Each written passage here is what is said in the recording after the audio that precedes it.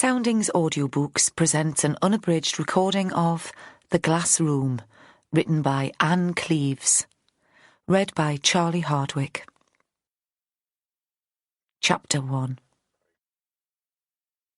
Vera Stanhope climbed out of Hector's ancient Land Rover and felt the inevitable strain on her knees. Hector's Land Rover. Her father had been dead for years, but still she thought of the vehicle as his. She stopped for a moment to look down the valley at the view. Another thing her father had gifted her. This house. Sod all else, she thought. Maybe she should forgive him because of this. It was October and the light was going, a smell of wood smoke and ice. Most of the trees were already bare and the whooper swans had come back to the lough. She'd stopped at the supermarket outside Kimmerston on her way home from work, and there were carrier bags piled on the passenger seat. She took a guilty look round to make sure the coast was clear. Her eco-warrior neighbours despised the use of plastic bags, and after a day in the office, she couldn't face a right-on lecture about saving the planet. But there was no one in the yard next door. A couple of hens poked around a weed patch. No sound. And if Jack was working in the barn, there'd be loud rock music or howling blues. She lifted the bags out of the Land Rover, then set them down on her doorstep to search for her keys. But the door was already open. She felt a shiver of tension, but also of excitement. No way would she have gone to work without locking it. She'd never believed all the romantic crap about it being safe for country folk to leave their doors open. The rural communities experienced crime too. She'd read the reports and knew there was as much drug use in the pleasant middle-class high schools in Northumberland as in the ones in town. It was just that teachers were better at keeping it quiet. She pushed the door open, using her elbow, thinking that really the last thing she needed was a burglary. She didn't have much to steal. Any self-respecting robber would turn up his nose at her Oxfam clothes and a pitiful PC, a 10-year-old telly. But she hated the thought of anyone being in the house. And she'd have to call in the CSIs, and they'd leave the place in chaos, fingerprint powder over every surface. Then they'd go back to the office with tales of the squalor in which she lived. Despite her considerable weight, she moved quietly, a skill she'd learned in childhood. She stopped in the hall and listened. Nobody was moving in the house, unless they were as quiet as she was. But there was sound. A cracking of twigs, of sparks. A fire had been lit. The smell of wood smoke was coming from her home, not from the cottages in the valley as she'd first thought. But it surely wasn't a fire out of control. There were no fumes seeping into the rest of the house, no roaring flames, no heat where she was standing. She opened the door into the small living room and saw Jack, her neighbour, sitting in the most comfortable chair. The chair where Hector had always sat. He'd put a match to the fire she'd already laid in the grate and was staring at the flames. Shock and relief of the tension she'd felt on coming into the house made Vera angry. Bloody hippies! She'd given them a key for emergencies, not so they could wander into her house whenever they felt like it. They had no respect for personal boundaries. What the shit do you think you're doing? Jack looked up at her, and she saw there were tears running down his cheeks. She swore under her breath. What was it? Some domestic crisis? A family bereavement? It had been a mistake to get to know these people. Let folk into your life and they started making demands. She hated people making demands. Then she remembered the times Jack and Joanna had dug the snow from the track so that she could get down the hill to work. The nights she'd gone uninvited into their house to steal bottles of homebrew when she was desperate for a drink. Evenings of good food at their kitchen table and the three of them laughing at some daft joke. He nodded towards the fire. I'm sorry, he said. It was bloody cold, and I hated waiting at home once I'd made up my mind to speak to you. What is it, Jack? What's happened? He shook his head. It's Joanna. I don't know where she is. Jack was a Scouser, soft and sentimental. He'd been in the Merchant Navy once, travelled the world, had stories enough to keep you entertained from tea time until a drunken early morning.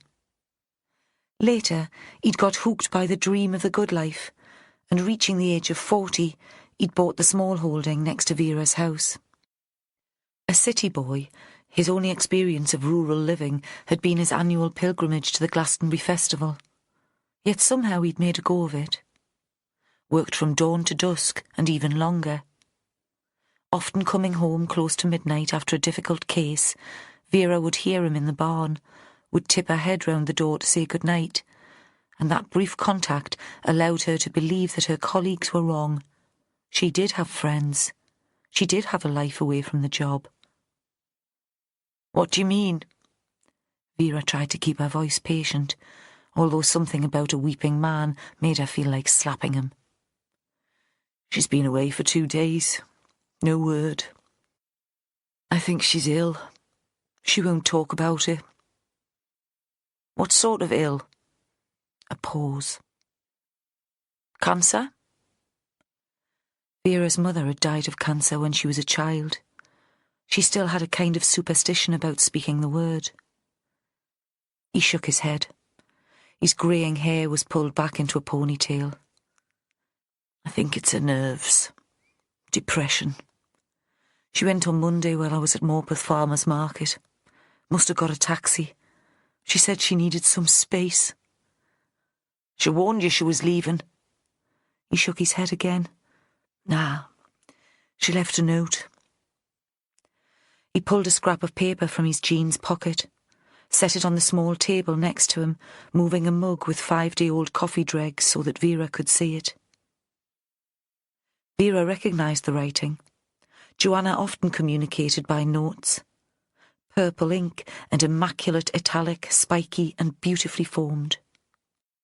Septic tank emptied, parcel in barn. Fancy coming in for supper tonight? This one read, Gone away for a few days. Need some space. Soup in pan. Don't worry. No signature. Not even J. No kiss. A few days, Vera said. She'll be back, or she'll phone. He looked up at her bleakly. She hasn't been taking her drugs. What drugs? Vera knew Jack smoked dope. The house smelled of it. Sometimes after a few beers, too many, he rolled a giant spliff when he was in her place, not thinking that she might be compromised. Once he'd even offered it to her. She'd been tempted, but had turned him down. She knew she had an addictive personality. Best to keep her vices legal. She'd presumed Joanna smoked too, but couldn't remember having seen it. Red wine was Joanna's poison, drunk from a large Bristol blue glass. My only inheritance, she'd said once, holding the glass to the light. All that I have left from home. Pills, Jack said. Lithium. To keep her on an even keel, like. That's why you're so worried. I've been worried for weeks. She's been acting weird, not talking. Now she's disappeared. It had been clear to Vera from the moment she'd seen the couple that Jack adored Joanna. He stole looks at her, basked in her presence. She was big-boned with long, corn-coloured hair worn in a plait down her back, dramatically dark eyebrows, a wide mouth and large brown eyes. All her features big and generous, hands and feet to match. She wore red, boat-shaped leather shoes and patchwork dungarees, hand-knitted sweaters in bright colours. If Vera had been asked to describe her in one word, it would have been jolly. She'd never thought of Joanna as being depressed. Maybe a bit the other way, laughing too loudly sometimes, and always the last one to leave a party, hugs and kisses all round. Not really in a sexy way, but flamboyant. Vera thought in an earlier life Joanna could have been in the theatre, or an artist, or a lady. She spoke like an aristocrat, the sort of voice you'd have heard on the BBC in the 60s. But life before Jack was never mentioned. Vera went back to the bag still standing on the doorstep and pulled out a couple of bottles of beer. There was a bottle opener on the coffee table next to the mug. So much for our planned evening of domesticity, changing the sheets on our bed, sticking a few towels in the washing machine. "Go on," she said. "Tell us all about it." I never knew what she saw in me. His voice was weedy, the Liverpool accent even more pronounced. "Stop fishing for compliments," Vera barked. "I've no time for games." He looked up at her, shocked. He'd expected sympathy and an easy ride. "Where'd you meet her?" Vera wasn't sure how relevant this was, but she was curious anyway and thought it would get him talking. "Marseille," he said. "A cafe by the harbour. I'd been working out there, just finished the contract with the shipping company, money in me pocket." She was sitting alone, halfway through a bottle of wine, drinking to get drunk, not because she was enjoying a glass with her fish supper. She heard me talk to the waiter, realised I'd never get myself understood, and translated for me. She's always been a bit of a show-off. We got talking, you know. What was she doing in Marseille? "She'd run away from her husband," Jack said. "Some rich bastard." He changed his voice, made it music hall posh. He was heading up the office in Paris. Some businessman, or banker, or wanker. Marseille was about as far away from him as she could get. "Why didn't you go back to the UK? Vera thought if you left your man, you'd want your friends about you. Family, even." "Nothing for her there. She's like the black sheep in her family. They threatened to have her sectioned if she left her husband. You know, like locked up in a loony bin." He paused. "She tried to kill herself. There's a scar on her wrist. I saw it that first time, sitting in the sun outside the cafe in Marseille. It's still there. She calls it her war wound." "I've never noticed." "That's why she always wears all those bangles. Anyway, that was a long time ago. I got her sorted out, took her to the GP. She's fine if she takes her pills.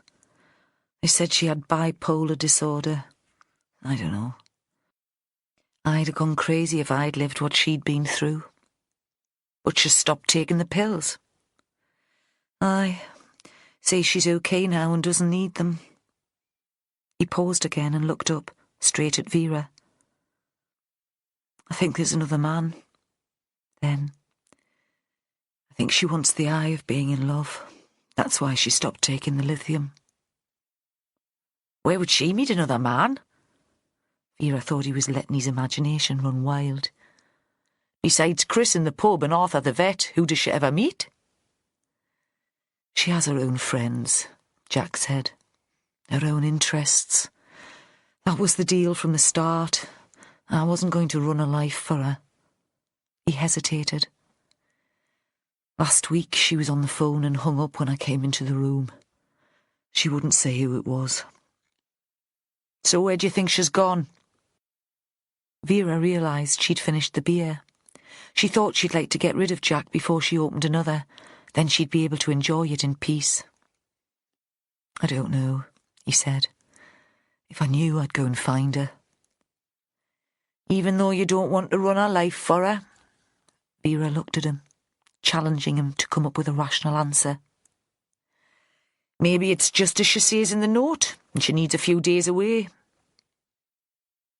She was thinking it would be easy enough for her to find out where Joanna had run away to. There was only one taxi firm within 10 miles of the farm, and everyone used it. If she had a word with Tommy Wooler, she'd soon know where Joe was hiding out. If Jack hadn't been so anxious, he'd have thought of that too. "She's stopped taking her pills," he said again, bending forward to make sure Vera understood the gravity of his words. "She's been up and down for days. 1 minute high as a kite, singing and laughing, the next all angry and shouting the odds. She's not herself. I'm not going to drag her back against her will. Do you think I'd live with her if she didn't want to be with me? Do you think I'd force her to be unhappy? Look, I know you think I'm a soft git, but I'd die for Joanna Tobin." He paused for breath. "I'm worried about her, about what she might do to herself." "You think she might attempt suicide again?" "Yeah," he said. "That's what I think.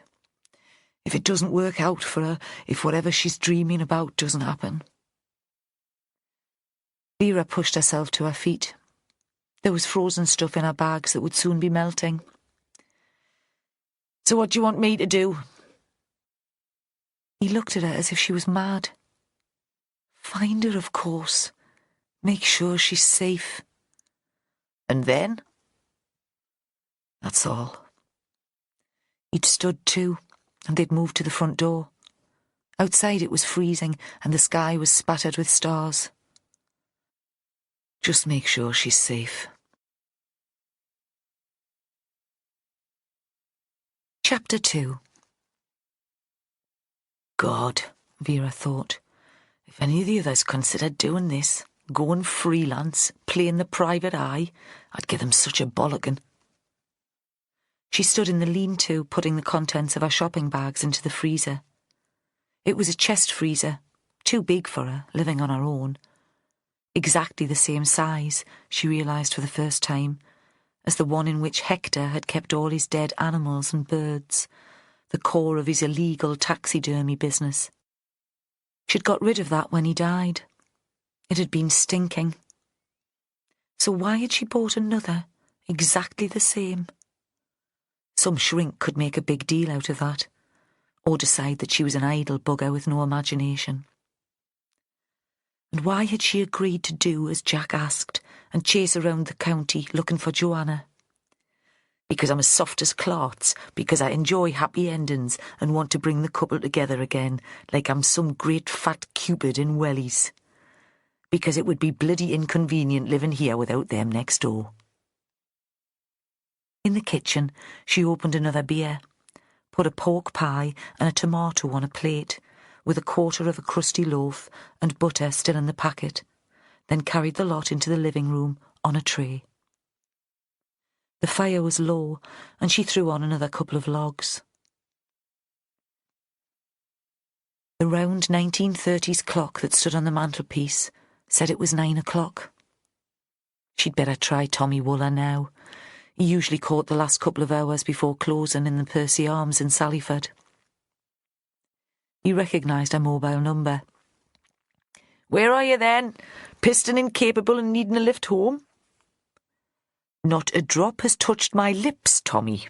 Well, not so you'd notice. And I'm home safe and well. I'm after some information." "What sort of information?" Defensive now. In his younger days he'd been a bit of a tearaway. Not malicious, just a tad wild and daft. He kept up with a couple of the bad lads he'd met in the Young Offenders Institution at Castington. Vera had never asked him about them, but that was the way his mind was working. "You picked up Joanna Tobin 2 days ago." A statement, not a question. "Aye, that's right." There was no suspicion in his voice. He was just relieved she wasn't asking him about his old unsavoury acquaintances. Vera wondered what they were up to and why he was so jumpy. Made a mental note to check on them. Or get Holly to do it. "Where was it you took her?" As if she knew, really, but it had just slipped her mind. Tommy didn't care anymore. He just wanted to get out to the pub. "Out to the coast? Howick way?" "Where exactly, Tommy?" She could feel her stomach rumbling. felt somehow that the pie was taunting her. "I don't know exactly. She had to direct us in the middle of nowhere. She didn't have the postcode, so I couldn't get it on the sat-nav. Nightmare." He paused. "She called it the Writer's House. Strange name." He paused. "What do you want her for, anyway?" But Vera didn't answer. She'd replaced the phone, and her mouth was full of pie. The next morning, Jack was lurking in the yard, waiting to catch her on her way to Kimmerston. She was earlier than usual, and she'd thought she might miss him. How long had he been out there? He was pretending to work on his old tractor, but Vera knew fine well he was waiting to check up on her. She went up to him and stood, legs apart, hands on hips, and put on the fierce voice she used occasionally to show her team she meant business. "I've promised I'll look for her, but I'll do it in my way and in my time. I'll tell you as soon as there's any news." He nodded, but said nothing. And Jack, who was all words, flowery and flowing, whose life was a series of stories, made this silence speak volumes. She got into the Land Rover and drove away, aware of him watching her all the way down the lane. In the office, she Googled the Writer's House and found it at once. It seemed there was nothing sinister about the place, unless you found poets and novelists sinister. This was a retreat for writers of all sorts, and throughout the year it hosted a number of residential courses for writers with different levels of experience. What had she been expecting? A Gothic tower where Joanna had been trapped by a madman who'd persuaded her to fall in love with him?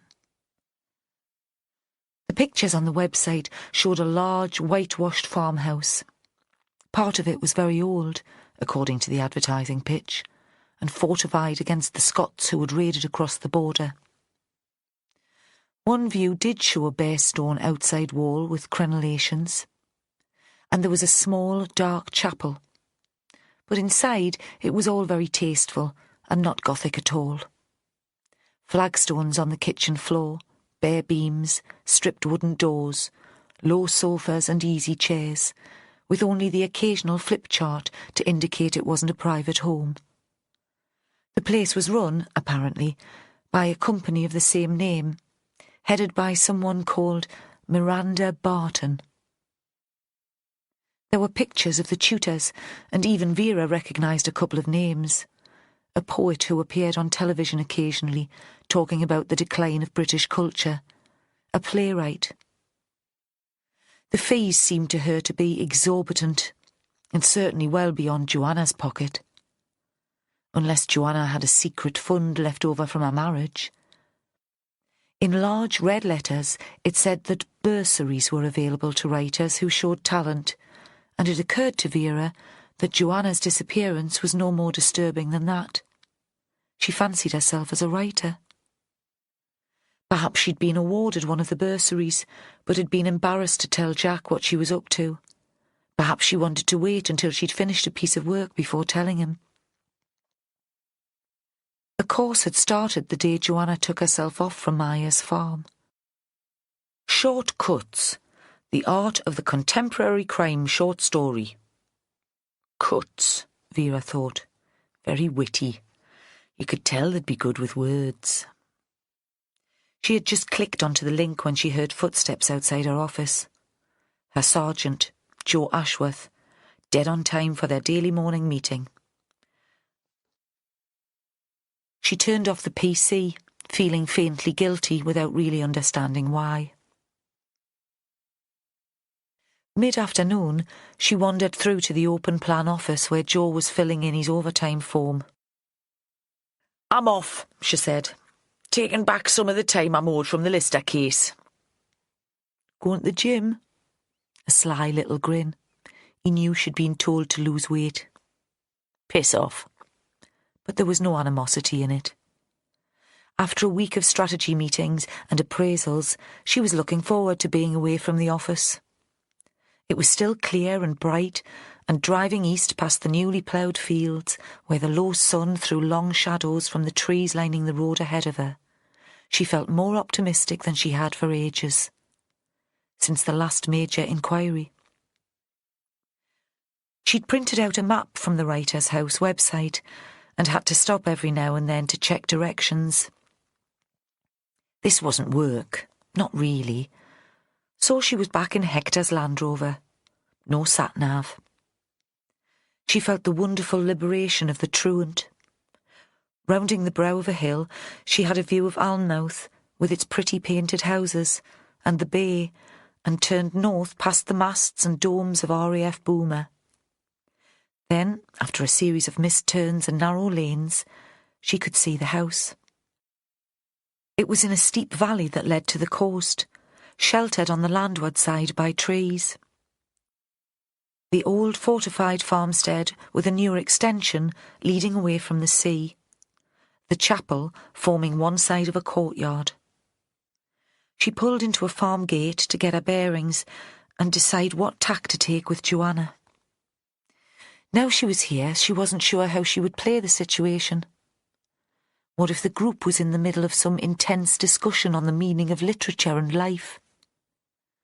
Vera pictured them, seated round the room she'd seen on the internet, writing pads on their knees, brows furrowed in concentration. She was sure everyone would enjoy the drama of the interruption. Vera walking in, demanding to talk to Joanna. Everyone except Joanna, who'd be mortified. Time for a bit of tact, girl.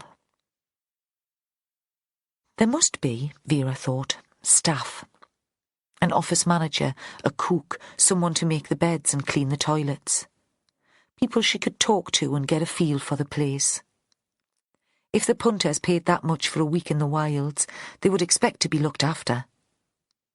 She decided she'd leave the vehicle where it was and go in on foot, get the lie of the land, wait until any group activity or workshop was over and she could get Joanna on her own.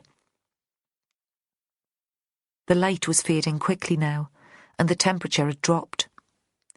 Walking east down the lane into the valley, she was entirely in shadow. In the morning, the house would be filled with light, but now the place had a gloomy air. The trees in the copse had dropped their leaves, and the lane was covered with them. Once she almost slipped. She arrived at the gate to the Writer's House. There was a professionally painted sign and the logo of a quill pen that she recognised from the website, and beyond, a large garden. After the house, the lane petered into a track that was no more than a footpath. It led steeply down to the small shingle beach that she'd seen from the car. There were no other buildings within sight. If you wanted a place to write without distraction, this would suit the bill. But it occurred to Vera that it would be a long trek to the pub. Approaching the house, she felt nervous. Here she was well out of her comfort zone. She couldn't flash her warrant card and demand respect and attention. No crime had been committed, and she'd never really got on with arty types, people who used words with ideas behind them, but had nothing real to say. She was more comfortable with the villains she brought to court. Now she could see the place in more detail. A big house and then some old outbuildings, stables perhaps, that had been turned into a cottage. Both faced into a paved area that must once have been a farmyard. To her right, the tiny chapel that must once have served the extended family that had lived here. In the house, they'd switched the lights on, but they hadn't drawn the curtains. This was Vera's favourite time of day. She'd always been curious, loved the glimpses of other folks' domestic existence as she walked down the street. And what was it to be a detective, after all, but to pry into other people's lives? There was a big front door, but she avoided that. It looked as if it locked automatically from inside, and she didn't want to ring the brass bell that hung outside. Not until she knew Joanna was still there, and she had some idea of what was going on. She walked round the side of the big house, avoiding the shingle path, keeping to the grass border that ran right up to the wall. She made no sound. Arriving at the first window, she stopped with her back to the house. It came to her suddenly that she must look completely ridiculous. If there was someone further up the bank looking down, a couple of bird-watchers, for example, with binoculars, they'd take her for a madwoman or an inept burglar. Still standing close to the wall of the house, so that she couldn't be seen from inside, she looked in. The kitchen. A young man in chef's whites stood with his back to her, stirring a pan. There was a teapot on the table and 2 blue mugs. An older woman sat at the table, reading a typed manuscript. She was rather glamorous, with dyed blonde hair. The finger that turned the page had red nails. Was that Miranda Barton? At any rate, there was no sign of Joanna, and crouching so that she was lower than the windowsill, Vera moved on. The next room was empty. It looked like a library, the walls lined with bookshelves. There were a couple of small tables and leather-seated upright chairs. Now Vera had turned another corner and was on a paved veranda that looked out over the sea. On the grass below was a bird table and a set of elaborate feeders filled with nuts and seed. She could see the lighthouse at the Farne Islands to the north and Coquet Island to the south. In the summer, this would be a magnificent place to sit. Vera pictured them here after a day's writing, drinking fancy wine and sharing their ideas. Posing. Why did she feel the need to sneer? Because people who talked about books or pictures or films made her feel ignorant and out of her depth. She'd stopped right on the corner because most of the wall facing out to sea was made of glass. There were 2 long windows, almost floor to ceiling, and between them double glass doors. A long, light room. The place featured on the website, with the sofas and the easy chairs. And there were people inside. It seemed to Vera that the group had just broken up. They were standing and chatting. Tea must have been served because they were holding cups and saucers, balancing scones on paper napkins. Now it was almost dark outside, and Vera thought there was little danger of her being seen. The people in the room were preoccupied with their own concerns. Their faces were animated. There were 6 of them, but the door leading further into the house was open, so it was possible that some people had already left. Certainly there was no sign of Joanna. Vera stood for a moment and wondered how Joanna might fit into this group. Joanna, with her big hands and feet, her loud laugh and her dirty fingernails, her brightly coloured homemade clothes. If she was here, had she escaped already to the privacy of her own room, daunted by the confidence of her companions? Vera had decided that it was time to go back to the front door, ring the bell and ask to speak to Joanna. She had a cover story prepared. There would be a domestic crisis, a relative's illness, which Joanna should know about. That was when Vera heard a sound that shocked the people on the other side of the glass from their self-indulgent conversation. A scream. It seemed hardly human and was without age or gender, loud and piercing and terrifying. Chapter 3. Vera couldn't tell where the noise was coming from. Inside the house? If so, why did it seem so loud, even out here? The sound seemed to surround her, almost to swallow her up. Perhaps it was the pitch.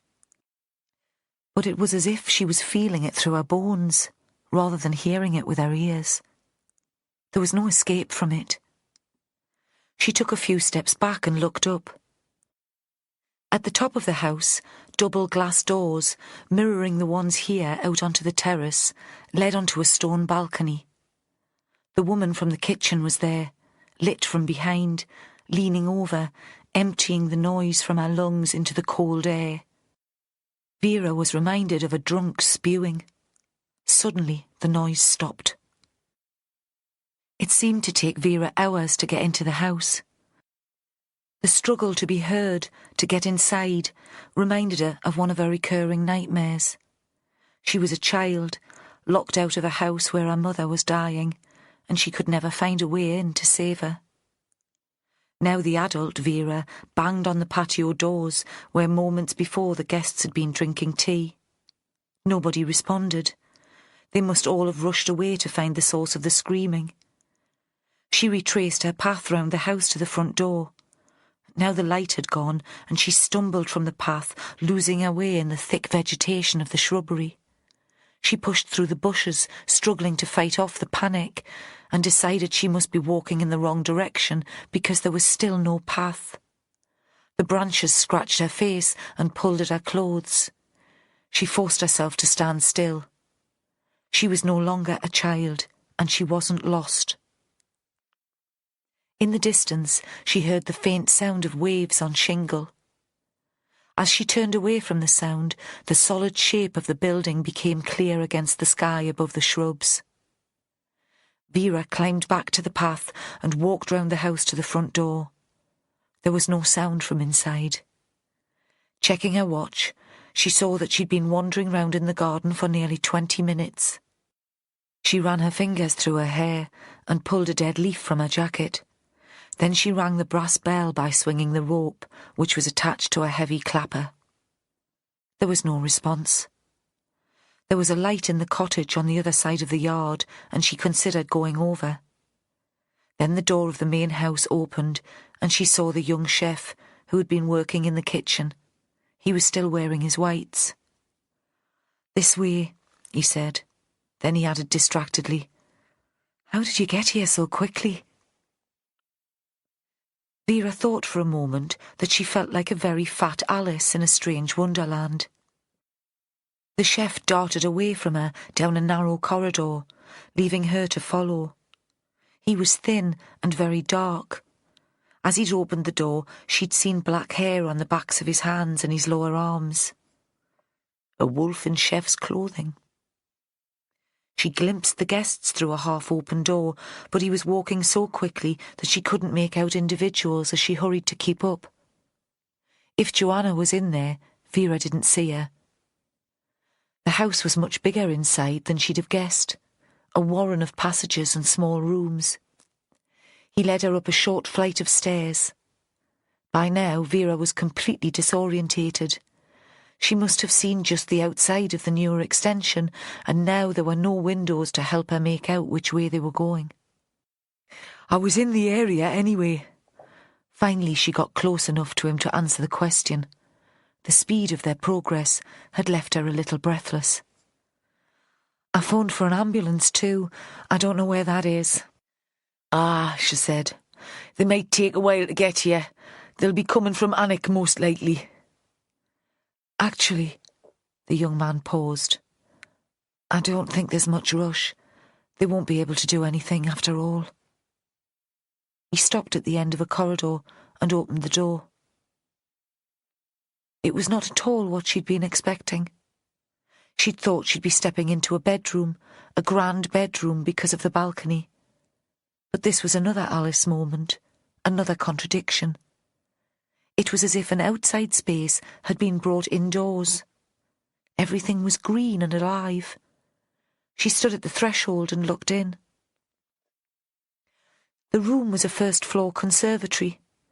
It was tall and narrow, and glass doors led onto the balcony.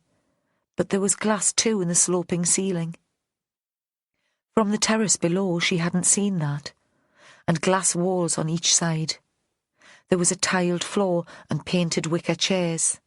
Pots of enormous plants with shiny dark leaves formed a mini tropical jungle. All the plants were fat and fleshy, and one had a tall spike of pink flowers. The smell was of compost and damp vegetation. In the daylight there would be a magnificent view over the sea. A large mirror in a green frame hung on the one solid wall. The glass must be old with flaws in it because the reflection was slightly distorted, and glancing into it, Vera felt the queasiness of seasickness. The room was very warm. "So what am I here to look at?" She shook her head in an attempt to clear her mind. "Didn't they tell you? They made me repeat the details." The young man walked past the plants and the garden furniture and opened the glass door to the balcony. There was a rush of cold air, and in the distance the sound of the tide sucking on shingle. The balcony was wider than the glass doors, and each end was in semi-darkness. He turned to Vera impatiently. "Out here." She followed him outside, and in the faint light from the room saw a man crouched in the corner of the stone parapet, his knees almost up to his chin. The pose seemed strange because his cropped hair was grey.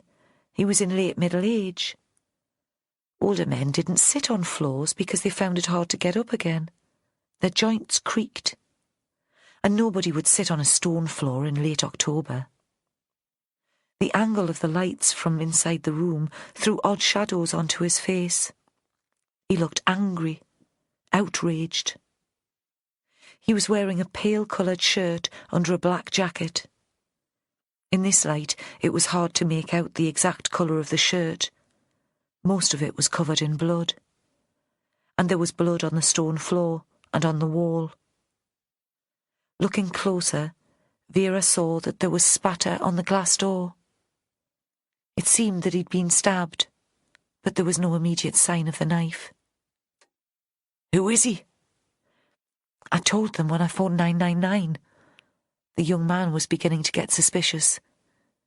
"Who are you, anyway?" "Aye, well, not everything gets through." Vera showed him her warrant card, pleased that she could find it on the first trawl of her bag, tilted it so that the light caught the photo. "I'm Detective Inspector Stanhope. What's your name?" "Alex Barton." "Your mother runs this place?" She'd had him down as the hired help, and couldn't keep the surprise from her voice. "We run it together. I'm a partner, though sometimes you wouldn't think so." The tone was resentful, and it was obvious that Alex regretted the comment as soon as it was made. He realised this wasn't the right time to air family grievances. "Don't you want to know what's happened here? Shouldn't you be speaking to—" "Of course, pet. First of all, tell me about the victim." Vera had never liked being told how to do her job. She took his arm and led him back through the strangely shaped glass room and into the corridor. "But out here, eh? We don't want to muck up the crime scene more than we already have." On her way to the room, she'd noticed a small sitting area where two corridors formed a crossroads. There was a chaise longue and a low coffee table, covered with upmarket newspapers and literary magazines. There was still no window, and the only light came from a dim wall lamp covered by a red shade. Vera thought you'd struggle to read anything much here, and that the whole house was more like a stage set than a place for practical activity. She lowered herself carefully onto the seat, and Alex followed. "Where's everyone else?" she asked. "An event like this, there are always spectators." "I told them to wait in the drawing room." "And they always do what you say, do they, pet?" He didn't answer, and she continued. "What do you know about the chap on the balcony?" "Didn't you recognise him?" There was something supercilious about the question. Vera had got the same reaction when she asked for chips in a posh restaurant. "Famous, is he?" "He's called Tony Ferdinand, Professor Tony Ferdinand, academic, reviewer and arts guru. You must have seen him on the Culture Show.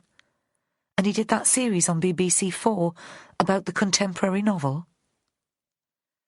The man didn't wait for a response.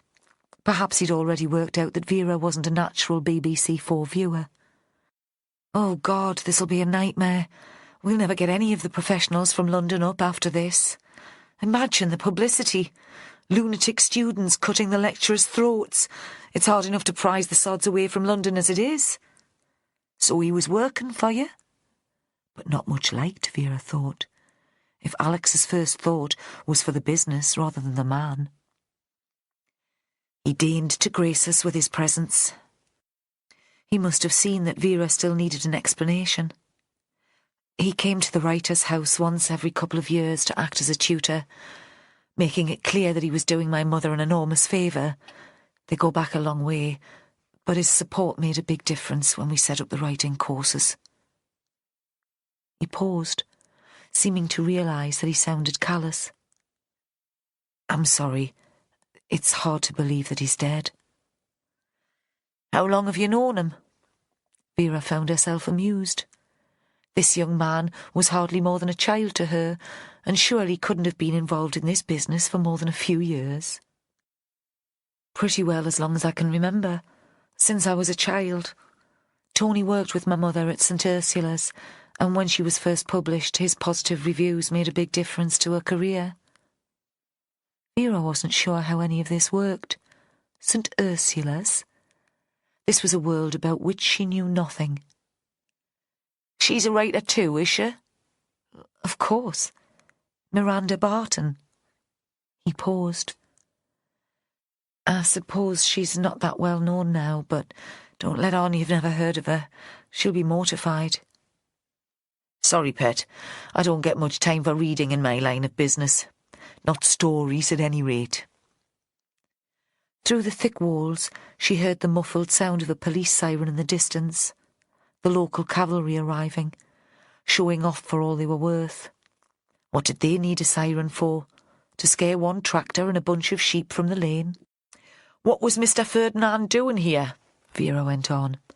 Was he lecturing on this course? Short cuts? In theory. Again she thought she sensed bitterness in the young man's voice. It seemed there were lots of complications in this case. At least she hoped there were. She liked something she could get her teeth into, something to prove what a brilliant detective she was. And in practice? He was here to massage his ego, to convince himself that he was still as influential as he'd always been. In 1990, the Observer called him a star maker. I think he's always on the lookout for more stars, to prove his importance in the literary firmament. Again, Vera wasn't sure what this meant, and now wasn't the time for another show of her ignorance. Who found the body? She asked. Alex leaned back against the end of the chaise longue, as if he was suddenly exhausted. My mother. Tony was scheduled to run an informal session before supper. Questions and answers. All about how to find an agent or a publisher, how to submit work. It was often the most popular workshop of the week, the practical side of getting work into print. It was what a lot of the students came for. Of course, they all hoped Tony would recognise their genius and recommend them to an agent or publisher. He was charismatic, you know. One word of praise from him and they'd believe in themselves as writers. Tony hadn't appeared for tea, so Mother went to find him. The glass room was one of his favourite places. That's what you call it, the glass room? Yes. Again he regarded Vera with suspicion. Was that unusual, Mr. Ferdinand not arriving to work on time? Well, it was, rather. Tony wasn't the easiest person to work with, but he was professional. Your mother came up here and saw him on the balcony? Vera wasn't sure that made sense. If you were looking for someone, wouldn't you just poke your head round the door to see if they were inside? How could she know that Ferdinand would be crouched in a heap in the corner? Yes, Alex said. Then all hell broke loose. Despite his expression of shock at the professor's murder, it seemed to Vera that the young man was devoid of emotion. He was going through the motions, which couldn't be said of his mother. Vera could still hear the sound of Miranda Barton's screaming in her ears, feel it reverberating through her body. The sight of the man on the balcony, the fixed and angry glare on his face, the blood, would be shocking, of course. But she thought that there had been more than shock in that noise. It was more personal, like a mother keening for a child, or a woman grieving for her lover. "This room is just above the drawing room," Alex went on, "so everyone who was having tea could hear her. They all ran out to see what was going on. The last thing I wanted was some sort of circus, so I told them to wait downstairs. It didn't take much to wind my mother up. If anything, I was embarrassed. I thought she was just causing a scene. When I saw Tony, I brought my mother downstairs and asked another tutor, Giles Rickard, to take her into our cottage.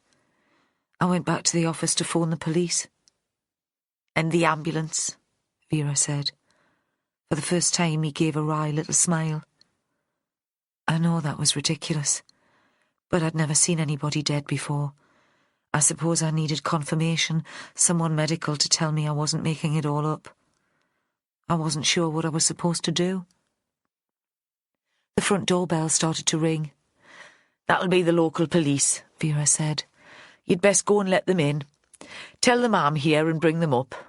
They can secure the scene for us, and I can start my investigation." Alex stood up and gave her a strange look. "What investigation?" "Why, that's what I do for a living. I catch criminals." Again, trapped in this small space, with the low red light throwing odd shadows on the white walls, she felt as if she'd wandered into someone's weird dream. She needed her sergeant, Joe Ashworth, to turn up full of youthful energy and common sense. "But I told them on the phone." Now the man seemed to be losing patience with her altogether. "We know who killed Tony Ferdinand." "Your mother saw the murderer?" "No, I did. As I've just said, and as I told your colleagues. On my way to the glass room, while Mother was still screaming, I bumped into the woman here in the corridor. She had a knife in her hand." "Very convenient."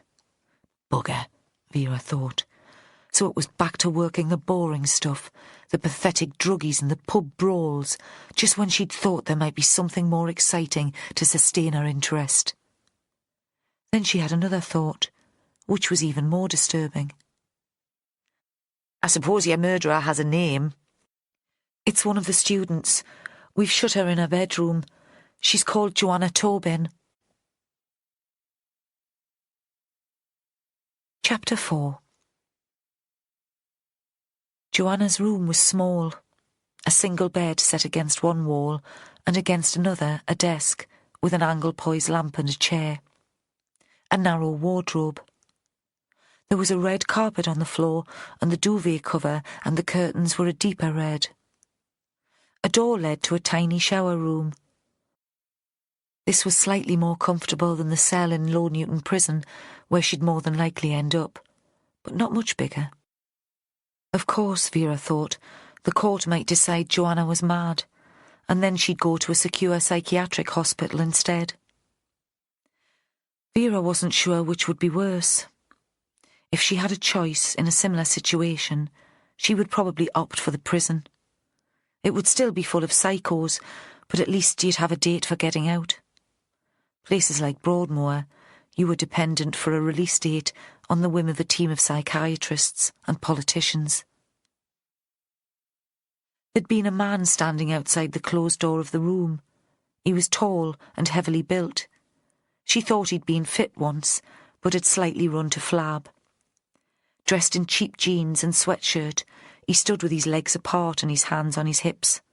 Classic bouncer posture. You couldn't tell from his face, but Vera thought he was probably enjoying himself. Deep down, everyone loved a murder almost as much as she did.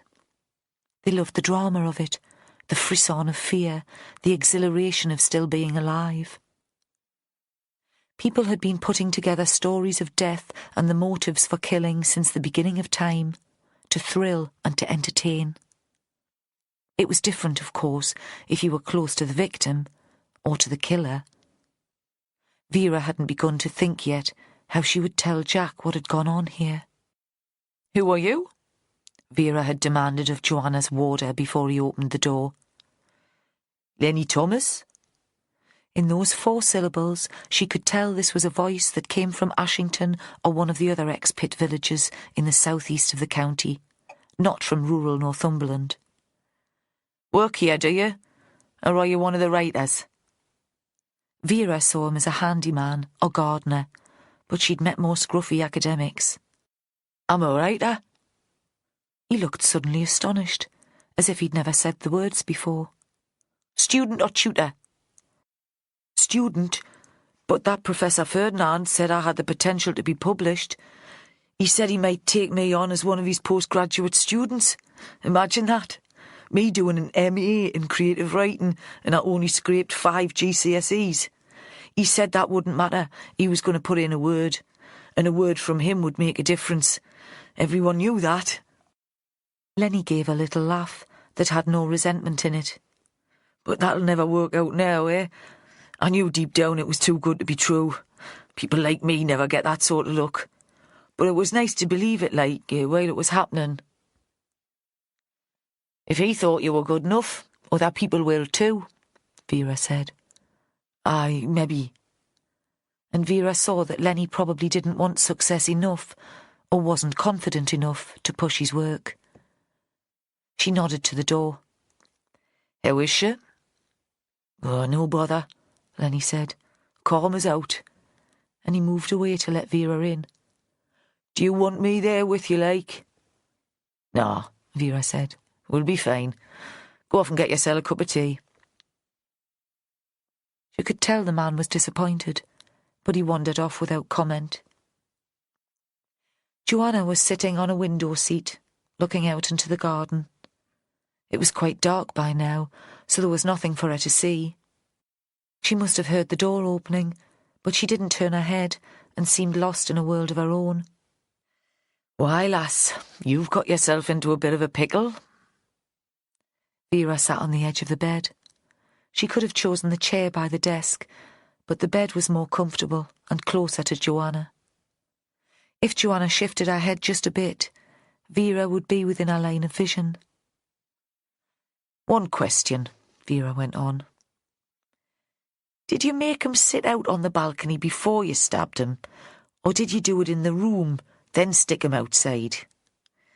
Doesn't quite make sense.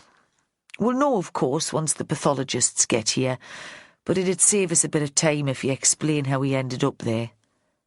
I couldn't see any blood in the room itself, so I guess you got him outside." Now Joanna did twist her body so that she was looking into the room. It was as if she noticed Vera for the first time. Her posture, sitting on the window seat, her back to the glass, was almost regal. "I didn't kill him at all." She was, as Lenny had said, quite calm. "Come on, pet.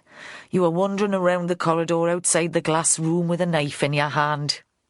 "So I was," Joanna agreed, in the posh southern accent that made Vera think of a lady of the manor opening a village fete, or the wife of a colonial governor. "How very Lady Macbeth." "I'll need to take your clothes for forensic examination." Vera decided the woman must be quite insane, and that it was best to get the clothes away from her while she was being cooperative. "I was there in the room," Joanna said, "but I didn't kill him. I didn't even see him. I suppose he must have been dead already."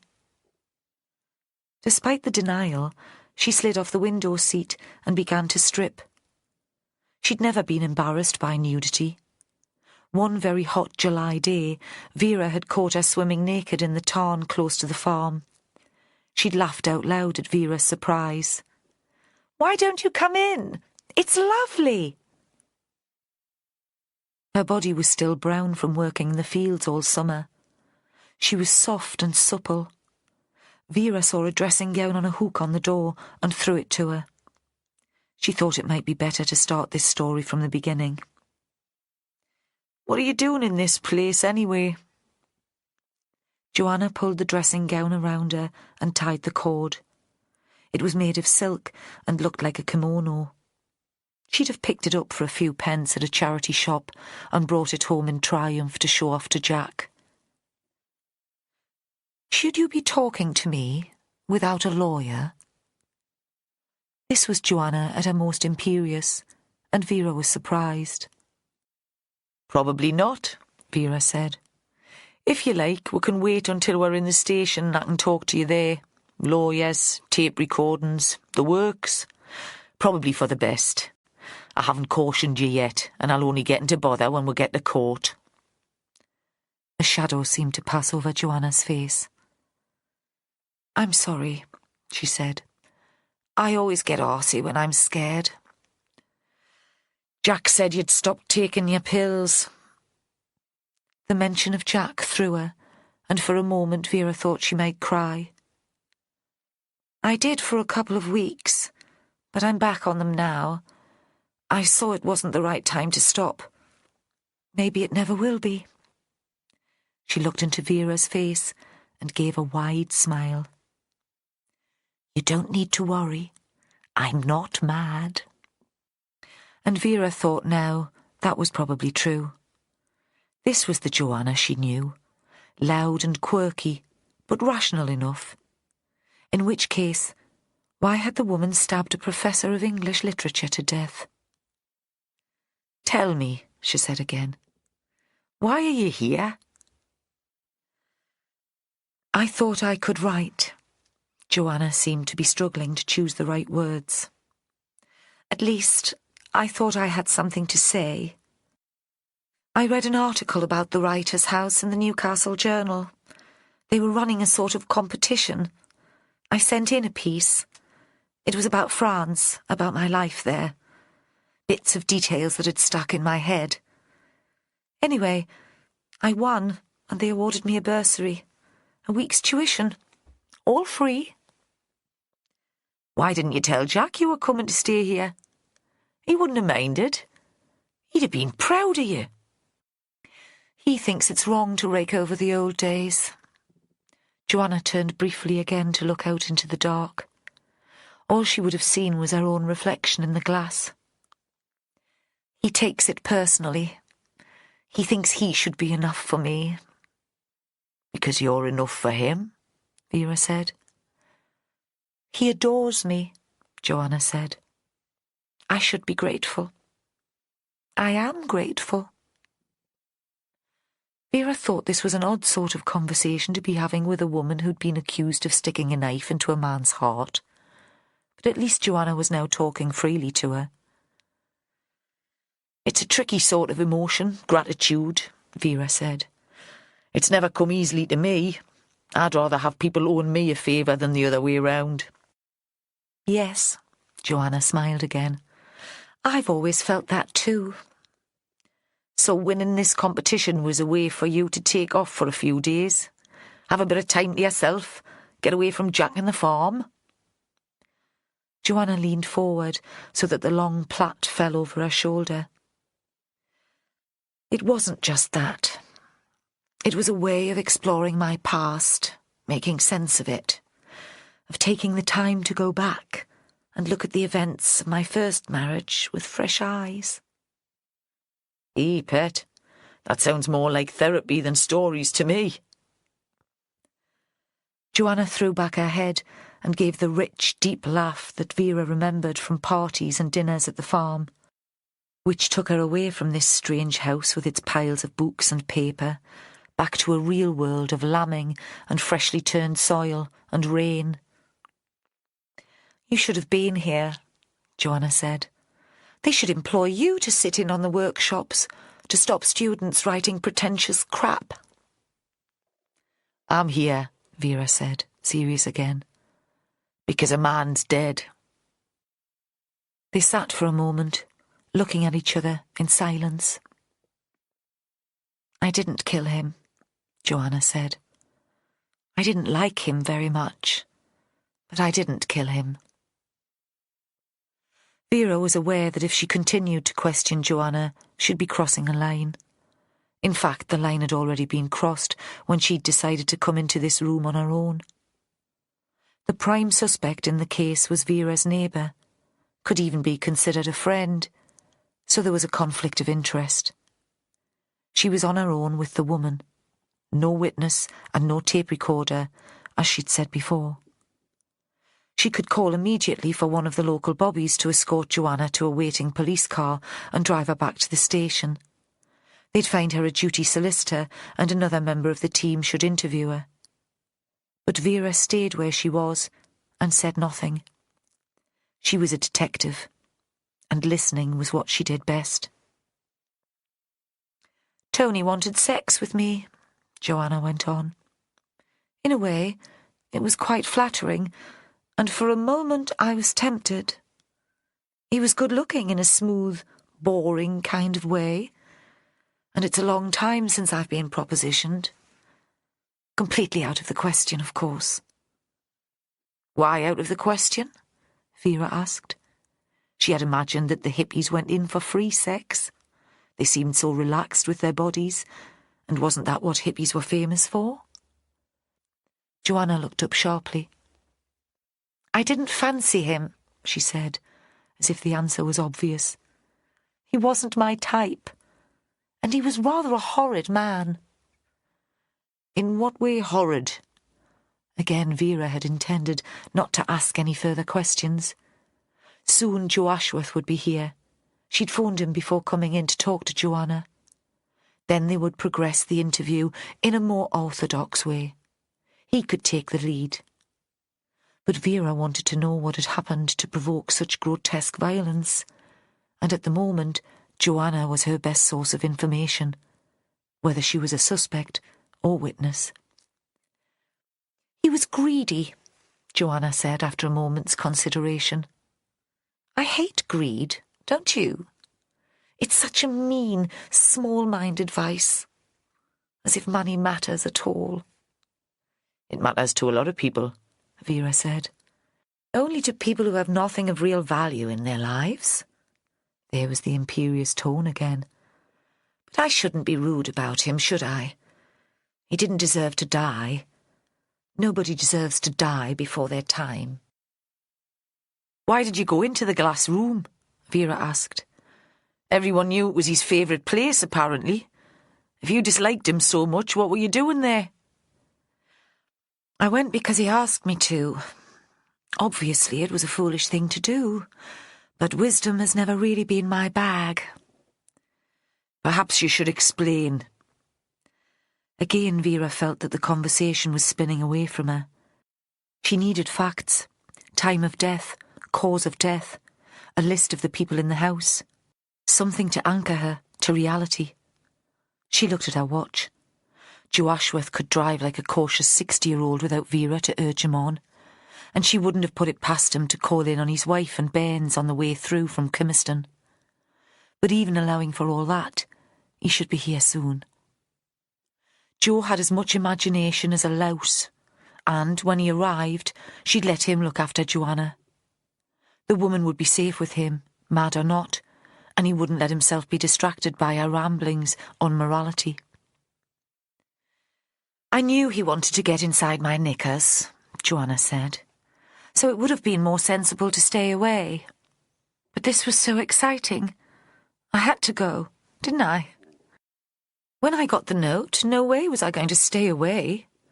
"What note?" Vera leaned forward. The bed was soft enough, but she could have done with something to lean against, and there was a crick in her neck. She wanted to stretch, but that might have given Joanna the impression that she was bored.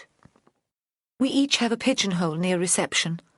If there are outside phone messages or the tutors want to leave work for us, they leave them there. I had this note from Tony. 'Come to the glass room after lunch. A major publisher has expressed interest in your work.'" "How did you know it was from Tony?" Vera asked. "Could have been from any of the tutors. And he was a university lecturer, wasn't he? Not a publisher." "It was signed," Joanna said. Vera could tell the woman was making an effort to be patient. "Not a proper signature, but initials. And I knew Tony liked to sit in the glass room. He'd escape there most days after lunch with coffee and a brandy. I think he liked looking down on us. Literally, I mean. From the balcony, he could see onto the terrace, and that was where the smokers all gathered and chattered. I caught him once, listening in." She paused. And he was much more than a university professor. He had influence, contacts in the industry. What did he get out of it? Vera asked. I mean, if he'd found you a publisher, would he get a cut? No. Joanna was losing patience now and struggled to make Vera understand. It wasn't about the money. It was about power. If he'd helped me become a best-selling author, I'd always have to be grateful to him, wouldn't I? It would be like he'd created me. That was what turned him on. She considered her earlier assessment of Ferdinand. It was power he was greedy for, not money. Vera still wasn't sure she got it and decided to stick to the facts. What happened next? I knocked at the glass room door. It's a public room, but Tony tended to treat the place like his own. There was no answer, so I went in. There was nobody there.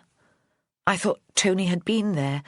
There were 2 coffee cups and a glass on the table. The chairs were arranged differently from usual, and I wondered if he'd been chatting to one of the other students, if someone else had received a similar offer. That was when I saw the knife. Where was it? On the floor, next to that big plant pot. I picked it up to take back to the kitchen. I mean, in my experience, that's what knives are for, chopping meat and peeling vegetables, not killing people. You didn't go onto the balcony? Obviously not. It was possible, Vera thought. The body wouldn't have been visible, not from the table. Didn't you hear the screaming? She would have liked to believe Joanna, but none of this made sense. What screaming? Miranda Barton, yelling fit to bust. I could hear her from outside. You'd surely have passed her in the corridor. I didn't pass anyone, Joanna said, until I met Alex in the corridor, and I didn't hear anyone screaming. The walls here are very thick. I wouldn't, unless I was in the drawing room or standing outside. She stood up and suddenly towered over Vera, seeming very tall and strong. Had she towered over Ferdinand with a knife in her hand? All I heard was music. Someone with a CD player in his room, I suppose. The Beatles. She looked down at the detective. That was what happened. You can believe me or not. As you like. Chapter 5.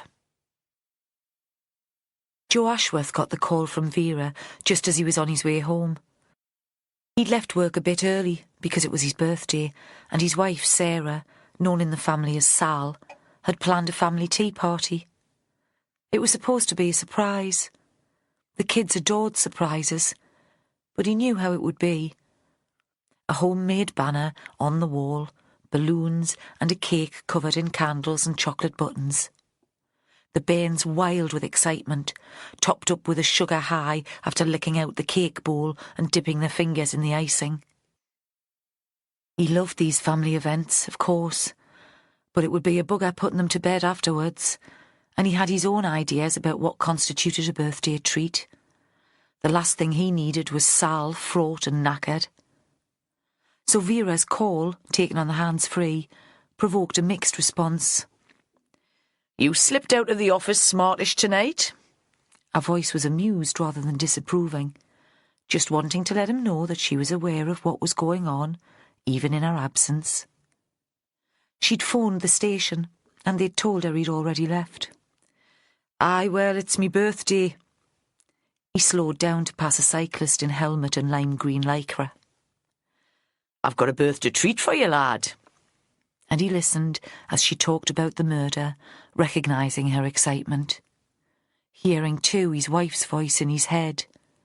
That woman's a ghoul, the delight she takes in other people's misery.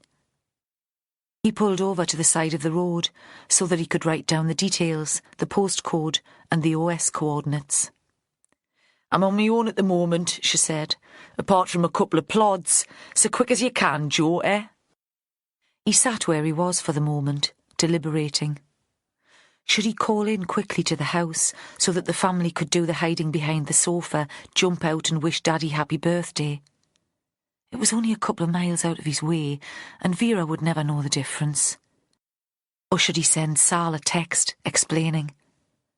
But a text was the coward's way out, and if he did that, Sal would be seething when he finally got home, even if it was at some unearthly hour of the morning. He couldn't imagine life without Sal, thought she was the best wife in the universe, but she knew how to hold a grudge. Better face her now. He started the engine and drove off, thinking that at least he wouldn't have the nightmare bath time and bedtime hour to deal with. Half an hour later, he was on the road again. 2 slices of chocolate cake wrapped in foil on the passenger seat beside him. For some reason, the kids had taken to Vera and always remembered her. They sent her gifts and paintings, which he seldom passed on. He thought she'd sneer and chuck them in the bin. She wouldn't turn her nose up at cake, though. He drove slowly down a narrow lane, worried that he might miss the turn to the house. There was woodland on either side of him, the bare trees caught in his headlight beams as he turned a corner. No moon. He leaned forward, his hands tense on the wheel. A shadow crossed the road ahead of him, caught just on the edge of his line of vision, and made him brake sharply, skid on the frozen fallen leaves towards the verge. He regained control of the car in time, but found he was shaking. He told himself it was nothing, a deer perhaps, too big for a fox. Just as well he was on his own. Vera would have ridiculed his panic. "What's wrong with you, Joey boy? Scared of your own shadow now?" He crossed the brow of the hill, and suddenly the valley below him seemed full of light. He passed Vera's Land Rover, parked in a farm gateway on his left. There was no possibility, after all, that he would miss the place. It was the only house for miles. The entrance to the drive was marked by a lamp. To one side of the house there was a car park. As he walked towards the front door, he saw a minibus with "The Writer's House" painted on one side. A uniformed female officer stood at the door. She must have recognised him because she let him in with a smile. "D.I. Stanhope said to send you straight upstairs. She's expecting you." "Where am I going?" "I'll take you." He was a large man, the size and shape of a bear. "Lenny Thomas, one of the students." He held out his hand. "Is that big woman your boss, then?" Pots and kettles, thought Joe. "That's right." "I've written a crime novel," Lenny said. He ambled away and Joe followed. "But from the perspective of the villains rather than the cops." He stopped suddenly. "I don't suppose she'd let us in to look at the crime scene, for research, like?" "Not a chance." "Aye, well." Lenny sounded unbothered by the rejection. It seemed to Joe Ashworth that he was probably used to it. "No harm in asking. You know what they say, shy bairns get no cake." He stopped at a door. "They're in there," Lenny added hopefully. "Do you need me for anything else?" Joe thought he was like one of those big soft dogs that follow you round, desperate to be taken for a walk. "No thanks, mate." He waited for Lenny to disappear back down the hall before knocking and going inside. He recognised Joanna Tobin at once. He'd taken a dislike to Vera's neighbours when he first met them, thought them feckless and irresponsible, though over the years he'd recognised the work they put in on the small hill farm and had developed a grudging respect. By keeping an eye out for Vera, they took some of the pressure off him. But this was probably the first time he'd looked at Joanna properly, and now he stared at her as if she were an artist's model, and he was about to paint her. She sat against the uncurtained window in a dressing gown of blue and green silk. Her clothes were in a transparent scene bag on the floor, and a blue jersey inside matched the blue of the silk. Her legs and feet were bare and brown. There were a few remnants of polish on her toenails, vivid pink. Her hair had been tied into a loose plait, but strands had become loose and fell across her face. She was frowning, and it seemed that she'd hardly noticed him come in. "You know Joanna Tobin," Vera said. "It seems she's mixed up in this, one way or another." He nodded. Joanna looked at him and smiled. "We need to get Joanna back to the station to take a proper statement," Vera went on. "She admits to picking up the murder weapon, but not to killing the man." Joe found himself with nothing to say. "Organise it, will you, Joe? Don't just stand there." Vera was losing her patience. "Get a couple of the uniforms downstairs to take her in, and ask Holly to do the interview. Drag Charlie in too. I'll stay here while Joanna makes herself decent. You'll have other clothes you can put on, won't you, pet? Tell Holly to drop her home afterwards." "You're not arresting me?" Joanna turned her gaze slowly towards Vera. Joe thought she was almost disappointed. Was she a drama junkie then? One of the weirdos that turned up at the station on occasions, admitting to crimes they'd seen on the television news. "Not if you didn't kill the man," Vera snapped back. "What's the problem? Don't you want to go home? Scared of facing Jack, are you?" "I don't know what to say to him." "Whatever you like, as long as it doesn't hurt him," Vera said. "I don't want him turning up in my house again like some sort of whipped mongrel." Then she turned to Joe and let her anger loose on him too. "Are you still there? Sort out transport for Joanna to the station, then tell all the other guests and staff that I want to talk to them. Herd them into one place and start putting together a list of names and contact addresses. And find out where Tony Ferdinand's bedroom is. Tape it and get an officer on the door. I'll be down as soon as I can." Joe nodded and left the room. He was used to Vera yelling at him. It was like him shouting at the kids when he'd had a bad day. Just a way of letting off steam. The time to worry was when she was being pleasant. He wandered along the corridor and must have taken a wrong turn, because instead of coming down the narrow stone steps that Lenny had taken him up, he found himself at the top of a rather grand staircase, all curves and polished wooden balustrades. Joe looked down into an entrance hall and beyond to a double door, which must once have been the main way into the house. Another uniformed officer stood just inside the door. The sound of a gong reverberated through the space, startling him for a moment. The noise was loud and must have been made just outside his line of vision. It seemed that murder wouldn't stop the residents eating dinner, and a line of people crossed the hall at the foot of the stairs into what was obviously a dining room. Most carried drinks in their hands. Somewhere there must be a bar. Walking further down the stairs, he could see them inside a panelled room with an arched ceiling. A long table had been laid with silver and a white cloth, and glasses reflected the candlelight. Joe thought some of the diners had dressed especially for the meal. There were long skirts, and a couple of the men wore suits. It seemed there was no dress code, though. Lenny was still in his jeans and sweatshirt. They all took their places at the table and sat with a hushed reverence. They could have been waiting for someone to say grace. Usually, Joe supposed, they'd be talking over the matters of the day. Today there was an air of anticipation, as if nobody knew quite what to expect. A large middle-aged woman walked to the head of the table. She was dressed in wide black trousers and a raspberry-coloured velvet jacket that was so long it reached her knees. Her unnaturally blonde hair was pinned to the top of her head with a tortoise-shell comb. She wore a string of large, diamond-shaped black beads around her neck.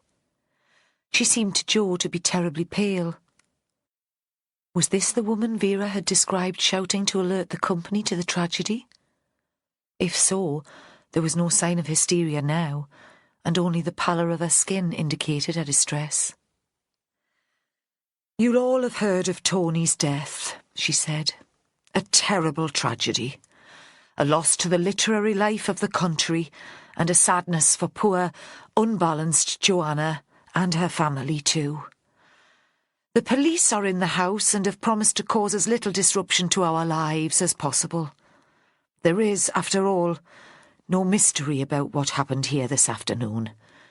I'm sure Tony would want us to continue with our programme, and we'll do that. And although it'll be impossible for some of his old friends to concentrate on fiction at this terrible time, we owe it to him to try. She poured red wine from a bottle on the table into a glass. Let's drink, she said, to the memory of Professor Tony Ferdinand. The group stood up and raised their glasses. The scene had, Jo thought, a strangely theatrical air. It was as if they knew they had an audience watching them from halfway up the sweeping staircase. He wondered what Vera would make of it, and of the general assumption that Joanna Tobin was a murderer. Chapter 6. It seemed to Jo that Vera's bad-tempered instructions issued from Joanna's room had already been carried out. He'd found Ferdinand's room. It had the same layout as Joanna's, but was bigger and rather more grand. He'd stood at the door and looked in, tempted to look in drawers and pockets, but knowing the CSIs would want to be there first. The residents of the writer's house were all in one place. He'd give them time to eat, then he could start taking their contact details. Or perhaps Vera would be free by then. She loved being the centre of attention, and it would be like all of her Christmases had come at once to walk into that fancy dining room and lay down the law. He didn't really do public speaking and still got nervous at the team briefings if someone from outside was there. He continued down the stairs. The dining room door had been shut. He called over to the officer standing by the main entrance. "Keep an eye on things in there and give us a shout if it looks as if they're coming to a close. I should be back in plenty of time, but just in case."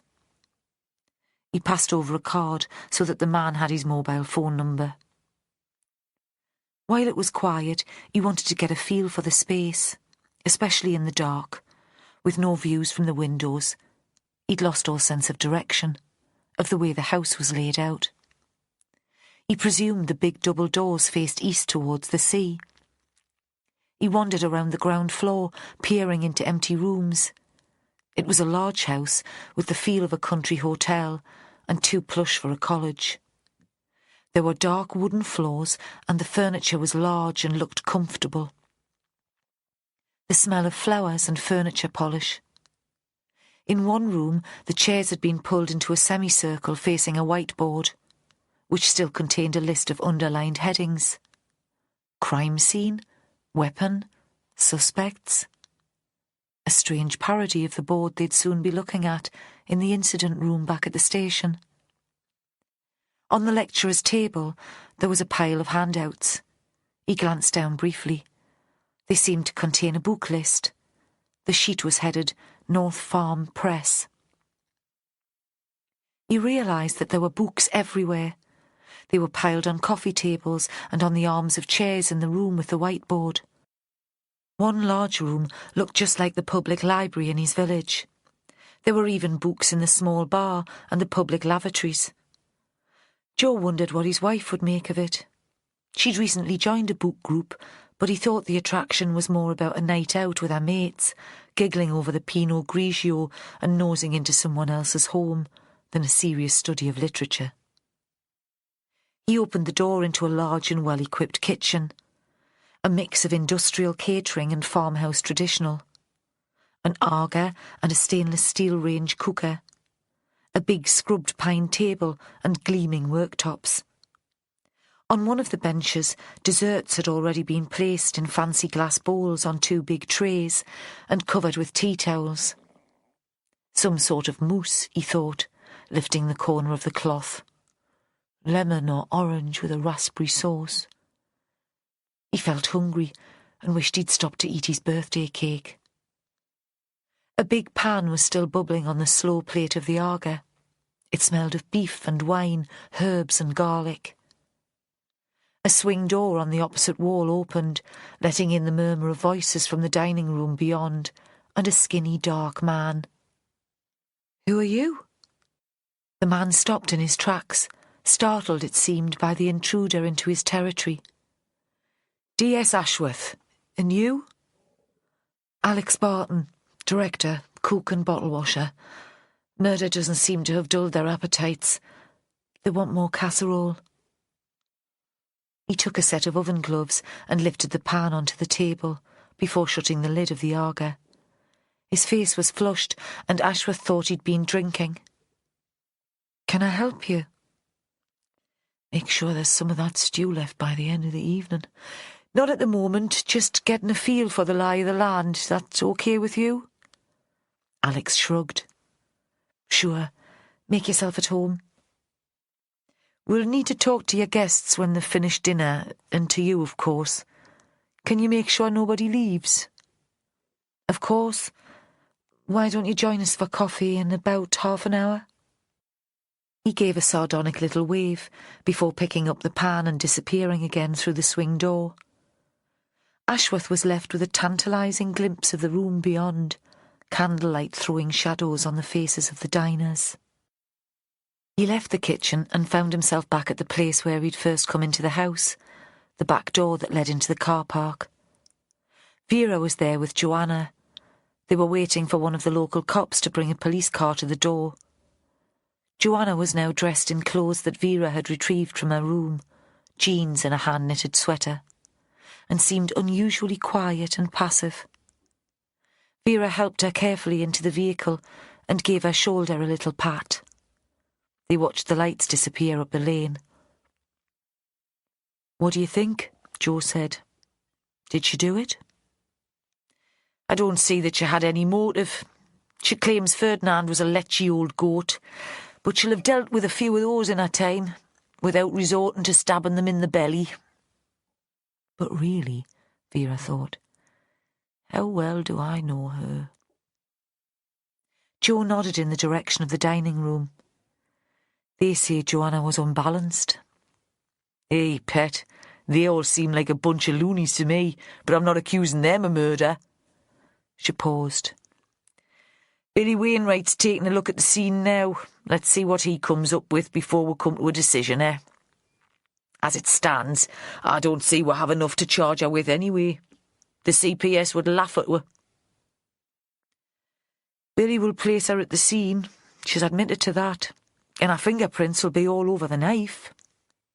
Joe was wondering how he could tactfully tell Vera that she'd have to step back from this one. Most cases that would be enough. She stopped in her tracks and threw him a vicious look. Are you telling me how to do my job, Sergeant Ashworth? Think you could do it better, do you? Looking to move a couple of rungs up the ladder at my expense? I think you should just be aware that you're taking this personally. Your judgment could be clouded. Then he found Vera's face right in his. So close he could only see her eyes, bloodshot and furious. I take every killing on my patch personally, Sergeant Ashworth. If I didn't care, I wouldn't be doing me job right. Joe took a pace backwards and said nothing. He wasn't paid enough to stand up to Vera Stanhope when she was in one of her strops. Let one of the suits in HQ sort her out. Instead, he nodded again towards the dining room. They haven't started the pudding yet. We've got time to check with Billy before we talk to them. We've been invited to have coffee with them when they've finished eating. Have we now? How civilised. When they arrived at the glass room, the crime scene manager Billy Wainwright was on the balcony with Keating, the pathologist. They'd rigged up powerful lights so that Ferdinand was floodlit. His skin looked white and the blood looked black. It was hard to see the good-looking charmer Joanna had described. Vera called Billy out into the corridor. How's the wife, Billy? A standing joke. Well, more a routine greeting now, and perhaps not so much of a joke. Billy was a serial adulterer and seemed proud of the reputation. He ignored her. What happened here, Billy? Vera went on. Did he sit on the balcony and wait to be stabbed to death? Or was he moved afterwards? I mean, this all seems madness to me.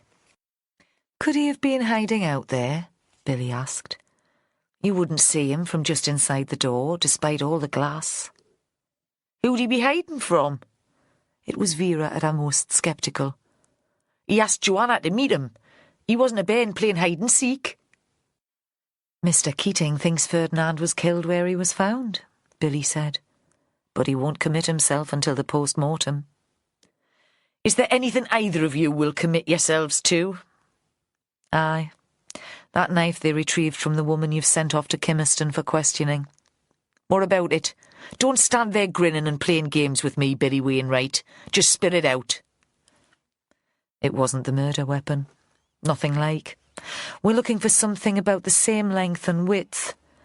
But the murder weapon had a serrated blade. Chapter 7. Vera threw a triumphant grin to Joe and turned on her heels. As he hurried after the shadow thrown by the red light, she turned and called back to him. You'd best organise a search of the residents' rooms. God knows where we're going to get the manpower for that this evening. Our mistake. We shouldn't have taken it for granted that Joanna Tobin was the murderer. She spoke about our mistake, but it seemed to Joe that she was blaming him for the assumption that Joanna had been Tony Ferdinand's killer. She swept on and down the grand staircase so quickly that Joe almost had to run to catch up with her. Vera could move very quickly when she wanted to, even though she was so unfit. Where are we going? He asked. There's no rush. They won't have started coffee yet.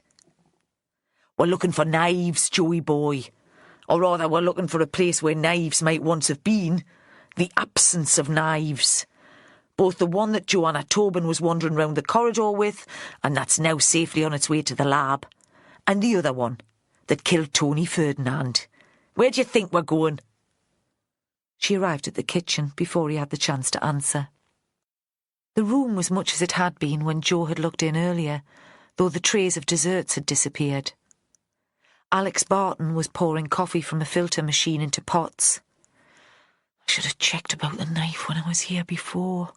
Joe was feeling foolish, knew this was a mistake Vera would never have made.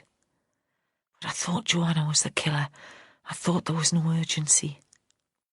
If you want to go into the dining room, Barton said, I'll bring the coffee through in a minute. It smells fabulous, pet, Vera said, but I'm not here for the coffee. Show us where you keep your knives. Alex set the jug back on the filter machine and stood for a moment looking at her. Joe couldn't make out what the man was thinking, or even if he recognised the implications of the request. Alex pointed to a chef's block on the bench. My mother gave it to me when I graduated from college. They're the best you can get. Again the voice was flat, and Ashworth found it impossible to tell whether he was proud of the gift or resented it. Vera walked over to the bench. There seems to be a few missing. Of course some are missing. Now Barton did sound impatient. I've been cooking with them. He nodded towards the draining board, to a pile of dirty pots and cutlery. I know you're busy, Vera said, but can you check that they're all there? It shouldn't take more than a moment. You think Joanna stole a knife from here to kill Tony? I don't think anything at the moment, Mr. Barton, not until I understand the facts. Vera gave a thin little smile. Are guests allowed into the kitchen? We don't encourage it, Alex said. Hygiene regulations. But the room's never locked. He seemed about to ask another question of his own, but thought better of it and nodded. Just let me take this coffee through before it gets cold. Then I'll check for you. When he returned, he pulled 3 knives from the draining board, wiped each with a white cloth, and slotted it into a hole in the wooden block. There's one missing, he said. Vera had stood watching. You sure? Of course I'm sure. They're the tools of my trade. I work with them every day. He paused, frowning. I hope I'll get it back. It'd cost a lot to replace. It seemed to Joe that Alex wasn't troubled so much about the cost of the knife as about the fact that one of the set was missing. Can you describe it? Joe leaned forward. Like this, only with a finer blade. Barton took out a wedge-shaped knife. Not serrated? No, not serrated. The only serrated knife here is the bread knife, and that's over there. Barton nodded towards a breadboard in the corner. A black-handled knife lay across it, taunting them. Has it been here all afternoon? Vera asked. Yes. I used it at lunchtime and made myself a sandwich this afternoon. You and your mother were here drinking tea, Vera said, just before she found Professor Ferdinand's body. How did you know that? Barton looked at her as if she were a witch. Vera smiled at him mysteriously. I'm a great believer in traditional detective work, she said. It always pays dividends. Isn't that right, Sergeant? But Joe wasn't listening. He was thinking that the knife with which Joanna had been found had most likely come from the writer's house kitchen. Not the murder weapon, though. That was still missing. Thank you for your help, Mr. Barton, Vera said. Perhaps now we could talk to your guests. She stood for a moment outside the door of the dining room and composed herself. Watching her, Jo thought she was like an actress preparing to play a major role. She shut her eyes briefly, then walked inside. He followed. Always in her shadow, he thought. But maybe that's the way I like it. Vera walked the length of the table, just as Miranda Barton had done earlier. Jo closed the door and stood with his back to it. On these occasions, Vera preferred him to be unobtrusive. You're my eyes and ears, Jo. I'm a simple soul. I can't talk and observe at the same time.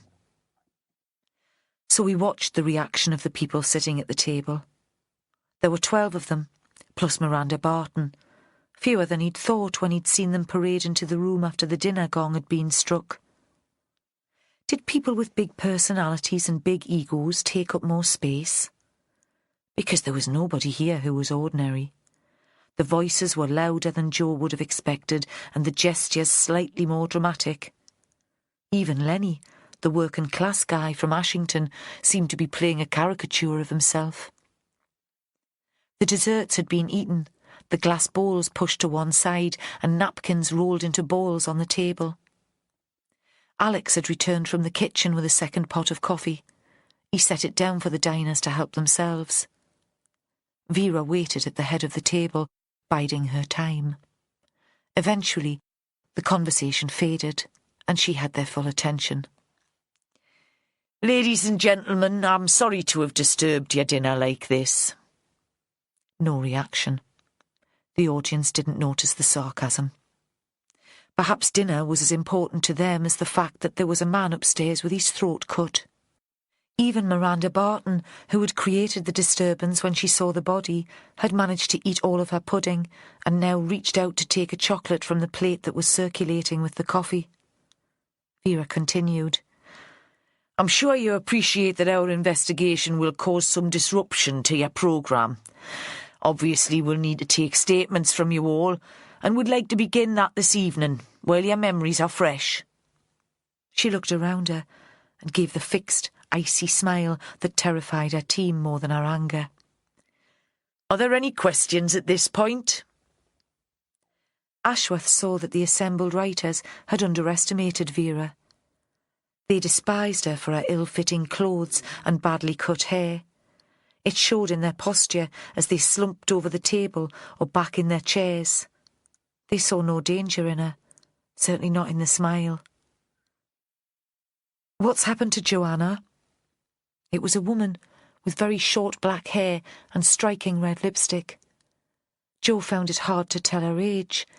Her face was angular and ageless, mid-30s perhaps. And who are you? Vera's smile flickered for a moment, then returned. Ashworth almost expected her to add dear to the question. That was one of her tactics, to play the maiden aunt. Concerned, but a little simple, a tad patronising. Nina Backworth. I'm one of the tutors on the course. I'm an academic specialising in women's writing and short fiction. A colleague of Professor Ferdinand's, then? No. The woman sounded horrified at the idea. He supervised my work briefly when I was a postgraduate student, but now I'm based in Newcastle. I'm sure you know that Tony set up the Creative Writing MA in St Ursula's College, London. The course has achieved international fame. Any student accepted there has a head start in finding a publisher. And what about you? Did you find a publisher after being taught by him? But Vera kept the question to herself. Any good, was she? Joanna Tobin? As a writer, I mean? I thought she showed great potential. Nina paused. I don't believe she would have attacked Tony Ferdinand without good cause. I hope you'll treat her with some sensitivity. Are you saying Professor Ferdinand deserved to die, Miss Backworth?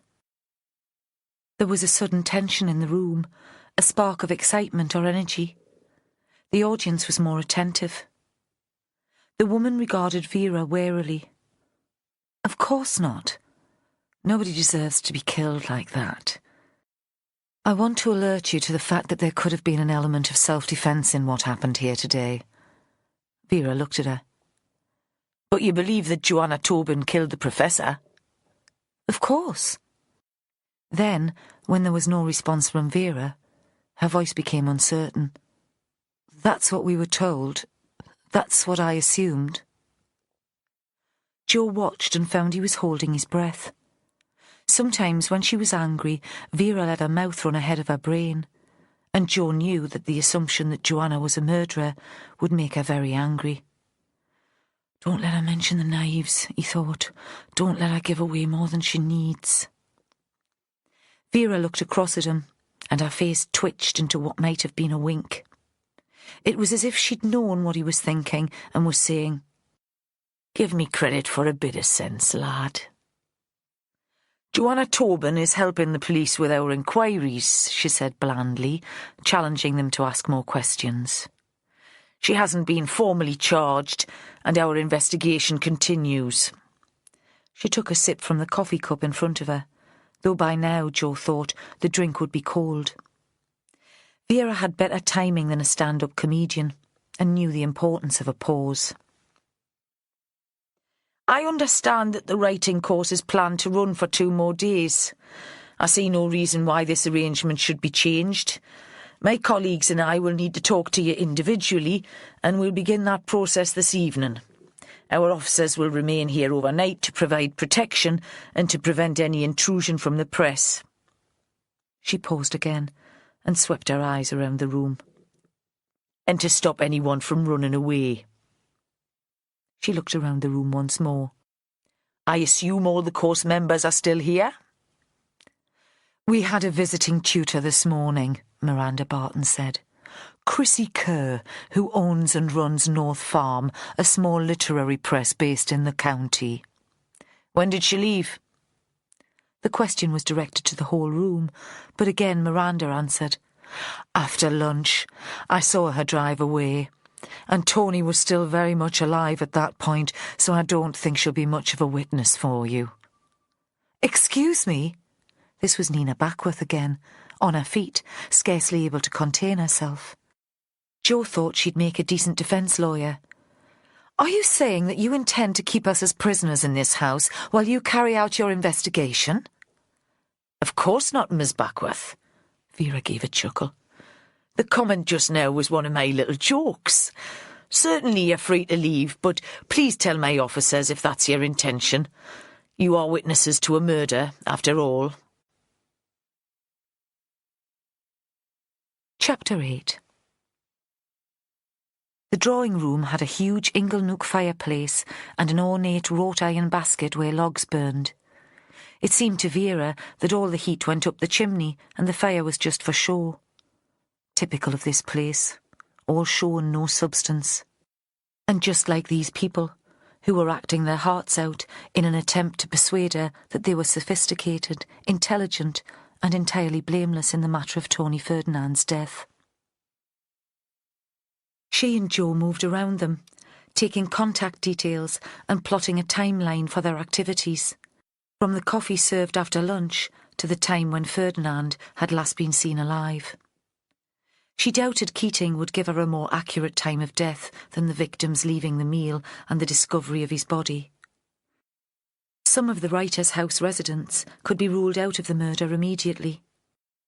They were in the company of others for all but a few minutes during that period. She wondered what Joe made of these loud, showy people who reminded her of exotic birds, all brightly coloured plumage and irritating squawk, caged in a luxurious aviary. When he'd first started working for her, he'd been anxious in the presence of the articulate middle classes. He was more confident now. She'd given that to him, at least. Upstairs, a team was searching bedrooms. Not Ferdinand's. She'd do that herself, once the CSIs had been in. God knows how Joe had pulled in the officers so quickly, with the promise of overtime which she'd have to pay from her budget. None of the residents had objected to the search, but then Vera didn't expect the knife or any bloody clothing to be found. Hours had been wasted. While they'd assumed Joanna to be the murderer, anything incriminating would surely have been disposed of. There was an acre of garden, thick undergrowth, dense shrubs. But now it was dark, and the search there would have to wait for the morning. When the timeline was complete, she looked at the clock. Gone 11. Not the time to begin individual interviews.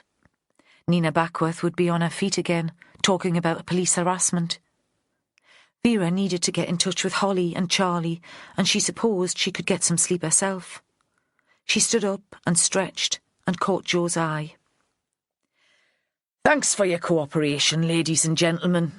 That's all we need for tonight. No doubt I'll see you at some point tomorrow. Outside, the hearse had arrived to take Ferdinand to the mortuary. The cold air hit her and made her feel suddenly awake and alive. At this point, she felt she could go on all night, and for most of the next day. Do we know when Keating plans to do the post-mortem? Not until the morning, around 10. Joe Ashworth did look tired. Nearly half her age, but he couldn't match her for energy. Don't be smug, Vera, pet. That's all down to genetics. Hector was still climbing trees at 70, stealing birds' eggs. Team briefing at 8:30 then, she said. We'll come back here after the post-mortem. Lull the bastards into a sense of security by giving them the morning off. She grinned at him. Get yourself home, man. It's your birthday. Your lass'll be waiting for you, all frilly knickers and fishnet stockings. I'll see you in the morning. Back inside, the house seemed quiet. In Ferdinand's room, she found Billy Wainwright. She pulled on the paper suit and boots that he threw to her and joined him. No signs of violence or disturbance in here, he said. I was just off home. Hang on for a few minutes, will you, Billy, while I just have a quick look at the man's things. He shrugged to show that he wasn't happy, but he wasn't about to make a fuss. The place smelled of cigarette smoke, despite the sign on the door saying smoking wasn't allowed. That and some sort of fancy aftershave. The clothes in the wardrobe felt expensive to her. The shirts were heavy cotton and the jerseys cashmere. She looked at the labels and recognised some of the designer names. She hadn't thought university lecturers were so well paid. On the desk under the window, there was a black ring binder and a diary. Again she turned to Wainwright. Have you finished with these? Can I take them with me? He nodded, and it seemed to Vera suddenly that the man was exhausted, too tired even to speak. Perhaps the effort of lying to his wife, of keeping up with his bonny young lovers, was finally catching up with him. She got Wainwright to drive her up the lane to her Land Rover. The internal light had never worked, but there was a torch in the glove compartment for emergencies, and she punched numbers into her phone. There was no reply from Charlie, which was only to be expected. He could be an idle bastard, Charlie. Though for some jobs, the meticulous searching through a suspect's background, for example, there was nobody to match him. Most likely now he'd be in his bed, or a lock-in at his local pub, his phone switched off. Holly did answer, and Vera could have predicted that too. Holly was young and fiercely ambitious, a good detective, but not as good as she thought she was. Sometimes Vera took it upon herself to remind her DC of that fact. How did the chat with Joanna go? No need to introduce herself. Holly would know who it was at this time of night. OK. Joanna Tobin stuck to the story she gave you, all very calm and collected. You'd have thought she'd been through a police interview a dozen times. She'd had a message from Tony Ferdinand asking to meet her, and she went to the glass room at the top of the house. She didn't go onto the balcony and just assumed that he'd changed his mind about the meeting. She saw the knife on the floor and decided to take it back to the kitchen. If she's the killer, Vera said, what did she do with the murder weapon? Could have chucked it over the balcony. She could have done. Vera allowed herself to sound a bit impressed. But Billy Wainwright has already been down with his torch to check. Nothing. Anything else from the interview? Not much. Joanna says she didn't like Ferdinand, but she had no reason to kill him. Nobody liked him much, Vera said slowly. At least, that's the impression they give. She paused. Do you think Joanna was set up? You mean the murderer sent the message, not Ferdinand? Holly was openly sceptical. Vera thought she hadn't yet learned the importance of suitable manners when she spoke to her superiors. The lass could do with a bit more respect.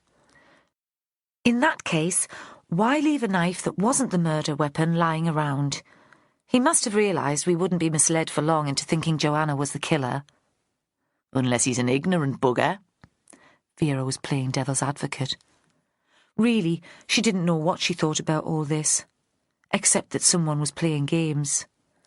Come off it, Holly said, only adding, Ma'am, at the last minute. That lack of respect again. They were all on a crime-writing workshop. They'd understand the basics of forensics, if they write that sort of stuff. This time Vera had to concede defeat.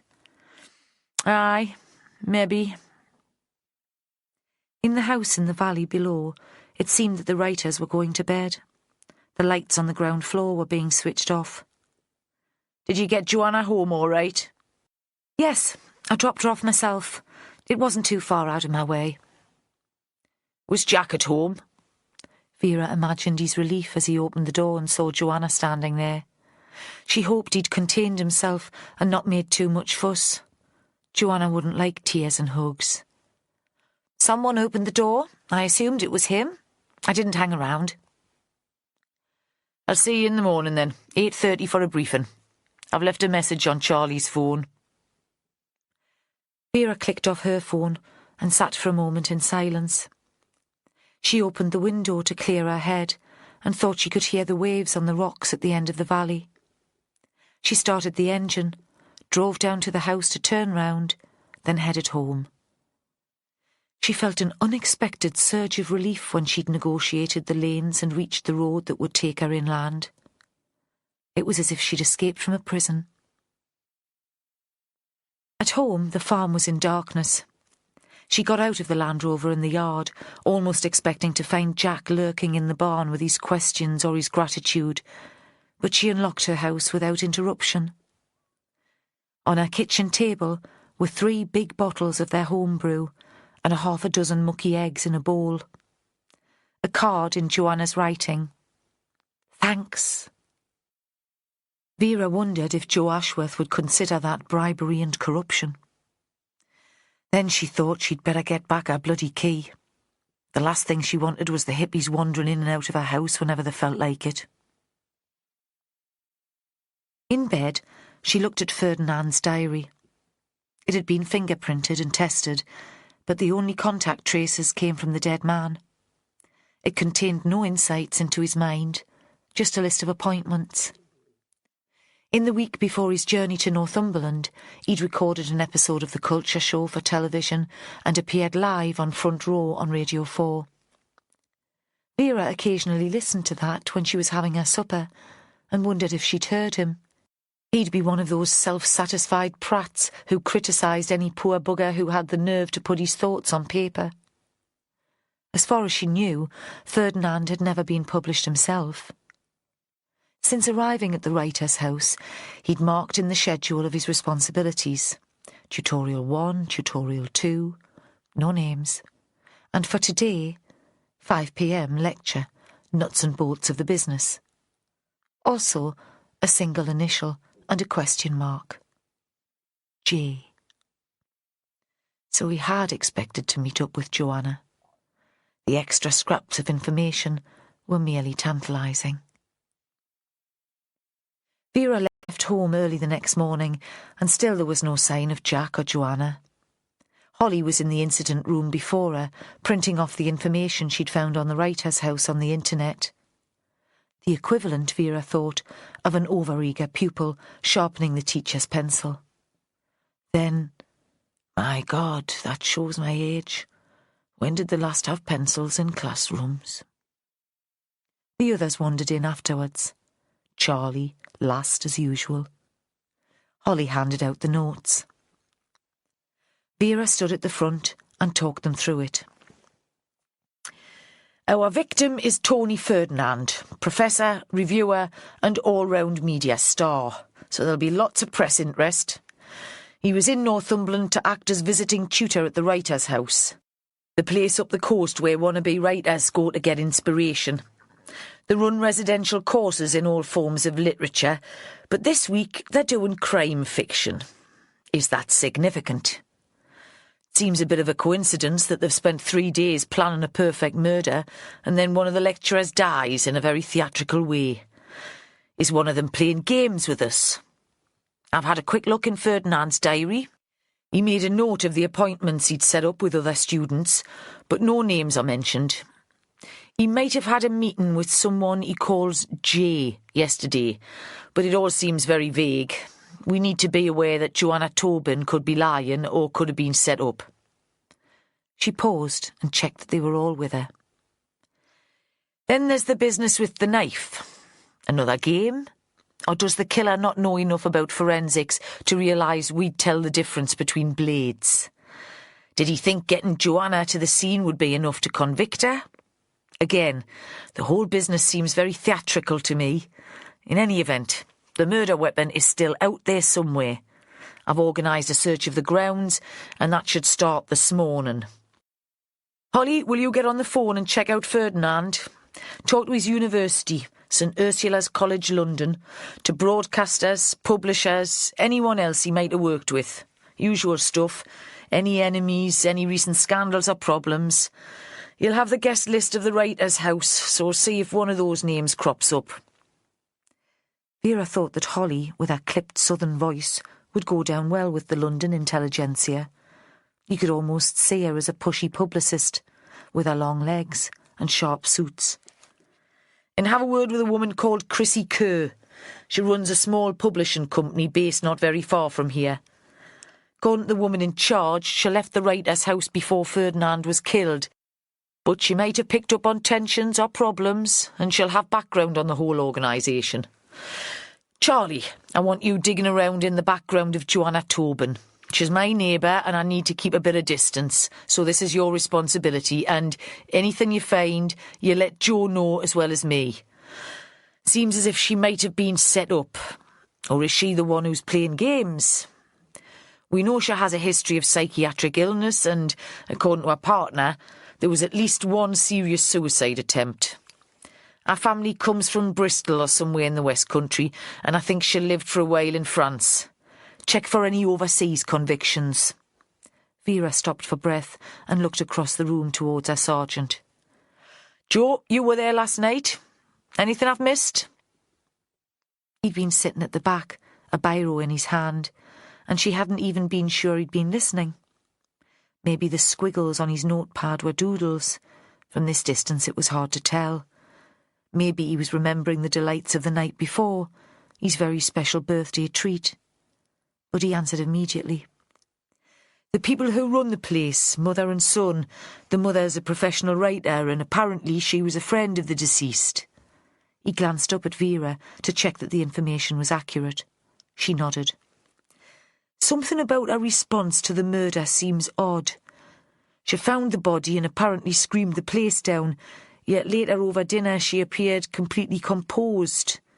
Certainly she ate everything on her plate.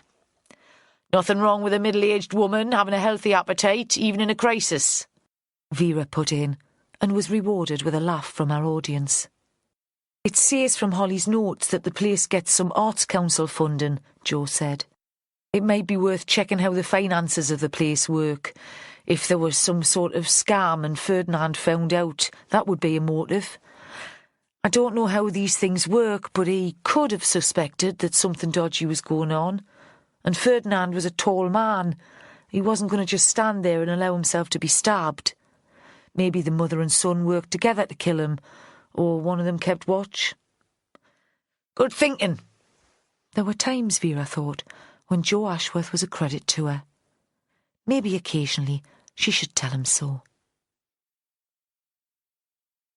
Paul Keating, the pathologist, was an Ulster man, straightforward and a little dour. He had a rugby player's nose and a grown-up family. He conducted his post-mortems with respect and little fuss. Vera knew colleagues, even experienced colleagues, who hated being present at the post-mortem, but she'd never seen the logic in that. She was scared of people when they were alive and dangerous. At least the dead could do you no harm. Why was there so much blood? The heart continued to pump and there was a gaping wound for it to escape from. Was he killed out on the balcony? This had troubled Vera from the beginning. There'd been no sign of a struggle in the glass room. The place was like a rainforest, thick with tall plants, and none of the pots had been knocked over.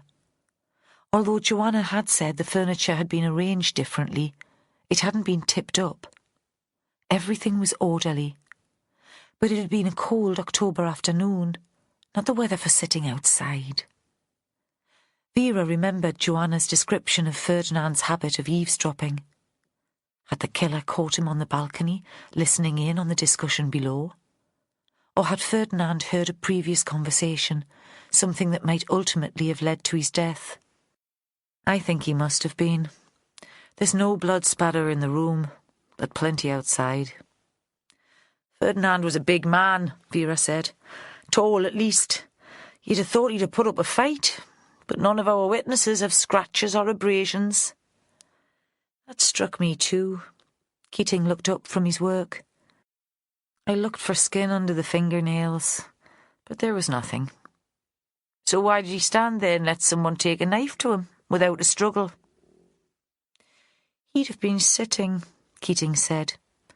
As you said, he was a tall man, and the angle of the wounds showed that he was stabbed from above. Why would he sit on a stone floor? There were chairs in the room and he could have taken one out if he wanted to have a look at the view. Again, Vera had the image of a child playing hide-and-seek. Or did the killer block the door to the house and Ferdinand went onto the balcony to escape? Perhaps he hoped to attract attention from there. He was stabbed when he was cowering in the corner. It's a possibility, I suppose. But Keating was always cautious and ruled little out as impossible. My thoughts were running another way. I'm waiting for tox reports. You think he might have been drugged? Keating shrugged. An unconscious man isn't going to fight back. You could put him where you wanted and kill him there. In the hospital car park, Vera breathed deeply to get rid of the smell of chemicals and dead body. Jo stood beside her. They'd come in his car. You were very quiet in there, she said. I had nothing to contribute. Or is it, Jo? You sound like a sulky teenage girl. I cannot stand moods. I don't think you should be working on this case. You were at the house when the body was found and you know one of the suspects. You can't keep your distance. He stood with his legs apart and his hands on the car roof, almost like a suspect told to stand in the brace position for searching in American cop shows.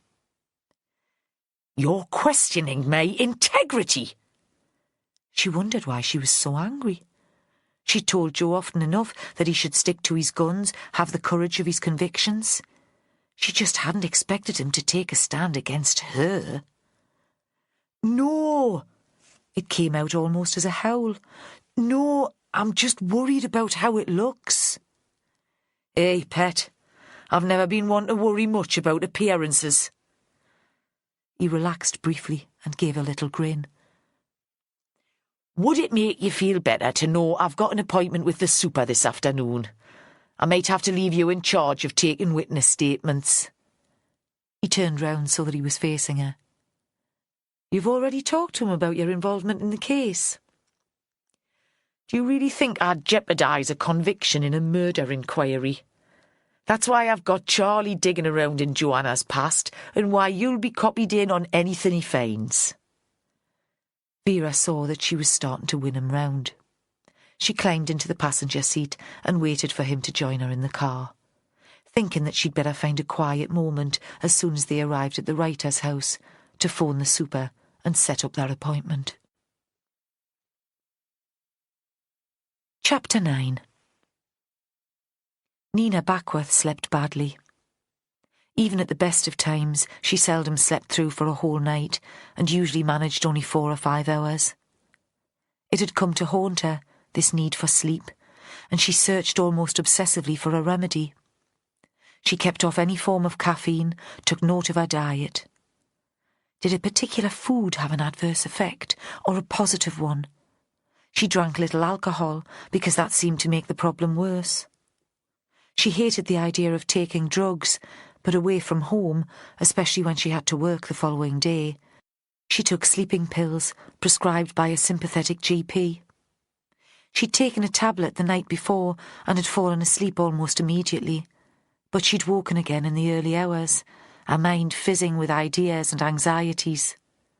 Now, dressing for breakfast, she felt sluggish and tense. How had she been persuaded to take part in this venture? She was employed by the Department of English at Newcastle University and lectured on the undergraduate course, with women writers as speciality. She didn't do popular fiction, not professionally. She read detective stories when she wanted to escape, when she had flu, or when she needed to forget some man or other. Though these days there wasn't often a man she needed to forget. The elderly penguins in their green jackets stolen from her grandparents' house, or the Collins Crime Club hardbacks borrowed from the library, had been her best weapon against insomnia when she was an undergraduate. But this wasn't literature to be taken seriously or to be taught on a residential course. Her editor, Chrissy Kerr, had persuaded her. "You're published by a small press with a tiny marketing budget. Even if everyone on the course buys one of your books, that'll be a help. And the brochure goes everywhere. Miranda Barton has promised a big article in the journal." So Nina had gone along with the idea. She'd been seduced by the idea of a week in the country and by the fee. She had to admit, even now, that the fee would be very useful. And then there'd been a murder. It seemed trite, almost ridiculous. If someone had come up with such a scenario in a story presented to her for appraisal, she'd have mocked the idea. Too Christy for words. That Tony Ferdinand had been the victim was a complication she had yet to explore properly. She was too tired to think. Perhaps there would be time for a walk on the beach before her first workshop, and that would clear her head. In the dining room, breakfast was being served from a sideboard from heated dishes. Miranda liked to preserve the atmosphere of an Edwardian country house party, though here there were no housemaids in frilly aprons, only Miranda herself and her son. Nina saw that she was almost the last person to arrive for the meal.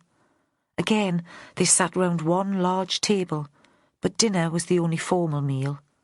At breakfast, guests helped themselves. She gathered, as she spooned fresh fruit salad into a bowl and dipped the bag of herbal tea into a mug of hot water, that people were acting as if the murder had never taken place.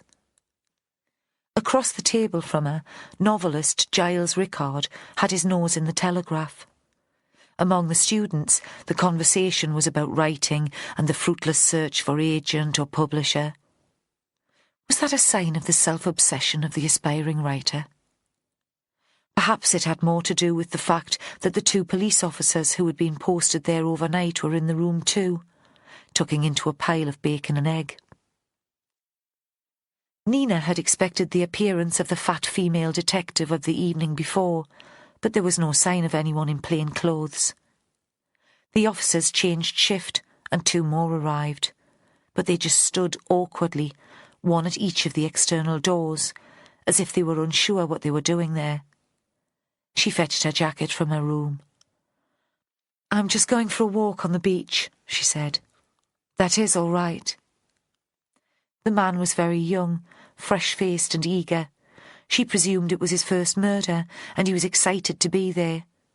Had he woken up this morning thinking that life was good and that he had chosen the best job in the world? "You'll not be long?" She promised that she would not be long. She was teaching in an hour, but she needed fresh air and exercise. She gave a little smile. "I'll go mad if I'm stuck in there all day." He stood aside and led her out, shouting after her, "Have a nice stroll." Alex Barton was filling the bird feeders below the terrace, but was so concentrated on the task that he didn't notice her. She watched for a moment and saw how tame the small birds had become. They sat on the table within inches of him, apparently unconcerned by his presence, and a robin perched on the wooden strut that held the narrow cage of feed. The path led straight from the garden to the beach. It was low tide, so there was sand. At high water, only rock and shingle were visible. They'd woken to mist, but the sun was already burning through it and shone straight into her eyes. There was that familiar smell of salt and rotting seaweed that reminded her of childhood holidays. Gulls calling. At one point, she looked back at the house. From there she could see the glass room, the windows reflecting the sunlight. A screen hid any activity that might be taking place on the balcony. After the oppressive claustrophobia of the writer's house, it was a pleasure to be outside.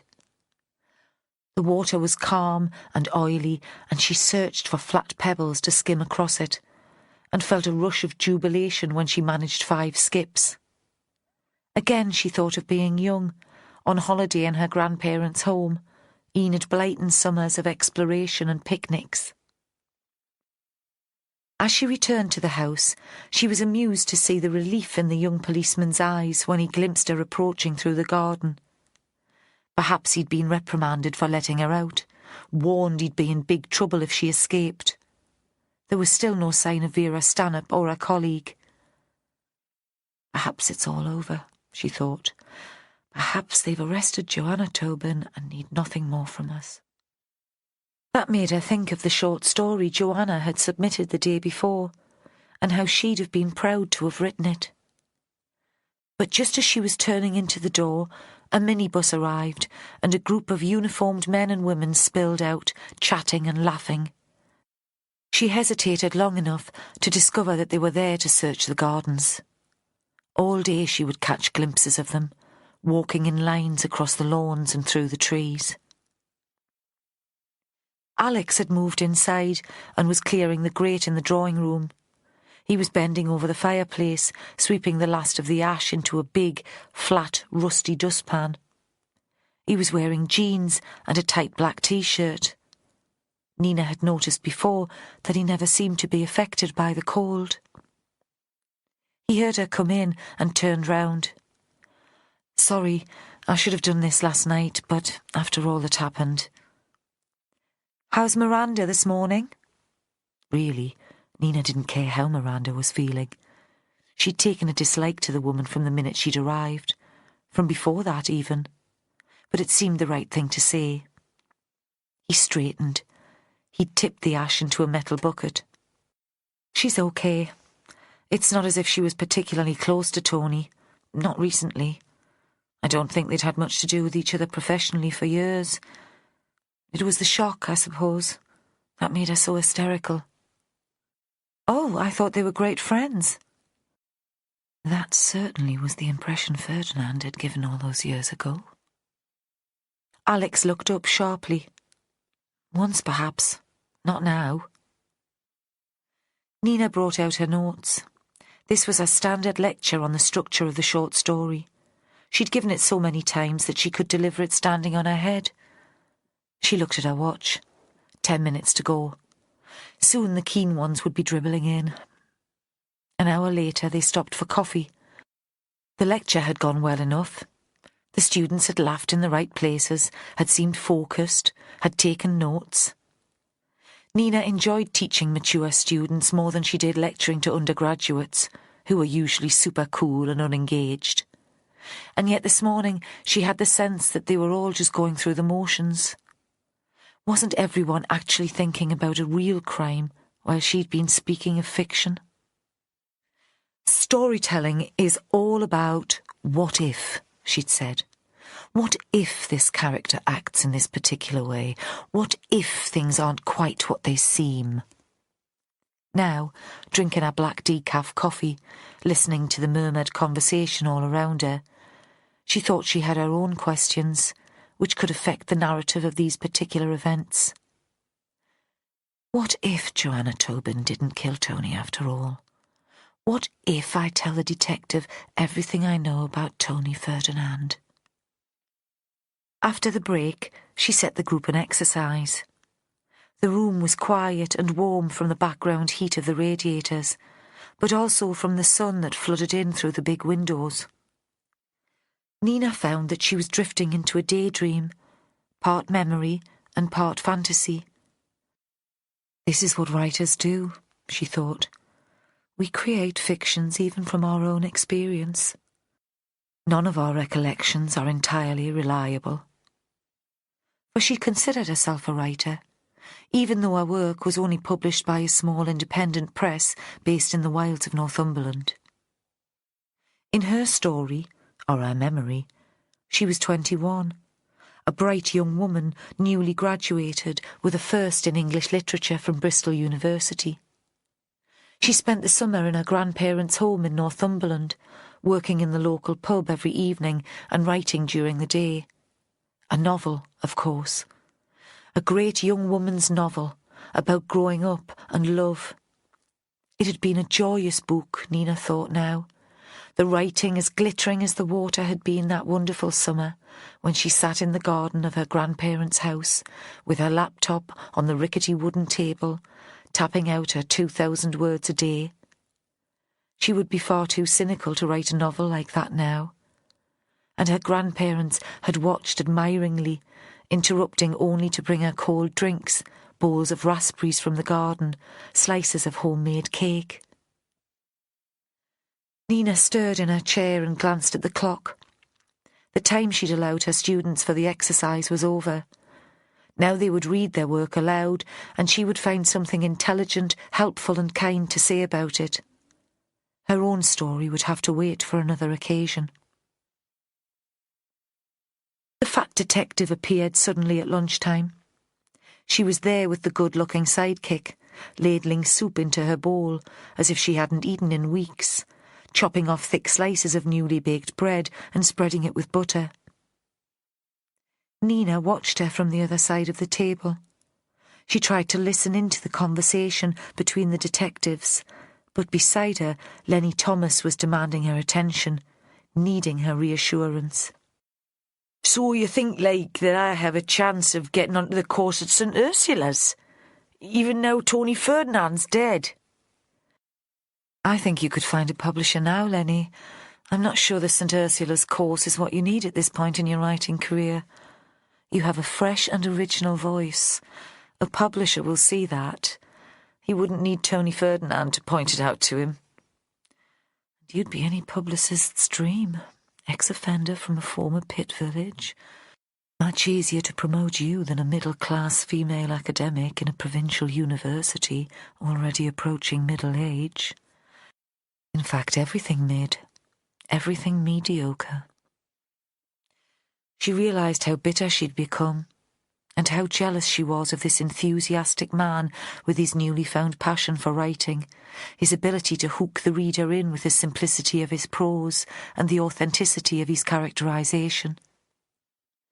She turned to the neighbour on her left. Mark Winterton. Might be boring, but at least he wouldn't make her feel inadequate. His writing was well crafted, but pedestrian, lacking any spark or humour, and his value to this particular class was that he was a retired police inspector.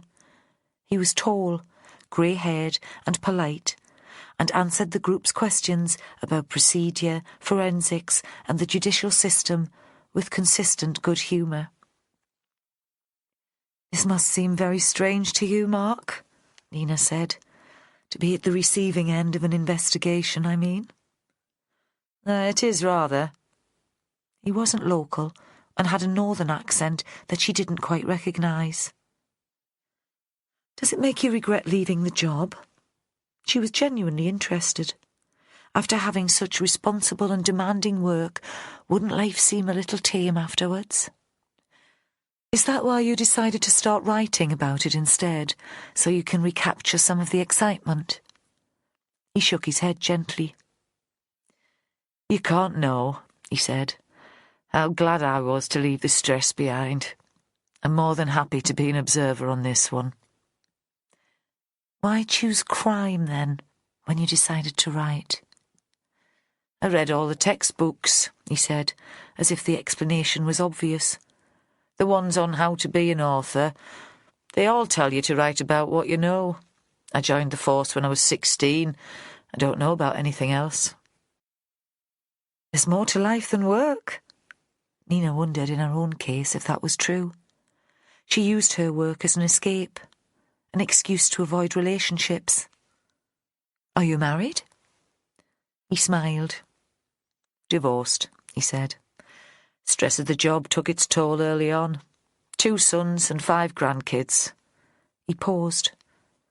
"There was a daughter too, but she died when she was young." "Then you could write children's fiction, or about what it is to lose a child. You know about those things." "Is it possible to make a story out of something so personal?" "It's not always easy," Nina said, "but it's certainly possible. If you want to try, I'd be happy to look at it." "Thank you. Might take you up on that." And his face suddenly lit up. So Nina thought she had probably earned her fee, just in that conversation. On the other side of the room, Inspector Stanhope had already finished eating. She hoisted herself to her feet.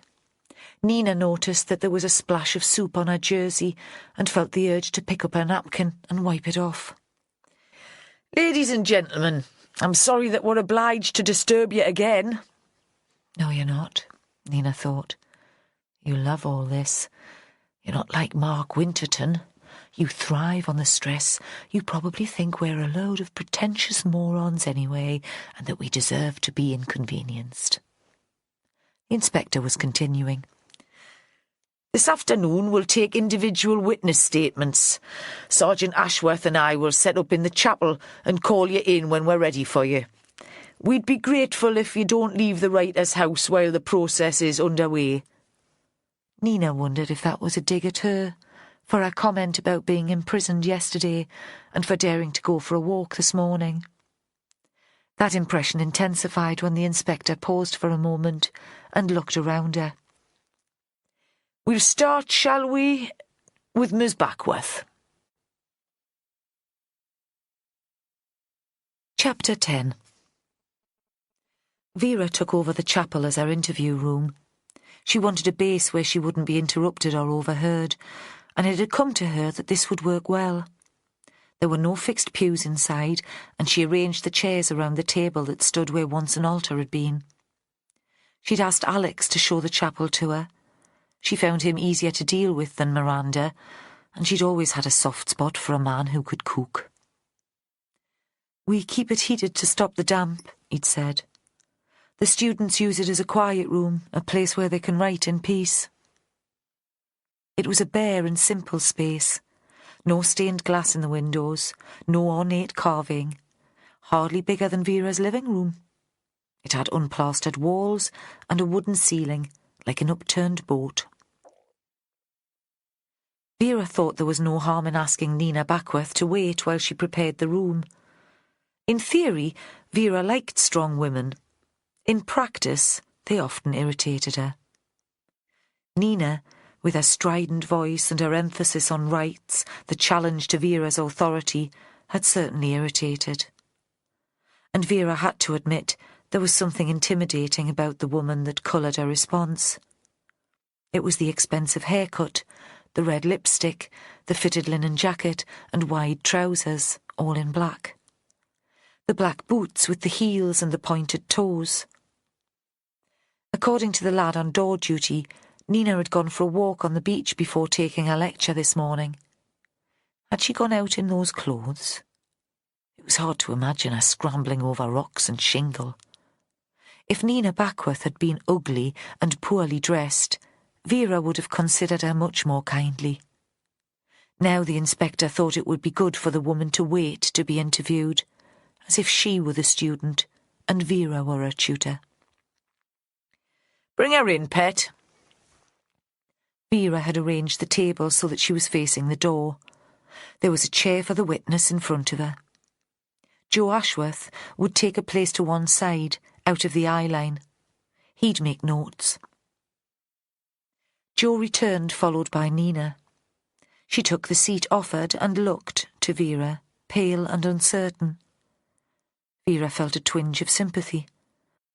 Perhaps the makeup and the sophisticated clothes were protection. Everyone had their own way of facing a hostile world. "Would you like anything?" Vera asked. "Coffee? Water?" She could tell it was the last thing Nina had expected. Kindness could be a great weapon. Nina shook her head. "No, thank you." "This is an informal chat," Vera said. "Nothing official, not yet. Later we'll take a formal witness statement that could be used in court. But I need to get a feel for what happened here, the people involved." She looked up sharply.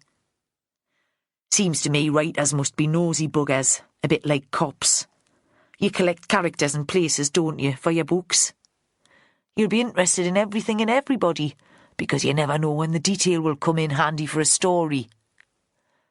"Yes," Nina said. "Yes, it is exactly like that." It seemed to Vera that the woman looked at her with a new respect. "I'm the same myself," Vera went on. "Other people call it gossip. I say it's research." Nina relaxed and gave a little grin. "So, tell me about Professor Tony Ferdinand. What sort of character was he? Did you know him before you met here at the writer's house?" It was an undemanding question, and Nina must have realised it was one she'd be asked. But she hesitated. Vera thought she was debating how much she should say. She leaned back in her chair as if she had all the time in the world, as if the woman's silence was entirely natural. "As I explained, he supervised me for a while at St. Ursula's." Vera put her elbows on the table. "Tell me how that works," she said. "I never went to college myself. This is a new world to me." "I'm not quite sure how it works generally," Nina said. "I think perhaps I had an unfortunate experience." "Then tell me how it worked for you." Nina looked out of the long window and spoke without looking at Vera at all. "I was very young when I wrote my first book. I'd just left university and I spent the summer not very far from here. My grandparents lived on the Northumberland coast, and I felt more at home with them than I did with my parents." She shrugged apologetically. "Sorry, none of this is relevant." "But it is gossip," Vera said. "Nothing I like better than gossip." "It was the sort of book you write once in a lifetime. I didn't understand the rules of storytelling. All this information we're passing on during this course would have meant nothing to me. But the story and the characters came together like a sort of magic. I've never been so happy as I was that summer." Vera thought sometimes a case worked out that way. Everything falling into place. Instinct and solid policing coming together. Then there was nothing more exhilarating. Nina seemed lost in her memories, and Vera prompted her. "So how did Tony Ferdinand come into your life?" "I'd heard him on the radio, read his reviews, and I admired him. He seemed passionate about literature and about championing new young writers. He'd just set up the new creative writing MA at St. Ursula's. I suppose he was some sort of hero. And I met him, quite by chance, at a party. Friends of my grandparents, not very far from here, were celebrating a wedding anniversary. I'm not sure how he came to be there. I think he happened to be in the area on holiday, perhaps. Later I found he was very good at getting himself invited to parties, fancy restaurants. Nina stopped speaking for a moment. He'd been a freelance journalist. I don't suppose he was paid much, and he had very expensive tastes. Vera nodded, remembering the clothes in his wardrobe. Must have seemed like a stroke of luck, she said. Just bumping into him like that. I could hardly believe it. I'd only gone to the party to keep my grandparents happy, and as soon as I walked into the room I heard his voice. I'd have known it anywhere. Nina paused again. You must understand that I was very young, very naive, easily flattered. Tony encouraged me to talk about my novel. Later I realised I was the only female under 50 there, and that he was flattered by my admiration. I entertained him for an hour or so, while he drank a bottle of our host's champagne.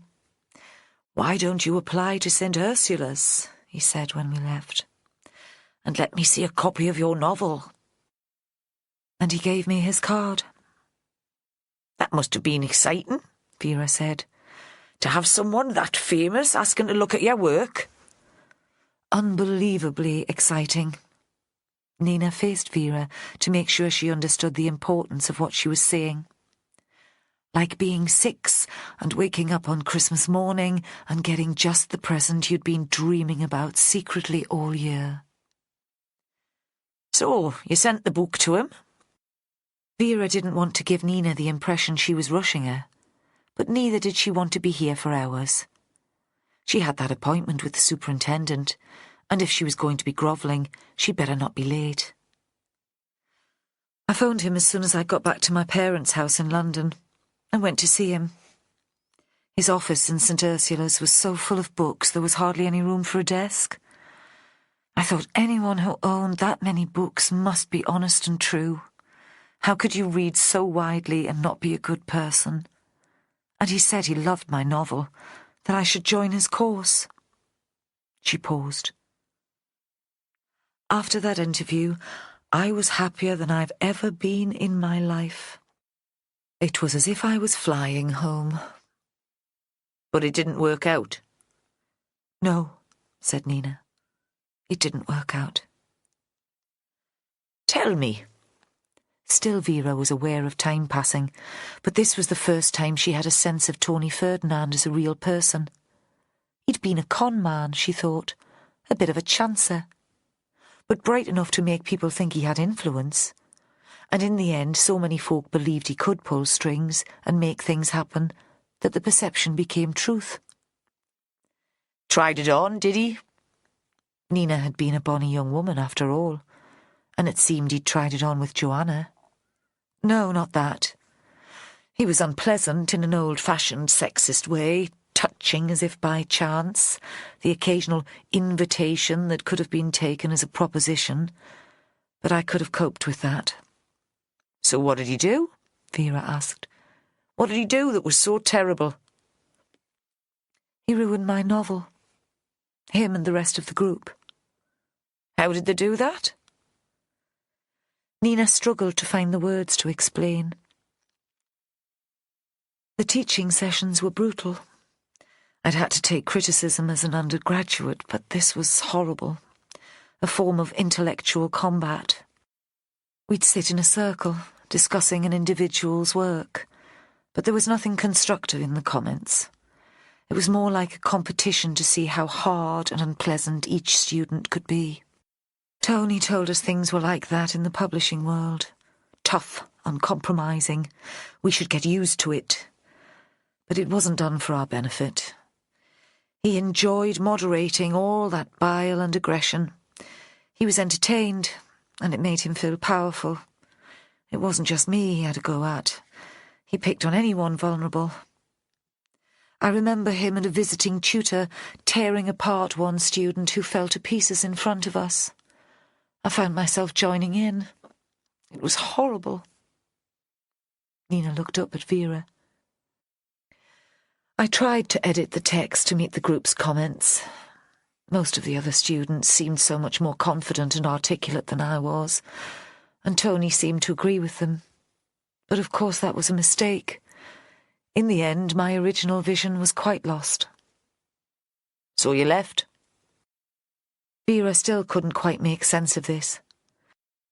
Usually she enjoyed dipping into worlds that were quite different from our own, but this seemed so far from our own experience that it was unfathomable. She'd never understood before that words could be a profession, a matter of pride, an income. Eventually, it felt like a failure, but I was making myself ill. I found a more conventional postgraduate course and became an academic. I dumped the first novel. There was no way I could recapture the excitement. Recently I've started writing again. Published, are you? Not by anyone you'd have heard of. Nina managed a grin. I'm with a small press, North Farm, based in rural Northumberland. I've got a passionate and intelligent young editor. It's almost impossible to get my novels into mainstream bookshops, but Chrissy has a number of imaginative marketing strategies, and at least I don't feel that I've sold my soul. What I don't understand, Vera leaned forward across the table, is why you agreed to run this workshop. You must have known in advance that Professor Ferdinand would be one of the tutors. For a moment the woman sat in silence. Nina Backworth, usually so good at words that she made a living from them, said nothing. Her attention seemed held by the dust floating in the shaft of light that came through the narrow window above her head. At first I didn't know Tony would be here, Nina said at last. The Writers' House has an international reputation, and it's considered an honour to be invited to lecture here. I was interested to see how it works. A number of my friends have attended workshops and came back raving about the place. My managers at the university thought it would be a good thing to do. My being chosen as tutor reflects well on our courses, and so did my editor. The fee's generous, and that always helps. She paused for breath, and Vera thought there were already too many explanations. She wasn't sure she believed any of them. She said nothing and allowed Nina to continue. When Miranda sent me the list of tutors, it was too late to back out. Besides, the woman gave the same strained smile. Sometimes it's important to face one's demons, don't you think? I hoped I'd give my students here a more positive experience than Tony had given me, and I decided it would be good for me to meet the man again. And was it? Vera knew all about demons. She was living in the house where her dead father had kept bird skulls and skins in the basement. He regularly came to haunt her. She heard him muttering in her head late at night. It was quite scary the first time we sat down to dinner together. I felt like an anxious young woman all over again. Then he started to patronise me, and instead of being frightened, I found myself hating him. Vera paused for a second. Hate's a very strong word. The answer came back immediately. I'm a writer, Inspector. I choose my words carefully. What was going on between him and Joanna Tobin? Vera was remembering Nina's intervention the night before. The other guests had assumed that Joanna was the killer, but Nina had stood up to defend her. Joanna was a talented writer, Inspector, with an interesting story to tell. It doesn't always work when real experiences are turned into fiction, but she managed a witty and sardonic voice combined with real menace that I found very fresh. And Ferdinand was grooming Joanna for stardom, was he? Offering to put a word in for her with his publisher mates? Vera wondered if Joanna's writing had been good enough to turn her into a star. What would Jack make of that? He was trying, Nina said. Joanna wasn't as naive as some of the other students. She wasn't taken in by the flattery. So how were things between them? Vera kept her voice casual. Tense. Tony could be unpleasant here if he didn't get his way, given to snide and sarcastic remarks. Not quite as brutal as his St. Ursula seminars, but getting that way. Nina hesitated. You might as well tell us the whole story, pet, Vera said. If you don't, some other bugger will. Once she fought back. With words, I mean, not literally. Get off my fucking back, Tony. This is my story, and I'll tell it in my own way. Sometimes you remind me of my ex-husband. It was in front of the whole group. The animosity seemed almost personal. I even wondered... Spit it out. Nina looked up sharply, shocked by the barked order. I wondered if they'd met before, if there was a history between them, as there was between Ferdinand and me. But that was ridiculous. How would a small farmer from Northumberland meet an academic from London?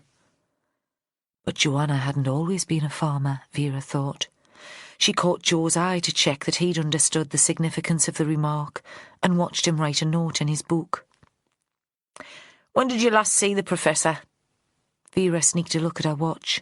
Soon she'd have to leave for Kimmerston and a meeting with the boss. At lunch yesterday. How did he seem? Nina hesitated. Really much as usual. In fact, he was rather mellow. He'd had several glasses of wine. He started to reminisce, the highlights of his intellectual career, his favourite topic of conversation. Do you remember who was sitting next to him? Vera felt that she was pushing the conversation on too quickly. If she were allowed time, Nina might provide answers to questions Vera hadn't yet thought to ask. The woman was an observer, with an insight as sharp as Vera's own. Lenny Thomas was on one side and Miranda Barton on the other. Tell me about the relationship between Miranda and Tony Ferdinand. Sod the superintendent, Vera thought. If she were late for their meeting, he'd have to understand that she was in the middle of a murder investigation. This was more important. They worked together for a while at St. Ursula's. Miranda was assistant librarian in the college library, and of course Tony discovered her. She'd been published, but to very little notice. Then Tony wrote a glowing review in one of the broadsheets, called her one of the best writers of her generation. It made a huge difference to her. For a couple of years she was in the bestseller lists here and in the US. Nina's tone was measured, and Vera could only guess what she'd made of Miranda's success. She'd be jealous, wouldn't she? Only a saint could watch a rival outperform and not feel bitter. And Miranda must have been a rival, mustn't she? Was that at the same time as you were at St. Ursula's? She topped the bestseller lists the year I was there, Nina said. Tony held Miranda up as a role model. This is what you might achieve if you play things my way. There was a television adaptation of one of her novels. It was called Cruel Women. I suppose the money she made then helped to pay for this place. She was never so successful again. Vera saw Ashworth pointing at his watch and saw she really would have to go now. All the same, she couldn't help asking, "What was Miranda's book about?" Nina blinked, as if startled by the question, then gave another one of her rare smiles. I really don't know. I didn't get beyond the second page. In my opinion, the writing was pretentious crap. Chapter 11. Later that afternoon, Nina felt a compulsion to write. The hours before tea had been marked as free for students to concentrate on their own work, on the exercises set by tutors, or on suggested edits to submitted manuscripts. Downstairs the house was empty and quiet. The residents must be writing in their rooms or searching for inspiration outside. The police had taken up residence in the chapel, so that was now out of bounds. At the introductory meeting on their arrival at the writer's house, Nina had said, only partly joking, that she was there under false pretences. Certainly she could talk about short fiction. The form had been her area of study since she was an undergraduate, but she'd never written crime. Now, with the tension and drama of a real murder investigation in the background, she began to understand the attraction of the genre. Nothing was more shocking than murder, yet the traditional structure of crime fiction provided a way of examining the subject with distance and grace.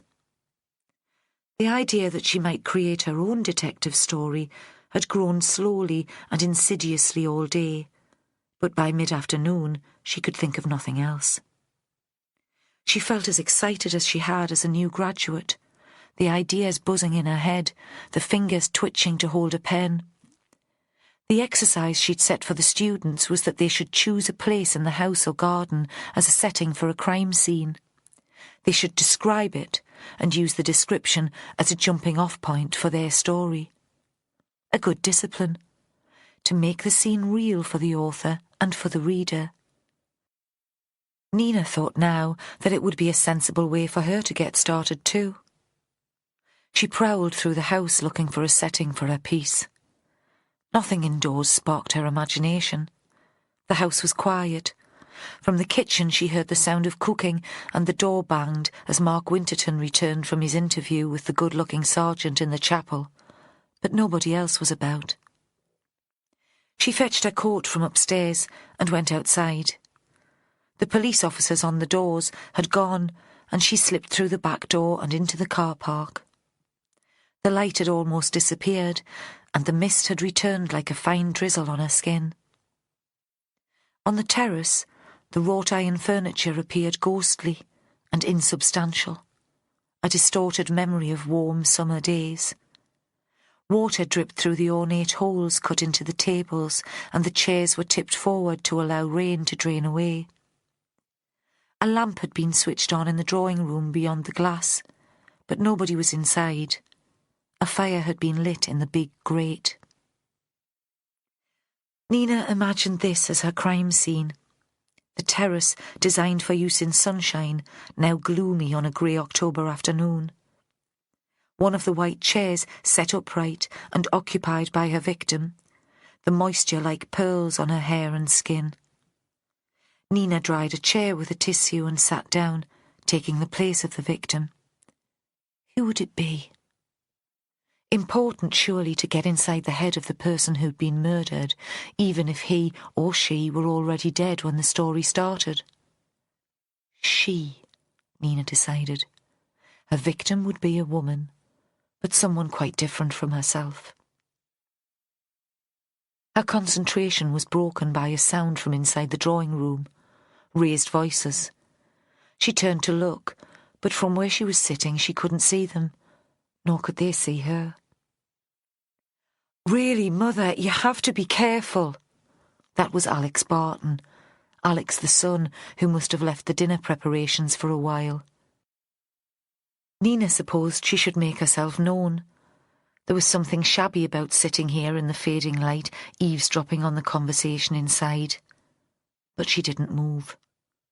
Writers were like parasites, preying on other people's stress and misery, objective observers like spies or detectives.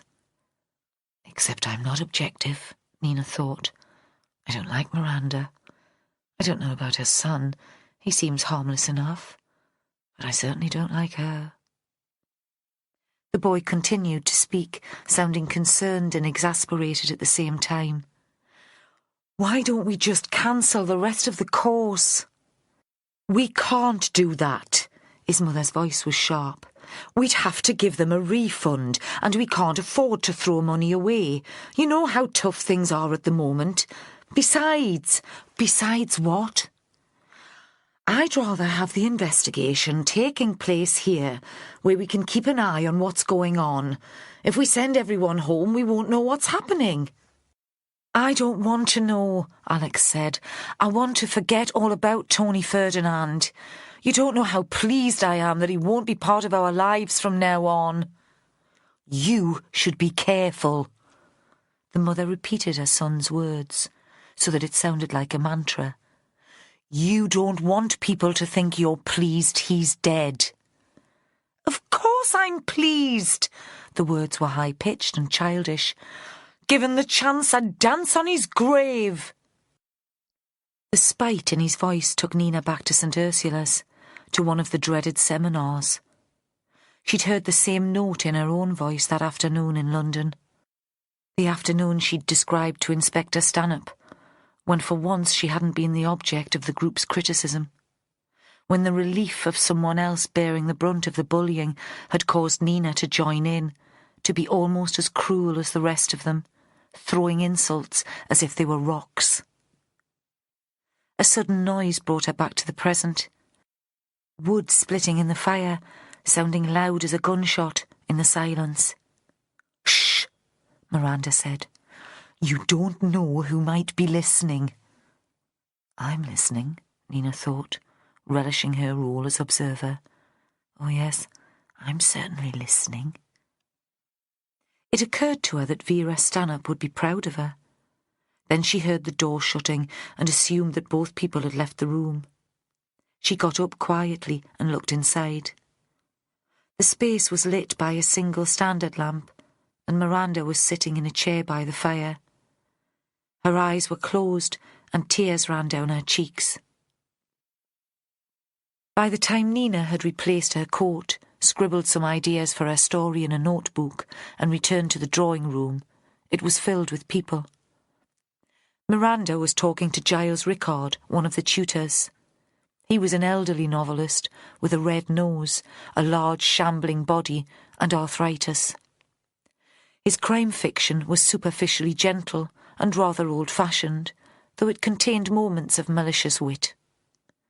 His detective was a Cambridge don, a mathematician.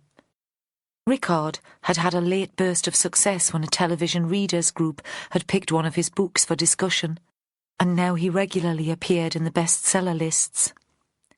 Nina thought it was rather a coup for Miranda to have attracted him to teach on the course. He wore a perpetual air of surprise, as if he couldn't quite believe that fame had come to him at last. With the students, he could be occasionally waspish and demanding, but he'd taken to Nina. "You write well," he'd said when they'd first met in the house.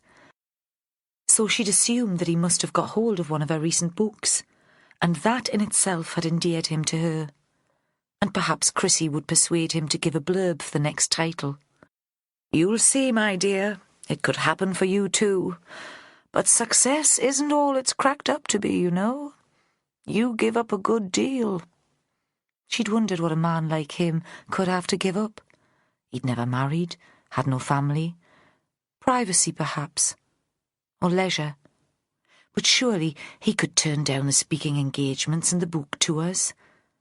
Why, for instance, had he agreed to spend this week at the writer's house? It couldn't be that he needed the money.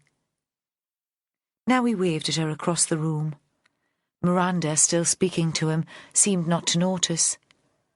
Nina made herself chamomile tea and went to join them. "What are your plans for the rest of the evening?" Nina's question was directed at Miranda. In her room, she'd looked at the programme. Ferdinand had been scheduled to lecture on the editorial process in the time before dinner. Miranda showed no sign of her earlier distress. The tears had been wiped away and fresh makeup applied. "We had a good idea about that. I've asked Mark if he'd give us a talk on the crime scene and the role of the CSIs. It would fit nicely with the writing exercise you set today. What do you think?" Nina paused. "I do wonder if a lecture on true crime might be a bit close to home, rather lacking in taste." "We're all thinking about poor Tony's murder," Miranda said, "even if we're too tactful to discuss it. I don't suppose a lecture on the subject will upset anyone, especially as poor Joanna was something of a stranger in our midst. We seem to have very thick skins here. Nina saw that was true. The only person who'd shown genuine emotion at Ferdinand's death had been Miranda herself, and it seemed she could switch that on and off at will. She was astonished that Mark Winterton had agreed to speak to them. Perhaps Miranda had bullied him into it, because he'd always seemed a shy and retiring man. His lecture, however, was surprisingly entertaining, and he seemed to come to life talking about his work. He began by explaining the process of securing a crime scene. The students were more attentive than Nina had seen them, certainly more focused than when she'd been speaking on literary matters, and she found herself fascinated too. What was it about the ex-policeman's talk that intrigued and even titillated? Why this bizarre interest in the process of managing a crime scene? Because, like crime fiction, it gave violent death a shape and a narrative. It turned an inexplicable horror into a process, into people's work. Winterton's voice was pleasant and light. The first officer called to a crime is responsible for securing the scene, he said. Even if he's a new constable and a senior officer turns up, his duty is to restrict access until the CSIs give permission. It wasn't always like that. One of the first murders I investigated, the chief constable turned up with half a dozen friends, all in evening jackets and dicky bow ties. They'd been at some smart do, and gawping at a poor woman who'd been battered to death by her husband provided the after-dinner entertainment. He paused. Some officers called those the good old days.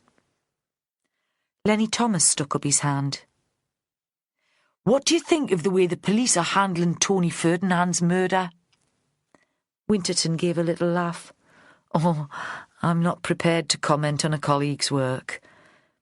If you're personally involved, even as a witness, you have a very different perspective on an investigation.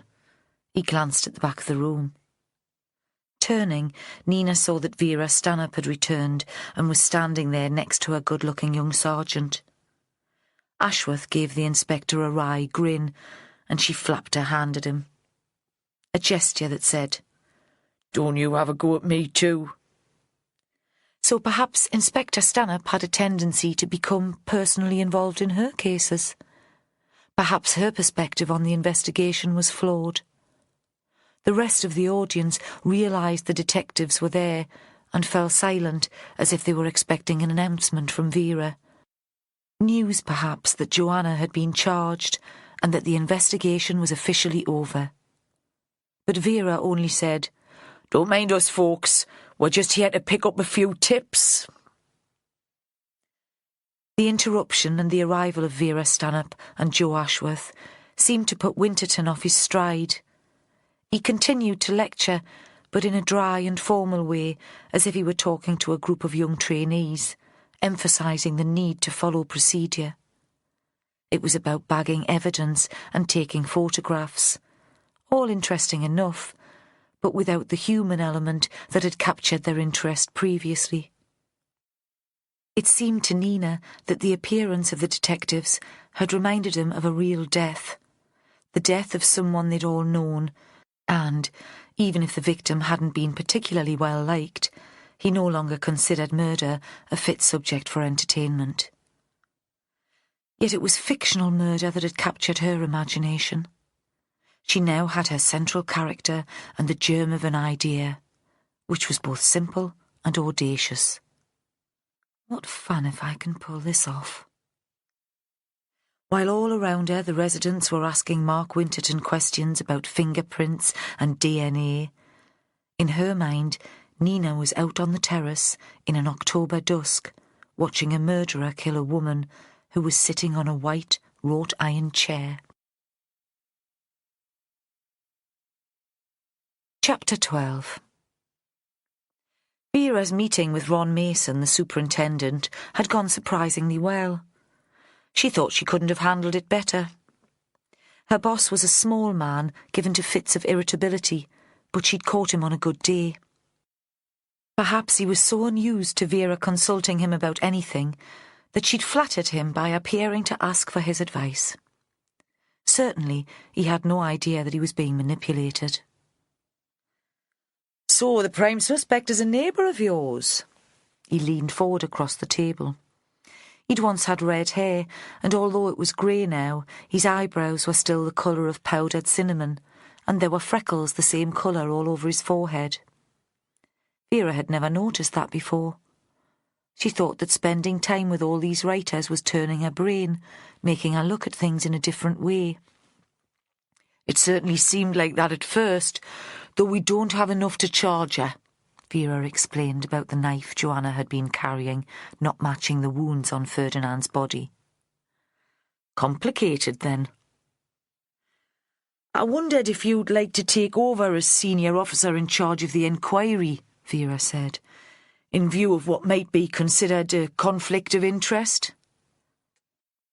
Mason was a competent administrator, but hadn't taken a personal interest in a major crime investigation for years.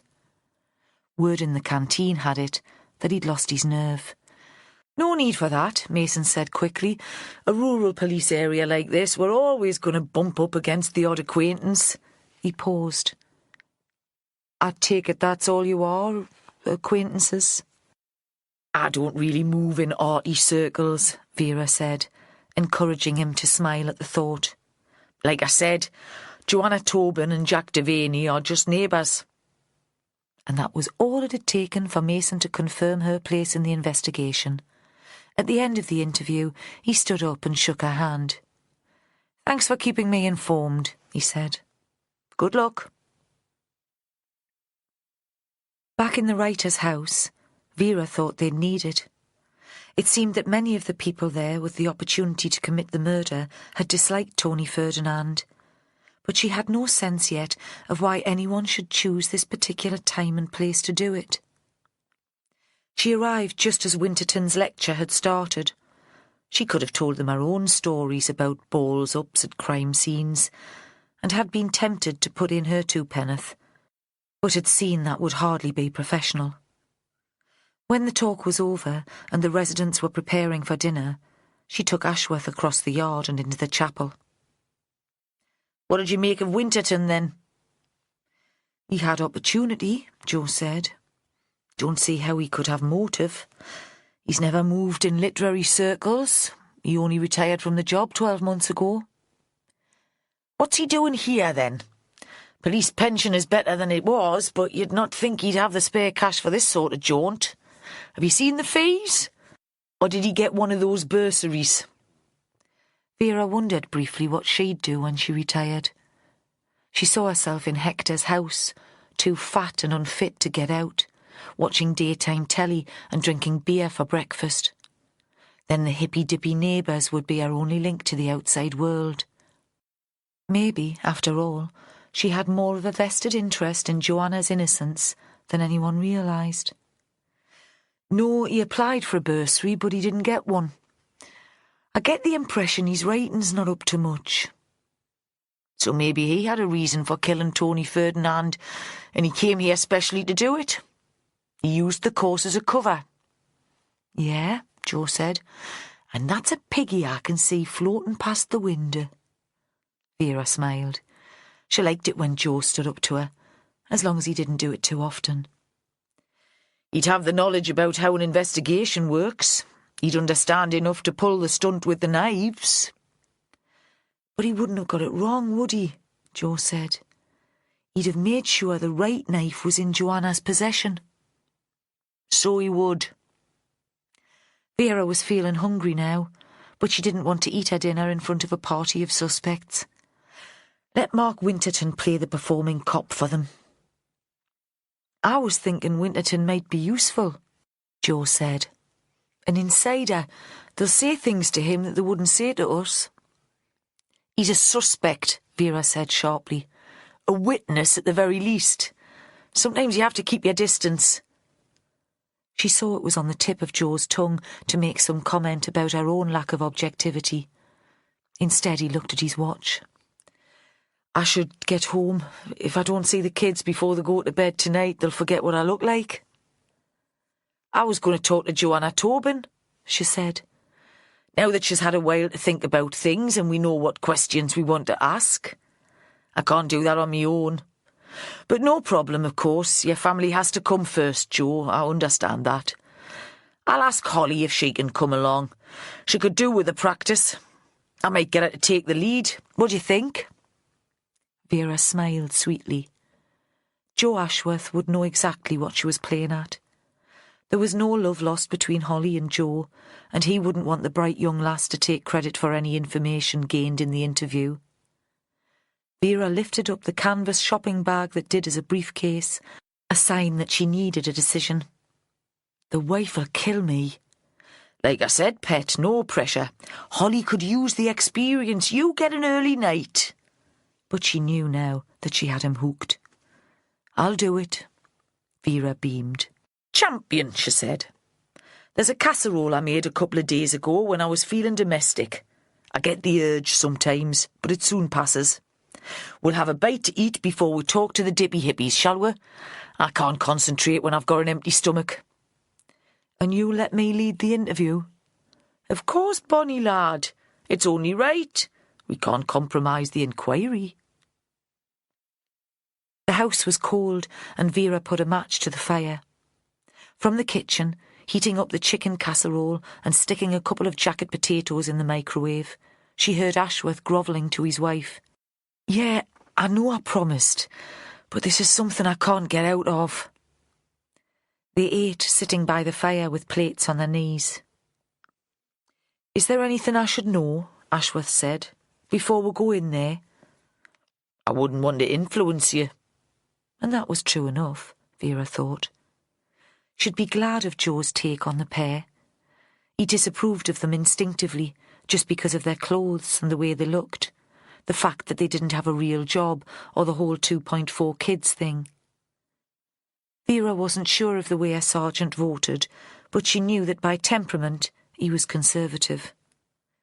He'd be sceptical about the pair and wouldn't be taken in by the romance of their relationship.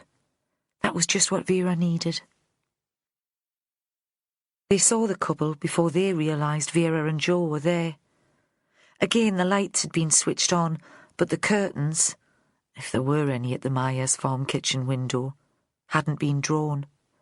Jack and Joanna were sitting at the table. Supper plates were piled on the draining board. Jack was wearing thick woolen socks, his feet were stretched towards the ancient Rayburn, and he drank beer from a bottle. The pose suggested complete exhaustion, and Vera thought he couldn't have slept much, even after Joanna's release from custody. Joanna was sitting at an old-fashioned sewing machine, turning the handle with her right hand and guiding the fabric under the dipping needle with the other. My Nana used to have one of those singers, Joe Ashworth said. He sounded wistful. Perhaps he thought his wife should spend her time sewing clothes for the kids instead of making a life of her own. No time for nostalgia, lad. Vera knocked sharply at the door and marched in without waiting for a reply. Jack jumped to his feet. It was almost as if they'd woken him from a deep sleep. Joanna just looked up from the sewing. What is it, Vera? Have you come to arrest me? The question was amused and impassive, as if the answer would have been of purely academic interest. Nothing to make a joke about. Vera took a seat at the end of the table, leaving the one opposite the woman free for Joe. We've just got a few questions. What will you have? Jack said. Beer? Coffee? Now he was on his feet, it seemed he couldn't keep still. He bounced towards the dresser on the balls of his feet, shook the stiffness out of his arms and shoulders. This isn't a social call. Vera looked at him. Maybe there's something you could be getting on with. We could do with some privacy. I'm not sure. He glared at them. I think I should stay. You hear all sorts of things about the police. You might need a witness. This is Vera, Jack. Joanna threw back her head and laughed. She's not going to fit me up. He seemed about to respond, but glowered at the detectives and walked out without a word. They all watched him leave the room. After Jack's bluster, the place seemed very quiet and calm. like a house after all the kids have been put to bed. Eventually, they heard his boots cross the yard as he made his way to the barn. "Someone's trying to fit you up," Joe Ashworth said. "That's how it seems, at least." "Oh, yes," Vera said to herself. "Good opening, Joey boy. Nice way in." "What do you mean?" Joanna was sitting very upright in her chair. "The note, apparently from Ferdinand. If it wasn't from him, perhaps the killer wanted you at the murder scene. What did you do with it, by the way? The note, I mean." The question was thrown in as an afterthought, although it was what he'd wanted to know from the start. "I'm not sure. I have looked for it.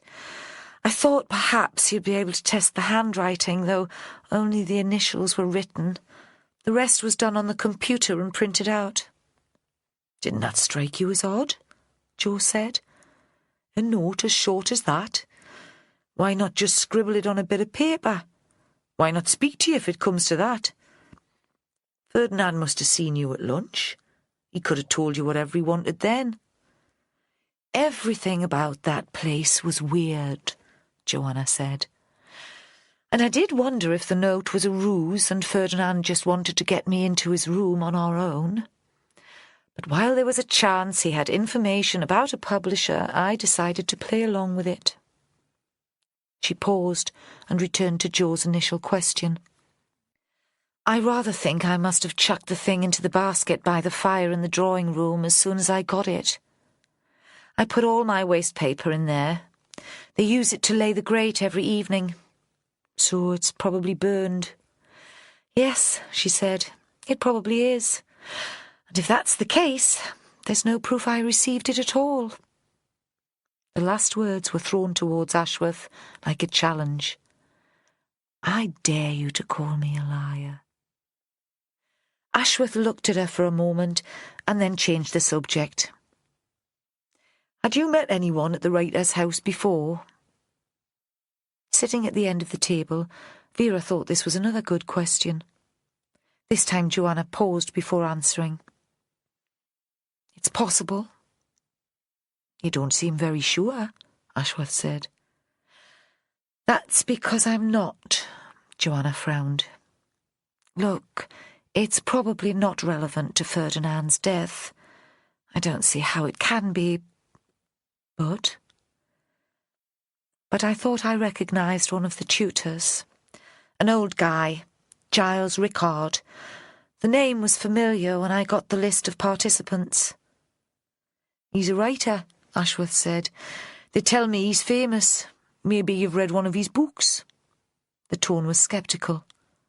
"Don't play games with me, lady." "I'm trying to be honest here, Sergeant." Joanna was holding her temper, but only just. "I'm telling you how it is. Maybe I only recognised the name because I'd seen it on a bookshelf somewhere, but I don't think so. And then when I saw him on the first night of the course, I was convinced I'd met him before, even before I was told who he was. It was a long time ago and he'd changed, got bigger, softer, old, but the features were the same. I've got a good visual memory." "Where do you know him from?" Vera asked the question. Ashworth frowned at the interruption, but she hadn't been able to help herself. She'd become involved in the conversation. She looked at Joe, a sort of apology, before turning back to Joanna to wait for the answer. "He was a friend of my ex-husband's," Joanna said. "If it's the man I believe him to be, that's how I know him." "Didn't you ask him?" Ashworth demanded. "I mean, he's a famous writer, and you're trying to get published, so surely you'd use any contact you had in that world." Again, Joanna took time before replying. "It wasn't a happy time for me," she said at last. "The marriage was a disaster almost from the beginning. I was young. The separation was brutal. My husband was so convinced of his brilliance that he believed I must be mad to want to leave him. Literally mad. And by the end of the experience, I probably was. Giles knew me from that time. So it would have been embarrassing to introduce yourself to him, Ashworth said, because the last time you met, you were... He paused to find an acceptable term. Vera saw that mad would be too stark for him, too unkind. Mentally ill? No! This time Joanna's response was immediate. I've never been embarrassed in my life. People can take me or leave me. Then I don't understand. And Vera saw that Ashworth really didn't understand. His experience of domestic life was limited and suburban. People married. If they separated, usually it was because one party had an affair, and Joe disapproved of affairs. Paul, my husband, was an unpleasant man, controlling and violent, also rich, which was a complicating factor. Giles was his closest friend, despite the difference in their ages, like a surrogate father. I thought that if Giles recognised me, he might tell Paul where I was. She looked up and stared, first at Ashworth and then at Vera. I was scared, she said. It all happened nearly 20 years ago, but still I was scared. Chapter 13. Vera watched Joe drive down the lane. She waited until his lights had disappeared, and then she went back to Maya's farm. Through the kitchen window, she saw Jack standing behind Joanna, his arms around her shoulders. Was Joanna telling him about Rickard, sharing her anxiety? This time, when Vera knocked, she waited for them to call her in. What is it now? Jack was reproachful. Don't you think Joanna needs to be left alone? It's late. We were thinking of going to bed. I'm here as a friend, Vera said, not as a cop. I should have nothing to do with this investigation. Conflict of interests. When we come to court, the defence could use that. You do see. So you'll have a beer then? Jack stood away from Joanna. If you're here as a friend, if it's not a professional visit. Aye, why not? Vera leaned across the table towards Joanna. For the first time she saw how tense and strained the woman was. The performance for Joe had been a brilliant effort. You submitted a piece of writing to get the bursary for the writing course. Her voice was low, and Jack, in the pantry, wouldn't have been able to hear. Yes? It was about your marriage, Vera said. Your marriage turned into fiction. You told me that, and so did Nina Backworth. Very personal, she said. Must have been hard to write. No. Joanna was drinking wine from the Bristol blue glass. Jack had obviously poured it for her as soon as Ashworth and Vera had left. It wasn't hard at all. I'd been bottling up the hatred for years, and when I saw the advertisement for the writer's house, I sat here one afternoon and spewed it all out. Then I sent the story off, before I had the chance to change my mind. Did the writing come easily because you'd stopped taking the medication? Vera asked. Is that why you came off it? To make me more creative, you mean? Joanna was self-mocking. No, it wasn't that. Not in that sense, at least. In what sense, then? Vera thought of Jack's words before all this had started. His fear that Joanna had found a new lover. But he came back into the room then, and Joanna just shook her head and refused to answer. Can I read the story? Vera was leaning back in her chair, the bottle raised towards her mouth. She could tell the question came as a surprise. Ashworth should have asked to see it, but I didn't want to make a deal of it while he was here. I can't see what that could have to do with Tony Ferdinand's death. Ferdinand had read it, hadn't he? And he was known as something of a sexual predator. You think it might have turned him on? Joanna threw back her head and laughed. No, he was just an ordinary perv. Rickard had seen it too. Vera was trying to grope her way through the complexities of the situation. She didn't care if her ideas seemed ridiculous.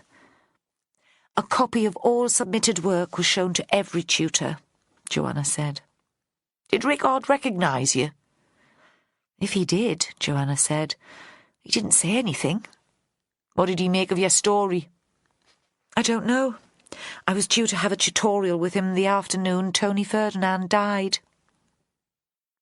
There was a silence while they considered the implication of that fact. So it might be important, Vera said. Probably not, but you see how it could be. When Joanna didn't answer, Vera went on. I could get a copy from Miranda Barton, you know, but I wanted to ask you first. Joanna nodded. She went to a drawer in the dresser and took out an A4 envelope. This is all I have left, she said. I deleted it from the computer. Because you didn't want Jack to read it? Vera kept her voice light. On the other side of the table, Jack seemed about to speak but said nothing. Not like him to keep quiet, Vera thought. Maybe he's growing up at last. Not because there's anything secret, Joanna said. And nothing really I'm ashamed of, except being taken in by a bastard. But you know what Jack's like. She turned towards her partner and gave him a smile that was almost maternal. I thought it would make him angry. I thought he'd decide to go off and play the hero. Eh? Jack said, trying to keep it light. Stop talking about me as if I'm not here. Vera ignored the interruption. You thought he'd confront your ex, you mean? Something like that. He'd have had a go at Paul if he'd been able to find him. And would you have done that? Now Vera did look at Jack. The knuckles were white on the hand that clasped the bottle.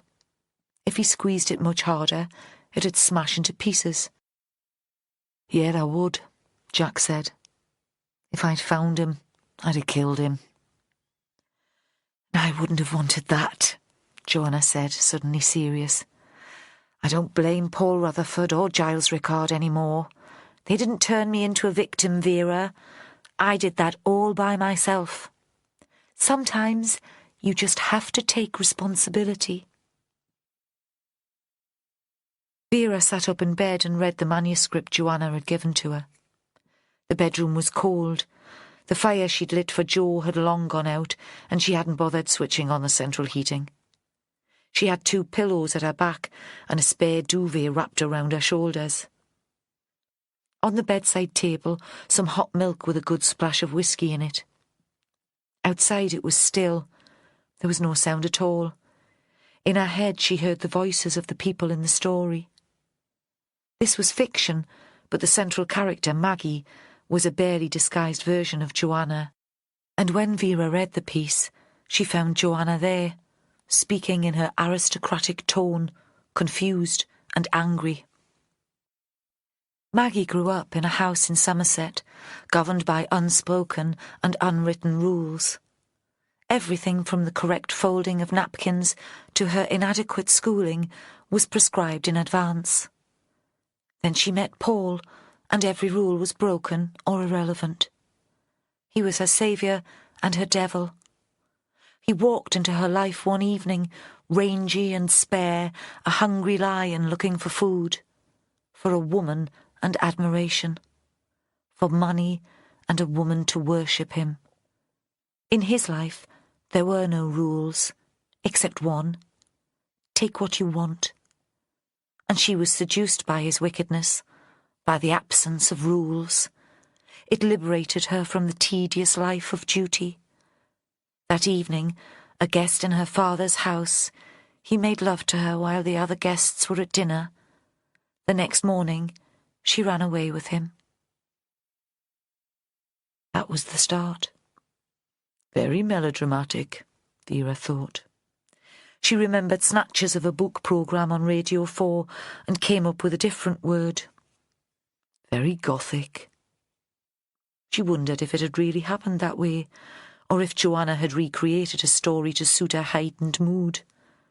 Perhaps her relationship with Paul had been more mundane, almost sleazy, She was a schoolgirl who wanted to escape from strict parents and a boring home life. And he was an older man who wasn't going to turn away a bonny lass when she'd thrown herself at him.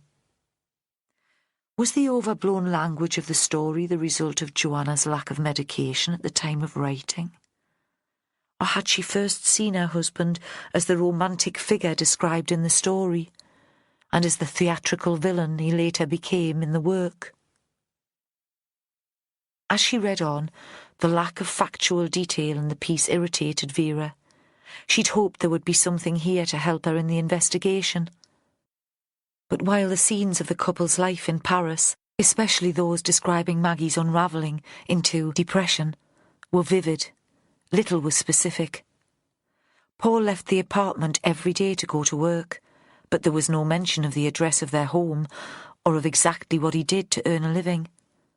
Of course, Vera could ask Joanna about her life in France, but Joanna was still a major suspect. Besides, how could this be relevant to the murder? Did Vera really think Joanna's ex-husband had manipulated events at the writer's house? The notion that a stranger had been murdered just to implicate Joanna, to torment her further, seemed fanciful even at this time of night. Why bother now after all these years? Perhaps Joe Ashworth had been right not to pursue the idea.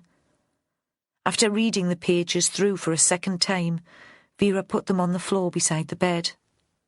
After all, she could hardly justify spending more time and energy on this line of inquiry. She fancied another whiskey as a nightcap. She deserved it after reading all that stuff. But by now, the room was freezing and she couldn't face her cold feet on the bare kitchen floor. Her last thought was that she should have brought the bottle to bed with her. At the team briefing the next morning, the question of Joanna's past came up. Joe Ashworth was leading the session. Vera sat at the back, determined to keep her mouth shut and let him get on with it. She didn't want to compromise the investigation by taking a leading role, nor was she keen to let slip that she'd been back to visit Joanna the night before. He began with a recap.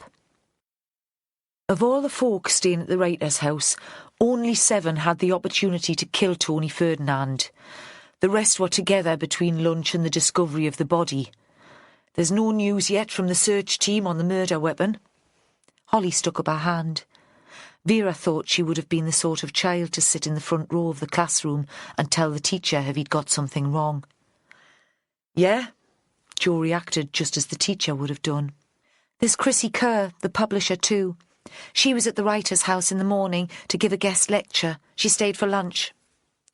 And drove away before Ferdinand died, Joe glared at her. Nothing to stop her pulling in at the top of the bank and coming back on foot. Vera thought they were like squabbling kids and decided it was time to step in or they'd be there all day. Any connection between Kerr and Ferdinand? She asked. Any possible motive? Not that I can find, Holly said. Let's put her down as an outsider and carry on then. Vera sat back in her chair and waited for Joe to continue. He pointed to the photos of the Bartons stuck on the whiteboard. So we have mother and son, Miranda Barton and her son Alex. They run the place. He turned to Holly, icily polite. You were going to dig around into the business's finances. What have you come up with? Well, it's hardly making them a fortune, Holly said, but they're not on the verge of bankruptcy either. Miranda bought the house years ago when she was making a decent living out of her writing. There's hardly any mortgage. She must have got the idea of setting it up as a writer's retreat when her books stopped selling. It makes sense, really, a sort of value-added B&B. And New Writing North covers the cost of the bursaries, so it's all profit. She looked at Ashworth over her specs. I don't see any motive for either of them. If anything, they have something to lose if the murder has an impact on bookings. Vera thought there was an edge of competition in every conversation between these two. Holly was waiting for Joe to contradict her and was looking forward to another argument, but he didn't give her the satisfaction. Vera raised a finger. They seem an odd pair to me, she said. The woman's all showy emotion and you'd think the lad was made of ice. Chalk and cheese. Jo looked at her, expecting more, but she shook her head. Just making the point. He turned back to the whiteboard and pointed to another photo. Next, Lenny Thomas. Worked for Banks Opencast until he developed back problems 2 years ago. Since then, he's lived off invalidity benefit. He's got a council house in Red Row, divorced with 1 kid.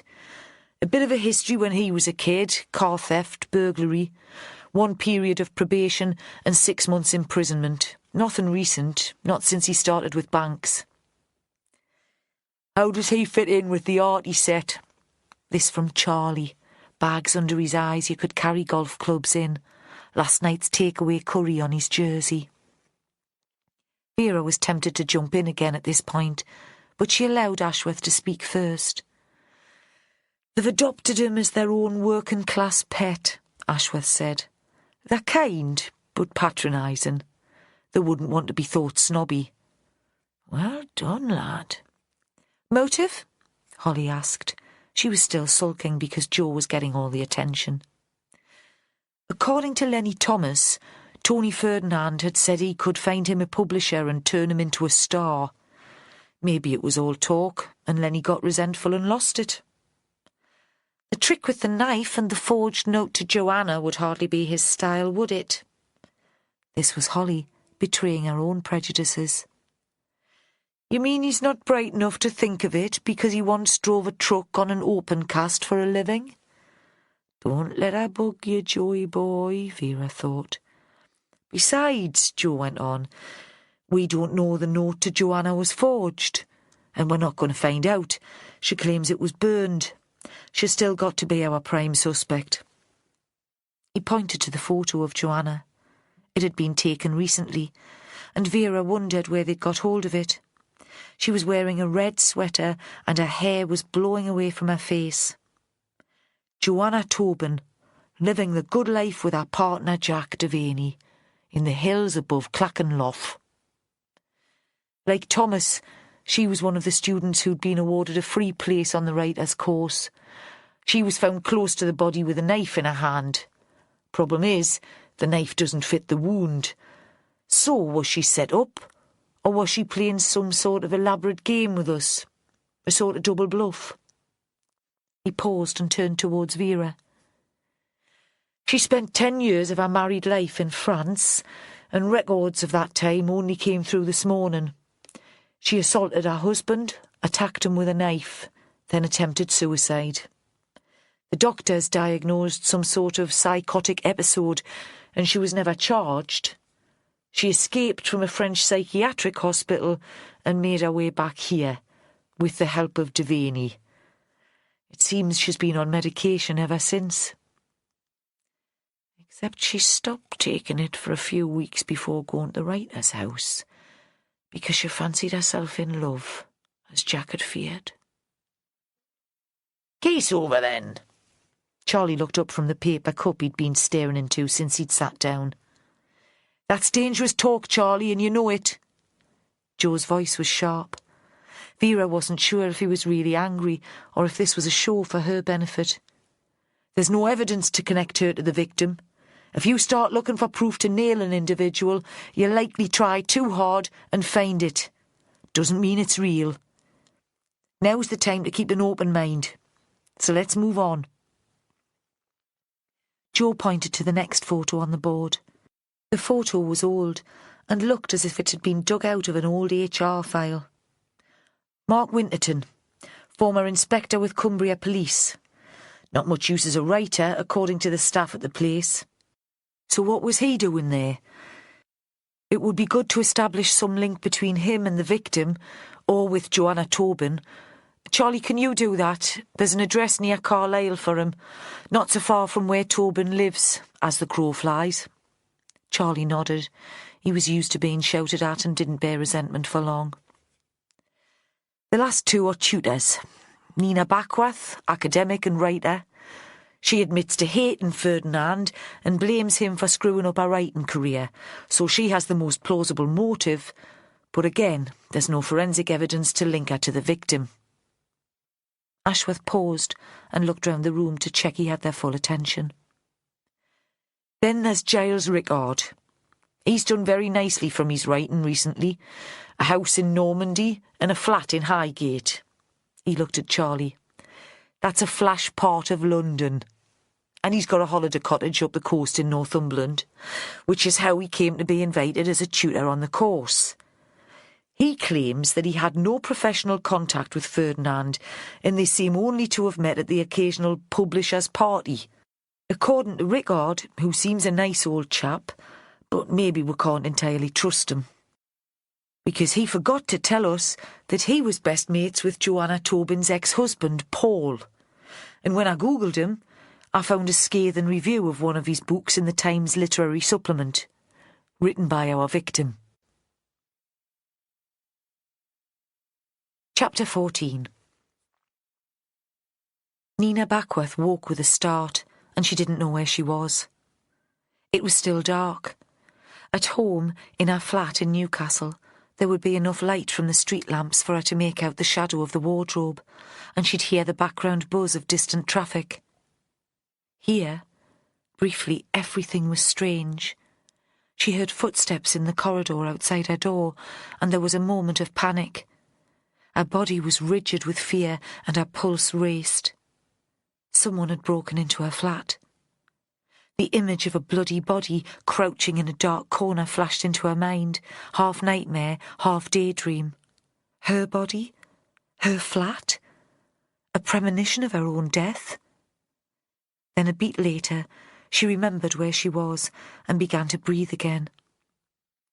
Tony Ferdinand was dead, but she was still alive.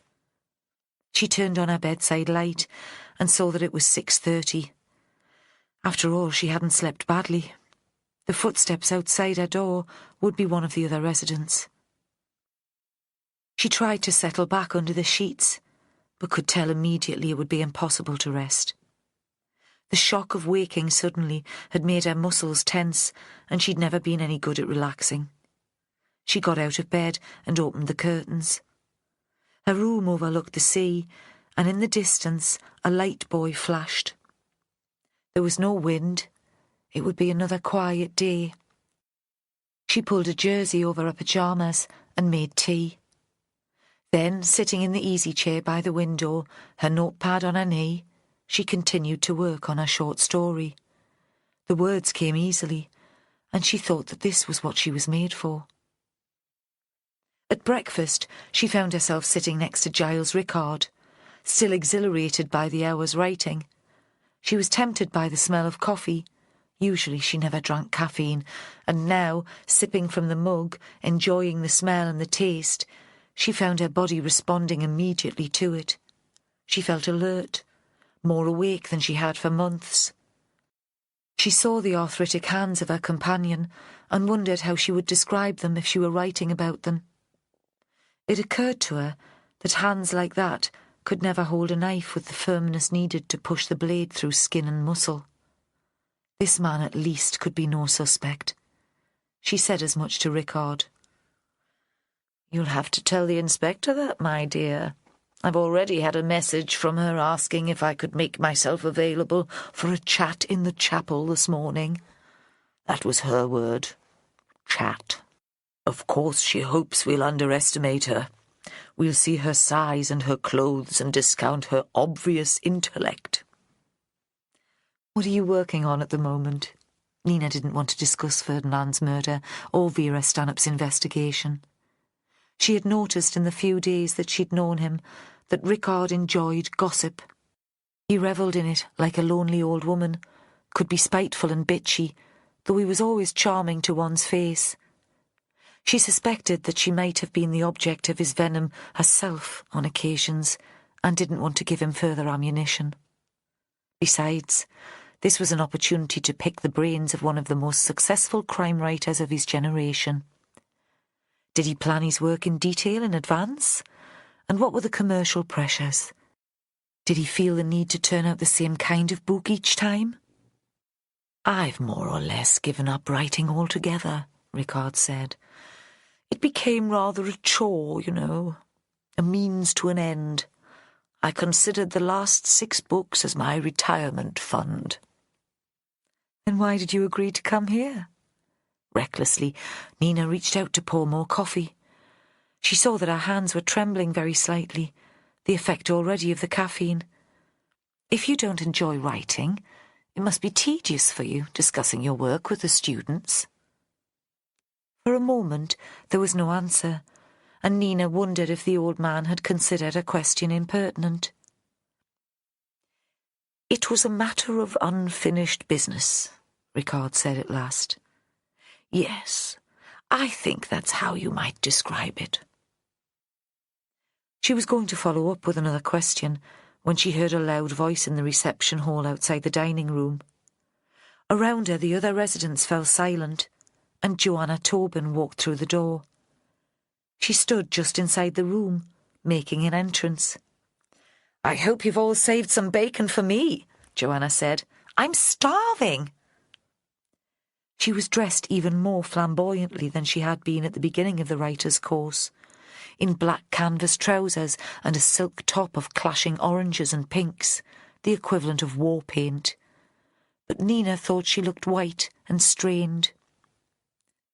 There was a moment of awkward silence while the other residents stared at the newcomer. "Come and sit next to me," Nina said. Her voice sounded forced, overly jolly. "I'll get you something." She found the hostility embarrassing and was glad to turn her back on the group to fetch Joanna's breakfast. Walking back from the serving table, Nina saw that Joanna and Ricard sat without speaking. The space where she'd been sitting, an invisible wall between them. She was disappointed. She'd hoped the old man might make some gesture of welcome, even if only to irritate the rest of the house. She set a plate of food in front of Joanna, but the woman hardly seemed to notice. "Why did you come back?" Joanna looked up at her, and her voice was loud enough for the whole room to hear her answer. "The bursary was for the whole course. Why wouldn't I?" "What did Vera Stanhope make of your decision to stay on the course?" "The police haven't charged me," Joanna said. "I'm a free woman. It doesn't have anything to do with bossy Vera." As if on cue, Vera Stanhope appeared at the dining room door. Nina thought the whole meal had the air of a tense Whitehall farce. Everyone was overacting like mad and making dramatic entrances. Soon people would be diving out of windows and taking their clothes off. Vera walked towards the table and nodded to Joanna. The room was still quiet, so they could all hear. But if they were expecting an angry confrontation and to see Joanna being led away again, they were disappointed. "I thought I saw your Jack's van driving away up the lane," the inspector said easily. "I hope he's sorted out his MOT. We wouldn't want him picked up by the plods on the A1. Joanna grinned, but didn't answer. Giles Ricard was struggling to get to his feet. Vera moved towards him, and Nina assumed she was there to help him out of his seat, to take him into the chapel for their chat. "You stay where you are, Mr. Ricard," Vera said. "I'm afraid I'll have to postpone our little meeting. I need a few words with another of the guests first, and it's a bit more urgent." She turned to Nina. "If you wouldn't mind coming with us, Ms. Backworth, we've just got a few more questions." It was the last thing Nina had been expecting. She began to blush. She followed Vera out of the dining room, aware that everyone was staring at her. She felt like a girl pulled out in front of a school assembly for a misdemeanour she hadn't realised she'd committed. In the chapel, the lamps were lit because the narrow windows let in so little daylight. The tables and chairs were as they'd previously been, at the head of the nave, like a stage set in a theatre. The inspector lowered herself into one of the seats and gestured Nina to take another. Nina was aware of Joe Ashworth leaning against the bare wall as she walked in, but from where she sat, he was outside her line of view.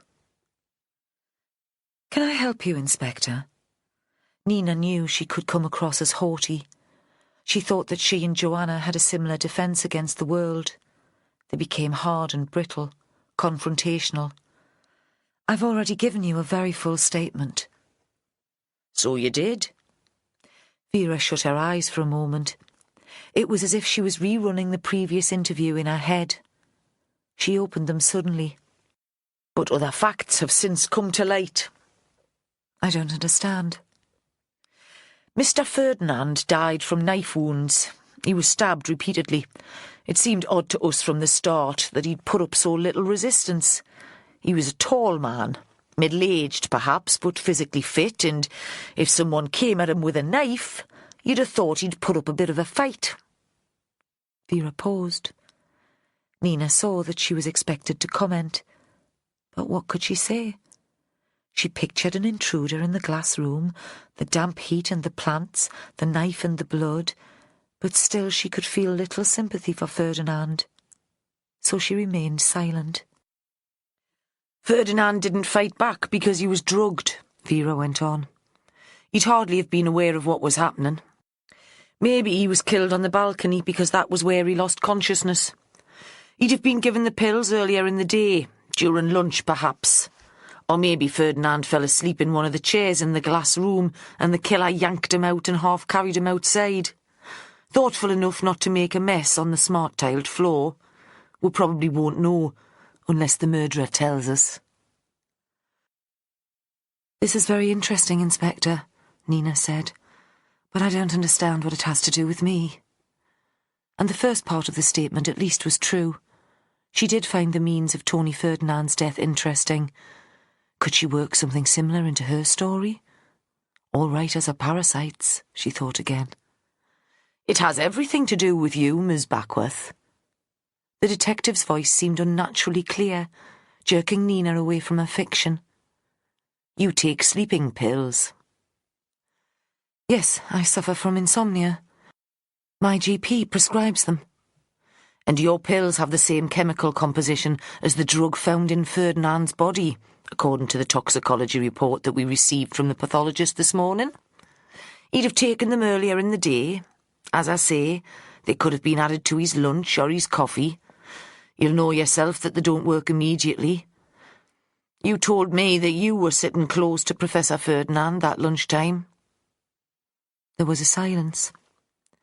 Nina felt the mindless panic that had struck her when she'd woken that morning, the sense that her world had been invaded and that there was nothing she could do to control it. Then things started to come to life again. Her brain slipped back into gear. Her first impulse was to fight back, to protest about her personal belongings being searched, invoke her human rights, threaten an action for breach of privacy. She realised in time that such a response would be counterproductive. She had to present herself as a reasonable, intelligent woman. I didn't kill Tony Ferdinand, she said calmly. I didn't poison him, and I didn't stab him. Vera flashed her a smile. Aye, well, pet, no doubt you would say that, even if you were the killer.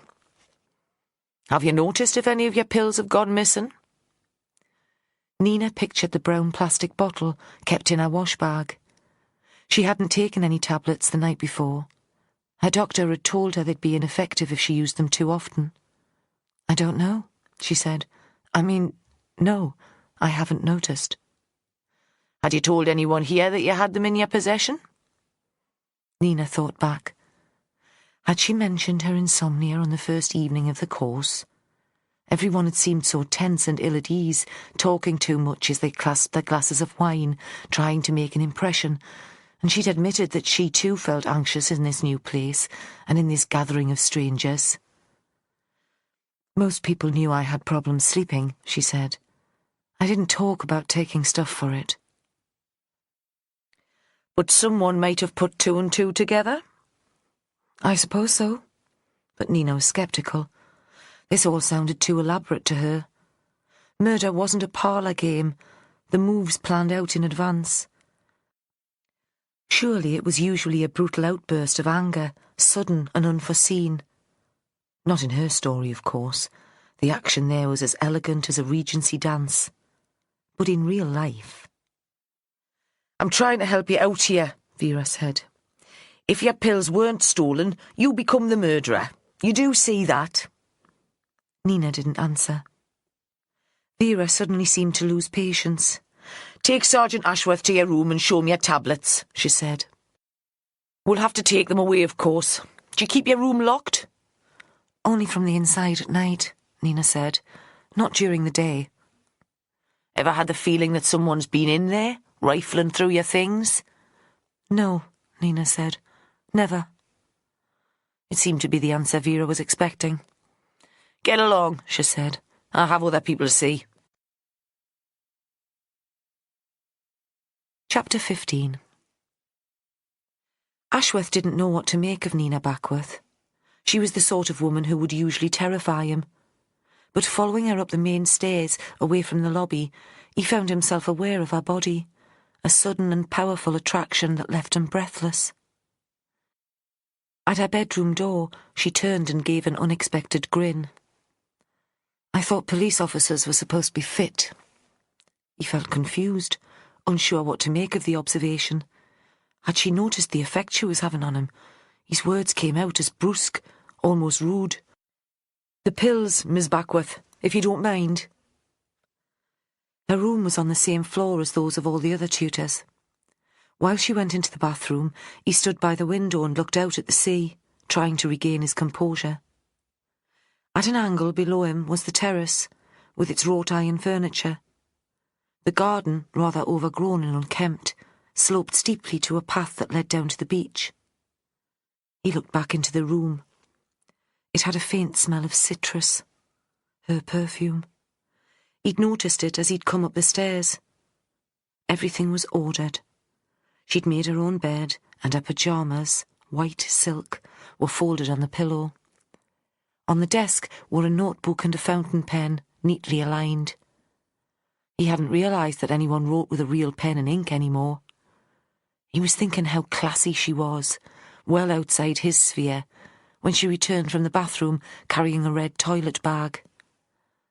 "The pills are inside," she said. "I didn't touch the bottle. I thought I might smudge fingerprints, something like that." Her prints would already be on the bottle, of course, but he should have thought of that, should focus now entirely on the task in hand. This was ridiculous. He was behaving like a teenager. Though when he'd been a teenager, he'd already had his future mapped out. He'd met his wife when he was still at school. 16 years old, and I was already middle-aged. He took a clear plastic evidence bag from his pocket, and using it as a glove, he slipped the bottle inside. Then he held it to the light and tilted it so that he could count the tablets. "There are 4 left," he said. "Is that what you would have expected?" "No?" He couldn't tell what she was thinking. Her face was white and set, the red lipstick like a splash of fresh blood on her face. "My GP gave me a prescription for a month's supply. I'd used about 10. He did the arithmetic in his head and checked it before he spoke. He didn't want to make a fool of himself in front of this woman. "So there are 16 missing?" "I can't be precise, but certainly about that. At least a dozen." She slumped, so that she was sitting on the bed, leaning forward. The straight spine and upright posture were so characteristic of Nina Backworth that it seemed another, more vulnerable woman was there. A stranger. "Someone came into my room," she said. "They went through my things." He wanted to sit on the bed beside her and put his arm around her shoulders. "It's a horrible feeling." The words seemed inadequate to him. "So you believe me? You know I didn't poison Tony Ferdinand." Something of the old spark returned. "You know I wouldn't be so foolish as to use my own sleeping pills." Ashworth took a moment to answer. "My job's not about belief," he said. "It's about fact. Evidence." She looked up at him. "Then do your job," she said. "Find your evidence. Prove that I didn't kill Ferdinand." Downstairs, Vera was waiting for him. "Charlie's coming over to pick up the pills," she said. "He's bringing some stuff he's dug up about Ferdinand and Lenny Thomas." Ashworth nodded. He knew it was ridiculous, but Nina's words had given him a new energy, a new determination. "We've got time to fit in an interview with Rickard then, and Charlie won't mind waiting if he can get his hands on coffee and a homemade biscuit." Vera looked at him. "Did your lass put something in your tea this morning?" "What do you mean?" "You seem like a new man." She paused. "Do you want to lead on the interview with Rickard? I mean, I know there might be some history with Joanna, so maybe you're better doing it." But Ashworth shook his head. Rickard was a writer, intimidating, and anyway, at the moment he wasn't sure he'd be able to concentrate. "Nah, you do it. I'll sit in." And from the beginning of the interview, he could tell he'd made a wise decision. Vera was at her sharpest, her most outrageous and clever. From the moment Rickard came into the chapel, leaning on a stick and struggling to push open the heavy door, Ashworth couldn't get past the fact that this was an old man. Old men weren't murderers. It wasn't just that it seemed physically impossible. Rickard couldn't have stabbed Ferdinand, and certainly couldn't have lifted him from the wicker chair in the glass room and out onto the balcony. It was more than that. In Ashworth's mind, old people weren't wicked. Vera seemed not to share this inhibition, and Ashworth wondered if that had something to do with her relationship with her father. "Horrible Hector," she called him, or "my beastly father," though she'd spent most of her life looking after him. Now Vera was leaning forward across the desk towards Rickard. "What I don't understand," she said, "is why you're here at all. You're a famous writer. Even I've heard of you. Seen your books in W.H. Smith at Central Station in town. So why give up your precious time to spend a week on the Northumberland coast?" She smiled and stretched back in her chair, waiting for the old man to speak. Rickard hadn't expected the question. Ashworth thought he'd anticipated a gentle and routine interview, that he'd be treated with deference because of his age and his celebrity. "Perhaps, Inspector, I feel the need to give something back to the writing community. Success is such a matter of luck, and mine certainly has little to do with the quality of my work." He gave a little smile, apparently pleased with his answer. "Don't give me that crap." Her voice was icy. "Did you know Joanna Tobin would be here before you agreed to be a tutor?" There was another silence. Through the window, Ashworth saw that the sun had come out. From here, the blue sky gave the initial appearance of a summer's day. But even with this restricted view, he saw that the light was different, colder, and the shadows would be longer. There must be a coffee break. Students had spilled out onto the courtyard. He couldn't see them from where he was sitting, but Rickard had left the chapel door open, and he could hear the voices outside and smell the cigarette smoke. "Miranda showed me the work of the students who had received bursaries," Rickard said. "An attempt to persuade me to sign up. She should have realised that authors hate seeing good writing by newcomers. It only proves to them how pitiful their own attempts are." "You recognise Joanna's name?" Vera had narrowed her eyes. "Not immediately. She's using her maiden name again. I only knew her when she was married." He paused. "I recognised some of the details of her story." "Rather gothic, I thought," Vera said. Ashworth was astounded. You'd have believed she dealt with books for a living. And how could she talk with such authority about a story she'd never read? "You've read it?" Rickard too seemed astonished. "Don't you think police officers can read, Mr. Rickard? Just because I don't go much for your kind of fiction, it doesn't mean I don't like a good story, especially when it has some basis in truth." They stared at each other across the table. Vera spoke first. "I take it Joanna's story did contain some element of truth. You'd know. After all, you were close to the parties concerned." "I'm a friend of her ex-husband's," Rickard admitted at last. At least I was very close to his family. I've heard Joanna's version of events, Vera said. She seemed suddenly more cheerful. Why don't you give me yours?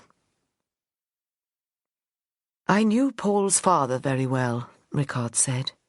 We met at university, Oxford, both reading English. We came from different backgrounds. Roy was a grammar school boy, and he had an eye for business even then. He spent the summer vacation working in his father's print company. My family were landowners. Very little ready cash, but a big pile in the country, you know. Ashworth didn't know at all, but Vera nodded, as if she understood exactly. Rickard continued. What we had in common was a love of the English language. Roy's passion was Dickens. I focused on the dramatists of the 16th and 17th centuries, Shakespeare and his successors, though in personal reading my taste was less grand. He smiled at Vera. I always took pleasure in the Gothic, and in detective fiction too. Sherlock Holmes, of course. Then I moved on to the Golden Age, stories of the 30s. Ashworth was wondering what all this had to do with a murder investigation in Northumberland in the present. But Vera just nodded again, as if she had all the time in the world. When we graduated, Rickard said, I retreated to the family home to write. There was just enough money that I never had to work for a living. Roy set up a publishing house, Rutherford Press. You might have heard of it. He became one of the most established independent publishers in the country. In time, Paul, his son, joined him. Paul was an ambitious man. He understood business, but he never understood books. Rickard paused and rubbed his left shoulder as if it was giving him pain. One of the big multinationals put in a bid for Rutherford. Roy was against it, but Paul persuaded him. I found out later that Paul had been promised a lucrative post with the company if the deal went ahead. So that was how he went to Paris, Vera said, taking his young bride with him. Yes, he was to head up the European operation, a poisoned chalice. I think they wanted him to fail. They'd fulfilled their commitment by giving him a leading role in their company, but they didn't really want him. Rickard took a sip of water from the glass that had been put for him on the table. I was living in Paris too then. I had the idea that I might write the great contemporary Gothic novel, and really, I couldn't continue living in the country with my mother and her incontinent dogs. My income just about stretched to a flat in a not very fashionable district.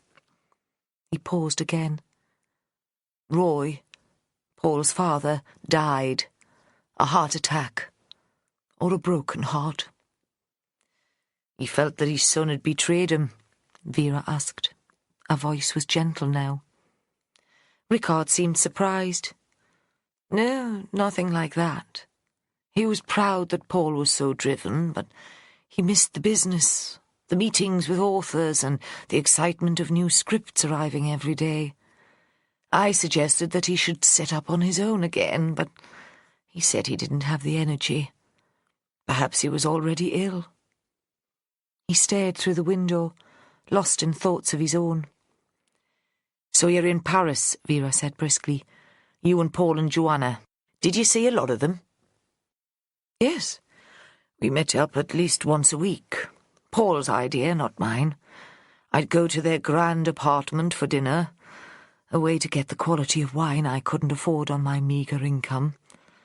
And I suppose I felt a responsibility for Paul after his father died. I never married, never had children. Roy had made me Paul's godfather. From the beginning it was clear Paul's position in Paris was untenable. His French was appalling, and he had no knowledge of how things worked in Europe. The attitude to books and writers is still very different there. He was under considerable stress. Did you know he was beating up his wife? Vera's tone was conversational. Watching the old man's face, Ashworth saw that his first impulse was to lie, Then Rickard thought better of it. "I guessed," he said, "that he kept her virtually a prisoner." If that was the case, it was a very comfortable prison, the height of luxury. Then Rickard saw that the flippancy wouldn't do. "Paul was ill," he said, completely irrational. He had a sort of breakdown. "And Joanna was so depressed that she attacked her husband with a knife and then attempted suicide. And thanks to Paul's family and friends, she was locked up in a French psychiatric hospital. If I'm not mistaken, you were one of those friends." "If it wasn't for me, she'd have found herself in a French jail." The retort was sharp, and Ashworth saw that Rickard regretted the outburst as soon as it was made. "And you expect Joanna to be grateful to you, do you?" "Of course not," Rickard said. "That was a long time ago, and she seems to have rebuilt her life." They looked at each other. "What about Paul?" Vera asked, in a way that made Ashworth see that she already knew the answer. "Mr. Paul Rutherford. What's he up to now?" "He moved on from publishing," Rickard said. "Remarried. Had a family." "And what line of business is he in today?" Rickard looked her straight in the face. "He's an MEP." "So he is." Vera gave a little smile. "And doing very well, I understand. It seems he developed an understanding of Europe after all. He's still ambitious, though, intending to stand for Westminster next time, so the rumours have it." She leaned over the desk towards Rickard. "I looked him up, you see, when I knew we'd be having this conversation. Now, you shouldn't trust the internet, but I'd say the articles I saw were right about Mr. Rutherford." She straightened up, and her voice hardened. "So that's what you're doing here, is it, Mr. Rickard? Still protecting your godson's interests? The last thing a prospective MP needs is a charge of domestic violence against him." "No." Rickard attempted to stand up to make his point. "Since we spent that time together in Paris, I felt guilty about Joanna.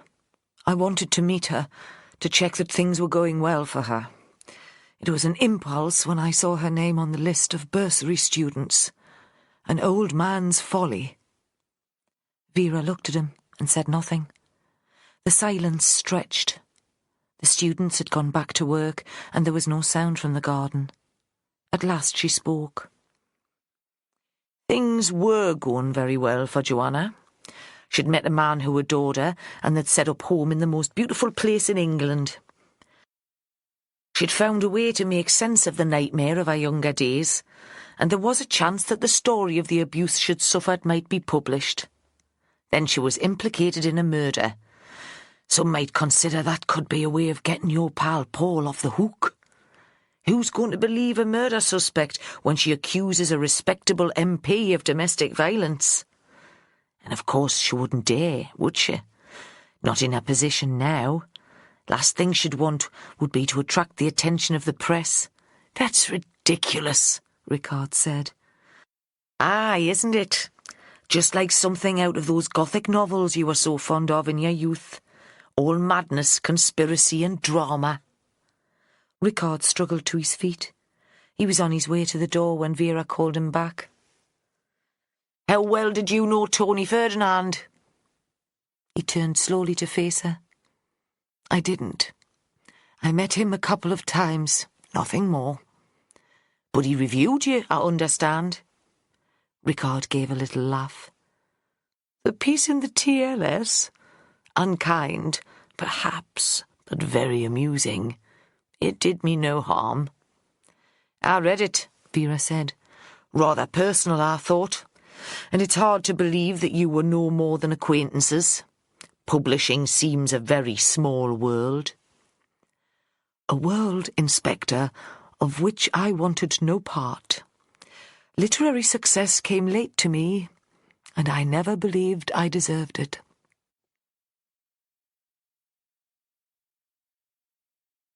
Chapter 16. When they'd finished with Giles Rickard, Charlie was waiting for them in the main house. As Ashworth had predicted, he'd blagged coffee and a slice of homemade cake from Alex Barton and was sitting in the lobby, the front of his jacket covered in crumbs, reading a copy of The Sun. "That Alex seems a nice enough lad," Charlie said, nodding in the direction of the kitchen. "Hey, Charlie, man, you'd like anyone who fed you." Sometimes Vera despaired of Charlie. It wasn't that he was stupid, not really, just unobservant, with the judgment of a gnat. Now they were back in the chapel. They'd shut the door against the cold, and Vera thought if she didn't get some fresh air soon, she'd throw a fit. In the house there had been cooking smells coming from the kitchen, and she tried to remember if there was a decent pub along this part of the coast, somewhere they could get a bar meal for lunch, and maybe a pint. Though perhaps it would be simpler just to stay here. Alex Barton was a skillful chef. Her mind began to wander.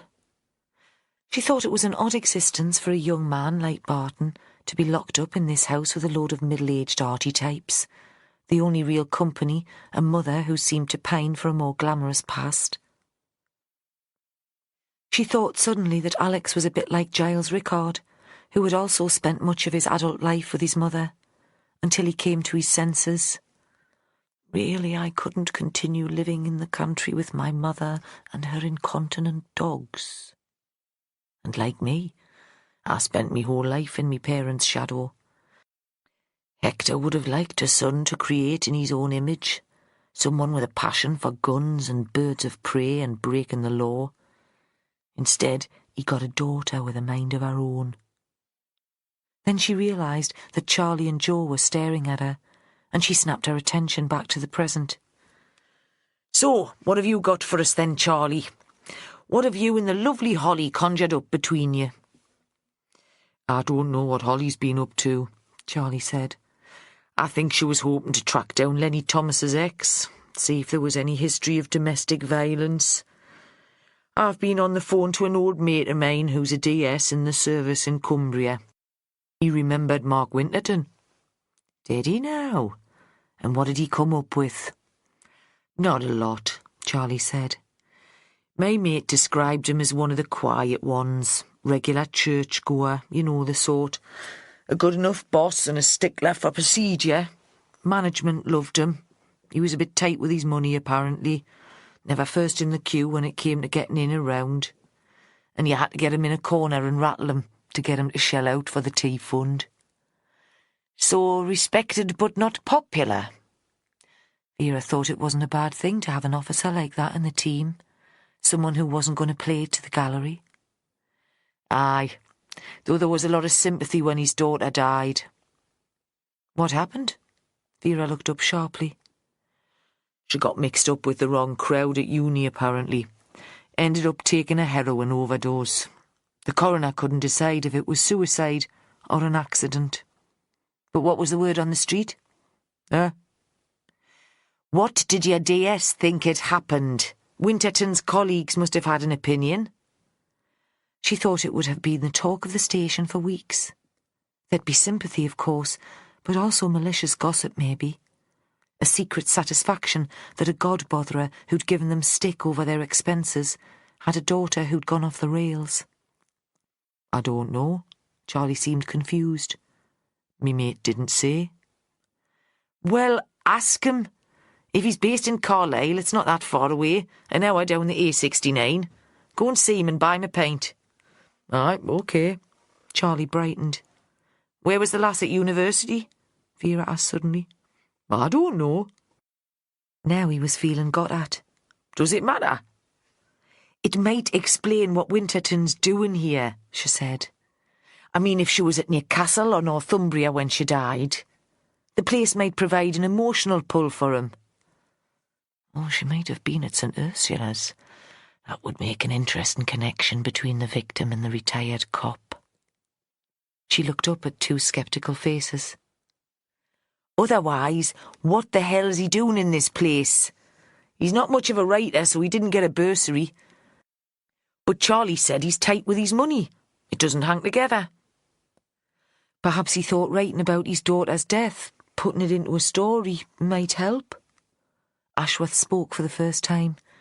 He'd had a vacant look all morning, and Vera hadn't even been sure he'd been listening. She wondered if his wife had been giving him grief again. I don't know, a way of coming to terms with the loss? Do we know what he wrote about? Vera was remembering Joanna's work. All these words, she thought. All I seem to be doing on this case is sit around talking about words written by the suspects. Again she felt the need for fresh air and a longing to escape this house. She envied Charlie his excuse for a drive to Cumbria. But she was the boss, after all. She could create her own excuse. Ashworth shook his head, and Charlie looked blank. "What now, then?" Ashworth asked. Charlie's going to take Nina Backworth's pills back to HQ and get them off to the lab. You and me are going out for lunch. Then if Holly has found out where Lenny Thomas's ex-wife's living, we'll pay her a visit. "What about this place?" Ashworth asked. Vera thought this place could be left to its own devices for a few hours, and really she didn't care as long as she had a break from it. Then she had an idea. Let's get Holly over and ask her to have a chat with Mark Winterton. 2 cops in the same mould, I'd say. She might get more out of him than I could, and we've kept her in the office for too long. What about going to Carlisle to chat to me mate? She could tell Charlie was pissed off because he hadn't been invited to lunch. That, Charlie, you do in your own time. They had lunch in the pub in Craster, sitting upstairs so there was a view over a quiet sea. Crab sandwiches and smoked salmon from the smokery over the road. The day was still, cold and clear, and Vera felt like a truant. She'd got Joe Ashworth to drive and had spoken to Holly on the way. Lenny's ex-wife worked in a nursery in Cramlington, and she'd be expecting them at 3. I felt I couldn't breathe in the writer's house, she said. She'd gone for a glass of dry white with the sandwiches. Beer at lunchtime sometimes made her sleepy. And I couldn't think straight. This is more like it. So you've cracked it then, have you? There were times when Joe could be facetious. You know who killed the letchy old goat and why? Hey, pet, I haven't got a clue. But at least now I feel I've got a chance of working it all out. The nursery was part of a Sure Start centre, and at first they went the wrong way and ended up with a group of pregnant women who were lying on the floor doing breathing exercises. They reminded Vera of seals hauled onto a beach, all round and sleek, gleaming in the sunshine. Vera had had a broody phase in her late 30s. There'd been a man then, the only man she could have contemplated living with, but he hadn't thought the same way about her, and nothing had come of it. Now she wasn't sure she'd ever have felt the need to go through all this palaver. Helen Thomas was in the baby room. A couple of the children were so tiny that they were lying in cots. The rest were sitting with the carers on a brightly coloured rug, surrounded by plastic toys. Ashworth, always a sucker for bairns, squatted down to make silly noises at them. "Don't get any ideas, Joe," Vera said, only partly joking. 3's enough for anyone, and they get in the way of your work. Lenny's ex-wife called over to a colleague. "Take over here, will you, Jill? I'll be in my office if you need me." Vera had been expecting their interviewee would be a nursery assistant, someone who changed nappies and wiped up sick, not this confident woman who seemed to be in charge. The office was small but impressively tidy. Helen Thomas nodded for them to take the 2 chairs and perched on the edge of the desk. On the walls there were charts and rotas and posters about healthy eating and the importance of play. "How can I help you?" the officer who phoned didn't say. "It's about Lenny Thomas. You were married to him?" Vera found it hard to imagine this neat little woman in the same bed as the man she'd met at the writer's house. "Yes." There was a pause. "Is he in some sort of trouble?" "Probably not. You must have seen in the press that there was a murder at the writer's house up the coast. Lenny was one of the witnesses." "Not a suspect, then?" only in the same way as all the other residents are. Oh, come off it, Inspector. How many of the other residents have a criminal record and speak like Lenny does? I bet you're not speaking to everyone else's partner. Vera was about to snap back, but then she thought of the summary she'd heard of Lenny's background at the morning briefings. Sometimes the police make assumptions, she said. It doesn't always mean that they're right. So why don't you put us straight? Helen didn't reply immediately. It seemed she needed time to think about her answer. Would you like tea? Coffee? They shook their heads. Lenny is a good man, Helen said. A romantic and a dreamer, but basically a good man. Is that why you divorced? Because you couldn't live with these dreams? That was why I had an affair, Inspector. The retort was immediate. I needed a man who lived in the present and not in the future. When he was made redundant from banks, Lenny was full of wild plans, and I was just concerned about paying the mortgage. Me lover was stable, reliable, but very boring, and I soon got rid of him. The divorce was Lenny's idea.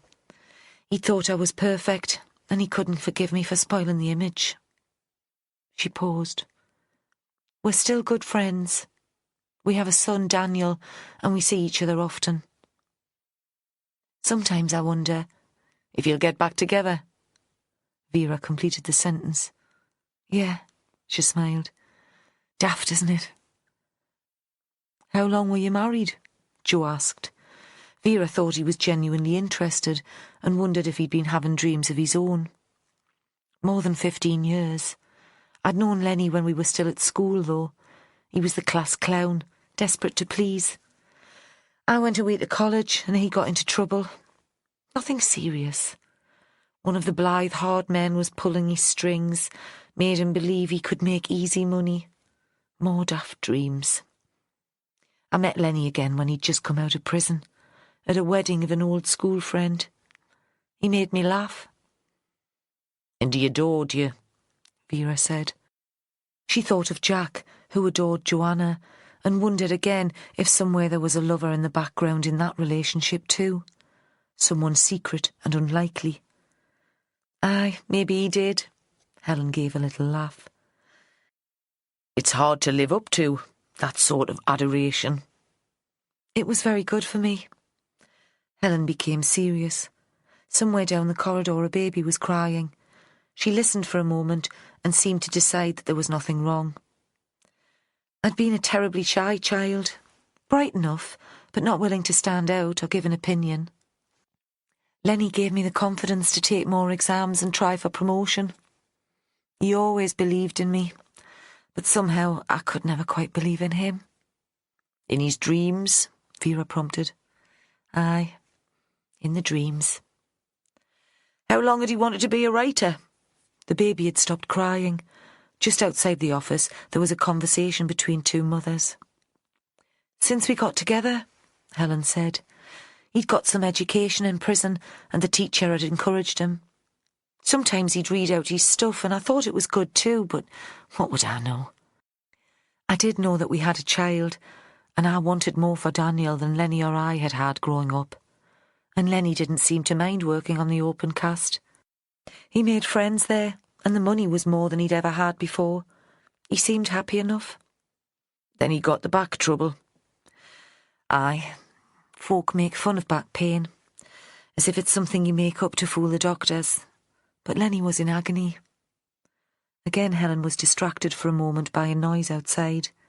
This time it came from a group of older children singing nursery rhymes.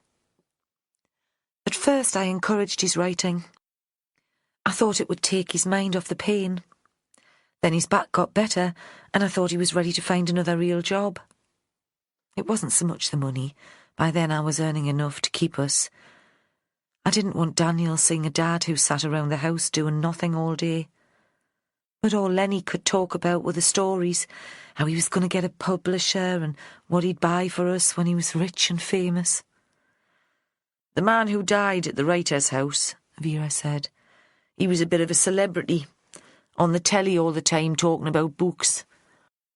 Apparently he told Lenny that his work was good enough to get published.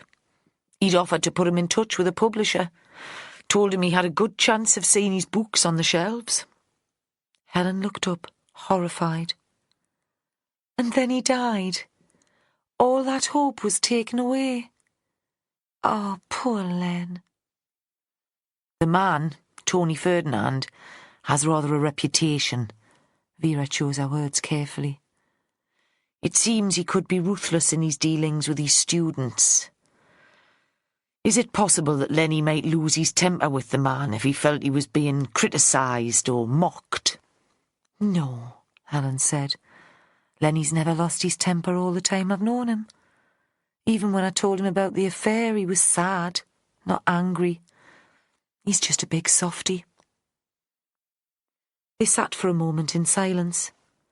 Vera hoped Helen might continue, but she sat on the desk, her feet swinging like a child's, challenging them not to believe her. "Did Lenny phone you from the writer's house?" Vera asked at last, "to tell you about the murder? If you're still close." "Yes, he phoned," Helen said.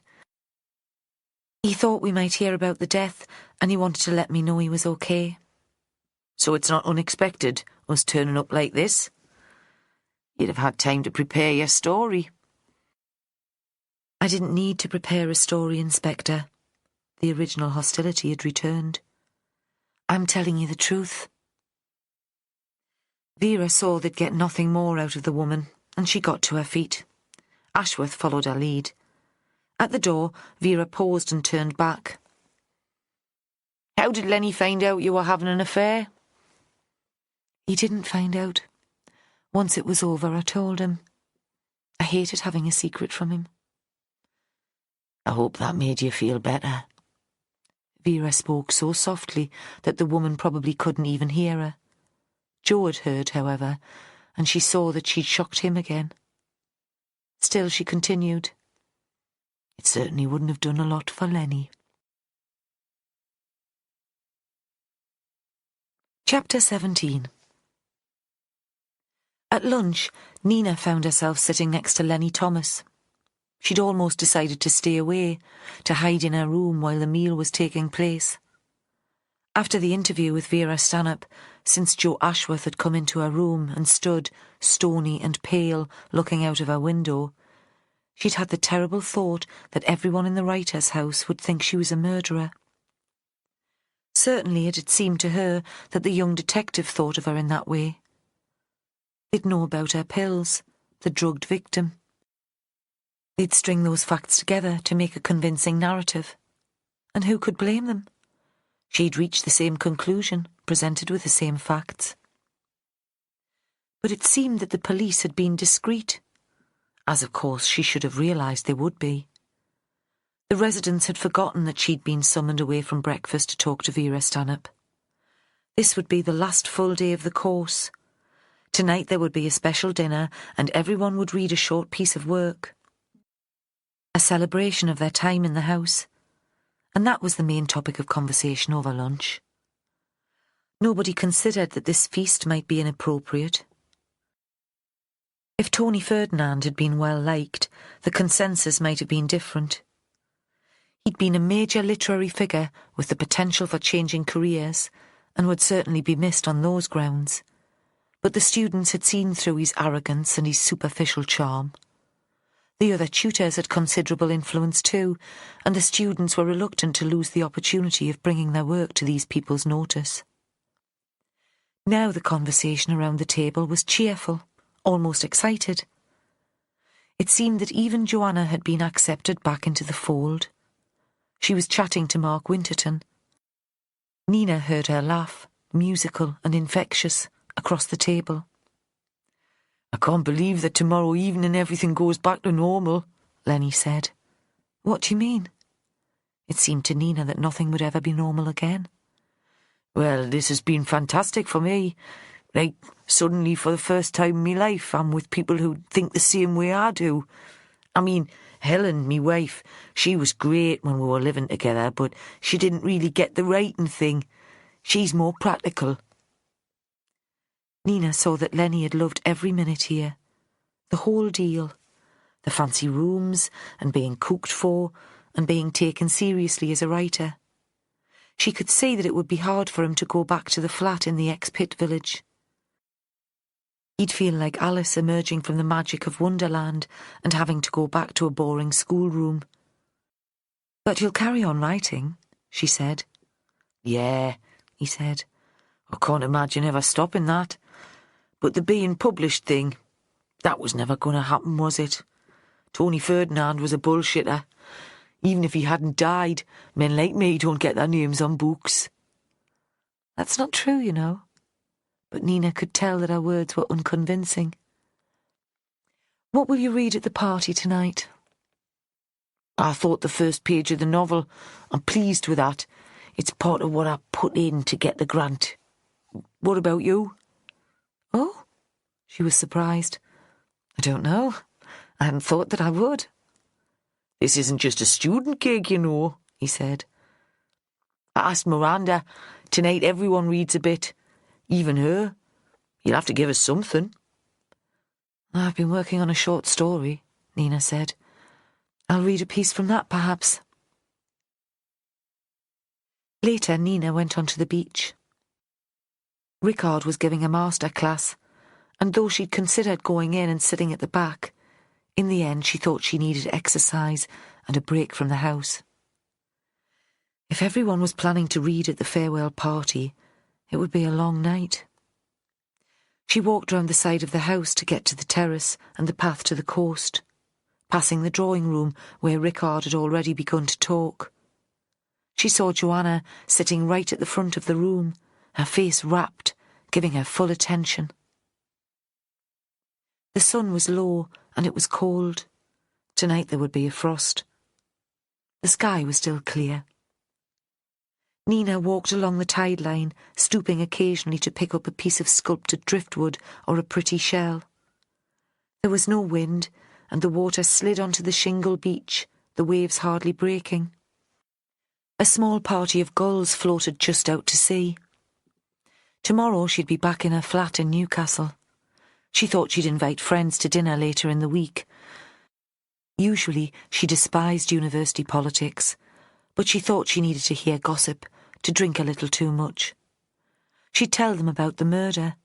They'd have read about it. She'd have fun describing Vera Stanhope to them. The fact that her sleeping pills had been used to drug the famous victim would just make a better story. She looked at her watch. Rickard's session would last for another half hour, but she was starting to feel chilled, and she decided to go to her room and choose which piece of her work she'd read. She began to climb the path into the garden and was shocked by a figure blocking her way. The garden was in shadow, and at first all she could see was a silhouette, squat and bulky, partly hidden by overgrown shrubs. "Ah, Nina, I've been waiting for you. I saw you on the beach from my room in the cottage. I wanted your advice." It was Miranda. At the same time as Nina recognised the voice, the figure became clearer. Miranda was wearing a cord skirt that reached almost to her ankles, a thick jacket and a scarf, boots. "How can I help you?" Nina assumed this would be something about course content, about how to attract more students. She was a professional after all, with useful contacts in the university. She found her dislike of the woman was almost like a taste or a smell, so unpleasant that she felt compelled to keep her distance. She stood on the sandy path a couple of yards away from Miranda and tried to analyse the antipathy. "It's about the murder," Miranda said. Then she broke off. "Why don't you come into the cottage? I'll make us tea. We can talk there, where it'll be warm." Miranda lived with her son in a cottage in what must once have been part of the farm's outbuildings. Students and tutors were never invited inside. Miranda made a big issue of her privacy. "Living on the job, I can only survive if I have my own space." Nina supposed she should feel honoured to be asked in, but still something about the woman made her reluctant to agree. I was hoping to do some work on my story before supper. Please come. Miranda was almost pleading, and Nina remembered her howling when Ferdinand's body was found. She shouldn't be so hard on the woman. Her dislike was irrational and unkind. "All right," Nina said. "Why not?" The door from the old farmyard led straight into the kitchen, and the heat seemed suffocating after the late afternoon chill. There was a cream arga with a pile of underclothes airing on the covered plate. Nina found the sight of Alex's pants and his mother's bras faintly embarrassing and turned away, but Miranda just lifted the clothes onto the wide windowsill, raised the cover and put the kettle on the hot plate. The edge of the beach closest to the water was visible from the window. The thin white strip of shingle showed as a shallow crescent in the last of the light. From upstairs, the view would be clearer. The idea that she'd been watched from Miranda's lair made Nina uncomfortable, and she hoped the conversation would soon be over. But now that she'd secured Nina's presence, Miranda seemed in no hurry to explain why she'd asked to speak to her. Ordinary tea or herbal? Neither, thanks. I really do want to look at my story before this evening. Nina felt trapped. Why didn't the woman just come out with what she wanted? Had she heard that Ferdinand had been drugged? Was it just a prurient curiosity that had got her outside on a cold October afternoon? What's the significance of Joanna's reappearance? Miranda had turned from the arga to ask the question. The cold had made her eyes water and her mascara had smudged. Or perhaps, Nina thought, she'd been crying again. Still, she found it hard to feel sympathy for the woman. Miranda was frowning. It seemed that Joanna's return to the house had bothered her. "I'm not sure I understand what you mean." Well, the fact that she's free to come and go at will, does that mean the police don't believe she killed Ferdinand after all? I have no idea. Nina tried to give a little laugh. Inspector Stanhope doesn't confide in me any more than she does in you. She's a strange woman, Vera Stanhope. Don't you think so? Again the question was asked with an odd intensity. The kettle whistled, and Miranda moved it off the plate, but didn't bother to make herself tea. "I think she's more intelligent than she'd like us to think," Nina said carefully.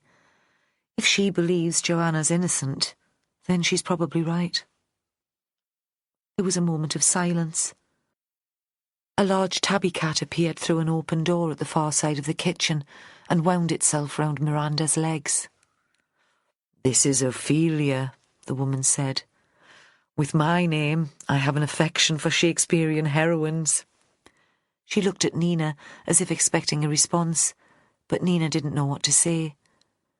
Miranda scooped up the animal and held it under one arm. With the other, she opened the fridge door, took out an already open can of cat food and spooned it into a bowl on the floor. The smell made Nina feel like retching. Miranda set down the cat and straightened up. "So the killer might still be here," she said. "Do you see?" So this, Nina thought, was what had unsettled Miranda. This was why she'd lurked in the garden waiting for Nina to approach. Had it really just occurred to her? Had she been so certain Joanna had committed the murder? But we were all certain. "I suppose that was always a possibility," Nina said. She was sitting in a rocking chair which had been covered in a patchwork shawl. The cushions were soft and she felt overcome now by lethargy. She'd lost her initial impetus to get out of the cottage as soon as possible. She looked up and saw that Miranda seemed lost in thought. "Do you think you know who the killer might be?" "I thought it was Joanna." The woman's voice was almost petulant. It was as if Joanna had let her down. "But if it's not?" This time Nina's words were sharper. She still felt tired and thought if she were to go to her room now, there was a chance that she might sleep for an hour before dinner. "I'm not sure," Miranda was leaning with her back to the Aga. The cat had stopped eating. It had climbed onto the windowsill, settled on the pile of clothes, and was snoring. She looked sharply at Nina. "You have no idea?" I wondered if it might relate back to his old St. Ursula days. "How could it?" Miranda shrugged. "I thought the police might have told you something. I've noticed the way that young sergeant looks at you. He's obviously smitten." "Nonsense." "I had to walk round the house this morning, and I saw the three of you in the chapel. Believe me, he couldn't take his eyes off you." Nina again had the feeling that Miranda had been spying on them all. She knew the building so well that she could move around it almost unnoticed. If the group at the writer's house had the atmosphere of a country house party, the director's social status was ambiguous. She might be a partner in the company, but on these occasions she was not quite gentry and not quite below-stairs staff. Like a Victorian lady's companion, Nina thought, or a governess, and that made her strangely invisible. "That's ridiculous," Nina said. "Sergeant Ashworth is a professional and I'm a suspect. As I suppose we all are." She summoned the energy to lift herself out of the chair. "And in any event, the police have given me no more information about the identity of the killer than they've given the rest of you." The women stood for a moment, looking at each other. "This is a difficult time," Miranda said. "It's the police's role to pry, and we all have secrets. We've all done things of which we're ashamed." It was such an odd thing to say that for a moment Nina couldn't move. Then without a word, she opened the door and went out into the cold. Crossing the yard, she wondered what Miranda could have meant. Were her words a confession? Had she hoped Nina would make a sympathetic response so that she could unburden herself further? Or were they a threat? Chapter 18. Walking into the house from the yard, Nina almost bumped into a strange woman. She recognised her at once as a possible ally in the writer's house, at least as different from Miranda as it was possible to be. The newcomer could have belonged to Nina's gym.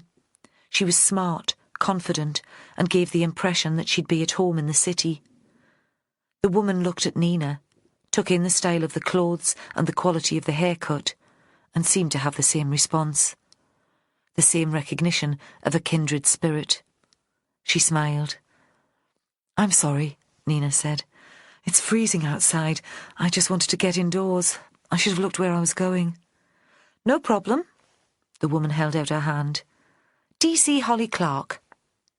"Ah," Nina said. "Part of Inspector Stanhope's team. And you must be Nina Backworth." "Oh dear," Nina pulled a face. "It's a bit worrying that you recognised me so easily. How did they describe me? Uppity academic, wears black, red lipstick." "I'm not sure," Holly said, "that the inspector notices lipstick." They both grinned. "Can I help you?" Nina was suddenly anxious. Had they sent this pleasant young woman to arrest her? Had the results from the lab on her sleeping pills come back already? Holly shook her head. "I've been taking more witness statements. Routine. You know how it is. The youngest member of the team. And a woman. I know, it's just the same in the university. Everyone thinks things have changed, but sexism lives on."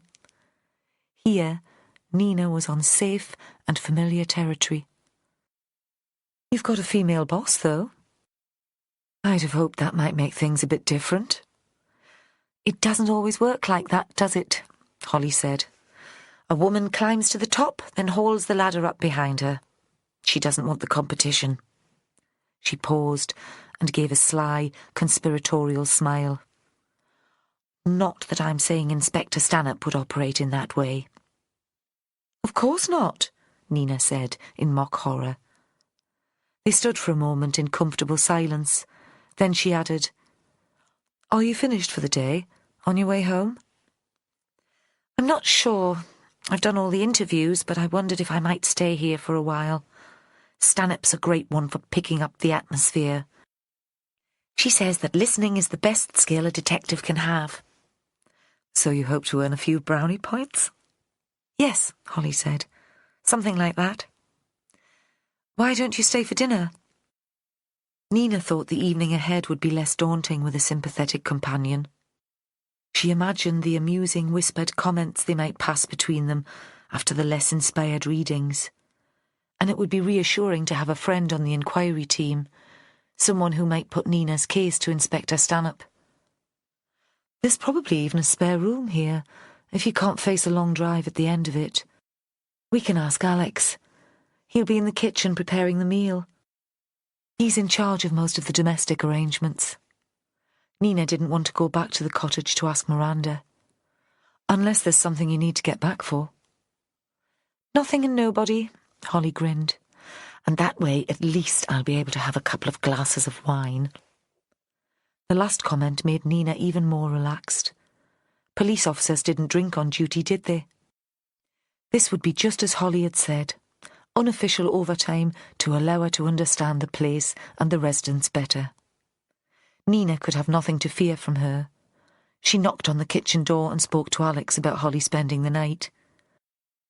He nodded as if there was no problem, even giving the impression that the whole thing had already been arranged as he handed over a key to an empty room. Nina could see that he was preoccupied with his cooking and that he wasn't really listening. Sorry about that, Nina said. He's a perfectionist. But the food here is very good. It was as if she were recommending a fancy new restaurant in Jesmond. They all gathered in the lounge for pre-dinner drinks. Even Lenny had made an effort and was dressed in a dark suit. Nina thought it had probably last been worn at a funeral. The trousers were painfully tight at the waist and his belly hung over his belt. The room too was dressed for the occasion. There were flowers, huge dahlias and chrysanthemums. The colours, Nina thought, of fire. Candles on the window ledges and the mantelpiece. Nobody mentioned Tony Ferdinand at all. It was as if he'd never been here, never given his ego-laden lectures, never sat in one-to-one tutorials making promises he was unlikely to keep, or assessing the possibility that he might persuade a student into his bed. Tonight, the residents pretended that they were at a fashionable book launch. For most, after all, this was the nearest they'd get to the real thing. Nina, who had attended a couple in her time, her own and her friends', thought they'd be disappointed by the reality. Here, the wine was a great deal better. She'd prepared carefully for the evening. There'd been a bath, her favourite oil, a cup of chamomile tea within easy reach, then makeup, perfume, long silver earrings, a red dress. Her students would be shocked to see her in colour. She was known for wearing black. A moment to read through the paragraphs she'd chosen for the presentation. Then shoes and a small evening bag. Halfway down the stairs, she'd gone back to check that her room was locked. She was still troubled by the recurring image of an intruder. When she'd arrived in the drawing room, most of the students had been there already, though she'd been the first of the tutors. She'd walked into the room to a little round of applause. Holly was there, still in the clothes she'd been wearing in the afternoon, of course, but they were smart enough for her not to look out of place. She'd added more makeup and was holding a glass of wine. She was talking to Joanna, who tonight was wearing black. Another statement, perhaps. Soon after, Giles Rickard came in. He sported a little bow tie, this time in blue velvet. His movement seemed a bit easier than it had. Perhaps he too was relieved at the prospect of leaving the place, of returning to the real world. I'm not sure that I'm pleased to be leaving, Nina thought. And though she'd considered the place as a prison all week, now she had a moment's anxiety about going. In some circumstances, prison might be comforting, a place of safety. Miranda was handing out drinks and canapes. She had on a long black skirt and white silk blouse, clothes that, Nina thought, reflected her ambiguous position in the house. The colours of a waitress's uniform, but in a rather grander style. As Nina took a glass of white wine, Miranda gave a tight smile. "I'm so glad we had that little talk this afternoon." She moved on before Nina could answer, and the academic was pleased not to be expected to make a reply. What would she have said? In her memory, the exchange had been acrimonious and disturbing. Dinner was more elaborate than on the previous evenings. There were bottles of wine on the table. Alex had changed from his chef's whites into a shirt and jacket, and after helping Miranda to serve the meal, he sat beside her. Usually he ate alone in the kitchen. Again there were flowers and more candles, thick and cream, the sort you might see in a church. Nina sat next to Holly, but during dinner they spoke very little. The young detective's attention seemed to be on the conversation going on all around her. It seemed she'd taken to heart Vera Stanhope's advice about listening. But when the dishes were being cleared, Holly turned to Nina. "Go on then, give me the gossip. Who's sleeping with whom?" Nina was shocked. "Oh, I don't think anything of that sort's going on." "Well, it's different from any residential course I've ever been on then," Holly said easily. "A hothouse atmosphere like this, and away from the office. A couple, too many glasses of Chardonnay, and you can believe that you fancy almost anyone. The problem is sitting next to them at work the following week and realising what a prat you've made of yourself." She nodded across towards Alex. "He's fit enough. If I weren't a police officer, I could be tempted." Nina gave a little laugh, but found that she was shocked. The main business of the evening started during coffee. It was clear that Miranda considered herself the star and the mistress of ceremonies. Any notion that she was there simply to serve them was quickly dispelled. They were still in the dining room, and she took her natural place once again at the head of the table. "This has been a disturbing and unusual week," she said, "and I'd like to thank the tutors and students for their concentration and their focus at such a difficult time. The quality of work produced has been outstanding, and instead of dwelling on the tragedy that occurred here, I think it right to celebrate this evening the fine writing that has been achieved." There was no further reference to Tony Ferdinand. Again, Nina remembered the pain the woman had expressed when she learned of his death, and she wondered at Miranda's poise. "Tonight we each have the opportunity to share a short piece from work created this week." Miranda looked around the table. "Do we have a volunteer to begin?" A number of hands shot into the air. Diffidence, it seemed, was not a problem within the group. The students probably thought interest would wane as the evening progressed and more wine was drunk. "Lenny," Miranda said, "would you like to start us off?" Lenny got to his feet. He'd shaved since the afternoon, and Nina had noticed that throughout the meal he'd only been drinking water. Despite sounding so defeatist at lunchtime, it seemed that he now intended to give this his best shot. As he picked up the sheet of paper from the table, Miranda saw that his hands were shaking. "Before I do me reading," he said, his accent so broad that Nina wondered if the southerners in the audience would understand him, "I'd just like to thank all the people who made this possible for me. The Bartons and the tutors and the rest of the folk here who've given me so much support. It's been like a dream come true." Then he launched into his reading. Nina had expected a piece from the beginning of his novel, an action scene following two teenage lads racing a stolen car around Blythe housing estate. That was what he'd told her he'd read when they were discussing it at lunchtime. It was well written, fast, and developed the characters immediately. Instead, he'd chosen something else. something he'd written at her insistence after their first tutorial. "This is great writing, Lenny," she'd said, "but the story's all told at the same pace. It's fast and furious from beginning to end. Occasionally, the reader needs time to catch her breath, and it's good to change the mood a bit too. Try to write something tender for me, a love scene or a conversation between a parent and child."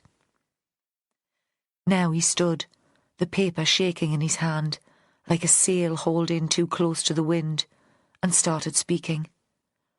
His voice was slow and almost without expression, but the tone of the piece was so unexpected, so sad, that he had them hooked from the first words. She stood at the window, watching her man walk out of her life. He read for only a couple of minutes, then he stopped abruptly. Nina wasn't sure if he'd intended to end the piece there, or if he'd become so moved by his own writing and by the occasion that he was unable to continue. He sat down to applause and looked around him, confused, as if he'd just woken up. "Wow," Miranda got to her feet. "Well done, Lenny. I don't envy the person who has to follow that." She looked around the table, and Nina thought she would ask for another volunteer. She was deciding she might raise her hand herself and get the ordeal over with, when Miranda focused her attention on the ex-policeman, Mark Winterton. "Mark, would you like to try?" He stood up. He seemed unflustered. Nina supposed he'd be used to giving evidence in court. "I'm not going to read," he said. His face was thin, and the small, square spectacles he wore gave him the appearance of a rather pedantic teacher. His words, too, were clipped and precise. "One of the great benefits of the course has been the development of an ability to assess one's own work. And I've realised that my work really isn't very good at all." There was a sympathetic murmur from the other end of the table. "I'm not going to put you lot through any of my stuff, but like Lenny, I want to thank all the staff and students for their support. This was something I had to try. I gave it a go, and it didn't work out. Maybe I'll have to find another outlet for my creativity, but in the meantime, I look forward to seeing some of your books on shelves and telling my friends. I knew them before they were famous." He smiled at them all and took his seat. Nina thought this was all going much better than she'd expected. It might not end up as the turgid, smug event that she'd dreaded. She turned to watch Miranda take centre stage once more. "She wears too much makeup. All that powder is very aging. Wonder who she'll pick on next." Miranda's gaze moved around the table. "Really, the woman's like a stage medium, looking for an easy target." "Joanna," Miranda said, "I know you've not had an easy week, but would you feel up to reading, dear?" At once the patronising tone made Nina want to jump to her feet and come to Joanna's defence. It occurred to her that Miranda disliked the woman more now that it seemed she was innocent of Ferdinand's murder than when it was assumed she was the killer. Joanna, though, seemed capable of looking after herself. She stood slowly, reached out to fill her glass with red wine, and took a sip. Then she surveyed her audience. She looked striking in the candlelight. The long corn-coloured hair was pulled back from her face, and the simple black dress made Nina think of a young widow, a woman certainly in mourning. "I came to the group with a story," Joanna said. "Something very personal. But I was too close to it, and the language was all wrong, too elaborate. It took the help of the tutors, especially Nina, for me to realise that I needed to keep it simple, to keep it real." She started reading without further introduction. It was the description of a young woman being beaten up by a man. The words were carefully chosen, clear and without emotion. The piece was written from the woman's point of view, but there was no self-pity. She described finding herself on the floor, feeling the cold tile against her cheek, seeing a piece of bread dropped from the morning's breakfast. Joanna paused to catch her breath, and in the distance they heard the sound of a door banging. Nina sensed Holly tense beside her. Everyone in the house was present in the room. Perhaps a window had been left open and the wind had blown the door to. But that night there was no wind. Joanna continued to read. Then the dining room door was thrown open, so hard that the handle knocked against the wall. Joanna stopped in the middle of a sentence and turned to look at the man who stood just inside the room. He was wiry and middle-aged, his greying hair tied back in a ponytail. When Joanna spoke, it was in the weary tone of a mother who's had a tiresome day with a fractious child, at once affectionate and irritated. "Jack, man, what the fuck do you think you're doing here?" That was when the man lost his temper and started shouting. Chapter 19. Vera sat in her house in the hills waiting to hear from Holly. There was still some light outside. It hadn't been worth going back to the station after the interview with Helen Thomas, and she'd come straight home. She'd let Joe get off early too, expecting gratitude, because he always claimed that he liked to spend time with the bairns before bedtime. But he'd been in an odd mood all day, and he'd slunk away without a word. It was freezing. This year, it seemed, winter had come early, and she'd got a good fire going. She was warming her feet in front of it, drinking a mug of tea, when her phone rang. "Holly, how did it go with Winterton?" When Vera had suggested that the younger officer should spend the afternoon at the writer's house talking to the ex-detective, Holly had looked like a greyhound let off the leash, almost quivering with enthusiasm. "OK." Reception wasn't brilliant in the house, and Holly sounded as if she were at the end of a long tunnel. "So why do you think he decided to do the writer's course? Anything to do with the daughter's death, do you think?" "Not directly. I had the impression that he just wanted some time away from home. Retirement didn't suit him as much as he'd expected. He misses the routine of the job and feeling useful. He did an English literature evening class, and that gave him the writing bug." "Aye, well, I can see it might take some folk that way." Vera hated thinking about retirement. She dreaded it more than she feared illness or sudden death. "But why the writing thing?" "Everyone told him he wrote a good report," Holly said. "And he was reading thrillers where they got all the police procedures wrong, and he thought he could do better. I don't think there's any more to it than that. His daughter was at university in Manchester, so there was no contact with Ferdinand or the North East." Vera found that her tea was almost cold. She'd have to make some more. "Did Winterton have anything useful to say about the other residents? Anything we might have missed?" There was a pause at the other end of the phone. "Come on, Holly. You did ask, didn't you? You did stroke his ego, like, and let him think we needed his help and experience." "I did my best." "But it didn't work." Vera tried to be reasonable. Maybe it was her fault. She should have taken on Winterton herself. "He said he'd left that life behind him. It was tempting to meddle, but he knew how he'd feel if he was working in investigation and some retired officer tried to tell him how to run a case."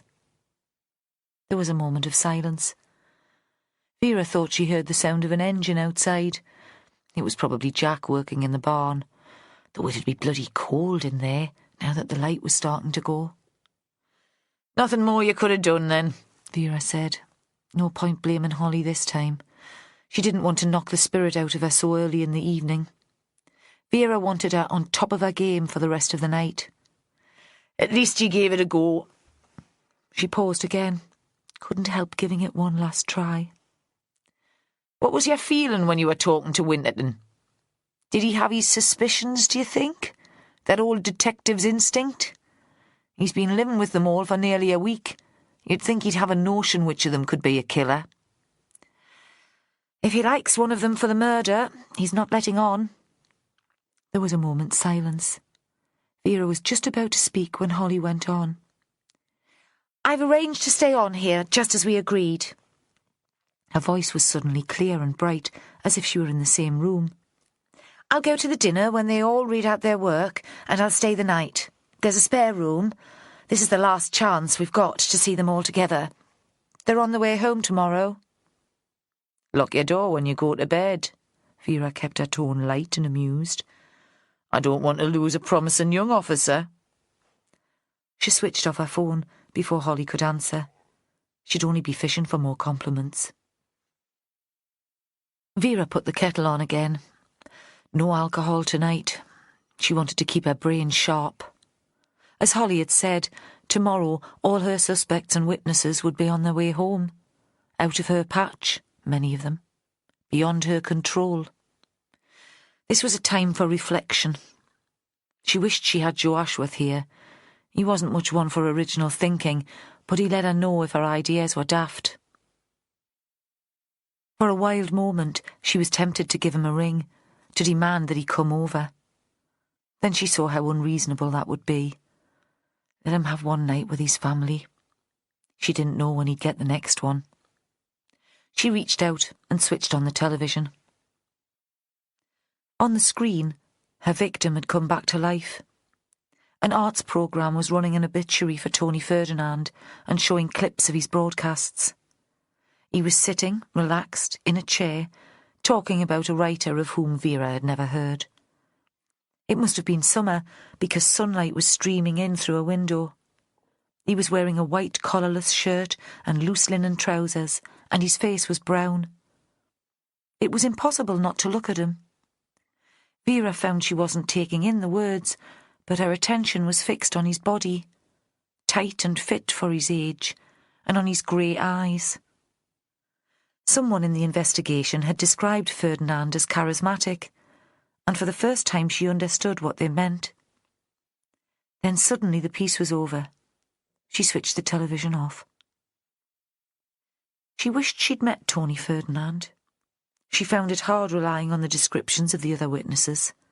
Most of them had disliked him, and that was unusual after a murder. Usually there were contradictions.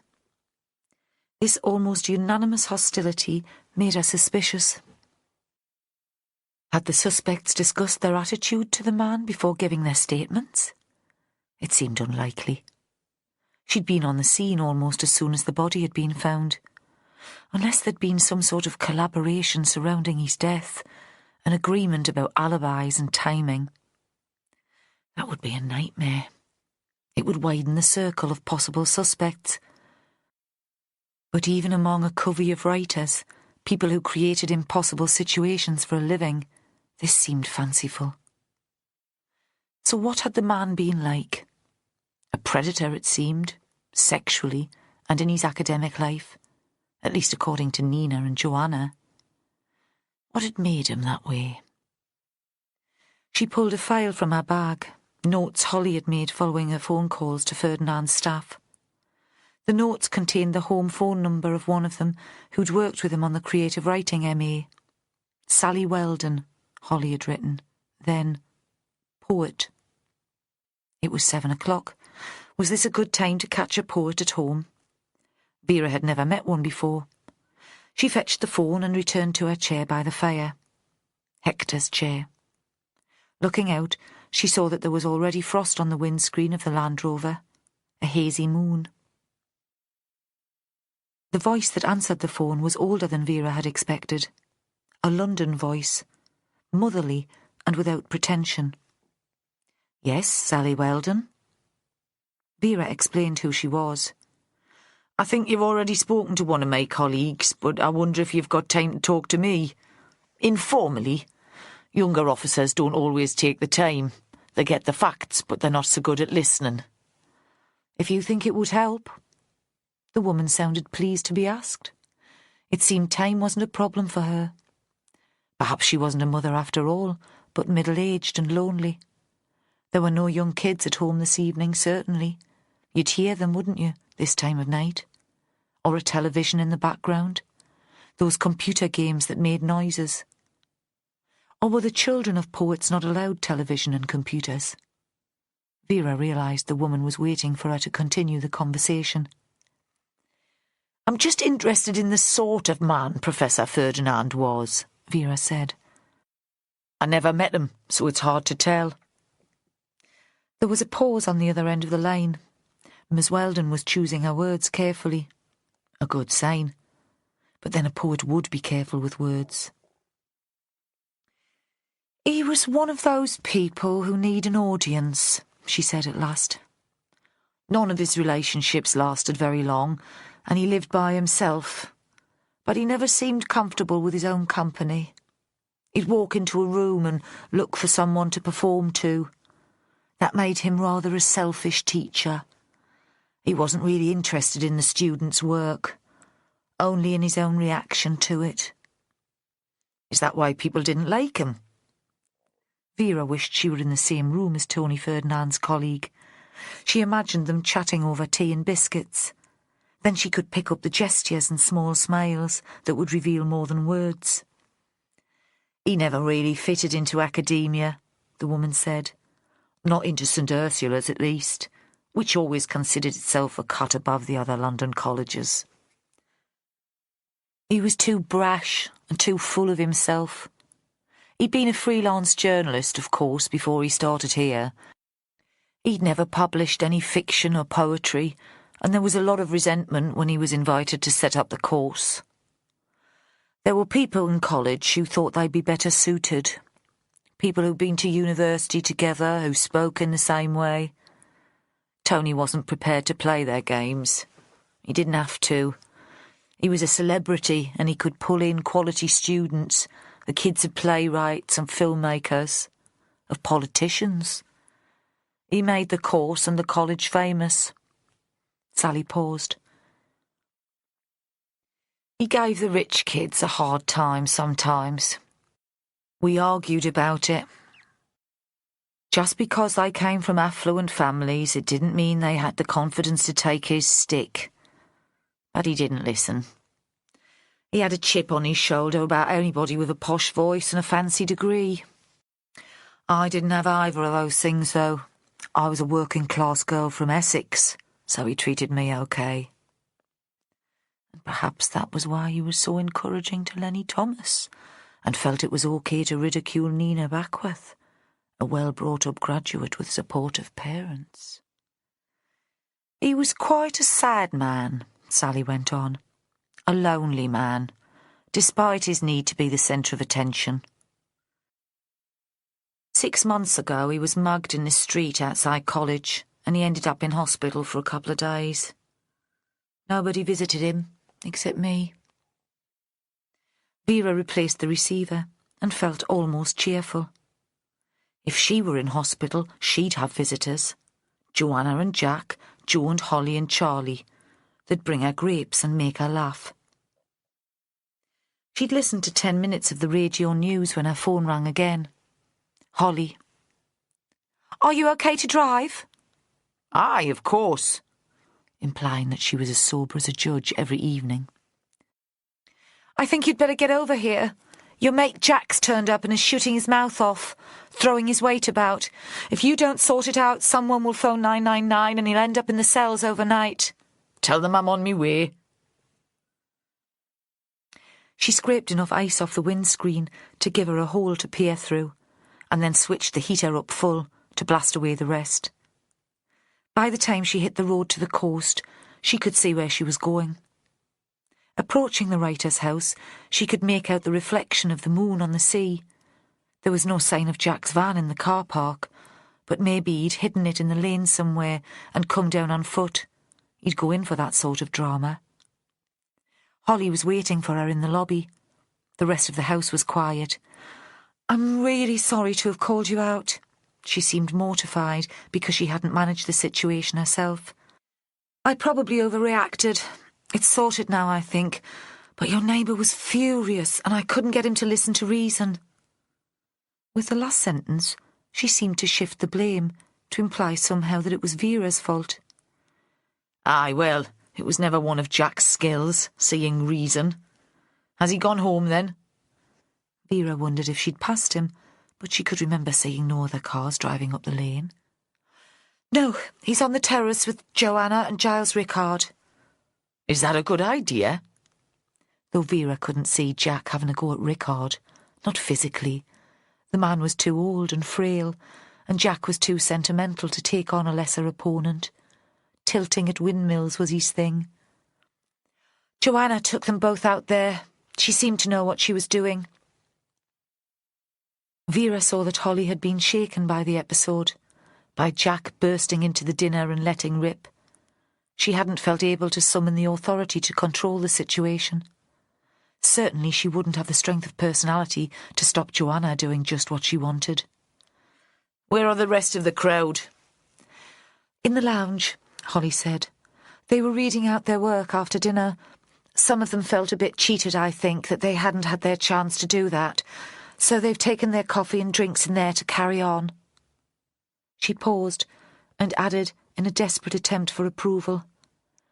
I was getting on very well with Nina Backworth. I'm sure you were, pet. Kindred spirits. Vera turned away and went outside. She walked round the house, as she had on her first visit, until she reached the terrace.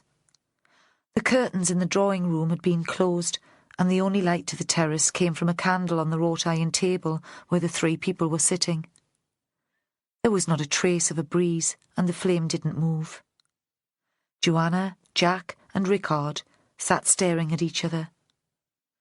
Rickard was wearing a big black overcoat and a scarf. Joanna had wrapped a shawl around her shoulders, but still, Vera thought, she must have been freezing. What's going on here, then? As soon as the words were out, Vera realised she sounded like a cartoon constable in a kids' TV show, and she added, Trying to raise the dead? Looks like some kind of séance. She pulled up a chair and joined them. In the house there was a sound of muted laughter, but outside there was silence. What were you playing at, Jack, man?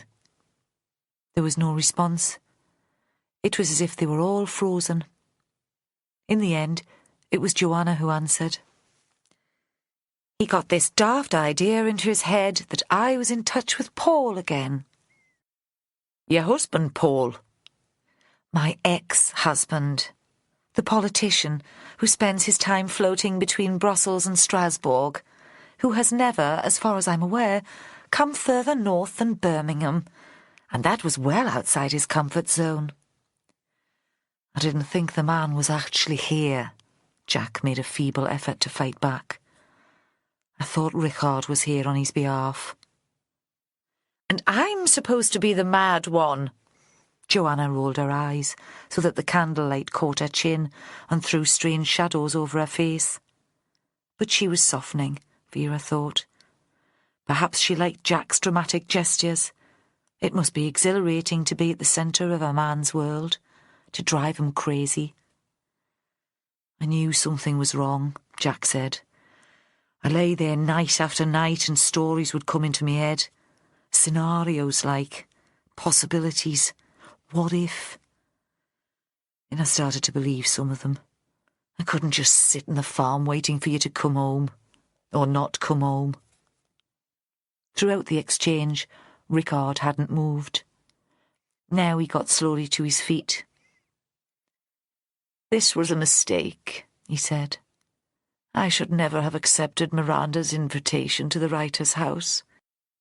I thought I might make things better, but I've only made them worse. I'm sorry.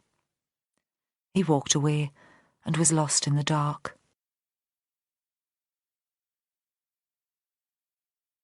Chapter 20. Nina woke when it was still dark. No panic this time. Instead, the tired, grainy eyes and taut limbs that came from too little sleep. She had no sleeping pills now to help her. It had been late by the time she'd got to bed, and she'd lain there, tense, reliving the shock of the stranger's appearance in the dining room. She wondered now why the arrival of Joanna's partner had so disturbed them. He'd posed no real threat. He'd stood there, yelling at the group, inarticulate with anger, but it had all been words. He hadn't carried a weapon or indicated that he might become violent. Was it that? In that moment, they saw themselves as Jack saw them, as pathetic wasters. He'd ranted at them all, turning his head from one end of the table to the other. "You're a bunch of self-indulgent posers. Why don't you get off your backsides and do a proper job?" The magic of the evening was lost as soon as the door had swung back and he'd opened his mouth. The reality of the outside world had intruded into their ridiculous fantasy of a civilised writer's salon. Holly, the young police officer, had tried to calm him. She'd left her place and scuttled round the table until she was facing him. "There's no need for this. Let's go into another room and chill out a bit." Her voice shrill, part panic and part excitement. But she'd only antagonised him and increased his fury. "Don't talk to me, you stupid little girl. What do you know about anything?" It had been Joanna who'd gone up to him and put her arms around him as if he were her son, not her lover. At first he'd pushed her away, still yelling, still demanding some explanation. Then he'd broken down and begun to cry. It occurred to Nina now that Jack hadn't sworn at them. There hadn't even been the casual bad language she used herself to show that she was tired or cross. But still, he'd shocked them because his anger was deep and real. They'd spent a week carefully putting words together, but his rage had a greater effect than any of their stories. She got out of bed and drew the curtains. The room was warm, but through the glass she felt the chill from outside. There was a faint light from the east over the sea. On impulse, she pulled on jeans and a sweater, took her jacket from the cupboard. Her last morning at the writer's house, and she'd make the most of it. This afternoon, she'd be back in the city. Downstairs, there was still evidence of the evening before. The dining room had been cleared of plates, but in the drawing room there were empty coffee cups and wine glasses. They'd sat here, the memory of Jack's words still in their heads, and pretended that their work was of value. They'd read and listened and clapped politely. Not Nina, though. She hadn't been able to face reading her story. She'd sat in a corner, half listening to her students' work, applauding only when she saw it was expected of her. Until Miranda had read. Nina's response to her work had been real. The kitchen door was open, and she saw the room was empty. Usually at this time, Alex was there preparing for breakfast. Last night at dinner, she'd been sitting across the table from him. He'd been in her line of vision when Joanna's partner had arrived, and she'd seen his face as the accusations had spewed from Jack's mouth. Alex had been shocked by the interruption, as they'd all been, but there had been something else too. Amusement? Perhaps even a touch of admiration? When they'd moved on to the drawing room to continue the readings, Alex hadn't gone with them. He'd claimed to be tired and said he wanted an early night. Looking across the yard, she saw that there was a light in the cottage. She didn't want to face him or Miranda, and soon surely they'd come to the house to start cooking breakfast and clearing up. She put on her boots and went outside. The cold took her breath away. There was enough light now to see that every blade of grass was covered in frost. She was tempted to walk away from the house, up the track to the lane. But that would have meant walking past the cottage, and she thought again that any moment one of them would come out, and she couldn't bear discussing the events of the previous evening with them. Instead, she moved quickly down the shingle path to the seaward side of the house. Still, it was only just dawn. Everything was grey and insubstantial. The trees surrounding the house were blocks of black, and for a moment, in their shadow, walking between them and the house, she lost all visibility. Then she came out onto the terrace and into the open, and the sea was ahead of her, and suddenly everything seemed very light and clear. She was back at the place where she'd set her story.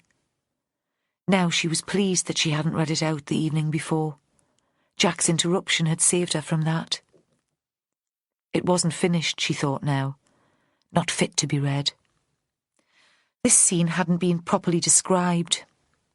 She came closer, though her attention was fixed more on the horizon, where soon the sun would rise over the line of the sea, than on the group of garden furniture. What words would she use to make the scene, this dawn, real for the reader? Suddenly, she was aware that she wasn't alone. Someone was sitting on the wrought iron chair closest to her, facing away. On the table were signs that people had been here the night before. A candle burnt very low, the wax spread over the blue ceramic holder and through the lacy holes in the table, making strange stalactite shapes where it had dripped. 2 wine glasses, a coffee cup, an ashtray. The scene was oddly familiar, and for the first time Nina felt a tingle of fright, part superstition and part disbelief. On the floor under the table she saw a piece of white cloth, and she had a jarring sense that this was out of place. It shouldn't be there. Her companion was Miranda. Nina recognised the thick jacket the woman had been wearing the afternoon before, the gleam of the dyed blonde hair piled high on her head. It seemed she hadn't heard Nina's approach. She was too preoccupied, perhaps, with her own thoughts. Nina almost crept away. After all, the last thing she'd wanted this morning was to speak to this woman.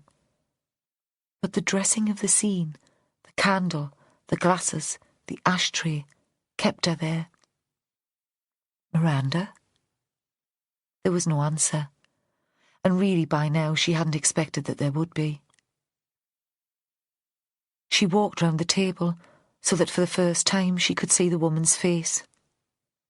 Her throat had been cut and was gaping and bloody. It looked almost like a large and smiling second mouth. The idea was immediate and shocking, not just because of the horror of the image, grotesque and macabre, but because Nina had used the simile before. She'd described this scene. This was her story, brought to life. Later, over strong coffee, she couldn't imagine ever sleeping again. So caffeine was the least of her worries. She tried to explain to Vera Stanhope. They were back in the chapel.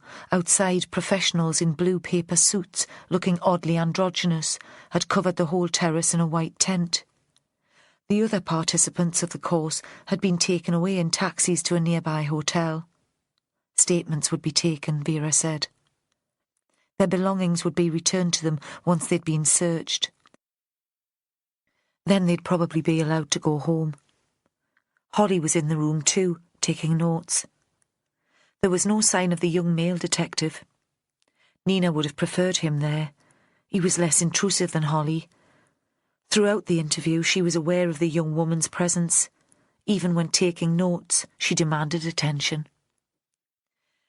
"So, how many people would have read your story?" Vera asked. "Nobody. I was going to read part last night. That scene, the body on the terrace. Then Joanna's Jack arrived and interrupted." "Coincidence, then?" Nina set her notebook on the table. "Read it," she said. Vera bent down and took a pair of latex gloves from her bag, then pulled the book towards her and began to read. Once she had problems deciphering the handwriting and asked Nina to give her the word. When she'd finished, she closed it carefully. "The way the furniture is arranged is exactly as I described it in the story," Nina said. "The candle, the colour of the holder, the position of the glasses, the cup and the ashtray. Surely more than a coincidence." "No mention of a handkerchief. We found a handkerchief under the table." Nina didn't know what to say to that. "Maybe it had been dropped there during the day." Vera seemed lost in thought. "Or maybe not." "You think the killer could have left it?" "That'd be good, wouldn't it? Check for DNA and case closed." Vera gave a little laugh, and Nina saw she didn't think it would be that simple. "The candle was there last night," Vera said. Joanna and her bloke were sitting there, having a meaningful discussion with Giles Rickard. She paused. Nina thought at least the detective was taking her seriously. Otherwise, she might think she was going mad. But it was a different coloured holder, and no ashtray, Vera went on. And there were only wine glasses, no coffee cup. And the chairs were in different places. So it was deliberately set up later to resemble your writing. Some buggers playing games. She leaned forward so that her face was only inches from Nina's. You do see how it looks. Your sleeping pills used to drug Professor Ferdinand. Now you've described in detail the manner of Miranda's death days before it happened. As if you're some kind of fortune teller. You're implicated, whether you like it or not. Why would I kill Miranda? I didn't know her. Nina heard the hysteria in her voice and tried to breathe through it. If someone went into my room to take the pills, they could have gone in to read my story too. You haven't started locking your door, Vera said, after the pills were taken? Yes. Nina tried to work out the timescale. I'd started writing the story before you told me Tony Ferdinand had been drugged. Besides, I've been carrying the notebook around with me all week. Anyone could have picked it up and read it. Of course they could. Vera lay back in her chair. I had already thought of that. I might be old, but I'm not daft. Nina found herself smiling in agreement. Whatever she was, Vera Stanhope wasn't daft. I had a strange conversation with Miranda yesterday afternoon. Aye, you were seen going into our cottage. Nina shot a look at Vera. So that makes me even more of a suspect? She wondered who'd seen her with Miranda. Again had the feeling that everyone here was being watched. Might have done, if you hadn't told me about it, Vera said. What was going on there, then? I didn't have you down as best mates. I don't know, Nina said. Now she thought about it, the encounter with Miranda in the late afternoon seemed surreal. It was hard to believe that the woman on the garden terrace had offered her tea, fed the fat tabby cat. All the small domestic interactions that would never happen again. She looked up suddenly at Vera. How's Alex? Vera shrugged. Hard to tell. I don't think it's sunk in yet. But tell me about your chat with Miranda Barton. I was walking on the beach and she was waiting for me. In the garden, where the path flattens out between the shrubs. She startled me. It seemed very out of character. Thinking about it, you hardly ever saw Miranda outside. I wonder why she bought a place right out in the wilds. She seemed more of a city person. Nina realised she was rambling and paused. What did she want from you? Vera seemed not to mind the diversion, but prompted Nina back on course. To talk about the murder, and about Joanna. Did I believe Joanna was innocent? I think it had only just struck her that the murderer might still be free. It was almost as if she hoped Joanna had killed Tony. Nina closed her eyes for a moment and remembered the warm kitchen, her lethargy. Perhaps that wasn't quite accurate. Had the possibility of Joanna's innocence sparked some emotion in Miranda? Had she seemed almost excited? There were lots of people here who hoped that, Vera said briskly. How did Miranda seem? Scared? Nina struggled to come to an answer. I'm sorry, I just couldn't work out why she wanted me there. Was she scared? Maybe. But also wired up. Prepared to put up a fight, I'd say. What sort of fight? Nina shook her head helplessly. Nothing was spoken of clearly. It was as if she expected me to know what she was talking about, but in the end I was just confused. Do you think she knew who the killer was?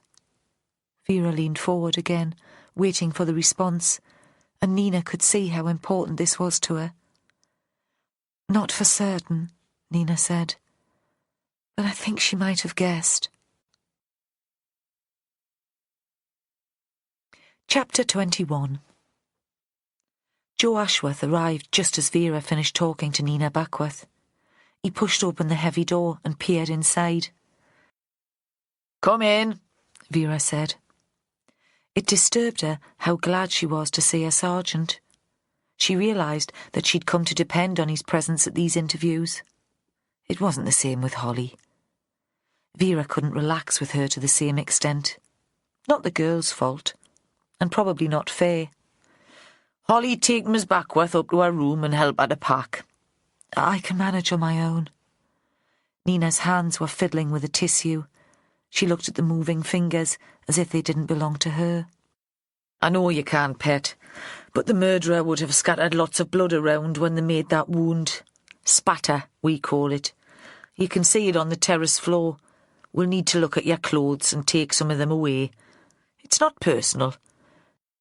It's not just you that we've helped to pack." Vera stood up and gave her a little pat on the shoulder. They waited until both women had left the room. "I came as quickly as I could," Joe said. "I know." Vera saw he was expecting a bollocking for arriving late, but she was thinking about Miranda Barton. If the novelist had had suspicions about the murderer's identity, why hadn't she shared them with the police? Because her thoughts were still too vague? Or because she'd seen the opportunity for making money? Vera wouldn't have put it past Miranda to try a spot of blackmail. This was a big place to keep up, and maybe, with money tighter all round, folk weren't willing to pay a fortune to sit round talking about books. Maybe it had occurred to prospective visitors that they could stay at home and write, and it would cost them nothing. "Come and look at the scene," she said. "Then I want to show you something." The sun was up now, and the garden flooded with cold light. It was still slippery underfoot, and their breath came in clouds. "Me bloody car wouldn't start," Joe said. "And then there was an accident on the A1 caused by the ice." "Nightmare," Vera said automatically, but she wasn't really listening. They put on scene suits and stood just outside the tent. Vera pulled open the flap door so that they could see inside. At the same moment, one of the CSIs took a photo of Miranda's body. It came to Vera that, in life, the woman would have loved this attention, the photographs, the audience. Perhaps that was why she had established the writer's house. Not for the money, but because she needed the admiration and envy of the young writers who had yet to be published. She needed to feel that she was still part of the publishing world, in the same way as ageing television actresses made guest appearances to open supermarkets or award prizes to school children. "What do you think?" Vera stood aside so that Ashworth had a clear view. "Multiple knife wounds," Ashworth said. "The same cause of death as Tony Ferdinand. Same style, too. Unnecessary violence." "But not quite the same," Vera said. "That gash across the throat. It's post-mortem, according to Paul Keating. Ferdinand was stabbed repeatedly, but there was nothing as showy as that here." "Is that relevant?" "It certainly is. Come back inside and I'll read you a story." She was about to leave, then stopped and called to one of the CSIs.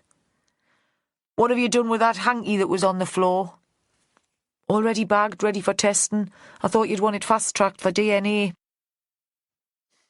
"Let's have a look before it goes off." The young CSI held it out for them. "Distinctive," he said. "Plain white, but it's got some embroidery in the corner. Looks homemade. Something a child might have done for a Mother's Day present. Or Valentine's. Looks like a little red heart." Back in the chapel, Vera showed Joe Nina's notebook. "She's written that since she was here. Look at the detail. Everything's the same in the description of the scene. The candle, the number of glasses, the way they're arranged on the table.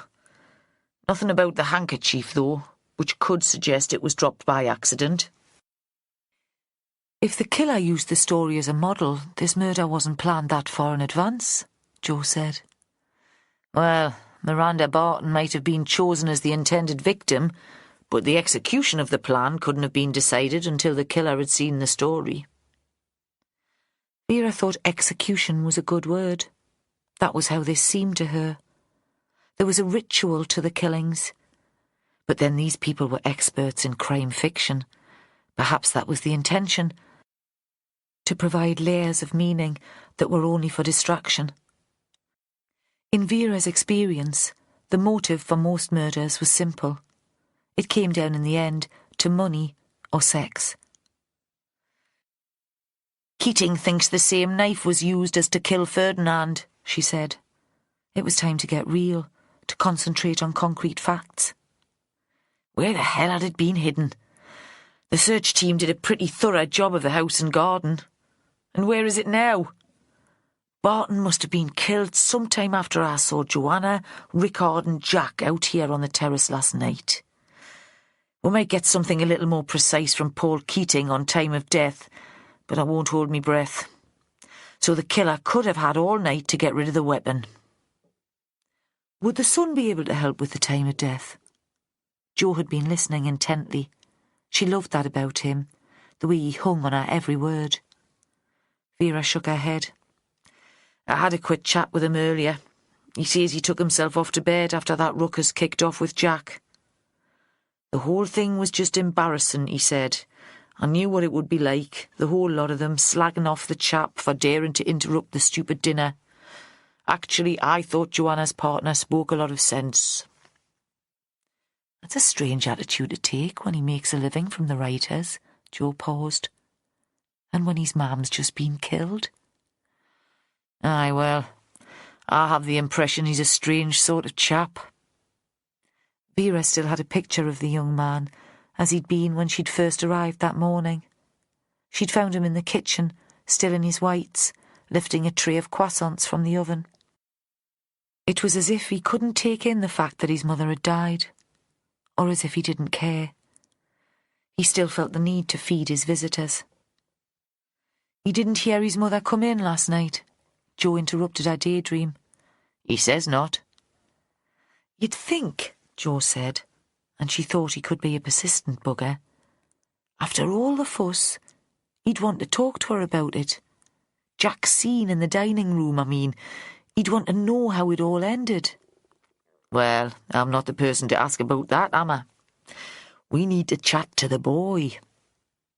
Where did Jack stay last night? Did he go back to the farm? No, Vera spoke slowly. Joanna didn't want him driving back, the state he was in.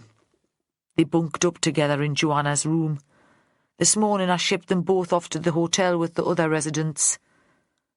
Why? What are you thinking? That Jack was the murderer?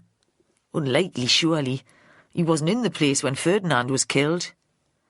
We don't know that, do we? Jo looked up at her, and Vera saw he had some sort of theory, and that he thought it'd take a hard sell to convince her.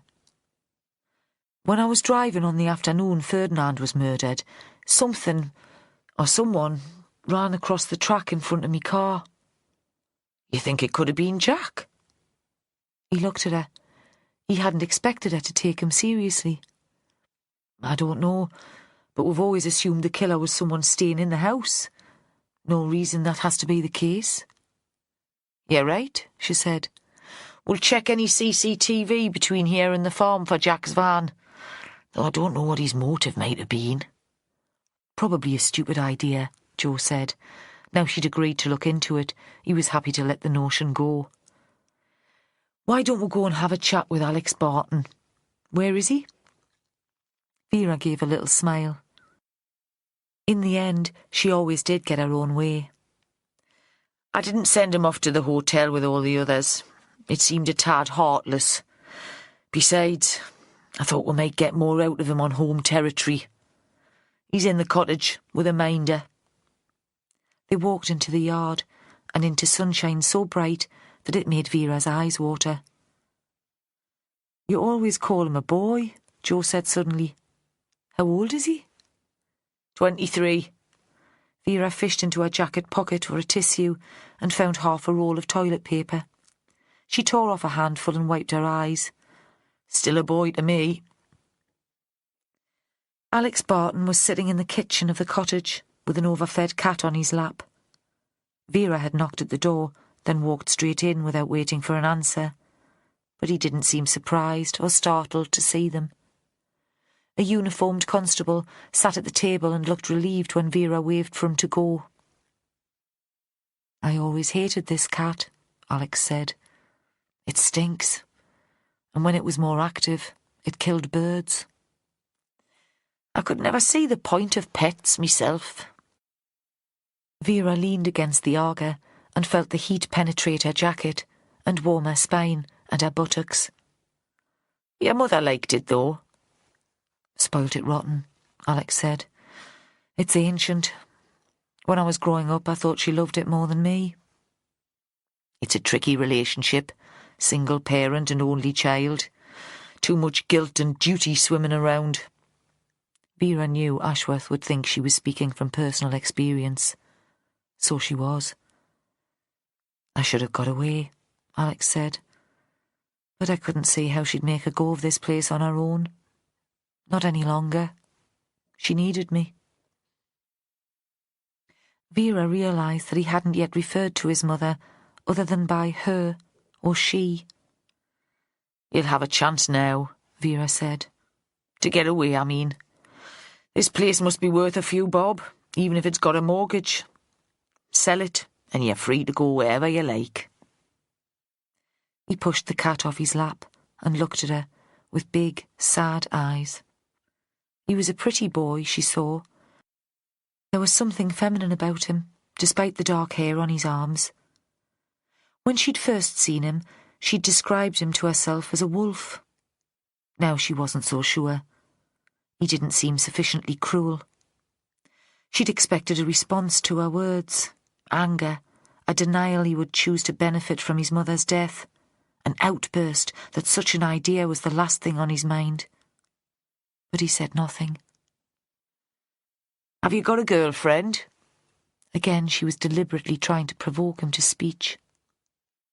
Alex shook his head. Of course, why would you? Young lad like you wouldn't want to be tied down. And plenty of chance for sex without commitment here. I'd guess most of the women would be here on their own, away from home, from their husbands and kids. It must be intense. Older than you, but there's nothing wrong with experience. All this talk of emotions. They'd be looking for a fling. He looked at her as if she was mad, and she saw she'd have to try a different way in. Simple questions, she thought. Facts. Maybe that would work. How long have you lived here? Now he did answer. Nearly 15 years. So you arrived when you were a small boy? He nodded. I went to the village school up the lane, then to the high school in Alnwick. What brought your mum to this place, then? There was a pause, and Vera thought again there would be no answer. It required judgment, opinion, and it seemed Alex still wasn't ready for that. But in the end he spoke. She grew up in Newcastle and always dreamed of living on the coast.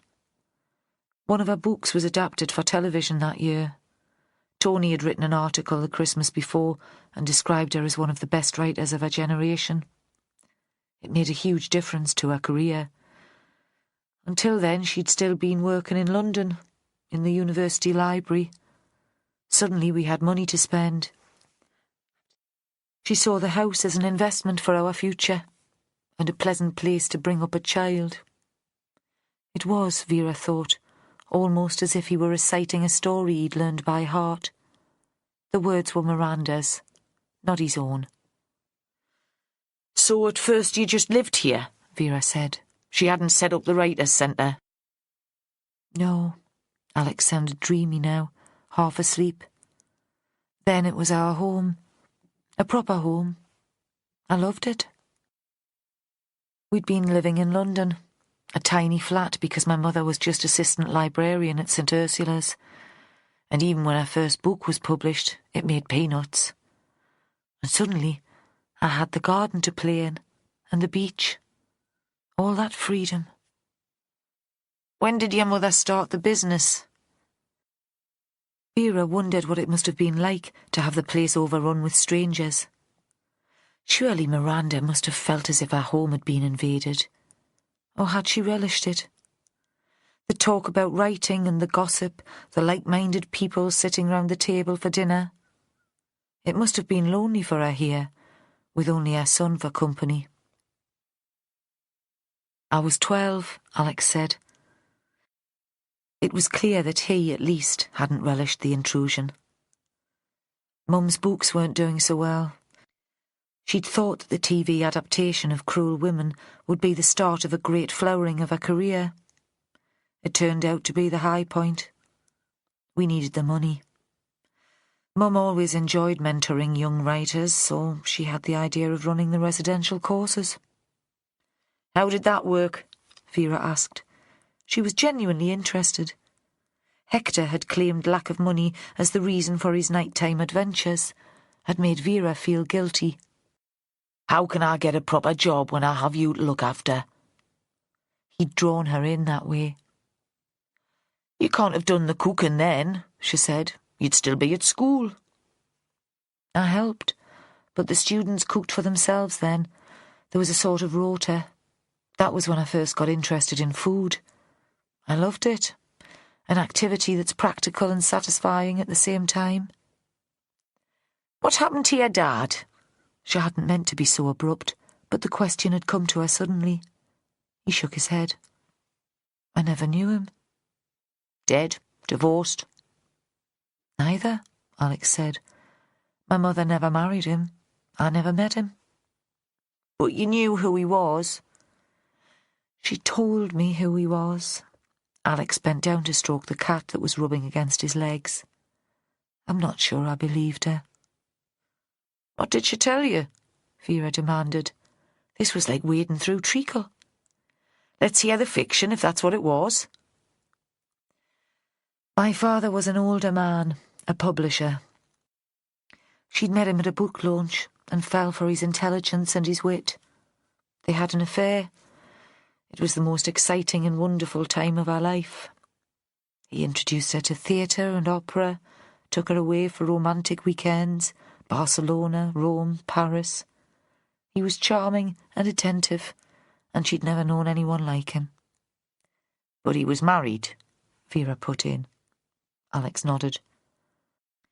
With a child whom he adored. When she discovered she was pregnant, she finished the affair. She didn't want my father to be forced to choose between the families. Did the man have a name? Vera failed to keep the scepticism from her voice. I'm sure he did, Inspector. For the first time, Alex showed a flash of humour. If he existed at all. But my mother never told me. You didn't try to find him? Alex shrugged. I was worried what I might discover. Like my mother, I preferred the fantasy. I did wonder if Tony Ferdinand might be your dad, Vera said. She looked at Alex, hunched in the rocking chair. He's still just a child himself, she thought. A bright, screwed-up child. So did I, Alex said bitterly. Like I said, I preferred the fantasy. Did you ask your mother about him? No, I was scared she might tell me the truth. Tony was a manipulative man, and I wanted nothing to do with him. He looked up at Vera. He never liked me, you know. I wasn't bright enough to catch his interest. They sat in silence. Joe Ashworth seemed to be looking out of the window. He managed to make himself still, almost invisible during interviews. But Vera knew he was completely engaged with the conversation. Are you sure you didn't hear your mother come in last night? He said now, turning back to the room. Vera took the interruption as a sort of rebuke. Joe thought she should focus on the time of death, important information that might move the investigation on. There would be time enough for all the relationship crap later. When Alex didn't answer immediately, Ashworth continued. You do see how it might be important. If your mother came in yesterday evening after the readings had finished and then went out again, or if she went to bed and went out early this morning, that would make us look differently at her death. But Vera knew Miranda hadn't gone to bed. She was still wearing the garments she'd been in the night before. White silk shirt and long black skirt. Not the clothes for an early walk on a freezing October morning. I didn't hear her, Alex said. He looked up at Jo. I didn't want to hear her. I listened to music until I fell asleep. There was another moment of silence. Then outside a shout, so loud that it penetrated the thick walls of the cottage. Has anyone seen the boss? They've found something. Jo slipped out of the door, but Vera stayed where she was. She pulled herself slowly to her feet. Where did your mother keep her books, then? She asked. I'd have thought they'd be in pride of place in the main house, but I couldn't find any in the library. She didn't want the students noticing that it's years since she'd been published, Alex said. They're upstairs, in her bedroom. I'll see myself up there, shall I? Vera said. He seemed not to hear her, and sat where he was. Chapter 22. Jo Ashworth stood outside the cottage door and took a deep breath. Inside the house there'd been a sweet and unpleasant smell. Chemical. Air freshener or some kind of cleaner. Maybe trying to hide the smell of incontinent cat. Maybe something more sinister. The CSIs would move on to the cottage when they'd finished on the terrace. The yard was busy. A couple of men in overalls and navy uniform jackets were deep in conversation, and a CSI, peeling off her crime scene suit, close to the van, hopping as she pulled it over her foot, shouted to a colleague, Where are the toilets? I'm so desperate for a piss. Beyond the end of the track, Jo saw the aerial of a radio van. So the press were there already. The journos, who'd been camping out there since Ferdinand's death, had dwindled away the day before, and now they were back. He was glad someone had had the sense to keep them well away from the house. And Charlie was there, leaning against the bonnet of his car, drinking tea from a mug with the Writers' House logo on it. The whole place was still lit with the sunshine that bounced off the car windscreens and the frozen puddles and turned faces the colour of butter. Jo called over to Charlie. Someone was shouting for the boss. She's busy. What have they got? Charlie pushed himself upright. The murder weapon, he said. The think. Where? Down on the beach. I'll show you. Apparently they were lucky to find it. Charlie bent to put his mug on the doorstep and walked round the house until they were looking out to the sea. On the terrace, work continued in the white tent. The nylon fabric, with the sun behind it, displayed the figures inside as slowly moving shadows. Walking through the garden, Jo remembered what Alex Barton had said about moving here from London, about how much he'd loved the place when it was still just a family home. This would be paradise for a child. Trees to climb and dens to build, rock pools to poke around in. And on the odd good day, when it was warm enough, there'd be the sea for swimming. And a child would know every inch of it. If anyone could find a hiding place close to the house, it would be Alex Barton. Charlie had started on the steep path down to the beach. He slipped once, ripping a tear in the leg of the crime suit, and swore. And by the time they'd reached the shingle, he was breathing heavily and sweating despite the cold. He leaned forward, rubbing the stitch in his side. You're out of condition, man. But Jo was feeling the effort too. Too many greasy breakfasts and not enough exercise. There were times, kicking a ball round with the kids, when he felt age creeping up on him. 3 figures stood at the base of the cliff. From this distance and in this light, it was impossible to tell if they were men or women. A small flock of wading birds ran along the tide line and took off, calling as Joe and Charlie approached, black commas against the white sky. The figures near the cliff became clearer, more than silhouettes. 2 men and 1 woman. One was the crime scene manager, Billy Wainwright, who would have been at the house already, working on the terrace. 2 others Joe didn't recognise, members of the search team. They'd heard Joe and Charlie approach over the shingle, and Billy waved at them. Closer still, and they saw he was grinning. "What have you got?" Joe asked the question. Charlie was wheezing. Billy moved to one side. Still, Joe saw nothing unusual. There'd been a small rock slide, a pile of boulders at the foot of the cliff. Water leached from the ground, a spring or a hidden stream, and ran across the sand to the sea. Joe imagined his bairns playing here, building dams, castles and moats. "The rockfall's not recent, is it?" He was starting to lose patience. Billy was a great one for playing games, practical jokes. "What am I looking for?" "Here." And in the shadow of the rock slide, there was a rusting outflow pipe, more than half a yard in diameter. Once it would have carried the wastewater from the house. They use mains drainage now, I guess. He shone a torch into the pipe, at an angle so that Ashworth could see inside. In the distance, an arm's length from the cliff face, there was a glint of metal, and something soft and dark. "What is it?" "The knife." "Definitely the knife, but something else. Clothing? I've done all I can in situ. I was just going to pull it out." He spread a plastic sheet over the shingle beneath the outflow pipe and reached inside. First out was the knife, a black handle with a serrated blade.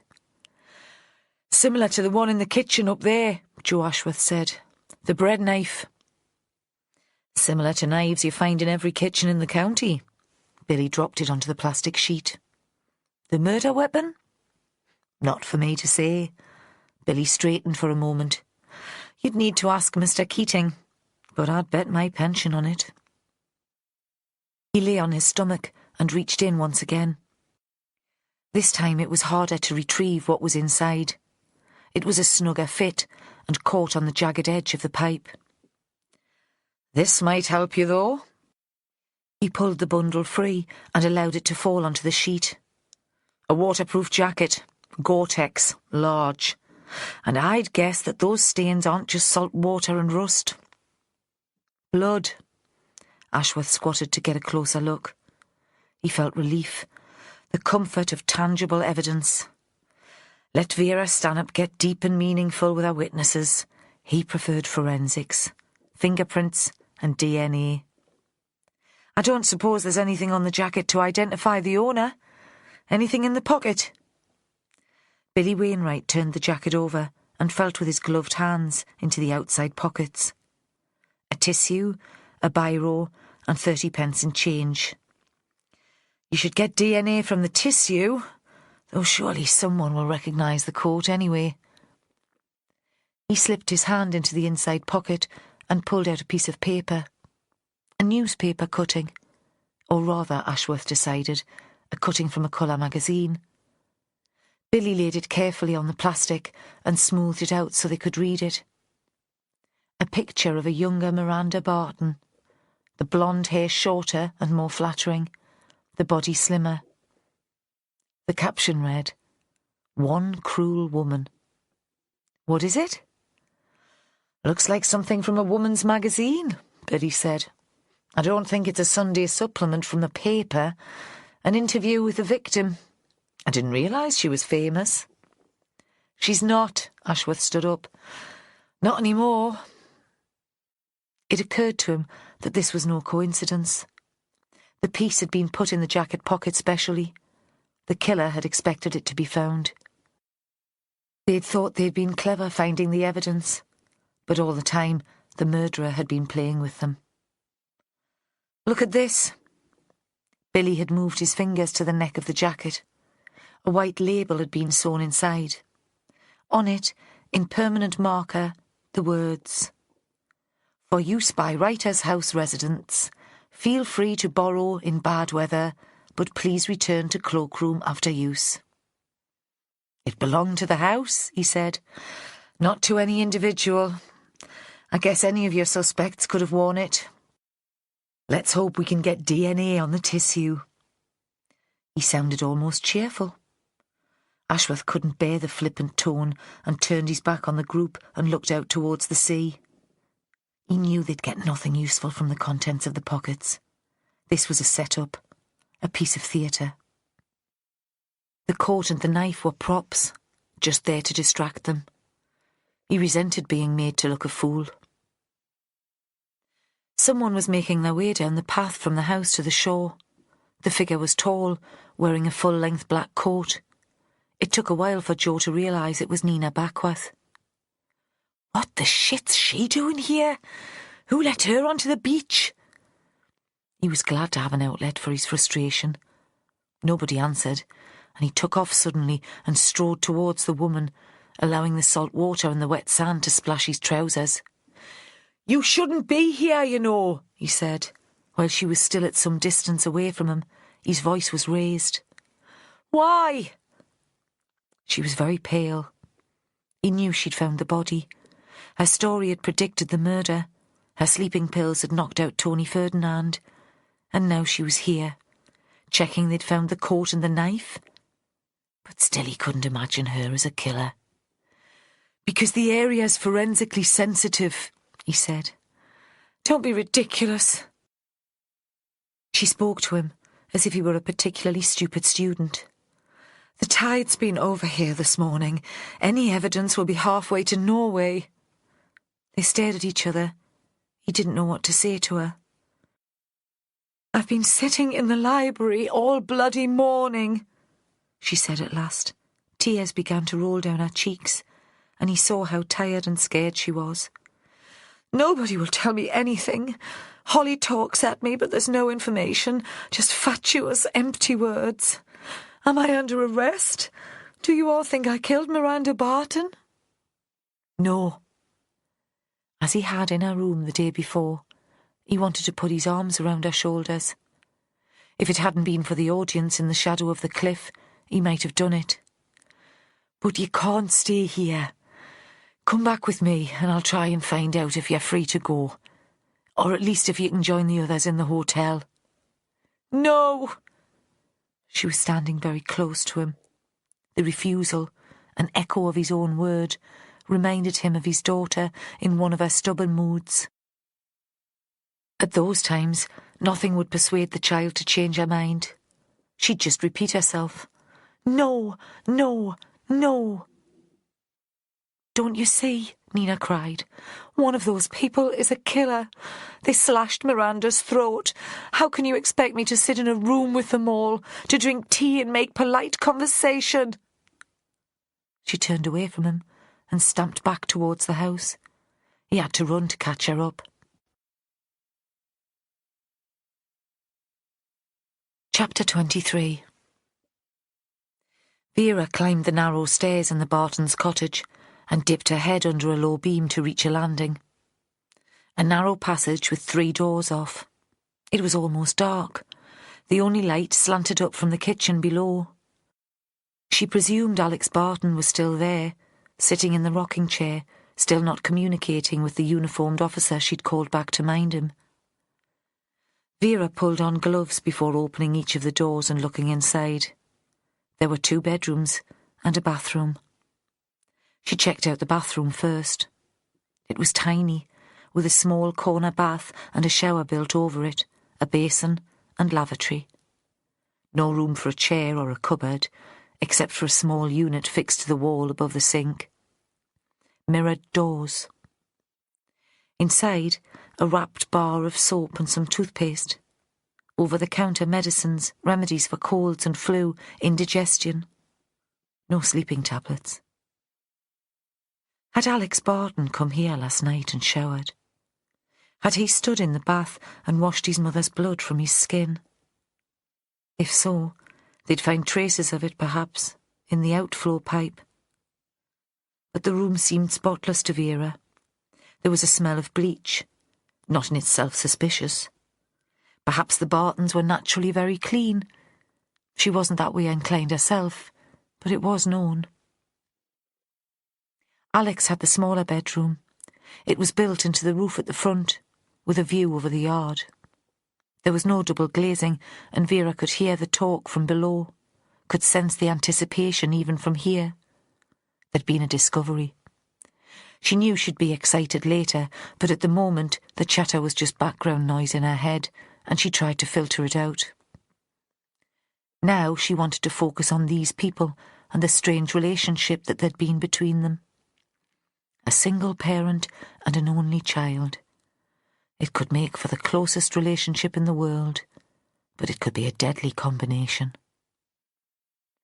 The young man's bedroom was functional and so tidy that it made Vera uncomfortable. A psychologist might say it indicated a need to control. There was a 3/4-sized bed against one wall, the duvet folded back at exactly halfway of its length to air the bottom sheet. Under the window, in the part of the room where the ceiling was most low, a small desk held a PC. There was no printer. Probably no need. All young people communicated electronically these days. Did Alex Barton have friends of his own age? People he texted and shared jokes with on Facebook? She couldn't see it. He'd grown up here, would have been to school with everyone of the same age in this part of the county, but it was hard to imagine him getting pissed on a Friday night on Newcastle's quayside. It was as if this place had sucked the life and the youth from him and turned him into a loner. Yet when she'd first met him, she'd thought him confident, competent. Perhaps he was only comfortable in this house, on home territory. Perhaps work had been his saviour too. Vera sat on the swivel chair in front of the desk. From here, Alex would see everyone who came down the track to the house, but there was no view of the terrace or the beach. Next to the bed was a chest of drawers. Not old like the furniture in the big house, but flat pack from a major chain and self-constructed. Was that Alex's choice, or had his mother needed to save money? On top of the chest stood a small flat-screen television. What did he watch? Vera wished there was some way of finding out. Maybe that macho survival stuff, living in the forest with only a knife and a water bottle. She couldn't imagine him chilling out in front of soap operas or escapist drama. Comedy? He hadn't displayed a sense of humour in any of the interviews, even before his mother's death. But then not everyone thought it fitting to laugh about murder. In the drawers, the clothes were ironed and neatly folded. 2 sets of chef's whites and underwear in the top drawer. Casual t-shirts and jeans in the rest. A wardrobe in the same style held 1 suit, a formal jacket, and 2 pairs of grey trousers. 4 shirts, again immaculately ironed. Vera knew that a couple of women came in from the next village to clean the big house each day, and that the bed linen and towels went to a laundry at the end of each course. But Vera thought this was Alex's work, the control thing again. He'd want to look after his own possessions. Maybe she shouldn't make too much of the spotless bathroom. If this was how Alex kept his bedroom, it would be in character for him to clean the bath and sink every day.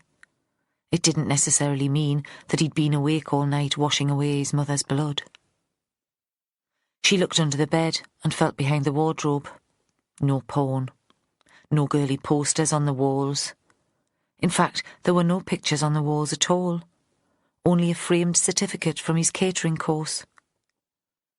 What did he do for sex?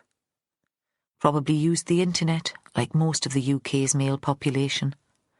It came to Vera that more than likely he was a virgin. In contrast, Miranda's room was surprisingly big, opulent and glamorous in an old-fashioned way. It held a double bed, piled with pillows and silk-covered cushions in various shades of purple. These seemed to have been artfully arranged. Another sign, Vera thought, that Miranda hadn't been to bed the night before.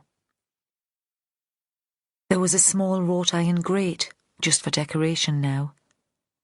Where the fire would once have been laid stood a candle in a big blue candle holder, identical to the one on the table on the terrace.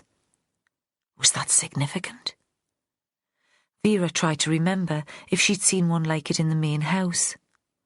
On one side of the chimney breast, bookshelves had been built into the alcove, and on the other stood a big Victorian wardrobe. There was a dressing table with an ornate framed mirror under the window, and an upholstered stool in front of it. No PC. So what did Miranda do for sex? The question came unbidden into her head. Vera sat on the stool and gave a wry smile into the mirror. She knew her team had sometimes asked the same question about her, but not recently. As you got older, folk seemed to think you could do without. This is where Miranda would have sat to prepare herself to meet the residents. Again Vera was reminded of an ageing actress. Her dressing table was scattered with makeup. The woman hadn't shared her son's obsession with order and cleanliness. And beyond the mirror, there was a view to the coast. It wasn't possible to see the terrace from here. It was in the shadow of the big house. But the beach was visible. What had Miranda been thinking as she put on her face, as she brushed her hair and held it in place with spray? That her life as a writer was over? Or did she still hope for the big break, the posters on the underground and the reviews in the Sunday papers? Was she still writing? It seemed to Vera that this question was so important, so fundamental, that she'd been a fool not to consider it before. If Miranda had written a new book and Tony Ferdinand had offered to help her find a home for it, of course Miranda would be shattered to find him dead. The stabbed body would symbolise her shattered dreams. It wouldn't be easy for a middle-aged woman, considered a has-been, to find success again. If the police service was beginning to put its faith in bright new things, wouldn't the publishing industry be even more that way inclined? It would want beauty, as well as talent, to promote. The scream of anguish Vera had heard on the afternoon of Ferdinand's death was an expression of Miranda's desperation about her own future. She would see nothing left for her now but to provide bed and board for younger, talented writers. She hadn't cared for Tony Ferdinand in a personal way at all. That, at least, was how it seemed to Vera. But she did have a tendency to get carried away by her own theories. Best not get too excited. Best to find out if Miranda had written a new book first. She turned her attention to the bookshelves. One row was devoted to Miranda's own work, and most of the rest to paperback fiction. Some crime. There seemed to be a complete set of Giles Rickard's novels. Had Miranda felt the need to read them once the author had agreed to be a tutor on the course? Vera picked one up and looked at it. No dog-eared pages or coffee stains. A small square of paper slid onto the carpet. A comp slip from Rickard's publicist. So Miranda hadn't paid for the books or even, it seemed, read them. They'd been sent to her in the hope that she'd promote Rickard's work on the course. Vera supposed that was how the thing worked. Vera turned away from the shelves to consider the matter. Her head was still full of the notion that Miranda had started writing again. The first afternoon Vera had arrived here looking for Joanna, she'd seen Miranda in the kitchen reading a manuscript. Her own book. Ideas chased each other in a crazy jig, and she could make no sense of them. Looking down at the beach, she was distracted for a moment by the sight of Nina Backworth, almost at the water's edge. Joe Ashworth came into view. They looked like a pair of lovers having a row. Vera smiled at the notion and turned back to the books. She took Miranda's novels out and laid them on the bed. A couple had been translated into foreign languages. One might have been in Polish, and one was in German. There was a small pink version that must be Japanese. Vera set these aside.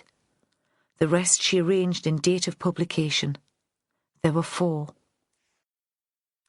Cruel Women, the book that had been adapted for television, was the 3rd. She slipped it into her bag and put the others back on the shelf. If there was no computer in the room, where would Miranda have done her writing? There was an office in the main house. When there were no students present, that would be a reasonably quiet place to work. But Miranda had been a romantic. The swept-up hair and the long skirts, the velvet and the silk, the rich colours in her bedroom, all were calculated to give a certain image, to portray a style. Vera could picture the woman sitting with a notebook and fountain pen in the grand drawing room of the big house, looking out to the coast, concentrating on the words perhaps, but also pleased to present herself as a writer. The inspector opened drawers and began her search for a manuscript or paper. Half an hour later she gave up. There were lots of frilly underwear, the sort you might expect in a Paris whorehouse in the 1950s, an octopus of tangled coloured tights, but no notepad or exercise book, and no handkerchiefs with red hearts embroidered in the corner. When she returned to the kitchen, Alex seemed startled. It was as if he'd forgotten she was in the house. Vera sat at the table and turned towards him. Was your mother still writing? She read the beginning of a story the evening she died. Was it from a new piece of work? I'm sorry. He looked at her with those soft little boy's eyes. It's 10 years since she had a book published. Had she given up writing? Retired, like? I saw her reading something at the kitchen table once. Would that have been her own work, or had she given up? The time spent rifling through Miranda's belongings had made Vera impatient. She wanted to shake Alex Barton and scream at him. He seemed not to give her question any importance. He shrugged. I don't think so. She always thought of herself as a writer. She wouldn't ever stop. But I don't have any details of what she might have worked on recently. Really, she didn't discuss that sort of thing with me. Why did you stay? Vera wondered. You had nothing in common with your mother. So why didn't you move out? But she'd stayed with Hector. Perhaps things were never quite that easy. Chapter 24. The house was quiet. Nina Backworth had been allowed back into her own room. Vera had sent a female officer to sit discreetly on the landing with a view of the door. She didn't think Nina would make a run for it. She was too intelligent for that. But Vera wasn't taking any chances. Alex Barton was still in the cottage, with a bored plod and the cat that he hated as his only companions. Holly and Charlie were in the Coquet Hotel, taking statements from the other residents. Vera knew that soon she'd have to put in an appearance there too, but she couldn't bring herself to leave the writer's house yet. After walking out of the cottage, she'd gone to the beach to see where the knife had been found. She pictured the scene following Miranda's murder, the early hours of the morning, a thick frost and cold that would take your breath away. There'd been a half moon, but as Vera had discovered on the afternoon of Ferdinand's death, visibility in the garden would be poor. She'd asked the search team if any of the residents had a torch in their room. Had the killer removed the waterproof jacket on the terrace or worn it down to the beach? If he or she had taken it off at the terrace, there should be a blood-stained bag. He'd need to carry it and the knife in something. Where was the bag? If he'd left the jacket on, they should find traces of blood along the footpath. Now, though, she was more interested in the contents of the jacket pocket, and food, and coffee. She and Joe sat in the writer's house kitchen. Make us a few slices of toast, pet. You can't expect a woman to work on an empty stomach. The bread was fresh, the slices thick, and the marmalade was homemade. Jo couldn't work out how to operate the fancy coffee machine, so they had instant. But Vera thought she hadn't been this happy for ages. Jo still seemed subdued, but he'd been moody for a couple of days. If he were a woman, you'd say it was his time of the month. So what's this all about? She set the newspaper cutting in its plastic sheet on the table between them. Have we identified the magazine yet? Billy scanned it and sent it off to HQ. They're tracking it down there. We'll not hold our breaths, then. I can't take it seriously, Jo said.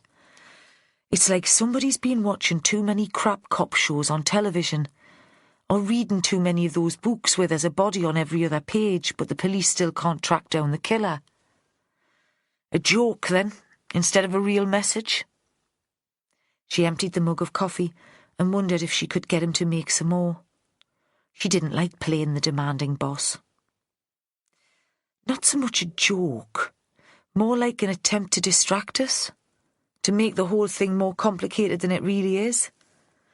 Surely the most likely scenario is that Miranda Barton was killed because she saw the first murder, or guessed the identity of the killer, arranging the body on the terrace, the magazine cutting. That's just an attempt to make us chase other links between the victims, triggered by Nina Backworth's short story. Aye, Vera said. Half her mind was still on a need for more coffee. I dare say you're right. A thought occurred to her. How did the killer persuade Miranda Barton to go to the terrace last night? It must have been late. Joanna, Jack and Rickard were still there when I went home, and it was bloody freezing even earlier.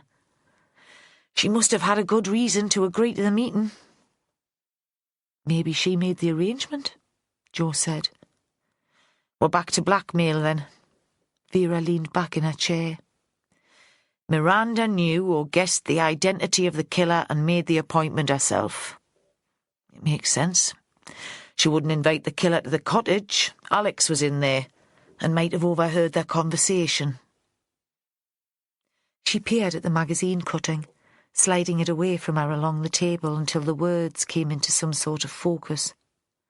It had very small print, and she thought again she should get to an optician's and sort herself out some specs. It wasn't that she was vain. If you had a body the size and shape of a barrage balloon, there was no sense in vanity. But until recently, her eyesight had been perfect. Hector hadn't needed glasses until he was in his late 60s. She imagined him jeering at her. Feeling your age, V. Read it out to me, will you, pet? She said to Jo. No excuses and no explanation, challenging him to ask why she couldn't read it for herself. He shot her a look, but said nothing. He'd always known when to keep his mouth shut. It was one of the things she liked about him. On Tuesday night, the television adaptation of Cruel Women will appear on BBC television, starring Sophia Young as businesswoman Samantha. Author of the novel, Miranda Barton, takes time out from her busy schedule to talk to our reporter. We meet in the library of St Ursula's College, London, where Barton once worked. So Miranda maintained her contact with the college, Vera said. I suppose, in a sense, this piece links both victims. By that time, Ferdinand would have set up his writing course there. She could see the photo okay. Miranda posing in front of a pile of books. Ferdinand isn't named, Jo said. Vera could tell he thought she was allowing herself to be distracted again. He didn't understand that she took pleasure in complication. She glared at him. Go on, then. She put on her cross voice, as if he'd been the one to interrupt the flow. Let's hear the rest. Miranda explains that the central character in the book is in no way autobiographical. In one sense, the book is an allegory, she says, a study of greed in contemporary Britain. Tony Ferdinand was the first reviewer to recognise that. Samantha puts our career in front of everything, our family and friends, our relationships. Of course I want to be successful, but I hope I have a more balanced attitude to life than that. For example, nothing is more important to me than my son. Joe looked up. Then there are some details about our latest novel, date of publication and that sort of thing. It's a very short piece. What's the title of the novel she's plugging? Vera thought it wouldn't be Cruel Women. The script would have been written and the film shot and edited months before transmission. Older Men? Joe looked up at her. Do you think that's relevant? No, probably not. Vera thought there were too many small details to consider, too many possibilities. That was the last book to come out. She had copies of all her novels in her bedroom, and I checked the dates. There was the TV film that year, an interview in a national magazine. You'd think she'd want to make the most of her success. So why did she stop publishing? Maybe the last book wasn't very good, Joe said. Aye, maybe. But Vera suspected the book business didn't work like that. She wasn't sure the quality of the work had so much to do with sales figures. Let's track down a contact at our publishers. We might find somebody who remembers her. She paused and looked again at the paper. I think there was more to the article than this. Look, the edge has been neatly cut. Originally, wouldn't there have been 2 columns? Joe was sceptical. How can you tell? The placing of the headline, it's not symmetrical. And the headline itself, One Cruel Woman. There's nothing in the piece that answers the question. Vera spoke almost to herself. Did the killer want us to realise the article had been cut in half? Or has he underestimated us? This isn't a game. Joe was losing patience.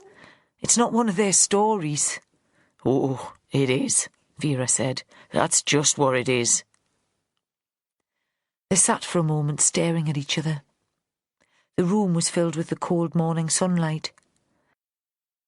Vera half expected Joe to demand an explanation, but he just looked at her as if she were mad. I think Miranda was still writing, she said. She made the announcement as if it were a revelation and was disappointed by Joe's reaction. Is it important? If Ferdinand was in the process of helping find a publisher for her, it would explain the grief at his death. Not personal at all. Professional. Now Joe did look up. Backworth said they were all going to read pieces last night over dinner, even Miranda Barton. Although Jack broke up the party, most of them carried on in the lounge. Nina might know if Miranda read, and if she explained the background to her story. So she might. Vera gave him a long, lazy smile. Why don't you nip upstairs and ask her, pet? Take your time. You've got a way with the women. We need all the details she can give. She nodded towards the cutting on the table. Take that with you. Our Nina might know where it came from. She was being taught by Ferdinand after Miranda became rich and famous after all. She might just remember if there was more to it than we've got here. I'll wait for you. When Joe Ashworth had left the room, Vera switched on the kettle again. She made more coffee and found a tin with a few homemade biscuits still inside. It'd be a shame for them to be wasted. Her phone rang. Holly. I've just had a call from the incident room. A member of the public wants to talk to you. Oh, aye. People who fancied they had vital information always wanted to speak to the senior investigating officer. They didn't trust the person at the end of the phone to pass it on, not without reason. If Vera read every scrap of gossip, she'd get nothing else done. So what's so urgent that they contacted you? It came from a politician, an MEP. Let me guess, Vera said. Paul Rutherford. Joanna's ex-husband. Chapter 25. Joe Ashworth knocked on Nina Backworth's door and waited to be invited in. She'd been lying on top of the bed and was scrambling upright when he opened the door. He felt as embarrassed as if he'd walked in on her in the shower. He knew she would hate to have her private space invaded. "I'm sorry," he said. "Were you trying to get some sleep?" "Trying," she said. "Not very successfully." She swung her legs onto the floor. "I can make you some tea or coffee if you'd like. Miranda always made sure the rooms were well stocked." Better at running this place than she was a writer, you reckon? "Would it be very bitchy if I said she was?" Nina had gone into the bathroom to fill the kettle and looked round the door to get his answer. "You've already told us you didn't think much of our books." She plugged in the kettle and switched it on, giving herself time to form a reply. "That was while she was still alive. I thought they were pretentious and overwritten, like poor copies of other people writing literary fiction at the time. But it seems much worse to be rude about her when she's dead. And perhaps I got her wrong." "I need you to be honest with me," Jo said. "That's the most important thing now." He sat on the desk chair and watched Nina play with the small cartons of milk and the tea bags on strings. Her fingers were very long and white. "I haven't lied to you at all," she said. "Why would I do that?" He left the question unanswered. She poured boiling water into a mug and looked at it. "How strong do you like it? Do you want to fish it out for yourself?" "Last night," he said, "after Jack Devaney kicked off in the dining room, you went with the others to the lounge to listen to them read their stories." "To the drawing room," she'd corrected him absent-mindedly. A teacher correcting a Bairn's grammar. "Yes, I didn't think I could get out of it." "Did they all read from their own work?" "I didn't," she said. "Inspector Stanhope's already asked me that. I couldn't face it. After the scene over dinner, it just seemed like a sham. Whoever set up the scene on the terrace must have looked at my notes without my realising." Jo saw she was blaming herself for Miranda's death. Somehow she felt she had made it happen by imagining the crime scene and writing it down. Like a bizarre kind of magic. "It wasn't your fault," he said. "It feels as if it is. I was writing for entertainment, a bit of fun. I didn't expect my story to be brought to life." She fished in her pocket for a tissue. "At the moment, I'm more interested in the others." Jo kept his voice low and leaned towards her. "For example, you said Miranda read from her own work last night." "Yes." Nina's eyes were feverish, and Jo thought she needed to get away from this place. She'd have some sort of breakdown if she was locked in here for much longer. "Miranda did read. I wasn't taking much notice. I was very tired and kept looking at my watch, hoping that it would be over soon. All the students had done their pieces, and I thought, hurrah, at last I can escape to my room. And then Miranda stood up and my heart sank. But it was good. The writing, I mean. Only a couple of paragraphs, but so good that I even wondered if she'd written it. I thought she might have stolen it. We all hope that we'll get better as we practice, but this was so different from her published novels that I couldn't believe it came from the same person." "What was it about?" Jo wondered briefly if stealing fiction was a crime in the technical sense. There'd be copyright law, but surely that would be a civil matter. It took Nina a while to answer. "I'm not sure what it was about," she said. "Not really. You can see for yourself. She left her reading copy in the drawing room and I picked it up. She'd have saved it on a PC, of course, but she'd probably want it back. You can't be too careful about copyright." Nina got to her feet and fetched a sheet of paper from a drawer. It was A4, double-spaced, and still the writing only covered 3/4 of the paper. Although Jo could have read the words for himself, Nina continued describing them. He thought it was the teacher in her. Miranda described a woman walking into an empty house. No furniture except one kitchen chair. There was little background or context.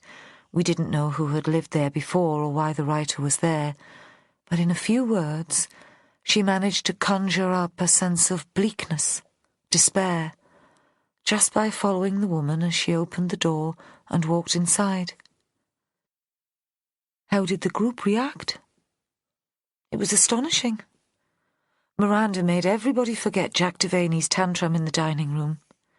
The first couple of sentences hooked us in, and from then we were completely silent, listening.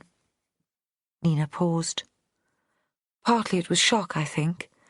We hadn't expected her to come up with anything so moving. When she finished, there was a moment of complete quiet, and then somebody said, "Come on, Miranda, read some more. You've got to tell us what happens next." But she just shook her head and said good night to everyone. People started to clap. I went to bed. Joe tried to picture the scene. The residents were all tired, and this was their last night. Jack had disrupted the meal. Everyone had had his or her few minutes in the spotlight and tried to be generous when the others had theirs. Then the dumpy, middle-aged woman had begun to read and had immediately grabbed their attention. Another bizarre kind of magic. Who asked Mrs. Barton to carry on reading? Nina looked at him strangely, as if the question could have no relevance. It was Joanna.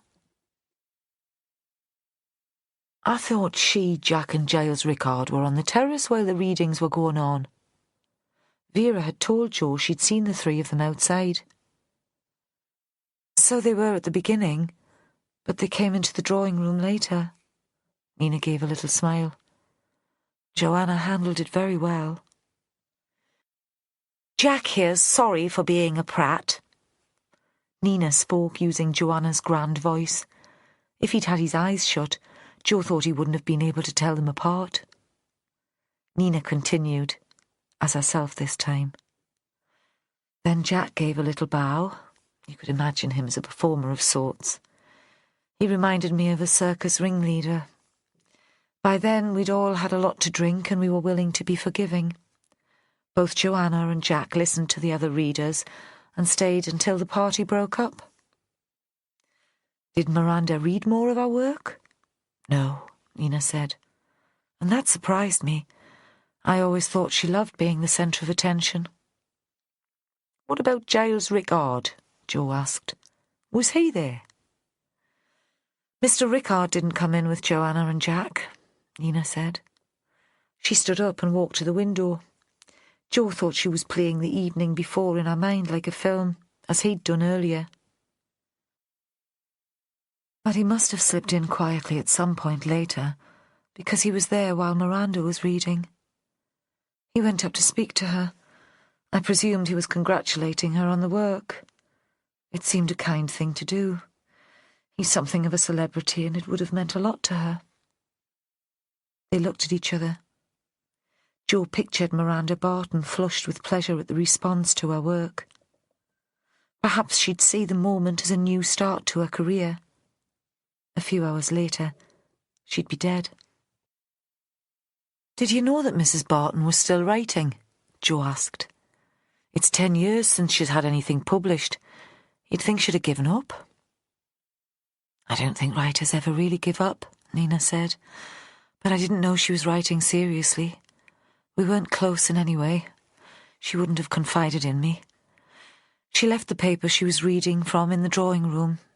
I picked it up to give it back to her. Now she won't have the opportunity to finish her story. Would you like it? He took it from her. It would be something to keep Vera happy.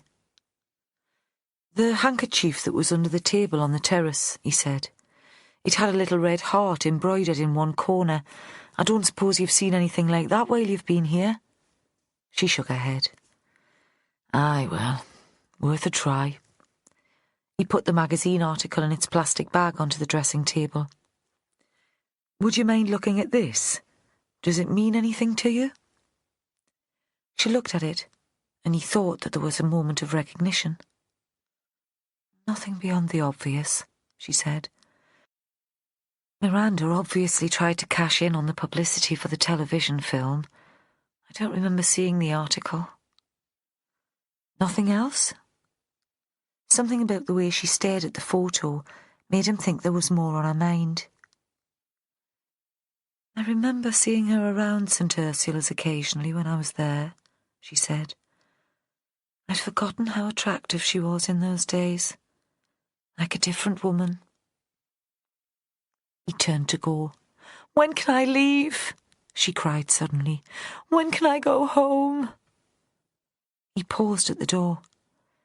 "Bugger, Vera." The woman was in pieces. "Have you got your own car?" She nodded.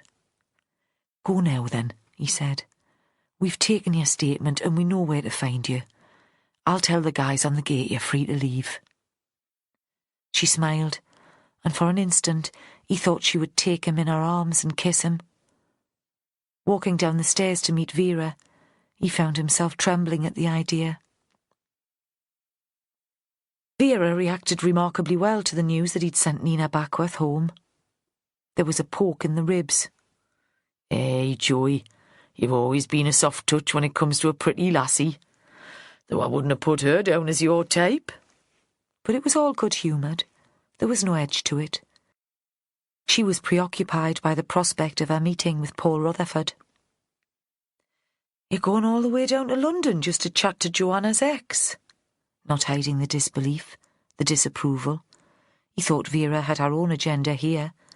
How could she be objective, interviewing the man who'd beaten up her neighbour, her friend? "No need, bonny lad. He's coming to see me. The mountain to Mohammed. Well, he claims he had a meeting in Newcastle anyway. I'm not so sure." "What do you want me to do now?" He could tell there was no point in trying to persuade Vera against the meeting. Through the kitchen window, he saw Nina Backworth walk across the yard towards the car park. She had a little suitcase on wheels that juddered over the cobbles. It was red, the same colour as her lipstick. "Get off to the Coquet Hotel and see how Holly and Charlie are getting on with the statements." "What will I do with the residents once the statements are taken?" "Send them home," Vera said. "We can't have one rule for Nina Backworth and one for the rest of the party." The Coquet Hotel and Sea Houses had been built in the 70s, when there were still pits and shipyards, and the Northumberland coast had seemed an exciting place for Scottish workers to come for their holidays. Joe had been taken to the hotel once by his nana. She'd dragged him along on an over-60s coach trip one summer when he was off school, and he'd complained of being bored. Even to a 7-year-old, the place had looked shabby. They'd had afternoon tea in the lounge after being shown round Bamborough Castle. He remembered a Knickerbocker Glory so tall that his spoon wouldn't reach the bottom of the glass. His nana had complained that the scones were hard. In the coach on the way home, she'd pulled off her shoes, and her feet were swollen to twice their normal size, her toes all twisted and bent. "Never grow old, Joe lad," she'd said, though she hadn't seemed upset, and she'd joined in the singing of 10 Green Bottles all the way back to Blythe. She'd never been able to carry a tune, and he'd stared out of the window, pretending she had nothing to do with him. The hotel was on the edge of town, looking down over the harbour. It had been painted recently, so the stained concrete of his memory was a clean, bright white. But closer to, you could tell that it hadn't been well done. The paint of the fascia boards had leached into the white walls. The last throw of the dice, Joe reckoned, before the owner gave up. There were empty hotels all along the coast. The Writer's House party was sitting in a lounge that reminded Joe of somewhere institutional, an old folks' home or a doctor's waiting room. Upright chairs set around the wall. There were huge picture windows, and the sunlight showed the streaks of salt on the glass outside. He thought they probably hadn't been cleaned since the gales at the beginning of September. The room was big enough for Holly and Charlie to have set up camp at one end and not be overheard by the people at the other. There were empty cups, screwed-up napkins, and on low coffee tables, a couple of trays with a few sad remaining sandwiches. Lunch had been provided then. Joe wondered if that had come out of Vera's budget. When he pushed open the door, they all looked at him, even Charlie and Holly, and stared as if he was an exhibit in a zoo. The detective sergeant, a strange and alien specimen. Did they expect him to bite or scratch? He must be tired. His mind was working in peculiar ways. "Everyone who has already given a statement can go home," he said. "We'll provide lifts back to the writer's house so that you can pick up your cars. We're sorry to have inconvenienced you. If you wait outside, a minibus should be here in a few minutes." He'd expected cheers of jubilation, but they all seemed subdued and there was little response. They gathered up bags and started to wander out. Joanna and Jack were last to leave. Joanna had her arm around Jack's shoulder, a protective gesture. You'd have thought he was the one who'd been accused of murder. It seemed that Holly and Charlie only had Lenny Thomas and Mark Winterton still to interview. The men sat at opposite sides of the room. Lenny grinned and shrugged and moved closer to the ex-policeman. "And then there were two, Mark?" He waved at Joe to show there were no hard feelings. As he joined his colleagues and began to read through the witness statements, Joe heard Lenny's voice in the background, asking questions about crime scenes and procedure, and Mark's patient replies. Tired and strung out, he thought the muttered voices sounded like waves on shingle, and he remembered again his earlier encounter with Nina Backworth. It came to him that he had her home address, and that he might find an excuse for going to visit her. Chapter 26. Joe Ashworth turned to his colleagues. "So everybody went to bed once the party had broken up, and no one saw or heard anything?" he said. He kept his voice low, but Lenny and Mark were still deep in conversation at the other end of the room and were taking no notice of them. He looked at Holly and Charlie and waited for an answer. "Pretty much," Charlie said. "Jack got up in the middle of the night for a piss and thought he heard music, the Beatles album, Sergeant Pepper." "What time was that?" "About 2 a.m. Does it really matter?" "It shows someone was still up, a possible witness." "If you think you can believe anything that man says." Charlie rolled his eyes. Holly jumped in. "And they all thought Miranda Barton was a wonderful woman, and nobody had met her before this week." "Not even Giles Rickard?" Joe Ashworth asked. "They were writing at the same time." "Different sort of material, apparently. She was considered a literary novelist. He wrote detective stories.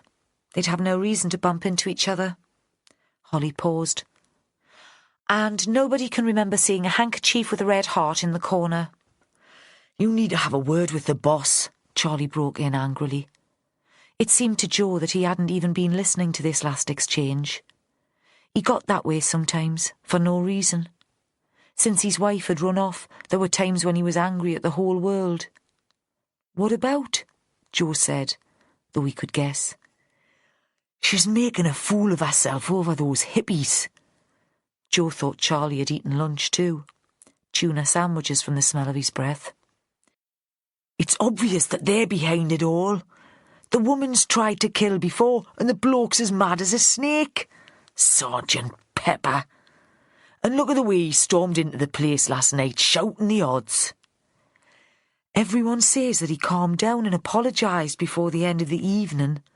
Joe didn't know why he was standing up for the hippies. Because Vera didn't think they were behind the murders? Is that what he'd become? Vera Stanhope's representative on Earth? "Doesn't mean the chap still didn't have murder on his mind."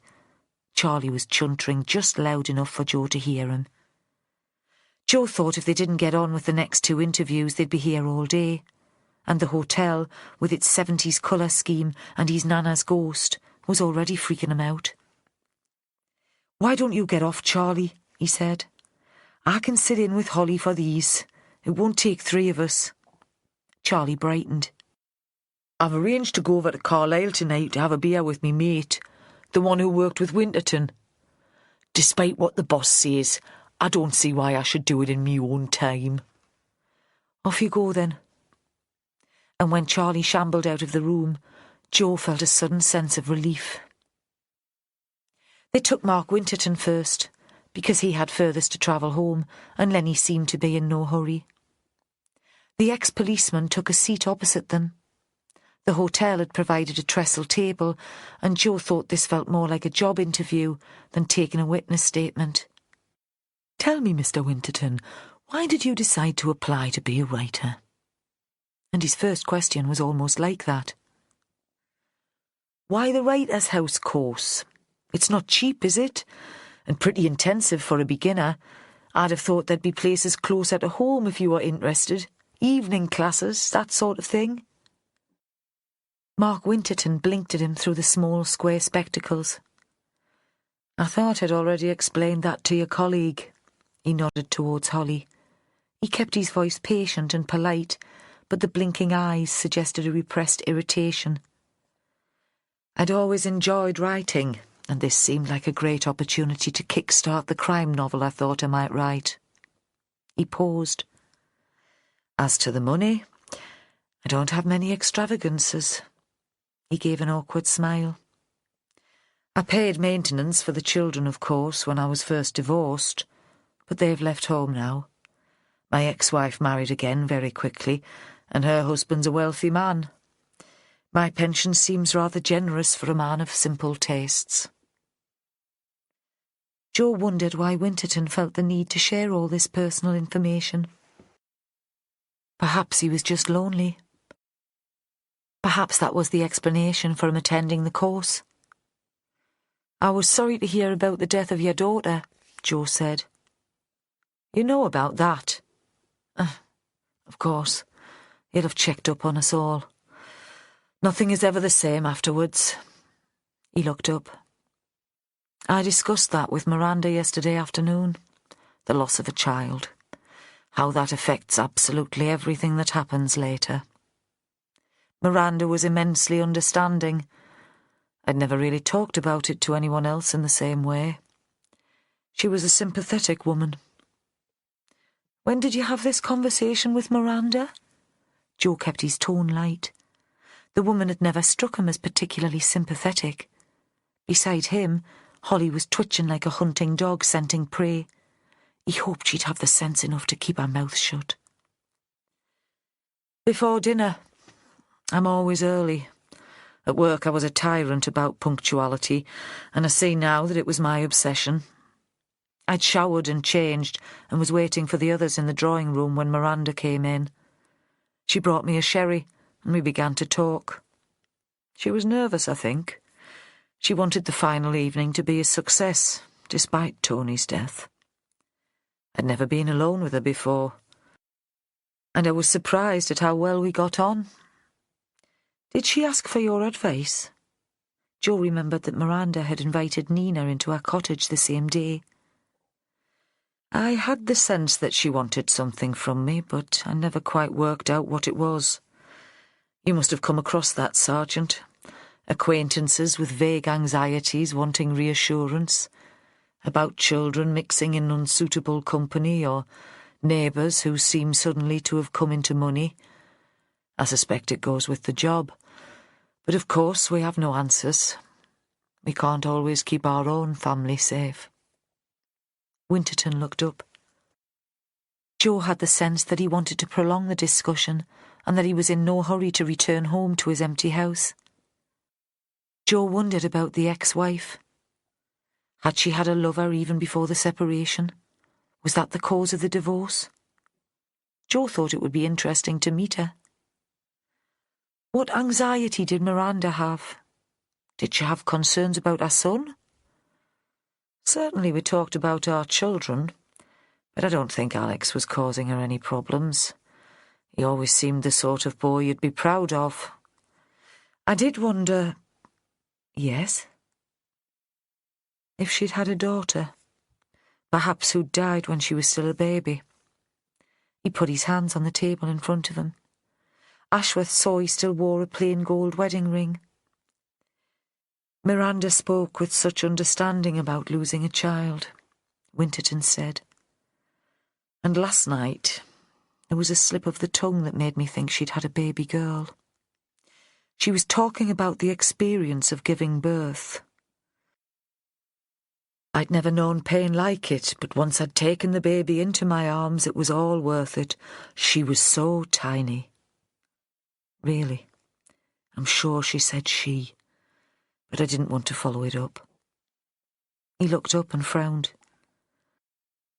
Of course, none of this is evidence. Perhaps I shouldn't have mentioned it, but sometimes in an investigation, small snatches of gossip can make a difference. I thought you should know. Joe's attention was caught by a bright yellow coach that had pulled up outside the hotel. Elderly people climbed stiffly out. The driver began to unload luggage. Joe dragged his focus back to the room. "Of course," he said. "Thank you. Would you mind waiting until we've finished talking to Mr. Thomas? Then we can give you both a lift to the writer's house." "No problem at all." Winterton stood up and gave a polite little nod. "I'm not in any rush to get home." Lenny Thomas sat awkwardly, looking at them across the table. "I wouldn't have killed her," he said without introduction. "I mean, I wouldn't have killed either of them. But Miranda picked me to go to the writer's house, and I loved every minute of it. I'll always be grateful to her for giving me the chance, for taking me seriously, as a writer like." "We're not accusing you, Mr. Thomas," Holly said.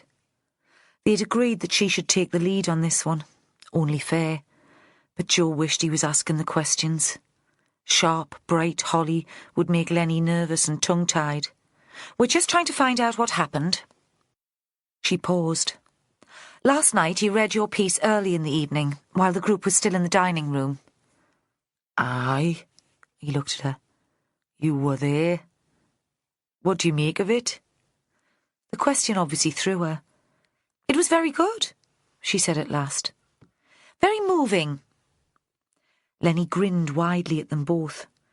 Joe was reminded of his youngest child, coming home from nursery with a gold star on a painting. "What did you do later in the evening?" Holly asked. Joe sensed her, tense and impatient.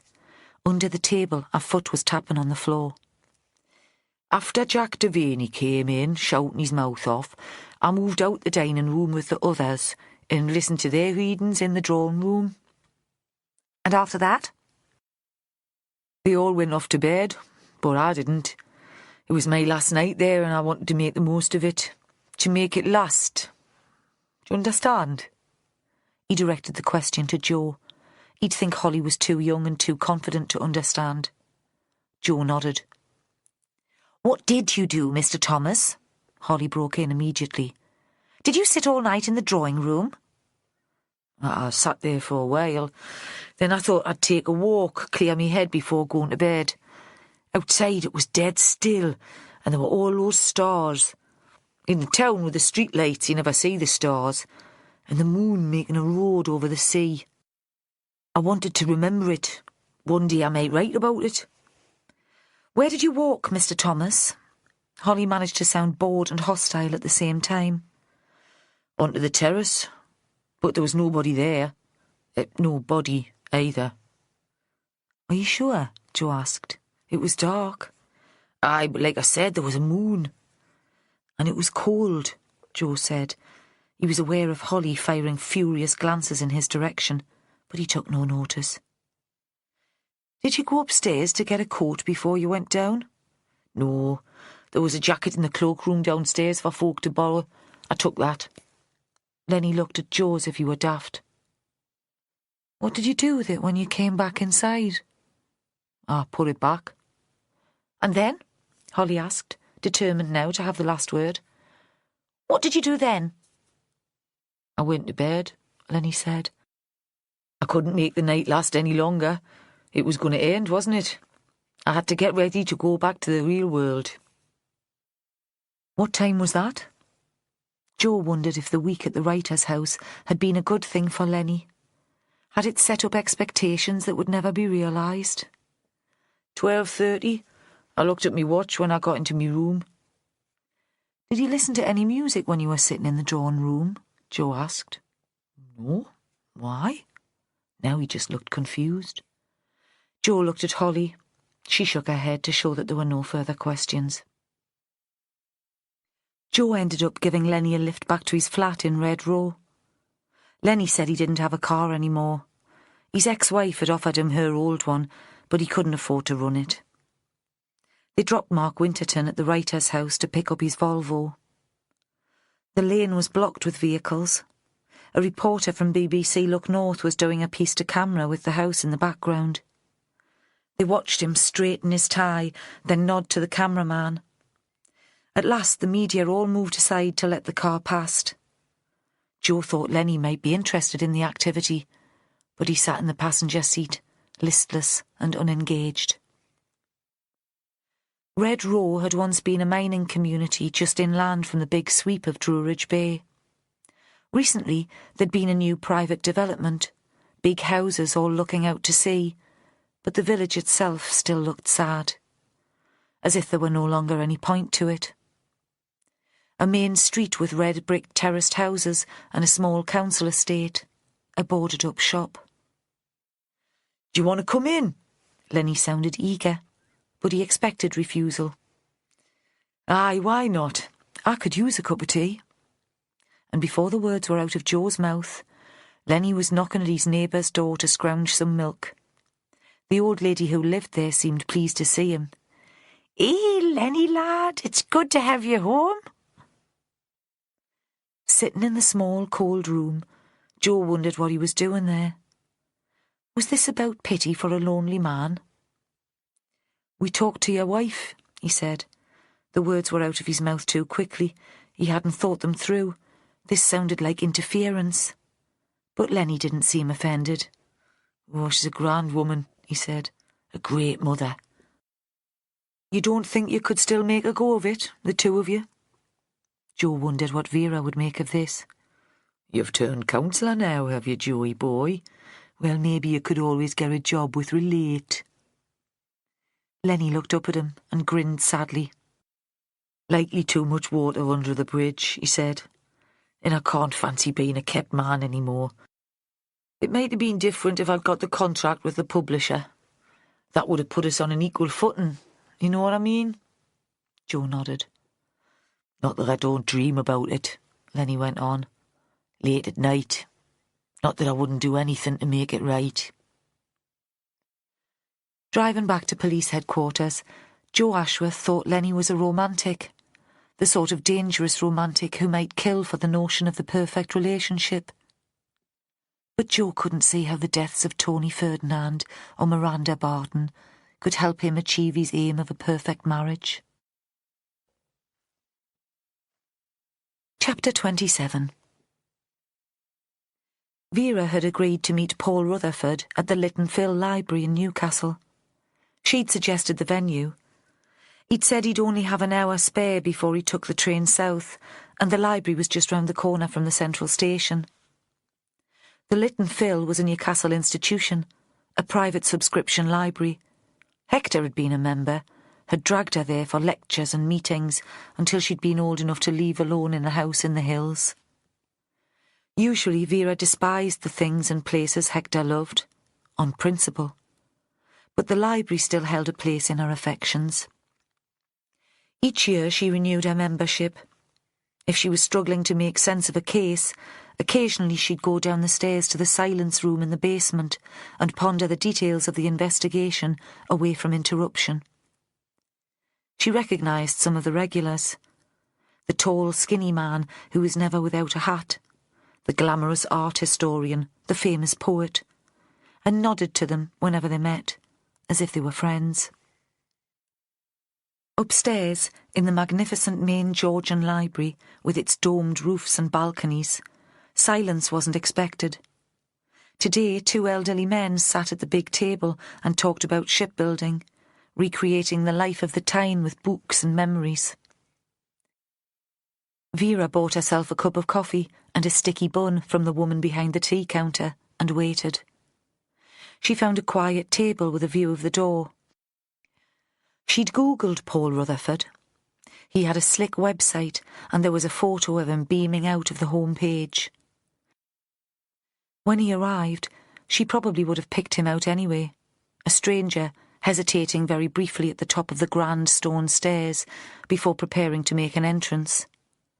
He was wearing black, informal black, so that she found it hard to believe the meeting that he'd used as an excuse for being in the northeast. Didn't politicians always wear suits?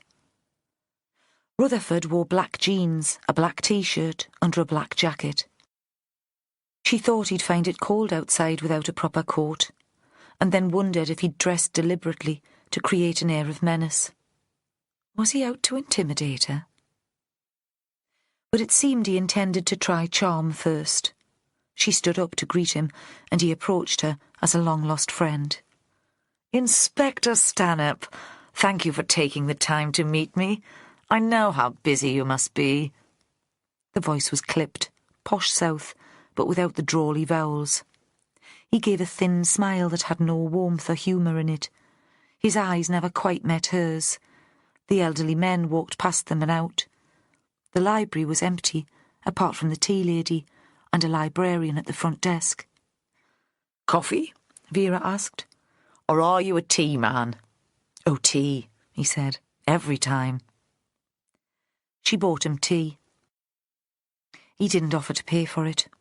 Meanness or arrogance? Did he believe that the small social niceties didn't apply to him? They sat round the corner, out of sight of the librarian. Rutherford took no notice of the beautiful surroundings or the shelves of books. I'm not quite sure, Vera said, why you wanted to see me. She smiled brightly at him. I still feel some responsibility for Joanna, he said. It's some time since our marriage ended, but one can't turn off one's feelings. I hate to think of her in trouble. Is she in trouble? Vera looked up at him, wide-eyed. That threw him. I understood from the newspapers that she's been questioned about a murder? Tony Ferdinand's murder? Questioned, Vera said, but not charged. We've questioned everyone who was staying in the house, even your old friend, Giles Rickard. That's ridiculous, Rutherford said. Giles Rickard wouldn't hurt a fly. I've known him since I was a child. He held his teacup, sipped and gave a small grimace to show that he was accustomed to better. Vera saw that his hands looked older than his face. Rutherford went on. He was like a second father to me. But you think Joanna would be capable of murder? Vera asked. She looked at him, as if the answer was of considerable interest to her. She tried to kill me, he said, a flash of almost childish anger. But that surely was rather different. As far as I know, Professor Ferdinand hadn't kept her prisoner or beaten her up. Vera kept her voice even. She wouldn't get this chance again, and she didn't want to lose her temper in front of the man.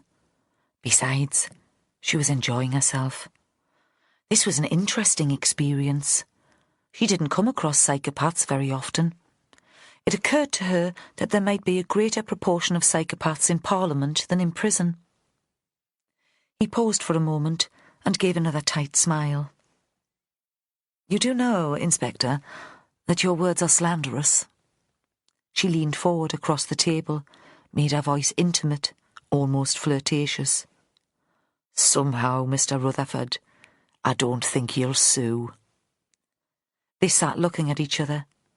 It was very warm. The hot water in the radiators gurgled. At the desk a phone rang. We'll stop playing games, shall we? Suddenly she'd lost patience with him. Why are you here? What do you want from me? I wanted to warn you, he said, not to be taken in by my ex-wife. She tells stories, not just to the people around her, but to herself. Eventually I think she comes to believe them. Do you really think that I locked her in our apartment in Paris? That I hit her? It's the stuff of melodrama. His words were scathing. She's plausible, vulnerable, and very clever. She has a knack of making people love her. Then she makes fools of them. Don't let her make a fool of you, Inspector. He began to stand up, as if he was about to leave, but she nodded for him to remain seated, and he stayed where he was. When did you last hear from Joanna, Mr. Rutherford? He paused, and she thought he was deciding whether or not to tell her the truth. Or perhaps he too was enjoying the drama, and the hesitation was to add to the suspense. About a month ago. Would you tell me what she wanted from you? Now he did get to his feet.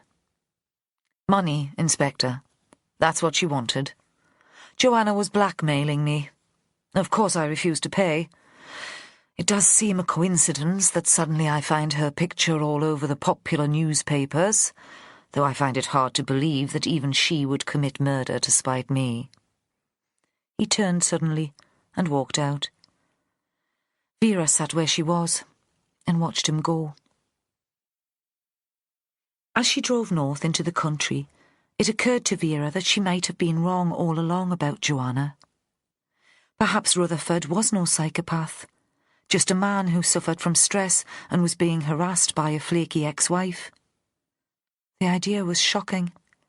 Vera wasn't used to being wrong. Why did you want the money, Joanna, pet? Why stoop to blackmail? Vera really couldn't get her head round that one. The Joanna she knew boasted about the charity shop clothes, the bartered veggies, the free cycle fridge. Joanna despised money as common, vulgar, and thought an obsession with money displayed the worst possible taste. What had she called greed? The meanest of vices. So why was she so desperate for cash that she'd got back in touch with the man she hated? Vera was so puzzled that she almost missed the lane to Chrissy Kerr's place. Vera had tracked down Nina's publisher the day before. Holly had spoken to her earlier in the investigation. After all, Chrissy had been in the writer's house the morning of Ferdinand's death. Holly had reported back that the woman had no useful information, but Holly wasn't brilliant at picking up unspoken messages. Besides, Vera had her own reasons now for wanting to speak to the publisher.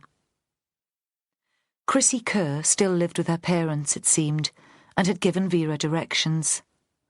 Once it would have been a farmhouse as scruffy as Jack and Joanna's, but the land had been sold off, and the house and a barn conversion were all that was left.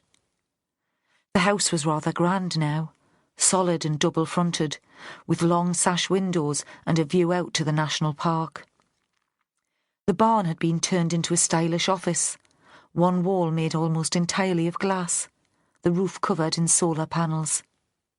A sign, black on green, North Farm Press.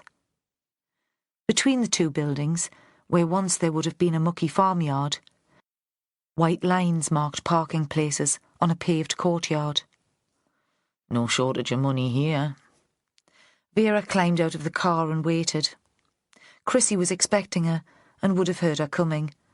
It was mid-afternoon, still a beautiful day, but already the sun was low. Vera hesitated, unsure whether to knock at the house or the office. Inspector Stanhope!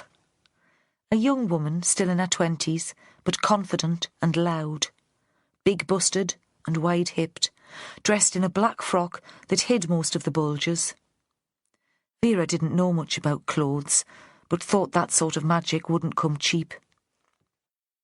She could do with something similar herself, but would probably shrink it the first time she washed it.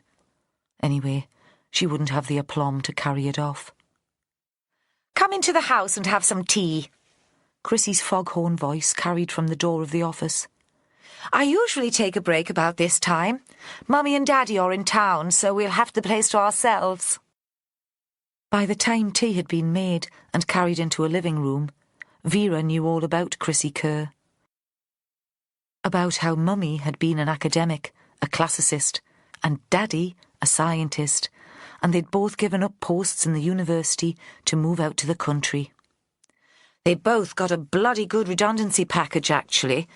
They were at the top of their pay scales, and the university couldn't wait to get rid of them. Chrissy poured tea, but she didn't stop talking. Vera looked around her. A pot of chrysanthemums stood on the windowsill. The carpet was red, and there was an expensive-looking rug by the fire. On the walls, original paintings, a couple of large oils. They didn't stop working, of course. They're still writing, and as my business has grown, they're more involved in that. You're a publisher, finally Vera managed to get in a question. Obvious, but at least it stopped the flow of words. Yeah, crazy, isn't it?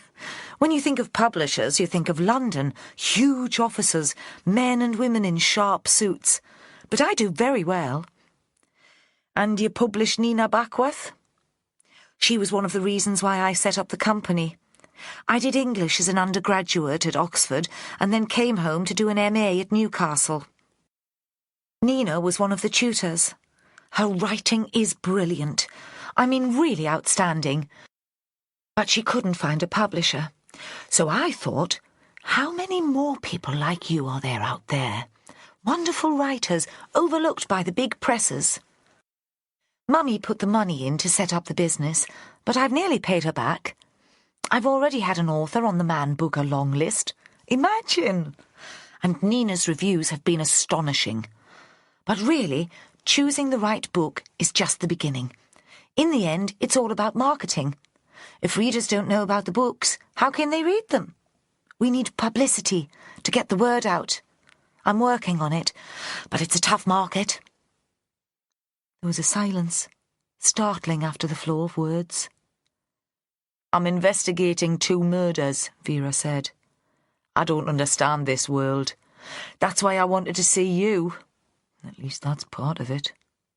You're not a suspect or a witness. I thought you might help. I will if I can. Vera believed her. This cheerful, unflappable young woman would be a dream to work with. She thought of Holly, competitive and tense, and she sighed. The first victim was Tony Ferdinand. You'll have heard of him. Met him, of course, because you gave a lecture at the Writers' House the morning he was killed. The second was Miranda Barton, the author who set up the place. I know, Chrissy said. It's been all over the papers, and one can't help reading, like a dreadful soap opera involving people one knows. And one of your officers came here to take a statement after Ferdinand was killed. How well did you know Professor Ferdinand? Not at all. I only met him that once. My knowledge of him came from what I read in the papers and saw on the television, Chrissy said, and from what Nina told me, but she was hardly an impartial observer. Why would anyone kill him? You don't know how influential that man was, Chrissy said. He wasn't a publisher or an agent, but boy did he have power. I sent a number of my titles to him, but never got a response. More's the pity. And all the big London literary people will have been doing the same. If he liked an author's work, he could persuade an editor to take it, and his reviews made a real difference to sales. She saw that Vera looked bewildered. Think the Simon Cowell of the publishing world. Vera thought about that. Lenny Thomas had seemed laid back about his writing. He'd dreamed about being an author, but had never believed it would happen. Mark Winterton had clearly become aware of his own limitations.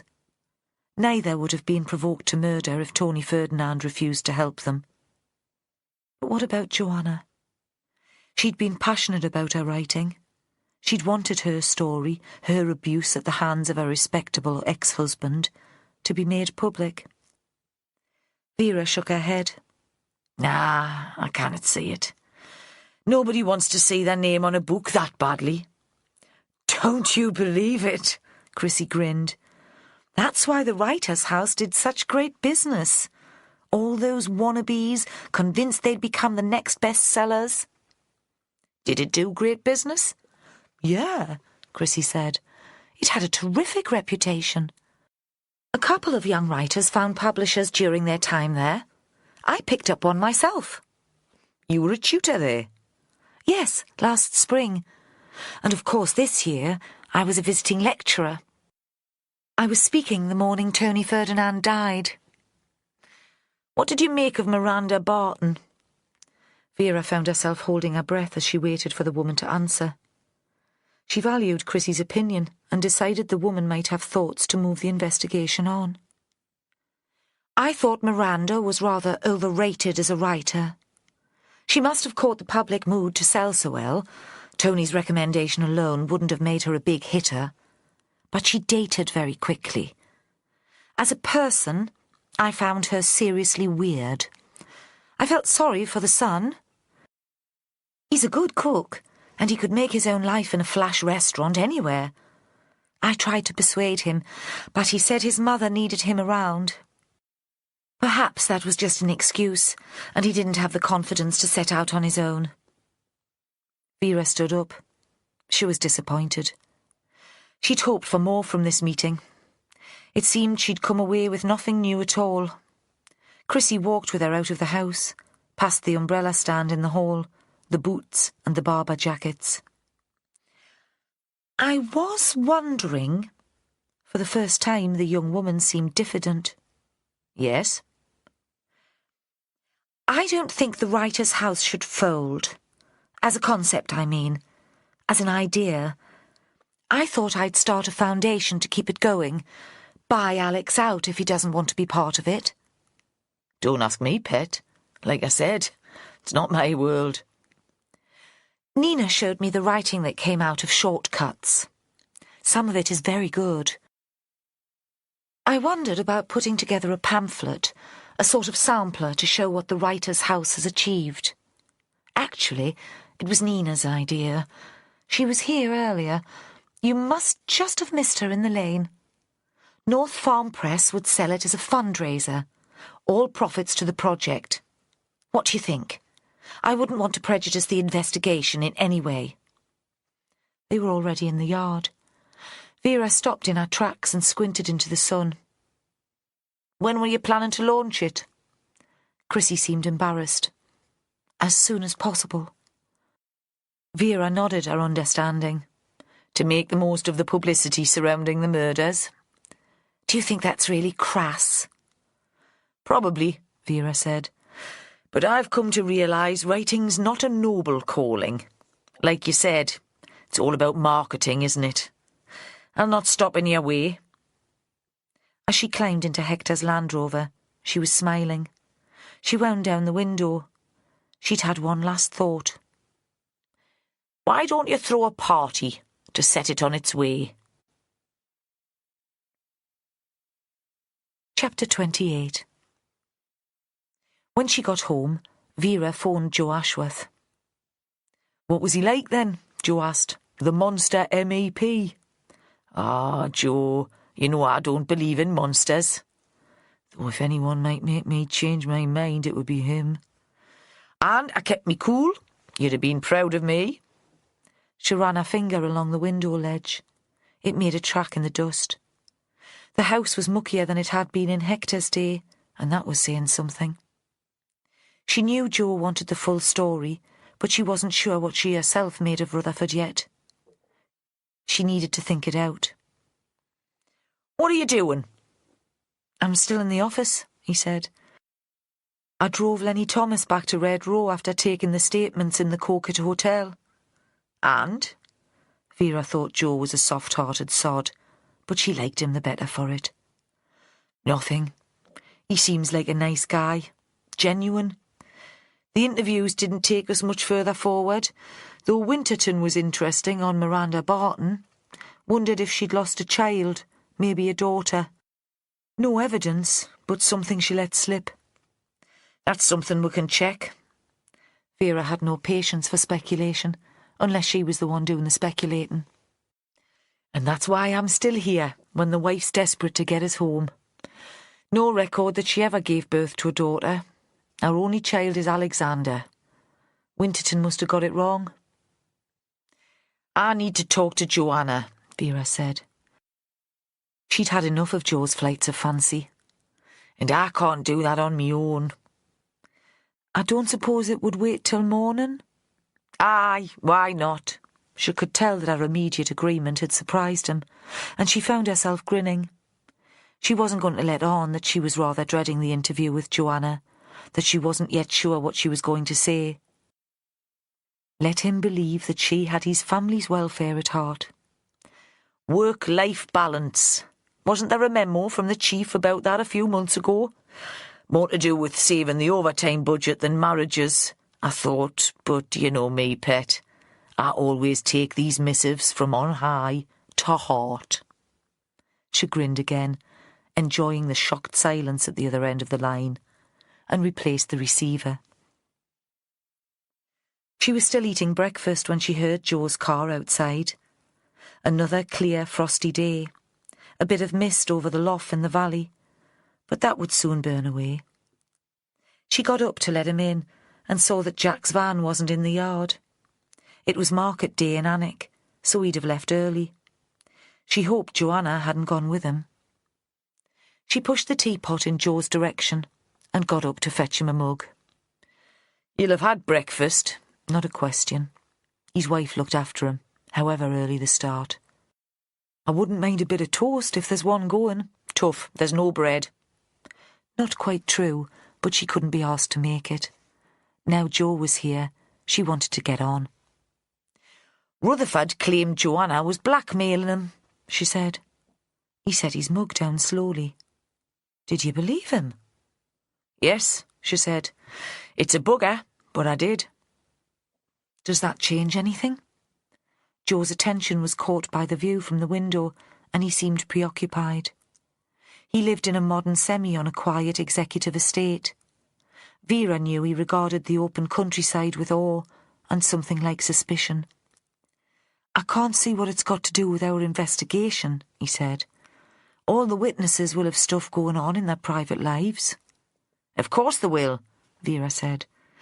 "But they won't all be turning the stuff into stories and putting it out for the public to read." Then she wondered if that was true. By all accounts, the piece Lenny Thomas had read on the evening of Miranda's death had been personal too. "Anyway," she went on, getting to her feet, feeling again the strain in her knees, "why don't we go and ask her?" They found Joanna hanging out washing. "That'll be frozen stiff in half an hour," Vera said by way of a greeting. Joanna only laughed and said she was fed up with having it all over the kitchen. "I like to get the air into it." "Do you fancy a bit of a walk?" Joanna looked at Joe. "What's this, V? Do you need a bodyguard these days? Are you frightened I'll slash your throat too?" Pet, you know how it is. I can't talk to you on me own." They walked down the track a way, then along the edge of a newly ploughed field. The soil was hard, but Vera could see that Joe was worried about the state of his shoes. She was glad to be outside. This case had made her feel claustrophobic from the start. It was being shut in the writer's house for days on end, like being remanded in custody. A hawthorn hedge marked the field edge, and there were redwings and fieldfares feeding on the berries. She followed Joanna and Ashworth in single file until they came to a gate and a wide track through woodland. Then Vera joined Joanna and started her questions. "You didn't tell me you'd been in touch with your ex-husband recently?" The tone was conversational, but she saw that Joanna had picked up the steel beneath it. "In fact, you told me you were frightened Rickard might tell him where you were." "You've spoken to Paul?" she said. "Of course, I should have realised you might." She slowed her pace and turned to Vera. "We all get taken in by you." "I didn't make the contact," Vera said. "That was your ex-husband. I think he came all the way to Newcastle especially to tell me what you'd been up to." The ground under the trees was dry, and there was a smell of pine. "Cocky bastard, isn't he?" "Is he? It's so long since I've seen him that I really can't remember any more. Perhaps he's just a creature of my imagination."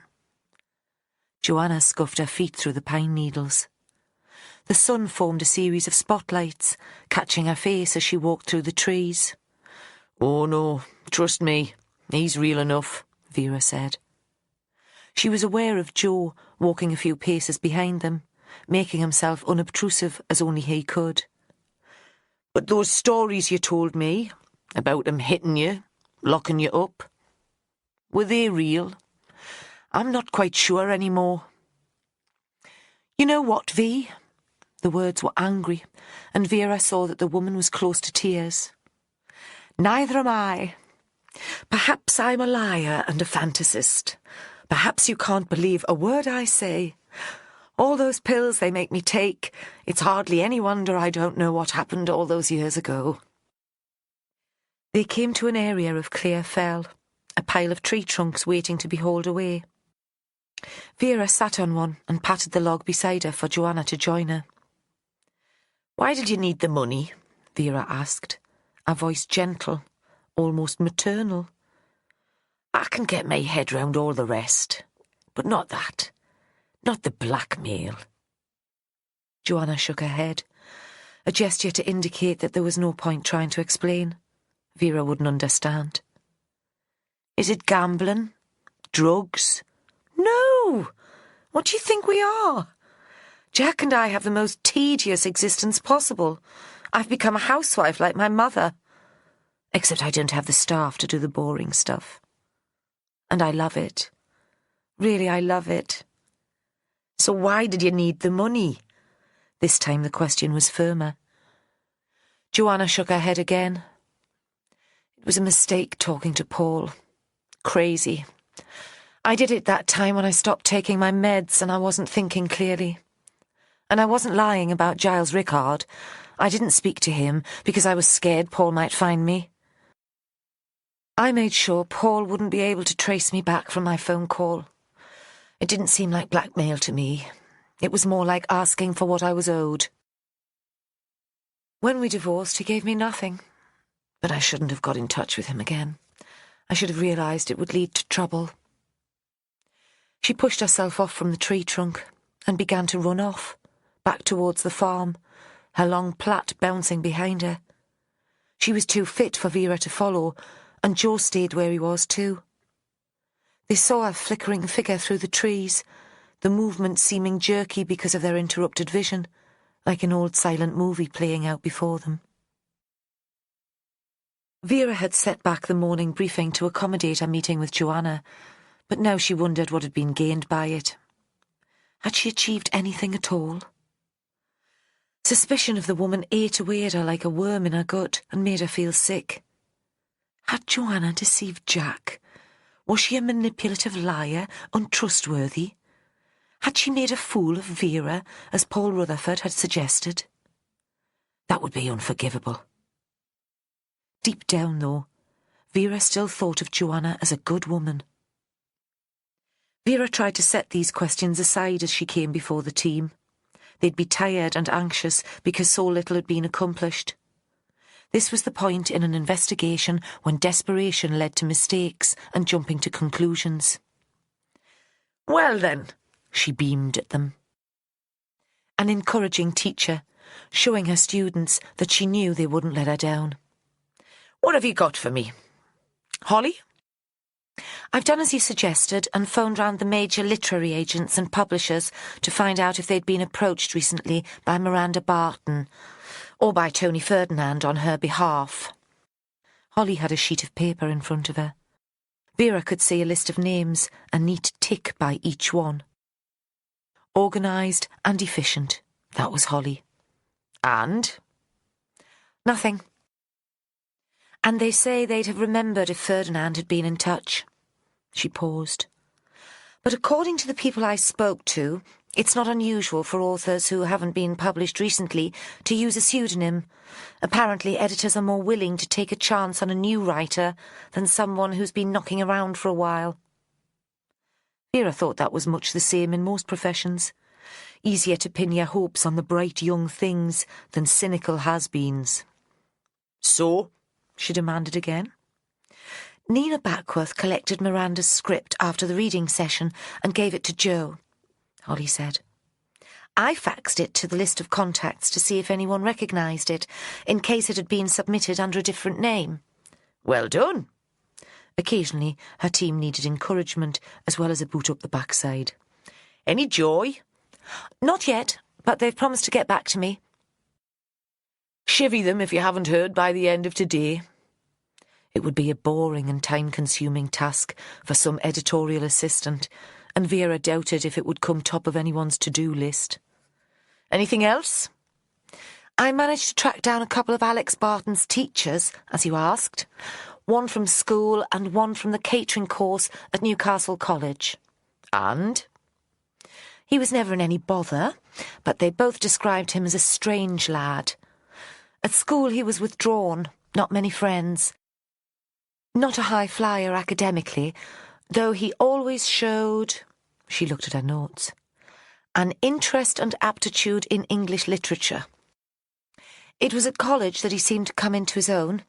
He was always the top of the group, a brilliant chef apparently, meticulous, occasionally given to an outburst of temper if things didn't go according to plan, but happy enough if he felt he was in control. His tutor was pleased when he went to work with his mother. He thought Alex might not stand the stress of a restaurant kitchen, where there's always pressure of time and unexpected demands. Not a great one for teamwork. That was how the tutor described him. Vera nodded. She wondered how Alex would manage now he was on his own. She looked up at Holly. These outbursts of temper, were they ever violent? The tutor never said. Get back to him and find out. I did wonder. Aye? Vera made sure her voice wasn't too encouraging. She didn't always like folk thinking for themselves. We've always assumed that both murders were committed by people staying in the writer's house, but that's not necessarily the case, is it? Jack Devaney managed to find his way into the place on the night of the dinner. Ferdinand was murdered in the middle of the afternoon when the doors weren't locked, and Barton was outside when she was stabbed. I'm not saying that they weren't killed by a resident, but that perhaps we shouldn't make that assumption. Quite right, Pet. Vera narrowed her eyes. And we shouldn't be afraid to teach our grandmothers to suck eggs, either. Holly flushed, and Vera thought she'd been hard on the girl. She'd never liked being told how to do her job, especially when the person doing the telling had a point. No, really, she said. It's a good point, and one that Joe made earlier. Maybe we focused too much on the residents. She looked around the room, spreading blame. I suppose we've checked all the CCTV in the area? There's not much. Joe shot a small, triumphant glance in Holly's direction, glad that he'd been there before her. One petrol station on the road towards Sea Houses. I've checked registration details.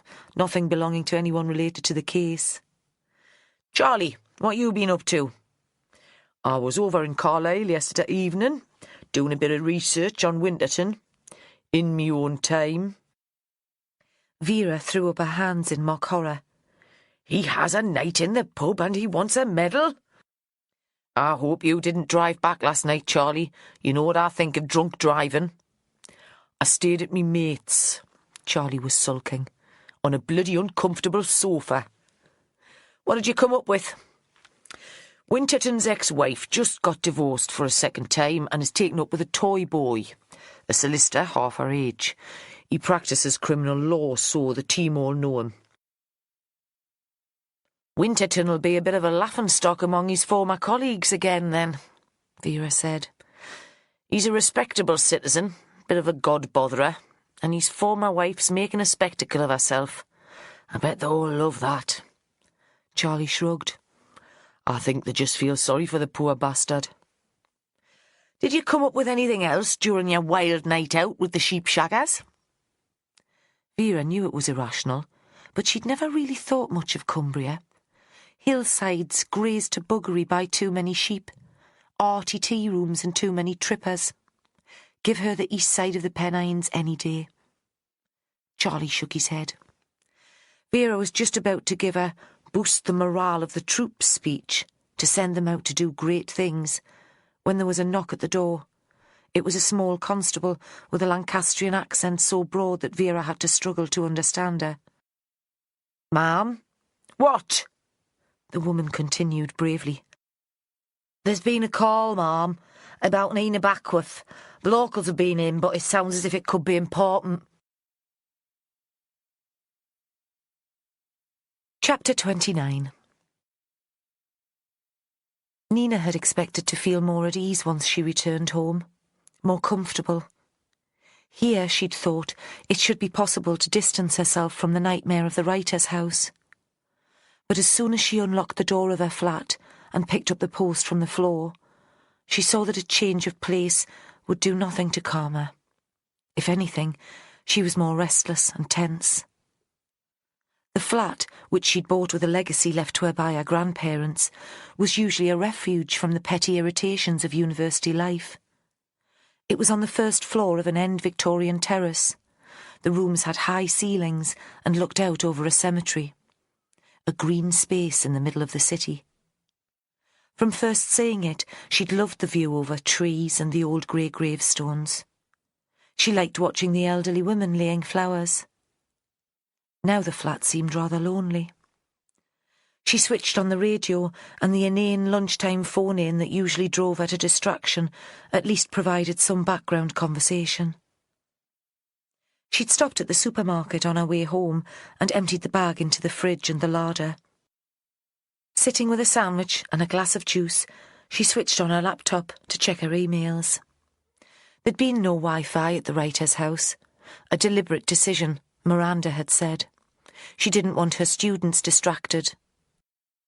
There was nothing exciting to read, a load of spam and a couple of student assignments. Lenny Thomas had already sent his novel to her as an email attachment.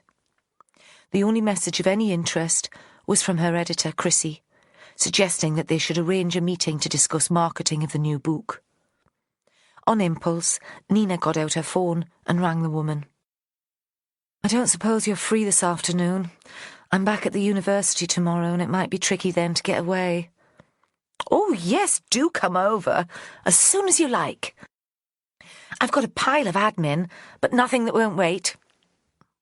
Nina could hear the woman's excitement. It was nothing to do with the novel, Nina thought. It was murder. It brought out the voyeur in everyone. She liked Chrissy as soon as she'd met her at the interview for the MA. There was nothing pretentious about her, despite the classy degree and the obvious intelligence. She had a passion for books that was basic and visceral, a hunger for reading. Not for writing, though. She completed her MA, but wasn't tempted to do further research. "There are enough bad writers out there," she'd said to Nina when she'd pitched the idea of forming her own publishing house. "The world doesn't need another one. I'd rather spend my time and my energy promoting the good ones, like you." The formation of North Farm Press had started a partnership that had worked well for them both. Nina felt cherished, and that gave her the confidence to experiment in her work. Chrissy had begun to make a name for herself, and even a little money.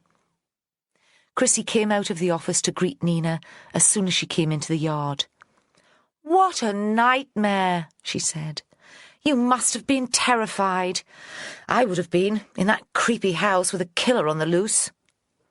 But Nina thought that Chrissy wouldn't have been terrified at all. She was the sort of Englishwoman who was scared of nothing.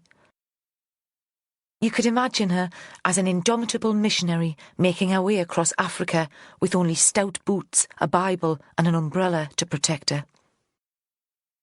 And as if she was reading Nina's thoughts, Chrissy said, "I do feel a bit cheated, though, driving away from the place just as the excitement was about to start." "It's hard to believe that it really happened," Nina said.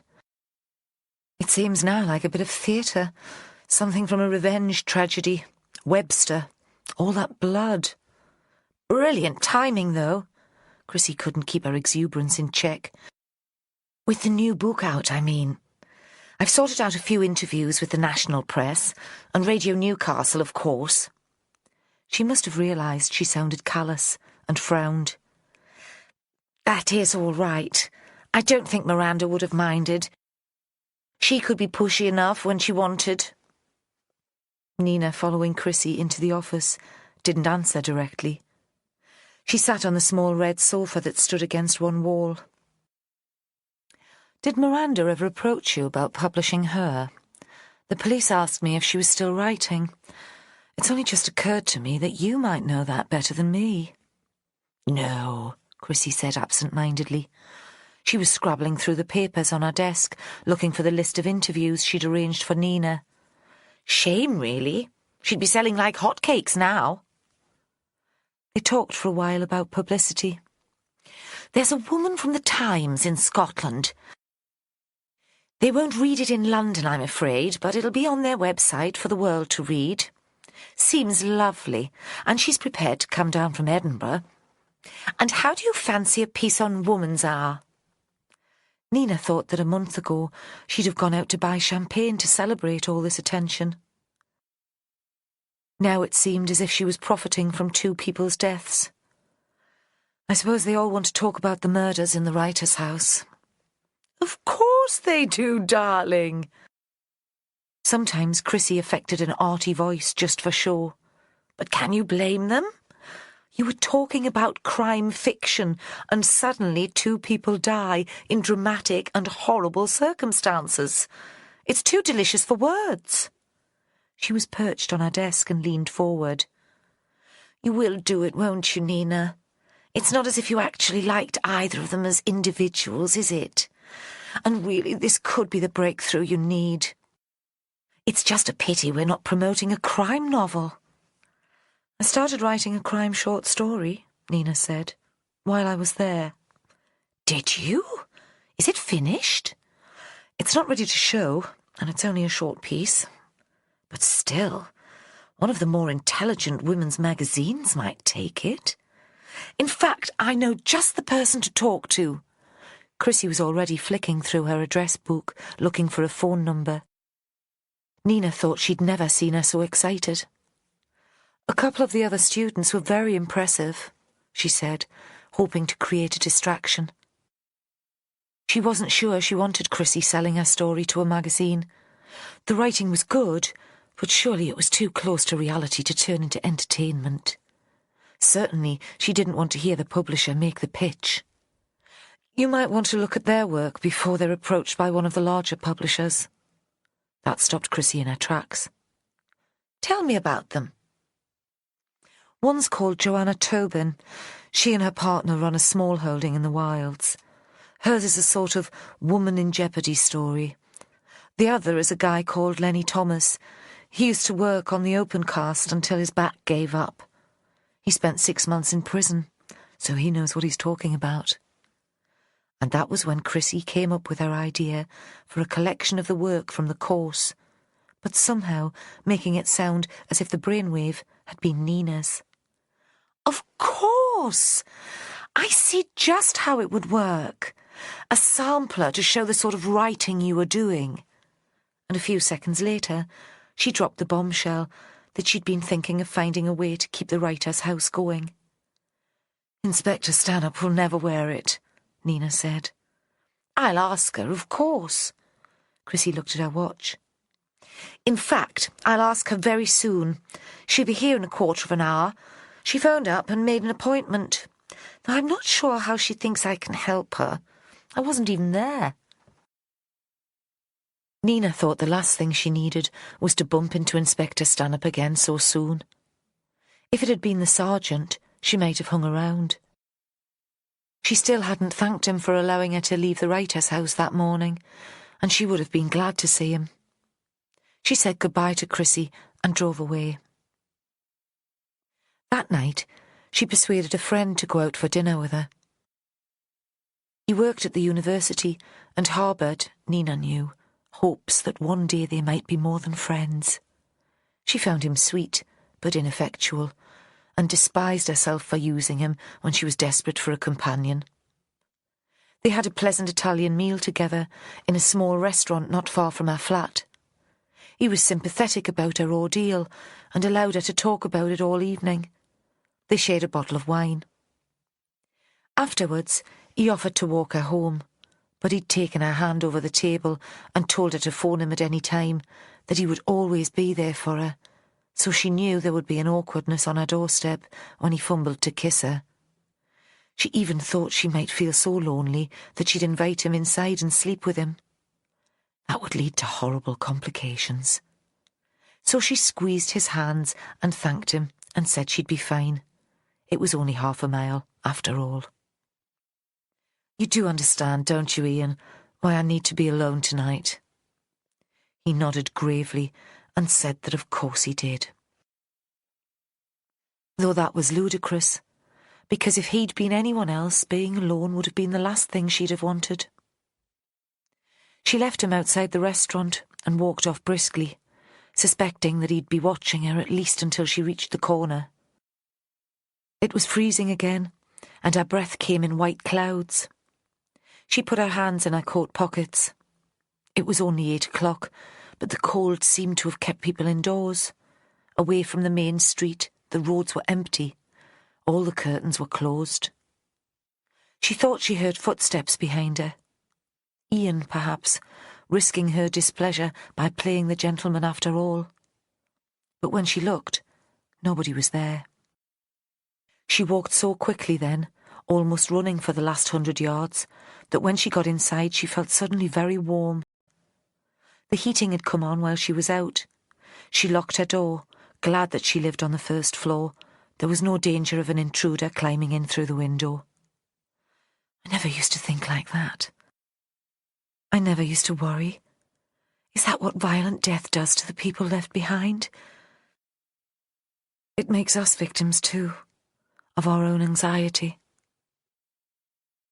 She ran a bath and lay there, running over our meeting with Chrissy. How robust she seemed.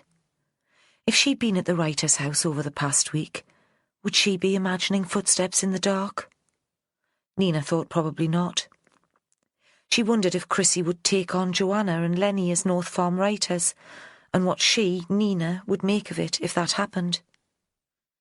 In one sense, they'd become her competition. She thought suddenly that she never wanted to see either of them again. Lenny had already sent her his whole novel as an email attachment. I know it's a cheek, but would you mind having a look and tell me what you think? She hadn't opened the attachment or sent a reply. She wished them both well as writers, but she didn't want anything to remind her of the past week. When she went to bed, she switched on the radio beside it. It took her a long time to fall asleep, and she listened to the BBC World Service talking about floods in Pakistan, a riot in the streets in Rio, an earthquake in Mexico.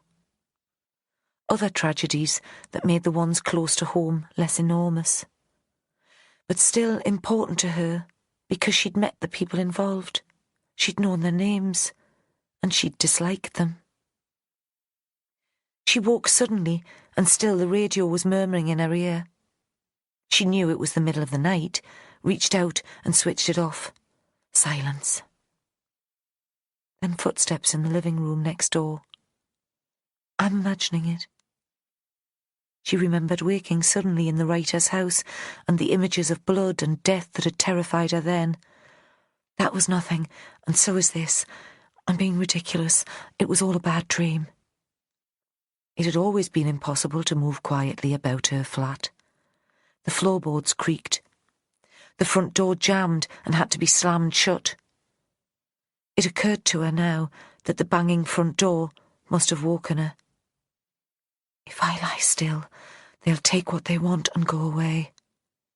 But the footsteps moved out of the living room and towards her bedroom. She found herself screaming. Then mingling with her screams came the sound of a siren, a police car or an ambulance racing down the street outside. The footsteps pounded down the stairs, the front door slammed shut, and there was silence again. Nina climbed out of bed and pulled on her dressing gown. Had a neighbour seen the break-in and called the police? She ran into the living room and looked out of the window, but the street was quiet. The arrival of the emergency vehicle had been coincidental. Luck. And there was no sign of the intruder. Further down the street, There was the sound of an engine starting. She tried to breathe more calmly. Perhaps, after all, the incident had been a nightmare, the result of the violence she'd experienced second-hand. She'd make herself some chamomile tea and try to sleep. She switched on the light to make sure that there was no sign of a break-in. The room was tidy. It seemed that nothing had been moved or taken. But on the middle of the table sat a crystal bowl full of ripe apricots. Chapter 30. Vera sent Joe Ashworth to deal with the incident at Nina Backworth's flat.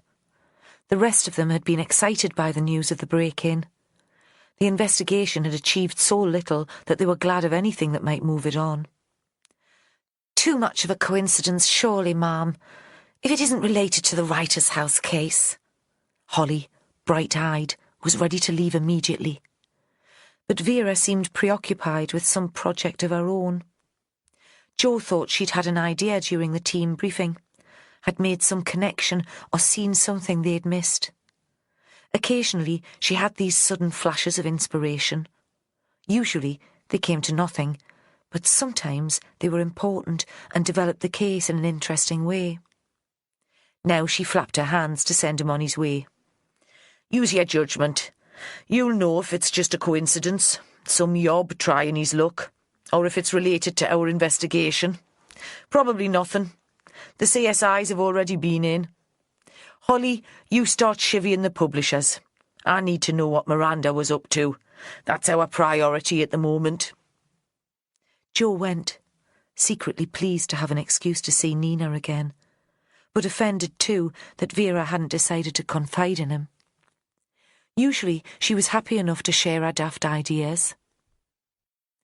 When he arrived in Newcastle, he sat for a moment outside the house where Nina lived. By now it was lunchtime, and girls from a private school at the end of the road were walking along the pavement, giggling and scuffing the fallen leaves with their feet. He waited until they'd passed. Then he got out of the car and rang the bell. He thought Nina must be dressed for work. She seemed to him very smart. "This is such a nuisance." Her voice was peevish. "I've already had to cancel my class at the university, and I'm supposed to be doing a radio interview this afternoon. It won't take long." Suddenly she put her head in her hands. "Oh God, I'm sorry. It's not your fault, and it was good of you to come. I'm scared, absolutely bloody terrified. Waking up in the middle of the night to find someone in the flat. I thought I was going to die like the others." "Of course you're scared." She led him into a large living room with a deep bay window. All the furniture was old. One wall was covered in books. There was a table under the window where long blue velvet curtains reached almost to the floor, and on the floor a grey carpet. "It looks very tidy," he said. "You've not moved anything?" "Don't you believe me?" She turned on him, and he saw how close she was to hysteria. "Of course I believe you. Has anything been taken?" She shook her head. "Not that I can tell." He thought she would know if anything was missing. This was an ordered place. She was an organised woman. "They did bring something, though." She pointed to a glass bowl containing small fruit. They were so perfect that if it hadn't been for the smell, he'd have thought they weren't real, that they were wood or china painted. They were there, left by the intruder. He meant to leave them. That's why he came in here first. He was on his way to the bedroom when the siren frightened him off. Apricots, are they? He wondered if she was losing her mind. She'd been so tense when he'd last seen her, so strung out, that he wouldn't have been so surprised. Yes. Why would a burglar bring you apricots? You must have bought them before you went away and forgotten all about them. He kept his voice gentle. You can tell by the smell that they're very ripe. They could have been here a week. I didn't buy them, she said. She was frowning and a little angry, but he thought that she was quite sane, after all. There's no sign of a break-in. He took a seat on a scratched leather chair. No, and I don't get that either. It's like he's some ghost who can walk through walls. More likely someone who's got hold of a key, Ashworth said. Did you have a spare? Have you ever given one to a friend? He was thinking that the fruit could be a message. From a lover, maybe, or a drunken student thinking it would be funny to scare his teacher. This might have nothing to do with the Writer's House investigation after all. No, I've never given a key away. I've always lived here, alone. But you'll have a spare. Could you check it for me, please? My neighbour has one in case of emergencies, but Dennis has been here as long as I have. He wouldn't play this kind of stunt. Dennis was a small, tidy man in his 60s. He'd worked as an engineer in the shipyards, moved into the garden flat below Nina when his wife had died. Nina filled in the background information as they went downstairs. They found him sweeping leaves in the yard at the front of his flat. Nina told him about the break-in and asked about the key. It's hanging up in the kitchen where it always is, pet. He seemed affronted, as if Nina had accused him of committing burglary. See for yourself. He led them through an arched gate at the side of the house and in through the open kitchen door. Over the sink there was a row of hooks, each neatly labelled. The one marked Nina was empty. Not a ghost, then, Ashworth said. They were back in Nina's flat, and she'd made coffee and a sandwich. It was a poor sort of joke, but he wanted to make her more cheerful. He wasn't sure how he'd cope if she started to cry. I'll wait until the locksmith comes before I leave. But why go to all that bother? Now she was furious, and he thought it was only the anger that was holding her together. Wait until Dennis was in the back garden and slip into the flat and steal the key. And how would the intruder know he'd have my key in the first place? Did you tell anyone that Dennis kept the key? A friend? She shook her head. A good guess, then, Ashworth said. But he was thinking that they were dealing with someone intelligent, or an experienced burglar. Someone had planned this carefully, reccied both flats in advance. And like Nina, he was wondering why anyone would go to all the bother. You're sure nothing was taken? Absolutely certain. She looked up from her coffee. You do realise I was a target, like Tony Ferdinand and Miranda. If he hadn't been scared off by the siren, he'd have killed me like the others. Ashworth didn't answer. He sensed her growing paranoia and couldn't think what to say that wouldn't feed it. Were there apricots in any of the stories written during the course? He asked at last. I see what you mean. She gave him a quick nod of appreciation. You think the intruder was copying a scene from a piece of fiction, in the same way that the murder on the terrace was stolen from my work? But no, I don't remember anything like that. Of course, I didn't see everything the students wrote. Though when I first saw the apricots, they reminded me of something I'd read. It was nothing recent.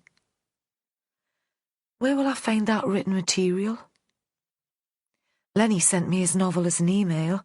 I can show you that now if you want. And I've already given you the few paragraphs that Miranda read at the party. Joe nodded. No soft fruit there, he said. He was pleased to see her give a small smile. And I'll ask Lenny to let me have a copy of his book. He looked at her. Is there anywhere you could stay for a while? A friend who might put you up? You think it's not safe here, even with new locks? Again, he tried to keep his tone light. I'd worry about you. Not really a joke, but she tried another smile. He thought she'd dismissed the idea out of hand, but she considered.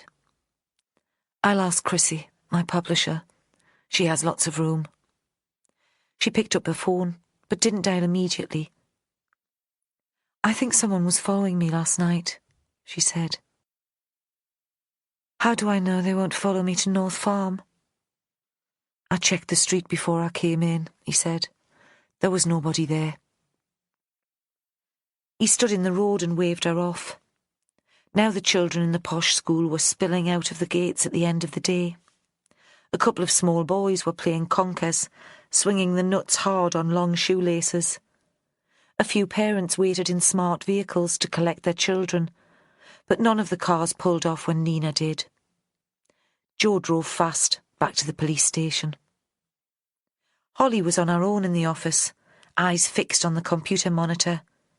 She looked up when she heard Ashworth come in. Was Nina all right? He shrugged. Shit scared, but putting on a brave face. What was it? A run-of-the-mill burglary? No, he said. Anything but that. He thought the place seemed very quiet. Where's the boss? He still couldn't bring himself to call her Vera. Found it difficult even when they were on their own in the pub or she was bending his ear at her house. She spoke to Alex Barton on the phone and then disappeared up the coast. She didn't tell me where exactly, or why. You know what she can be like. A drama queen. She said she'd see everyone for the briefing tomorrow. Jo always felt disloyal complaining about the inspector behind her back. And Charlie? God knows. She stretched and rubbed the back of her neck. He nodded towards the screen. What are you up to? I'm trying to trace Miranda's publisher. The books are out of print and they're not on Amazon. Nobody recognised that piece she'd read at the writer's house. There's no support for Vera's theory that she's been writing again. Except the piece that she read. Holly said. That could be years old. The boss has got one of her books in there. He nodded through to Vera's office. I saw a copy on her desk. Cruel Women, it was called. I thought it was appropriate. Holly was still grinning when he came back with the novel. I think she pinched it from Miranda's cottage. The publisher should be listed on the title page. He opened the book. Rutherford. Not much use to you if you're trying to find out if Miranda's been trying to sell a new book. Giles Rickard told the boss that Rutherford Press had got taken over by a multinational years ago. He turned to Holly to check that she was listening. She hated being told what to do. Though I suppose some of the same staff might still be there. Worth a punt? He closed the book and slipped it into his jacket pocket. He wondered if this was another coincidence. Rutherford, who ran the company that published Miranda's novels, had been Joanna Tobin's father-in-law. He wondered, too, if Vera had known the name of the publisher all the time and had been waiting to see how long it would take Holly to track it down. Nah, he thought. Not even Vera would be that petty. Where are you off to with that book? He should have realised Holly was so sharp she'd notice what he was up to. I'm going to read it, he said. See if there's anything in it about apricots. Chapter 31. Further north, the weather changed suddenly. The sun disappeared, and there was a mountain of cloud to the east. A brisk northerly breeze blew against the Land Rover and found its way through the gaps in the windows. Winter had come early. Vera hadn't warned Giles Rickard that she was coming, but he didn't seem surprised to see her when she knocked at his door. His holiday cottage was in Craster and looked out over the harbour. There was a narrow front garden, everything brown and salt-blown, the first splashes of rain. My dad used to come here every winter, she said, looking down at the exposed sand. To get Mediterranean gull for the year. There's one that turns up in the autumn, regular as clockwork. He didn't respond. You're not a bird watcher, then? Aye, well, it's not much of a hobby, and I expect your writing has taken up most of your time. The bonny birds, mind, med gulls. Get someone to point it out to you, if you get a chance. She followed him into the house. The cottage was small and unpretentious. The front door led straight into a living room with a wood-burning stove, a table under the window, and a couple of armchairs. She looked round, making a show of it. No computer? I don't write any more, Inspector. I've retired. How does that work, then? You just wake up one day and decide you're not going to tell any more stories? Yes, he said. That's exactly how it happens. What do you do here all day? She was genuinely interested. She and Rickard had a lot in common. No family, few friends, it seemed. She might learn something from him that would help her come to terms with her own retirement. I read, he said. I think. I remember. Aye, well, it's your memory I'm interested in. I really don't think I can help you further, Inspector. I've told you everything I know. His voice was firm. I bought this place so that I'd be undisturbed. In London there are always people who expect me to be pleased to talk to them. Journalists, students. I'd thought that would end when I stopped writing, but it seems not to have been the case. This is where I escape from unwanted conversation. Indulge me, she said. I've come a long way. She sat in one of the armchairs, wedged herself in, making it clear she was there for the long haul. He looked at her and decided that further argument was futile. He opened the door of the stove and pushed in a log. Can I offer you a drink, Inspector? Hey, pet, I thought you'd never ask. Whiskey with a dash of water, unless you've got a single malt, and then I'll take it neat. Just a small one. I'll be driving.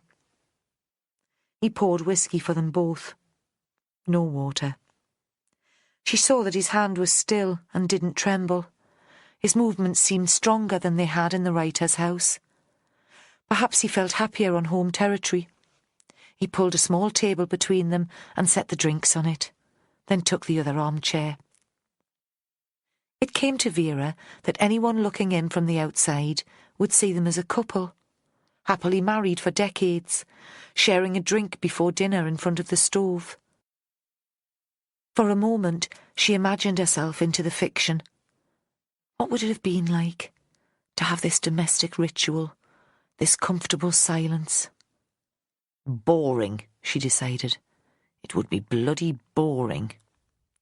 I spoke to Alex Barton earlier, she said. How is he? They could have been discussing a mutual friend, a neighbour perhaps, nobody too close or dear to them. I don't know. He seems a strange young man to me. I'm not sure if that's because his mother has just died, or if he was always like that. I don't like the thought of him in that place on his own, but he claims he's fine. He's an adult.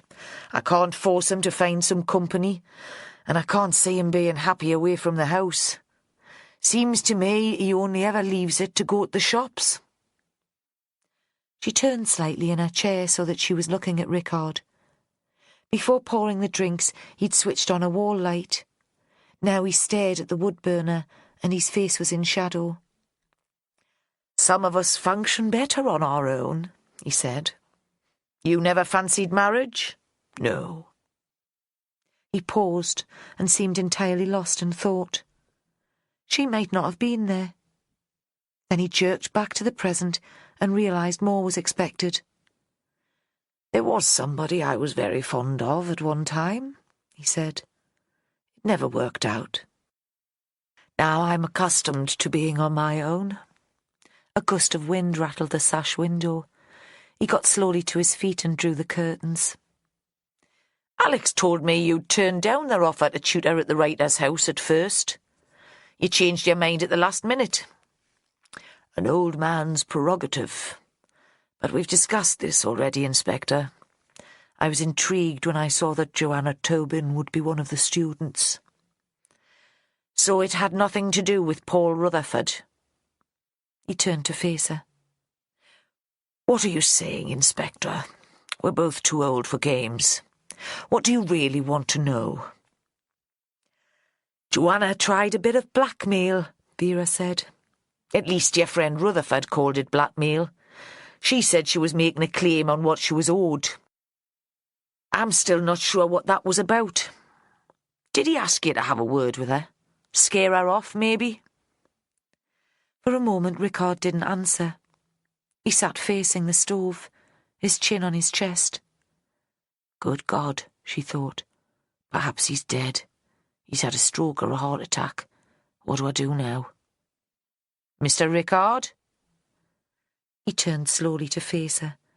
She thought his face was like a tortoise's, impassive and grey. He gave nothing away. What are you suggesting? That I scared Joanna away by killing two strangers? His voice dry, laced with sarcasm. I'm not suggesting anything. I'm asking if you went to the writer's house because Rutherford asked you to. I need to clear the decks here and work out what's really important. There's too much stuff getting in the way. He was staring into the stove again, and she thought he might refuse to answer. But after a moment, he started speaking. Yes, I came to the writer's house because Paul asked me to. Joanna had contacted him at work and demanded money. He said she was crazy again. He was worried about what might come out if she decided to go to the press with an election only months away. You're up in Northumberland anyway, it'll only be for a few days. See what's happening, what's rattling her cage after all this time. What I don't understand, Vera said, is why you agreed. You've retired. You hate meeting readers, all the marketing bollocks, don't you? You've just said that's why you bought this place. He nodded his tortoise head.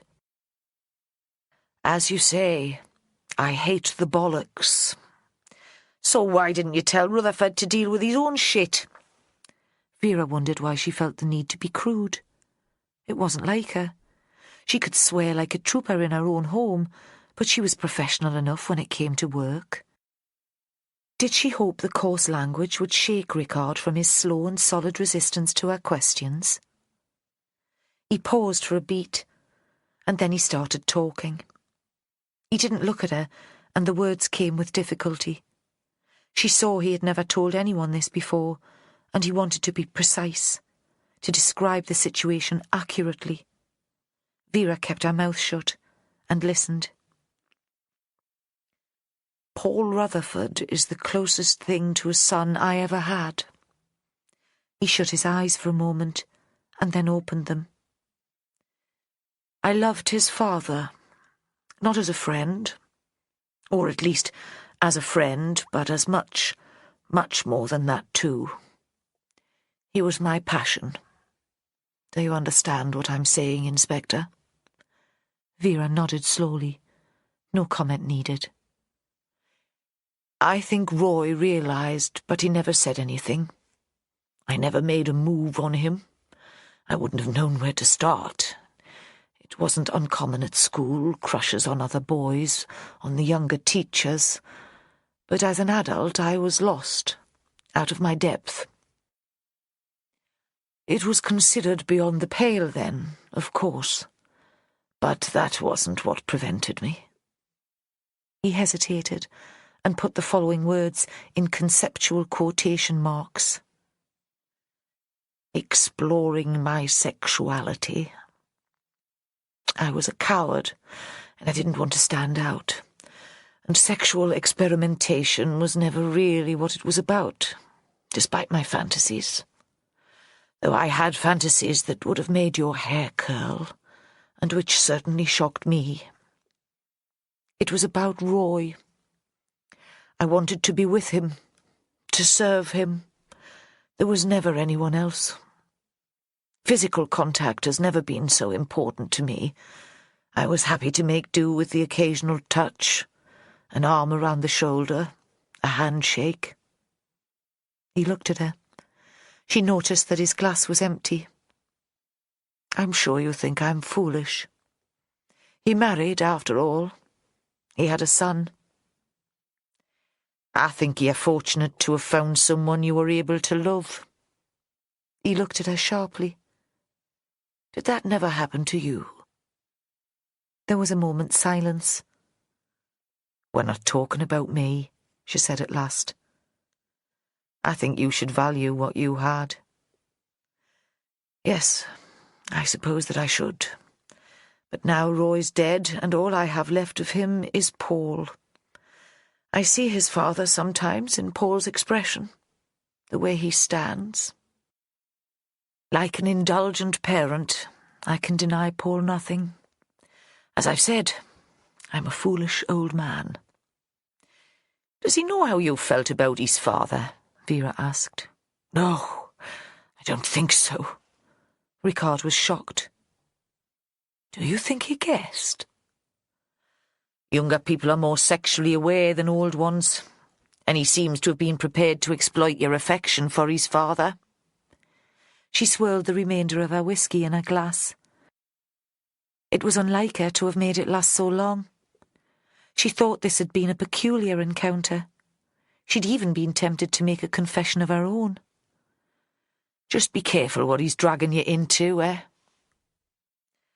Joanna had told Paul that she'd won the bursary for the writer's house. Paul asked me to go there and report back on her state of mind, Inspector. The acerbic and witty tone returned. He didn't ask me to commit 2 murders. Did you know that Rutherford published Miranda Barton? Holly had texted Vera with that information. The message had been on her phone when she got out of the Land Rover at Craster. Everyone's entitled to make mistakes. Ricard pulled himself to his feet and took the bottle of whisky out of the sideboard. He offered it to Vera, but she shook her head. He poured a splash into his own glass. Even Roy. Was it a mistake, Vera asked, to publish Miranda? She was never a great writer. Not dreadful, and the market was less demanding in those days. But Roy had founded his business to champion traditional storytelling, and she was never particularly good at that. Was Roy susceptible to our female charms, do you think? Is that why he decided to publish her? Vera tried to imagine how that had worked. Had Ferdinand become involved even at that stage? Had he approached Roy Rutherford on Miranda's behalf? There are too many connections in this case, she thought now. The writer's house had sucked them all in together and created too many suspects with a shared history. When it came to publishing, he wasn't susceptible to charms of any gender. Ricard gave a little smile. He was extremely hard-headed. He must have believed that her books would sell, and he was right for a while. For a year, after Tony Ferdinand's article in The Observer, she became almost a celebrity. As you are now, Vera said. Ah, she was much more famous than me, and she enjoyed it. Vera got to her feet so that they were both standing, facing each other. Outside, the wind was even stronger and blew around the chimney. There was a loose slate on the roof. Do you know what happened at the writer's house last week? He looked at her sharply. If I knew, Inspector, don't you think I would tell you? She didn't answer that, but pulled her jacket around her and headed out into the storm. Chapter 32. In the Land Rover, Vera saw that she had missed calls from Joe. She called him back. Where are you? He asked immediately, as if she were a teenage girl out on the town without permission. Vera thought his daughter would have a tough time when she was old enough to think for herself. I came to visit Ricard, she said. I'll tell you about it later. Maybe. She wasn't sure she wanted Ricard's sexuality the subject of canteen comment. She imagined Charlie sniggering and couldn't stand the idea. The break-in at Nina Backworth's wasn't a coincidence. Vera listened as he explained about the fruit in the glass bowl, the fact that nothing had been stolen. The CSIs haven't found anything? All clean, he said. No fingerprints on the bowl or the table. And nothing stolen. She couldn't see how this could be relevant, how it could relate to the writer's house killings. Nina claims not. So it's Nina now, is it? Is this our Joe with ideas above his station? The tide had come in since she'd arrived in Craster, and with the wind behind it, the waves were breaking against the harbour wall. The Land Rover was suddenly covered in spray. Nina couldn't have set it up herself? She asked suddenly. She'd know about the key in the neighbour's flat, and the whole scene sounds like something she'd write. A good way to mislead us, if she were involved with the murders. No, he sounded horrified. She's scared. Scared enough to go and stay with that publisher at North Farm for the night.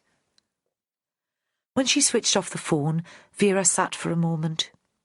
She could go home, light a fire and watch a few hours of bad television to unwind. There was nothing cosier than Hector's house with the wind and the rain outside.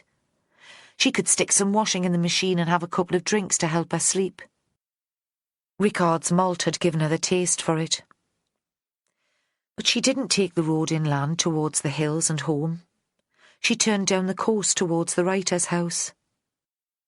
In the lane leading to it, the path was covered with small branches, already snapped by the wind. At one point, she had to drive on the verge to negotiate the debris. There were no lights in the main building, but two of the windows in the cottage, one downstairs and one up, were lit. The curtains hadn't been drawn, but she saw no silhouette, and there was a light in the chapel. Alex Barton was still rattling around this enormous space on his own. She thought if he hadn't been mad to start with, he certainly would be now. When she got out of the vehicle, the wind caught her and she almost lost her balance. Even from this distance, the sound of waves on the shore was deafening. There was something exhilarating about being part of the noise and the gale. She ran towards the cottage and knocked on the door. No answer. She pushed it open. The kitchen was as she had remembered it. The rocking chair by the Aga, the small table with its oilcloth cover. No fat tabby cat, though, and no clothes airing. Alex had kept the place tidier than Miranda had done. But there was a dirty plate, some cutlery and a frying pan on the draining board, and that seemed out of character. There was no sign of Alex. She opened the door to the stairs and shouted up. He might not have heard the Land Rover over the noise of the wind. When there was no reply, she climbed the stairs.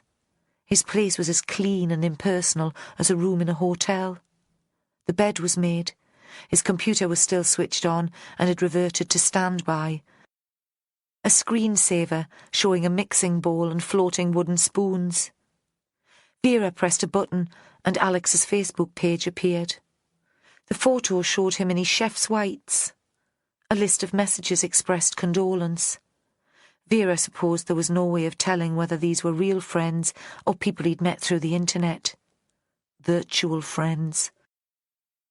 She'd never been on Facebook before, though she'd caught Holly on it once at work. On Alex's wall, written 2 days earlier, was the post, "The Wicked Witch is dead." Had he really disliked his mother, or was this his way of dealing with his grief? A young man playing at being cool? Vera still wasn't sure. Outside, the wind was as strong as it had been before. Still no sign of Alex. But she saw his car was parked outside the cottage. He couldn't be far away on a night like this. From the top of the bank, Vera had seen a light in the chapel, and she made her way there. It was possible, she supposed, that the violence in the house had persuaded Alex to turn to religion.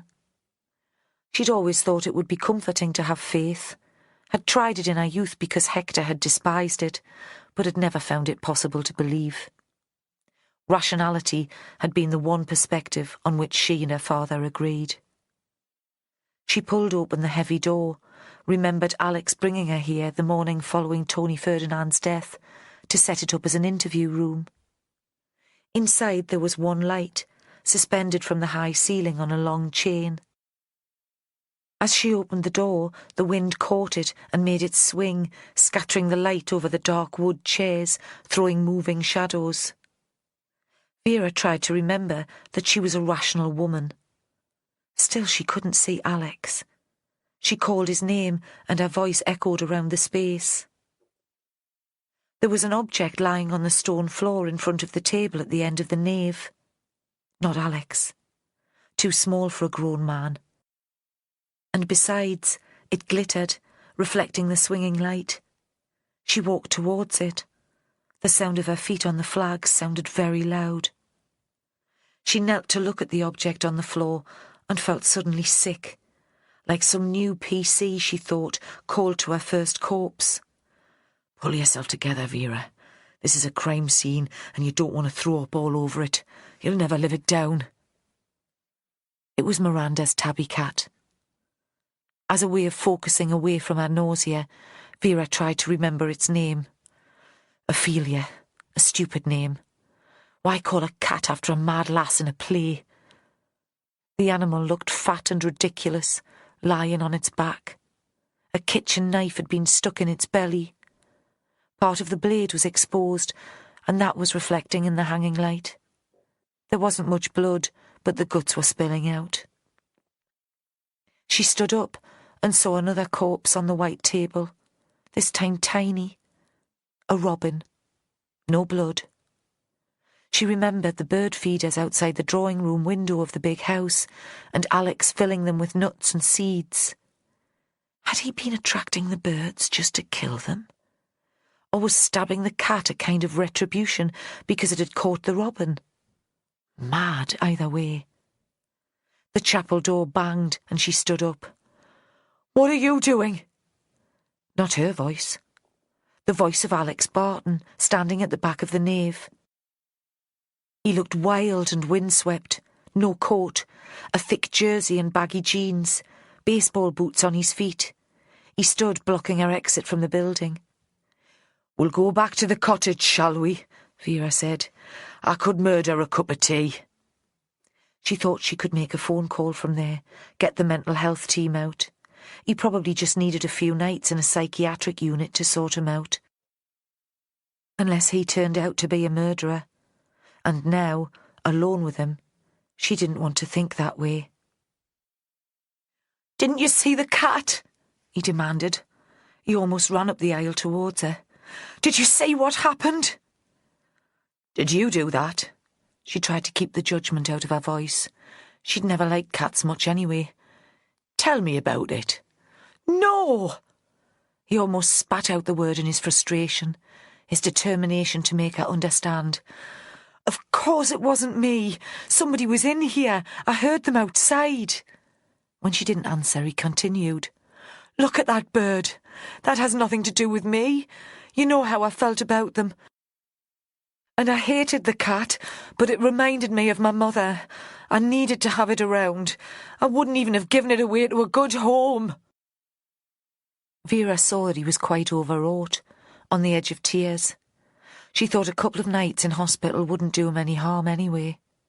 She'd persuade a sympathetic medic at the Wansbeck Hospital to admit him later. But not until she'd had a few words with him. Let's get out of here, she said. I'll deal with all this in a little while. Let's get you home. In the cottage, he curled up in the rocking chair like a baby. It was hard to remember him as the confident young man in charge of the kitchen in the big house. She found milk in the fridge and heated it up on the Aga, made mugs of hot chocolate for them both. They say you need tea for shock, but chocolate always cheers me up. Wittering as usual. Outside it was still windy, but she thought the worst of the storm had passed. She felt awkward in front of his grief. A real woman, a woman who'd had kids, would know how to deal with him. She sat on a hard kitchen chair and leaned towards him. Are you up to talking me through what happened here tonight? He nodded, big eyes over the rim of the mug. He looked like a boy who'd woken from a nightmare, still confused and unsure what was real.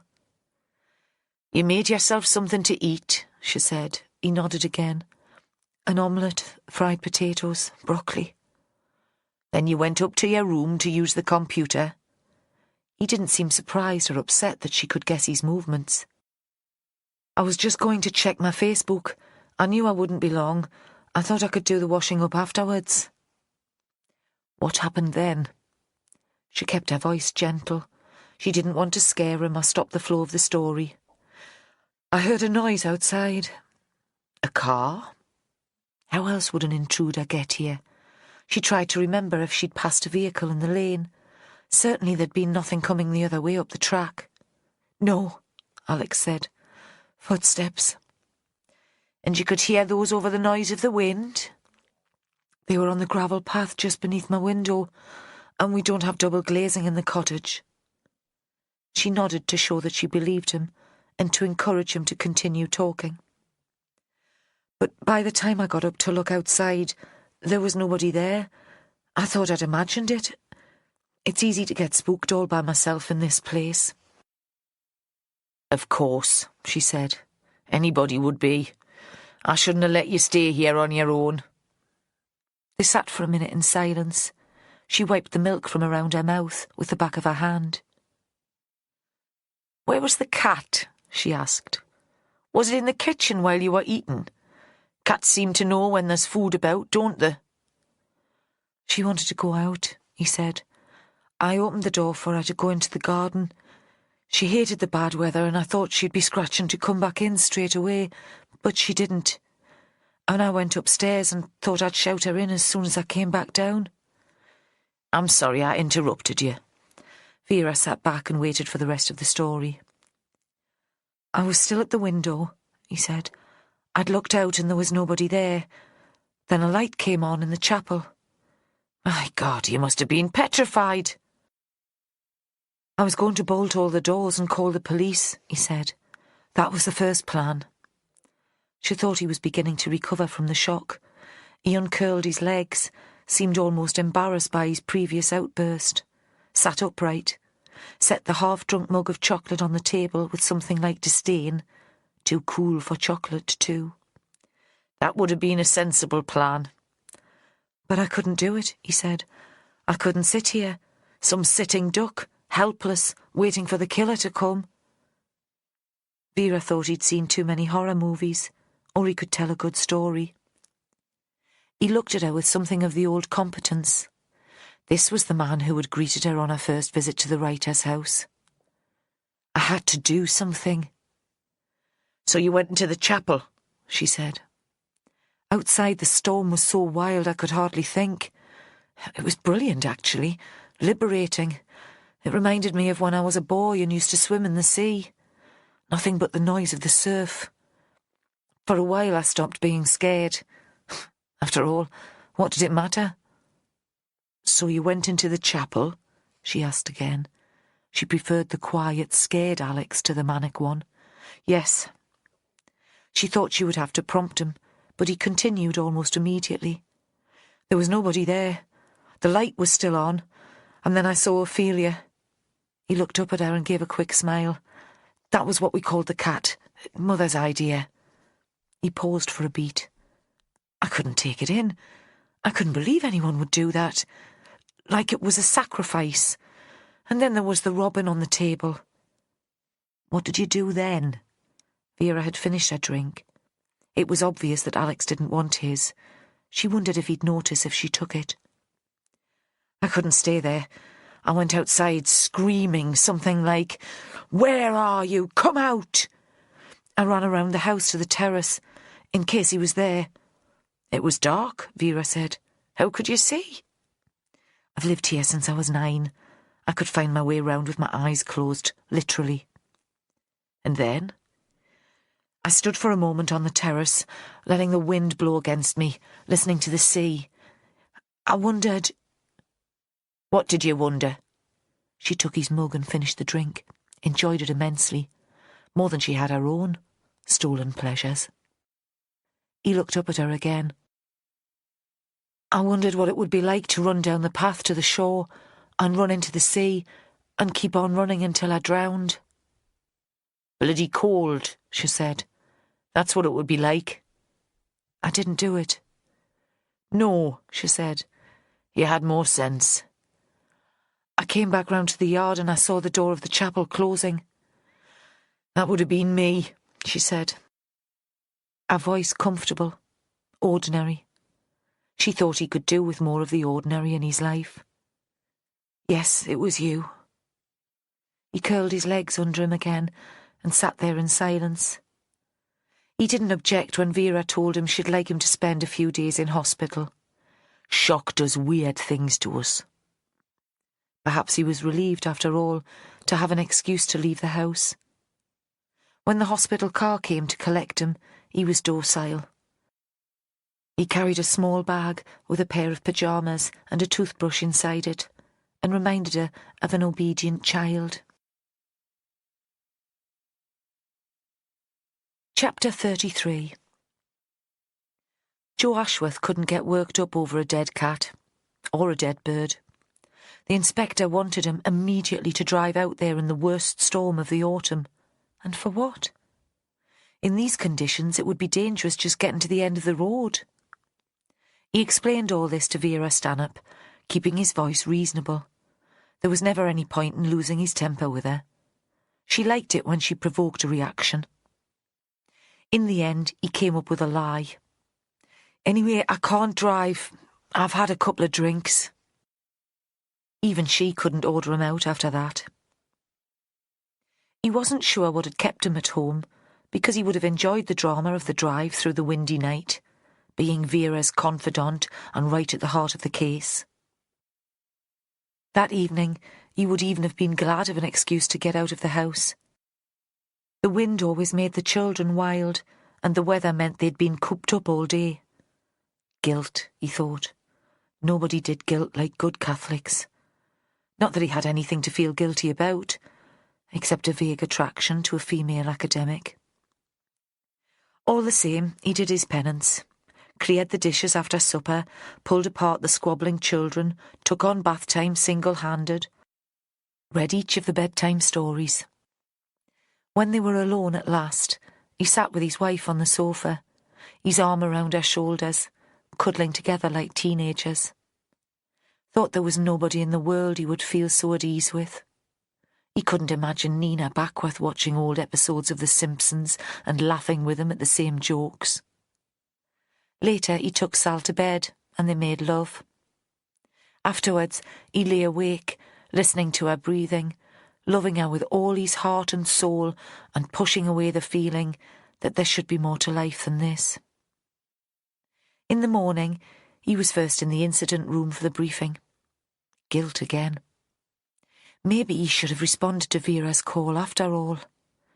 Holly was there before the inspector too. "Did the boss phone you last night?" he asked. He wouldn't have put it past Vera to drag Holly out after he'd refused to go. "No? Why?" "She was out at the writer's house. Somebody had killed Miranda Barton's cat, laid it out in the chapel, like a sacrifice, she said." "Gross."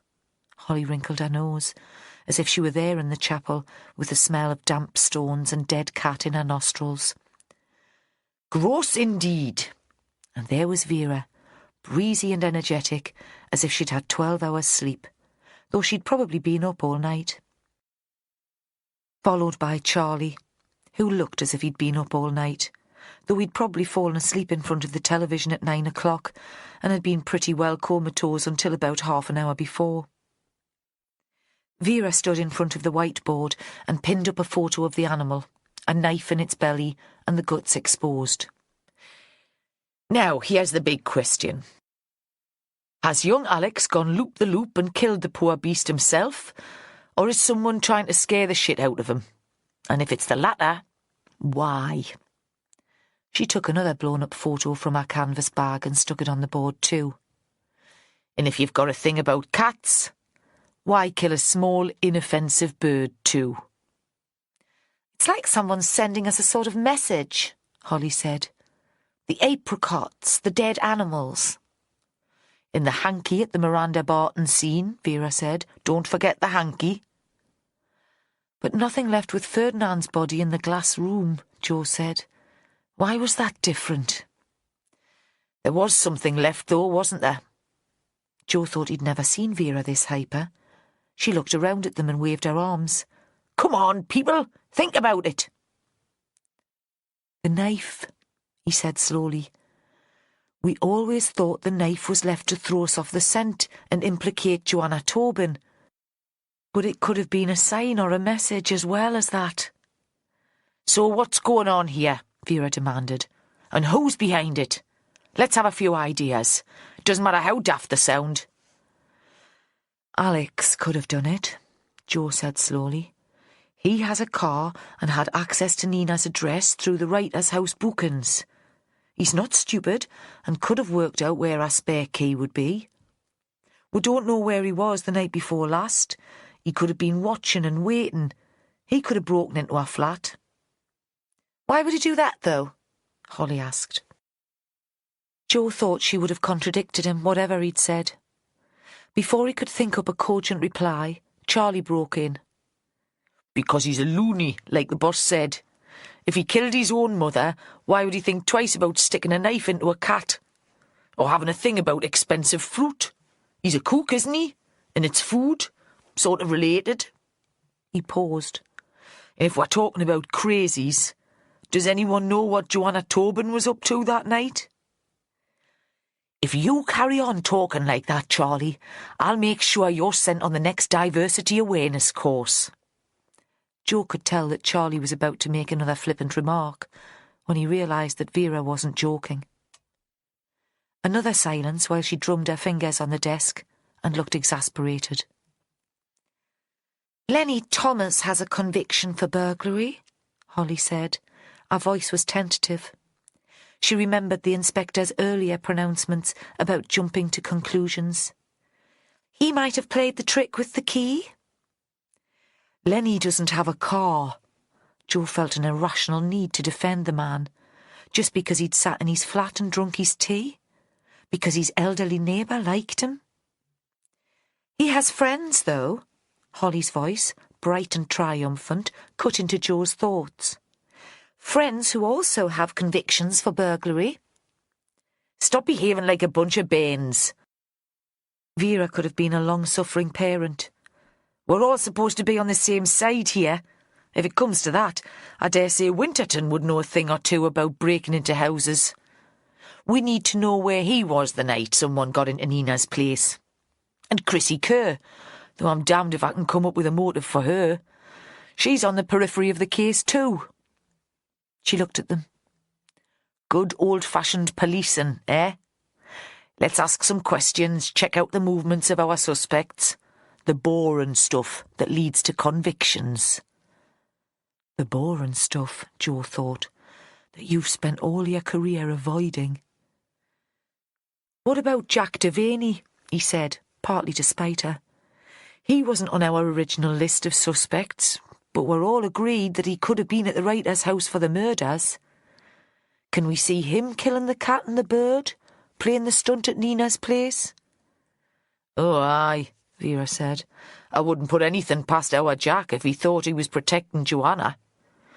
And in his mind, the objects cluttering up the crime scenes might be all about distracting us. He could be devious if he wanted. So that leaves Rickard, Jo said. The only one on the list that we've not discussed yet. Didn't you go to see him yesterday? And he's the only one we can dismiss. Vera wrote Rickard's name on the whiteboard and put a cross beside it. There's no way he could have driven from Craster and got to the writer's house before me with enough time to set up the theatricals in the chapel. Even if he were fit, which he isn't. He can hardly walk. Jo was going to push the point, to ask what Vera had discussed with Rickard.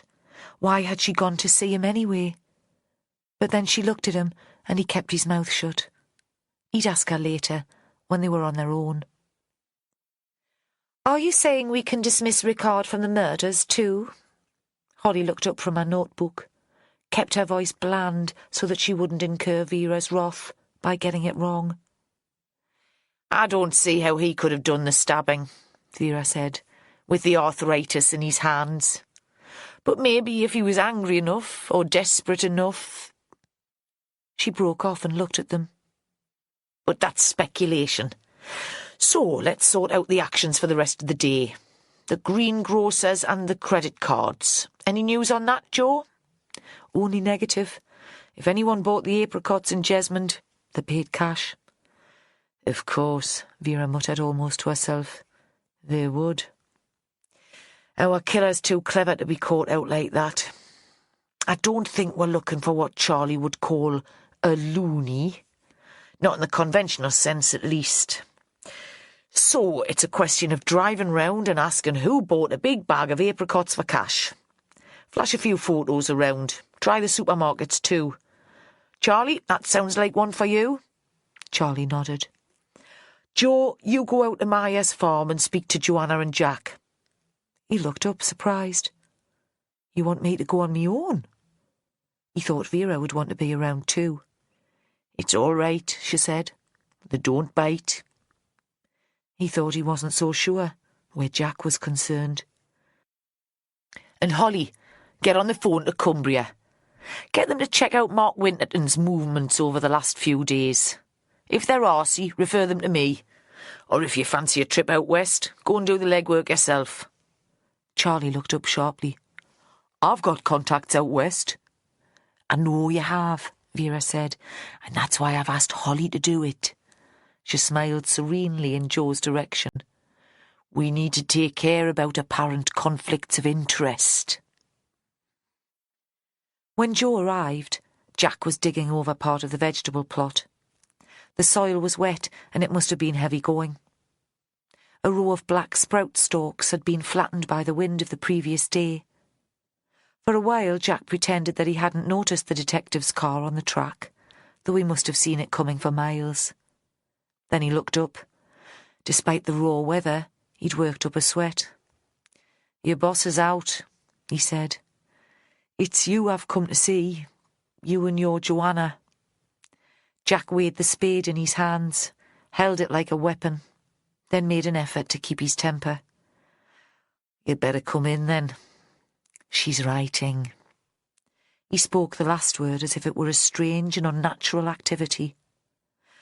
At the house, he sat on the doorstep and began to pull off mud-caked boots. Joe saw that the man would insist on being present at any interview and thought this might be the only chance to talk to him alone. This must be a quiet time on the farm. Jack looked at him, suspicious. It's not really a farm, like, more a small holding, and there's always stuff to do. You don't manage to get the odd day away, then? Look, I've been dealing with pigs like you since I were a scally lad in Liverpool. He sounded tired. And I'm old as the hills. Why don't you just ask what you want to know? Someone broke into Nina Backworth's flat and then into the chapel at the writer's house, Joe said. The night before last, in Backworth's place in Jesmond. And late yesterday afternoon at the writer's house. Where were you and Joanna? Jack looked up at him. He was still sitting with one boot on. Nina Backworth is helping Joanna get a publisher. They're putting together a book, a kind of collection of writers' house work. Why would we do anything to get in the way of that? Joe wished he weren't towering above the man. He felt like a bully. I'm not accusing you, he said. I just want to know where you were. I was out yesterday afternoon, Jack said. I went to the agricultural suppliers in Kimmerston. Layers mash for the hens. I'm a regular and they'll remember me. The night before, Joanna and I were both at home. He pulled off his second boot and led Joe inside. Come in and talk to Joanna. She's been at that computer since she woke up this morning. Maybe at least if she's talking to you, it'll be a break for her. I'm worried. She seems lost in it, driven. And Joe realised that Jack must be worried because he almost seemed glad to let the policeman into the house. Joanna was sitting at the kitchen table, working on a laptop. She was wearing big round glasses that had slid down her nose. There were 2 mugs half full of coffee next to her.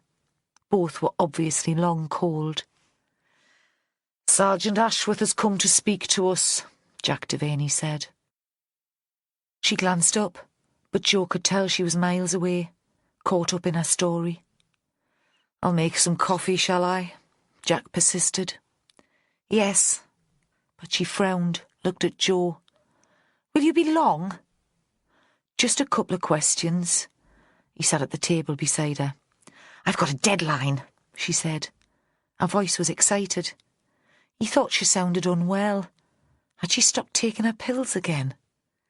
"Chrissy Kerr is bringing out a pamphlet of our work, a kind of sampler, to raise publicity for the Writers' House and its work. Only 1,000 words each, but it has to be good. It's an opportunity to prove I can write. A showcase. I'm writing something new, a crime short story." "Alex Barton is in hospital," Jo said. At last she did drag her attention away from the screen. "What's the matter with him?" Jo made sure Jack was listening too. "Someone stuck a knife in his mother's cat and laid it out like a sacrifice in the chapel, along with a dead robin. It freaked him out. Well, I suppose it would." "And you think we would do something like that?" Jack was round the table, squaring up to Jo. "You wouldn't be squeamish about killing animals," Jo said. "It's something you do all the time." "That isn't like wringing the neck of a hen that's stopped laying." Jack's face was so close to Jo's that he could see the hairs in Jack's nostrils, the gold cap on one tooth. "That's sick." "Is Alex okay?" Joanna asked. Both men looked at her, distracted for a moment from their hostility. "He's young, and he's been through so much." "Sergeant Ashworth wants to know where we were late yesterday afternoon," Jack said. "Jack was out," she smiled. "His weekly trip to Kimmerston. The one day he gets an escape from me. Shopping for the farm and then supper in the Red Lion. Quiz night with his mates. The highlight of the week, eh, Jack? What exciting lives we lead." "And you?" Jo wasn't sure how he should address her. Ms. Tobin? Joanna? In the end he left the question as it was, and thought it sounded blunt, almost rude. "Where were you yesterday?" "I was here," she said. "Where else would I be? We only have one vehicle, Sergeant. Without that, I'm stranded." Jo thought she'd escaped by taxi once before, but said nothing. Before leaving the house, he glanced over Joanna's shoulder at the computer screen and read the first paragraph. It was a description of a dead man lying on a beach. His face was covered in scratch marks, as if he'd been attacked by a wolf. Joanna's idea of an entertaining read. Chapter 34. Chrissy wouldn't hear of Nina going back to the flat in Jesmond. "Really, you can't, not with some nutter about. I wouldn't forgive myself if anything happened to you." So Nina allowed herself to be persuaded, and after a few days she found she was really enjoying her stay in the big house in the country. There was no cooking or shopping to do, and the Kerrs employed a cleaner, so there were none of the chores that distracted her from her writing at home. It was like staying in a friendly hotel. She was given a guest room on the 2nd floor, had her own bathroom, and even a little study in which to work. Chrissy's mother was a good cook. She studied recipes with the assiduous concentration of an academic. Her father was pleasant and mild-mannered. Nina felt almost that she was recreating the working atmosphere of her grandparents' house, and imagined herself back during that summer when she'd produced her first book. The crime story was growing. She could see how it might become a novel, different from anything she'd written before, but perhaps even better. The form of the mystery gave her the structure that had been lacking in earlier work. At mealtimes, the talk was about the collection of short pieces Chrissy aimed to put together to celebrate Miranda's work and establish her own claim on the writer's house. From the beginning, Nina saw that this was the prime motive for the book. Chrissy wanted to spread her empire, and for some reason, the writer's house was at the centre of her plans. She could talk of little else. It had become an obsession. "That detective phoned," Chrissy said. They were eating dinner. Nina had been at the university all day. She'd been given a glass of wine as soon as she got through the door, and now there was a lasagna on the table, as good as any she'd tasted. Bread from an artisan bakery in Morpeth. Salad in a big glass bowl. "That fat one, Inspector Stanhope. She wants us to fix a date for Miranda Barton's memorial celebration. It was her idea in the first place. A party to launch the book and remember all the good work Miranda did to encourage new writers. She said that Alex is okay with the idea. He's back at home, much better. I suggested a week on Friday and said I'd go to see poor Alex to discuss the details. What do you think?" "Can you get the book out by then?" Nina had other objections, but thought Chrissy would only care about the practicalities. The work had by now turned from a modest pamphlet to a substantial anthology. Chrissy had approached former tutors and students for contributions, had been up for nights in a row, proofreading. They'd chosen the jacket together. It was a black and white photo of the writer's house in winter, the trees bare, the sea flat and grey. "It went to the printers today." Chrissy poured red wine into her glass and lifted it in mock celebration. "So what do you think? Friday week for the party?" "Where will you hold it?" Nina thought it would be one of the usual places. The Sage, the cafe in the Baltic, or the Lit and Phil. "The writer's house, of course." Chrissy looked at her as if she were mad. "Where else? I thought you'd understood that was my plan from the start." Until now, Nina had been swept along by her friend's enthusiasm. She'd listened to Chrissy's ideas about the important people in the literary establishment and the media who should be invited, how the evening should be run. But now she set down her glass. "You can't. It's a dreadful idea. Besides, the inspector would never allow it." "She already has." Chrissy looked at Nina with amusement. "Of course I asked her permission first. It has to be at the writer's house. All this press coverage. We'll fill the place as soon as I send out the invitations. I've even had interest from the culture show. They're doing a special memorial programme on Tony Ferdinand." Then, "But we won't have readings. There's nothing more tedious than listening to new writers reading from their work. A couple of very short speeches will be quite enough. You'll speak, won't you, Nina?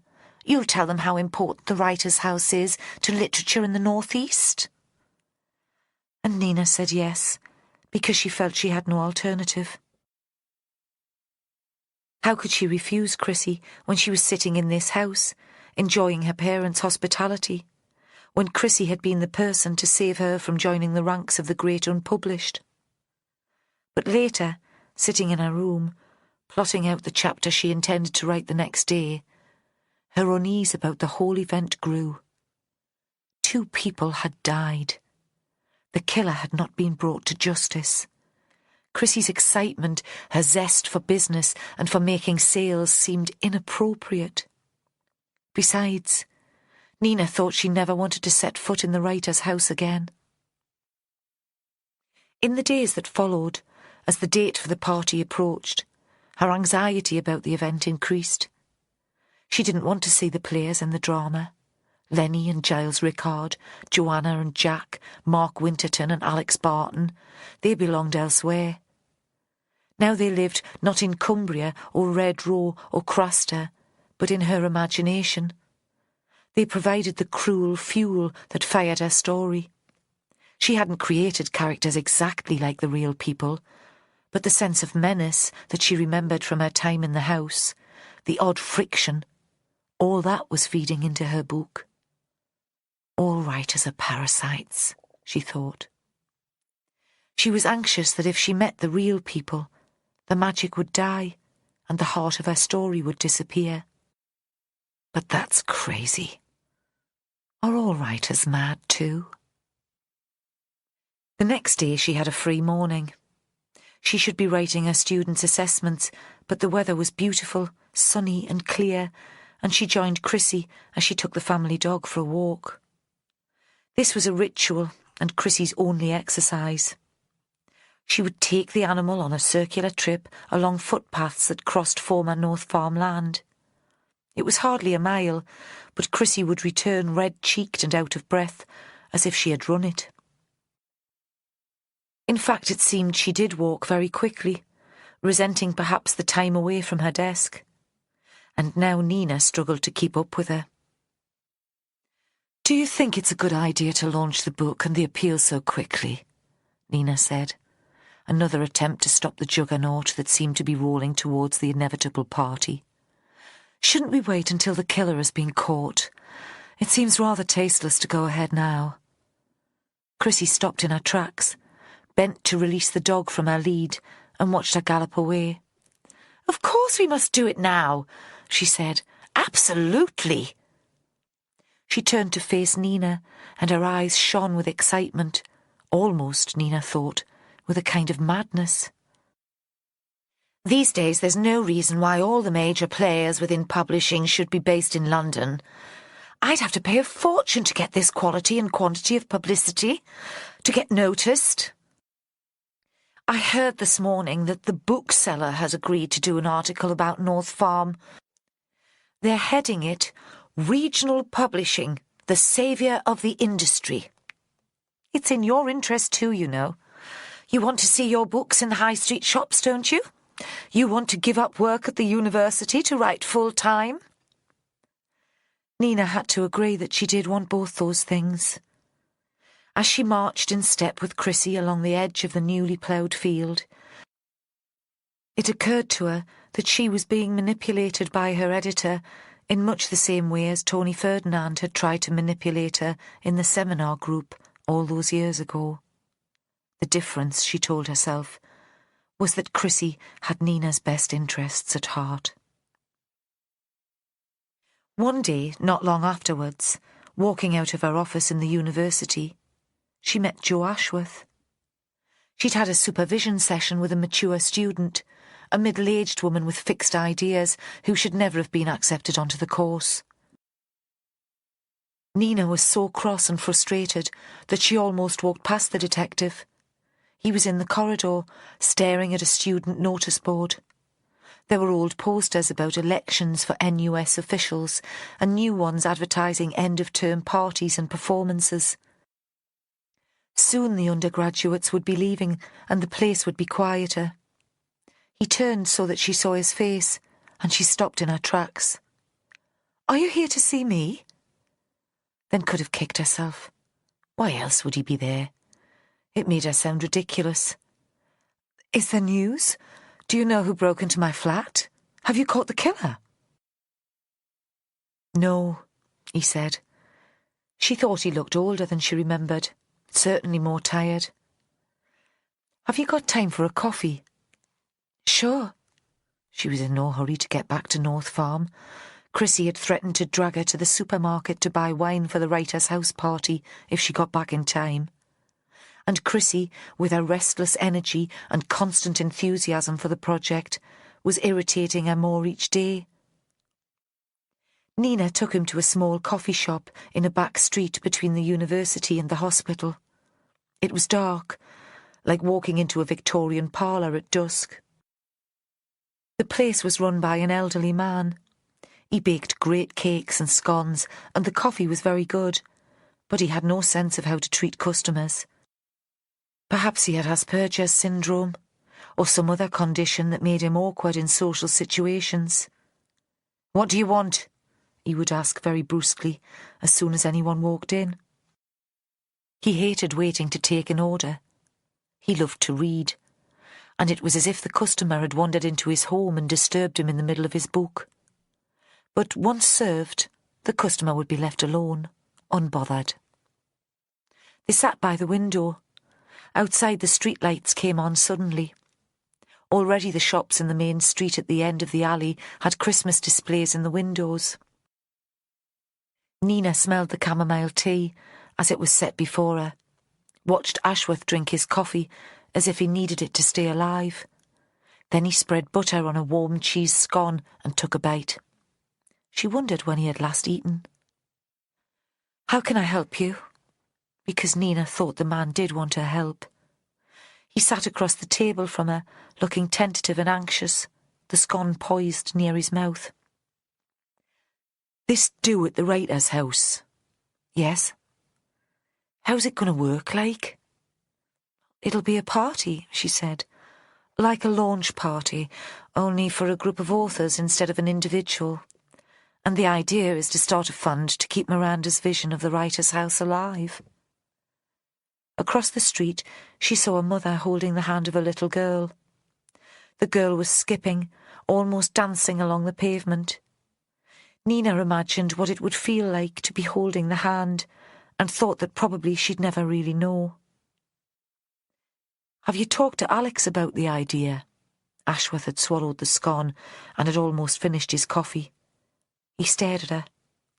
"I haven't. I'm sure Chrissy has. She talked about going to see him the other day. It's her project." Still Nina couldn't work out what the detective wanted from her. Had the fat woman sent him to get information? Was Alex having second thoughts about hosting the party? Nina wouldn't blame him if he was. Chrissy might dress it up as a memorial celebration, but it would be a party nevertheless. Had Alex complained to the police that he was being bounced into something he didn't care for? Ashworth said nothing. He gazed out of the window, and she saw that he was watching the mother and daughter too. "Is there any news on the investigation?" she asked. The silence between them was becoming awkward. "I suppose I should think about moving back to my flat.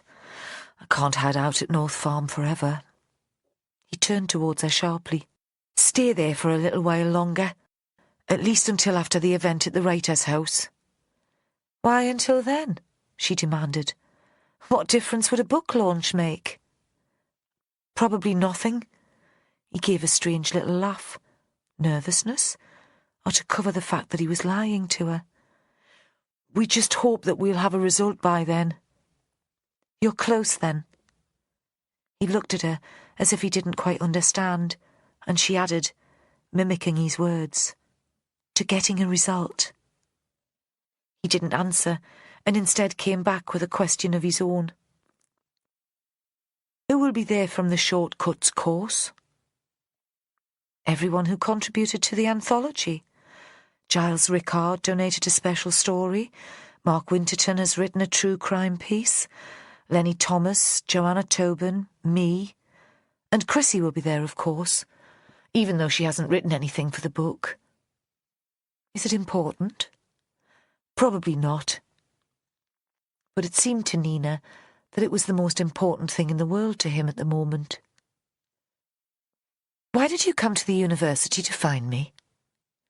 The words seemed to be propelled by a blast of energy inside her mouth. They emerged sharp and staccato like gunshots. He seemed shocked by her bluntness. "I wanted to check you were all right."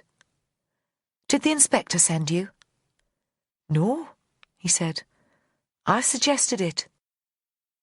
"But she knows you're here." Nina thought he was here to gain information after all. Why couldn't Vera Stanhope do her own dirty business? She was in touch with Chrissy. She stood up. It seemed to her that the exchange was going nowhere.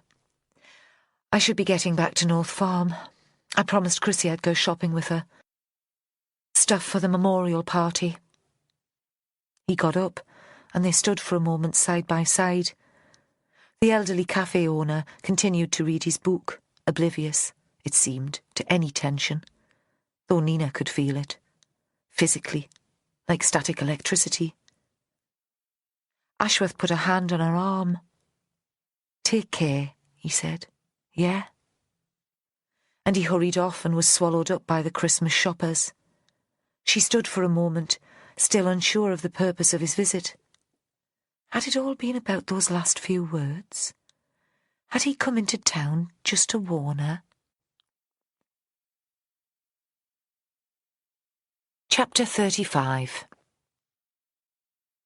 Joe Ashworth hurried through the busy streets and thought he should never have come into town. What had he hoped to achieve? He stopped for a moment outside Fenwick's department store, drawn by the crowd staring at the window. It was a Newcastle institution, Fenwick's Christmas window. He and Sal always brought the bairns in to see it, and the trip marked the start of the festive season. This year it had a space theme.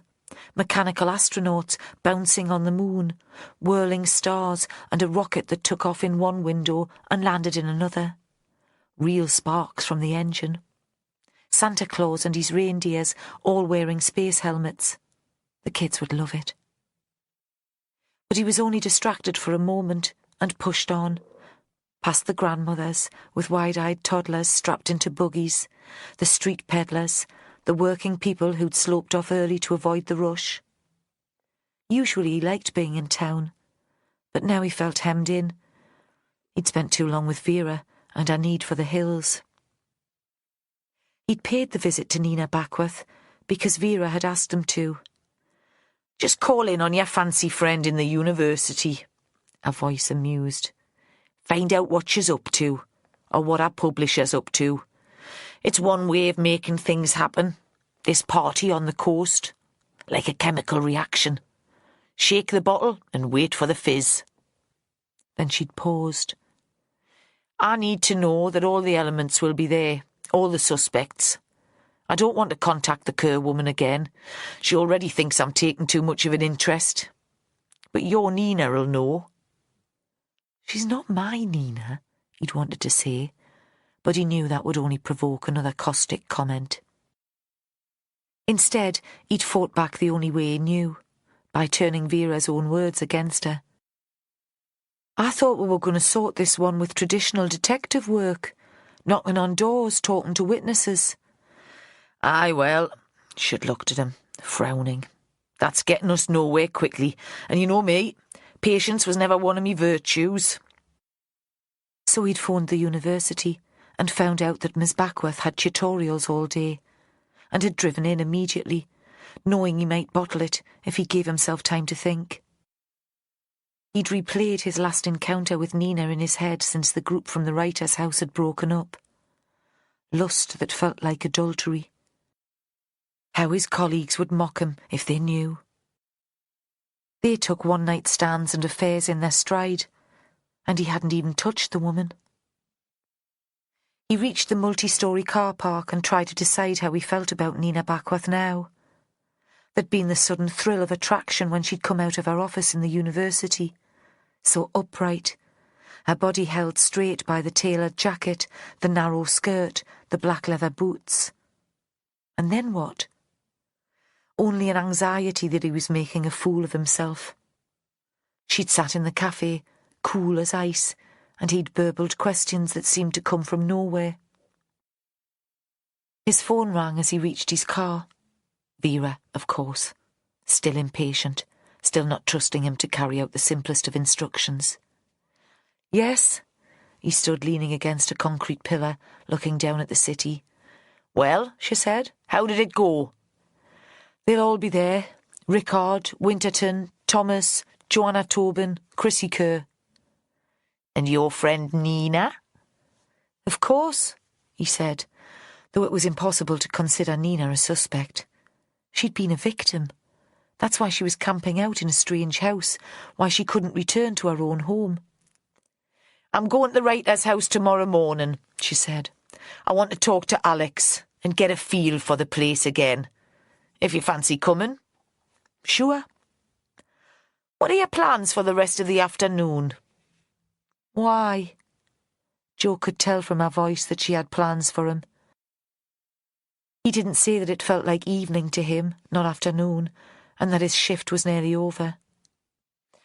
I want you to call in on Lenny Thomas, she said. He's got no alibi for the dead cat or the break-in at Nina Backworth's place, and Holly said he seemed shifty when she talked to him. But you know Holly, she hasn't got the gentlest of interviewing techniques. She makes me feel shifty. I'd like a second opinion." Ashworth felt himself smiling. Above him, a plane was approaching Newcastle Airport to the west, dual landing lights flashing as regular as a lighthouse beam. He knew Vera was as fickle as any lover, but he liked it when he was in favour. Couldn't help himself. "Sure," he said again. The flats in Red Row were quiet, and most of the curtains were drawn. Climbing the stairs, he heard the occasional murmur of the television behind closed doors. A new headline on the national news to replace the Writers' House murders. There was still heavy press interest, though it was mostly local now. On one of the doors, someone had hung a Christmas wreath. Joe thought it'd be dead and brown by the beginning of December, but coming closer, he saw that the holly leaves were plastic. A sudden squawk of a baby reminded him of his wife and the kids at home. Then silence again. Lenny answered as soon as Joe knocked. He was in the narrow corridor in the flat, wearing a coat. "On your way out?" Joe said. "Nah, I've just got in."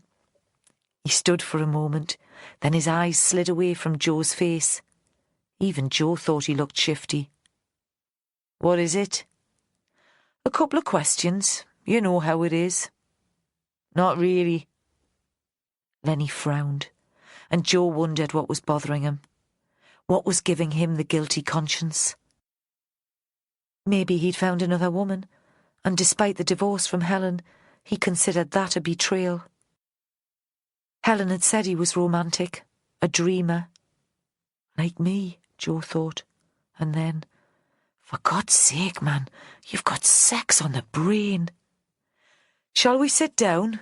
Joe moved further into the flat and shut the door behind him. Still, Lenny showed no sign of moving or taking off his coat. "Aye, all right." Lenny seemed to have lost his puppy-like energy and enthusiasm. "It's cold in there, though. I've only just turned the heating on." "I could murder a cup of tea. That'll soon warm us through." The living room was cold. Lenny switched on the light and pulled the curtains shut. The place was tidy enough, but there was dust on the mantelpiece and biscuit crumbs on the carpet. Lenny saw Joe looking at the muck on the floor. "Sorry." For a moment he was himself again, apologetic and eager to please. "I haven't done the hoovering this week." Still wearing his coat, he went through to the kitchen and filled the kettle. Joe remained standing. He considered what it must be like to live alone. He'd gone straight from his mum and dad's place to setting up home with Sal. Under the window there was a table spread with a few sheets of printed paper and a glossy image of a house surrounded by bare trees. The angle was unfamiliar, and it took the arty writing of the title, "Shortcuts from the Writer's House," to make him recognise it. He turned and saw Lenny watching him from the kitchen door. "That's the page proofs," he said. "You get them from the publisher and check for mistakes. The picture'll be on the cover." "You'll be at the launch party then?" "I will." Then he hesitated. The kettle boiled and clicked off, but he took no notice. "I wondered if I'd ask Helen, me ex. She never thought I'd make it, and here I am with me name on a book. But would she think I was showing off, putting her down like, 'I told you so, you were wrong all along'? I wouldn't want it to be like that." "I think she'd like you to ask her," Joe said. "She'd be proud. Really." "Maybe I'll risk it then," Lenny said. "Maybe I will." And he disappeared to make the tea. Later, a mug on his knee, Joe asked, "What have you been up to lately?" Hearing his voice, he almost winced. It was patronising, and with that forced jollity that bachelor uncles and priests put on when they're talking to children. Lenny was immediately suspicious. "What am I supposed to have done?" Nothing? But surely the man deserved an explanation. Someone killed Miranda's cat and laid it out in the writer's house chapel. A sick joke, maybe, and nothing to do with the murder, but we're asking everyone what they were doing that afternoon. And at the time, someone broke into Nina Backworth's flat. You do understand, it might help us track down the killer. There was that frown again. I wouldn't do something like that. And I couldn't even get to the writer's house. I don't have a car. An officer came to see you before, to ask you where you were that day. You told her you couldn't remember. That young lass, Lenny said. Snotty cow. She wouldn't even sit down. Worried maybe that she'd catch something. Where were you, Lenny? Joe tried to keep his voice light. He liked the big man. You don't have such a hectic social life that you really don't remember. Lenny paused, and for a moment Joe thought he was preparing an answer. But at the last minute, the man shook his head. Sorry, he said.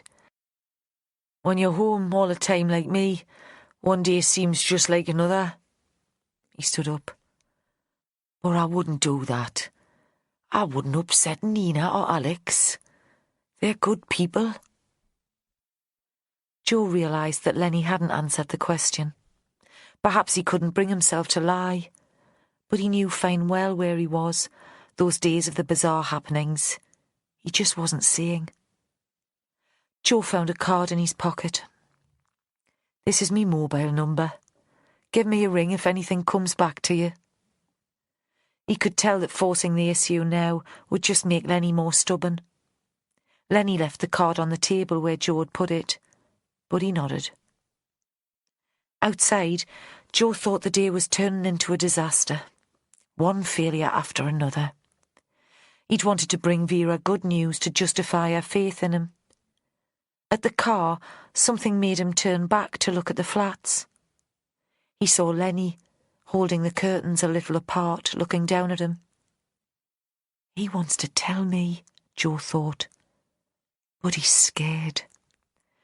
What could a big man like him be frightened of? When Joe got home, the kids were ready for bed, but still up and waiting for him. Sal had put on a DVD for the big ones, and she was sitting beside them feeding the baby. They all looked up when he came in, but none of the children seemed excited to see him. They were drowsy after their baths, and their attention was on the screen. A cartoon about giant insects. He was pleased to find the house calm, but oddly disappointed all the same. I ate with the kids, Sal said. I wasn't sure what time you'd be home. Her voice was flat, and he couldn't tell if she was apologising or if it was a complaint. No problem, I'll get something when they're in bed. He scooped up the middle child, the boy, and put him on his knee.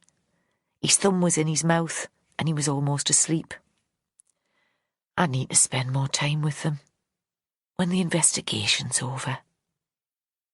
All evening with the kids, and later eating scrambled eggs on a tray, with Sal sitting next to him.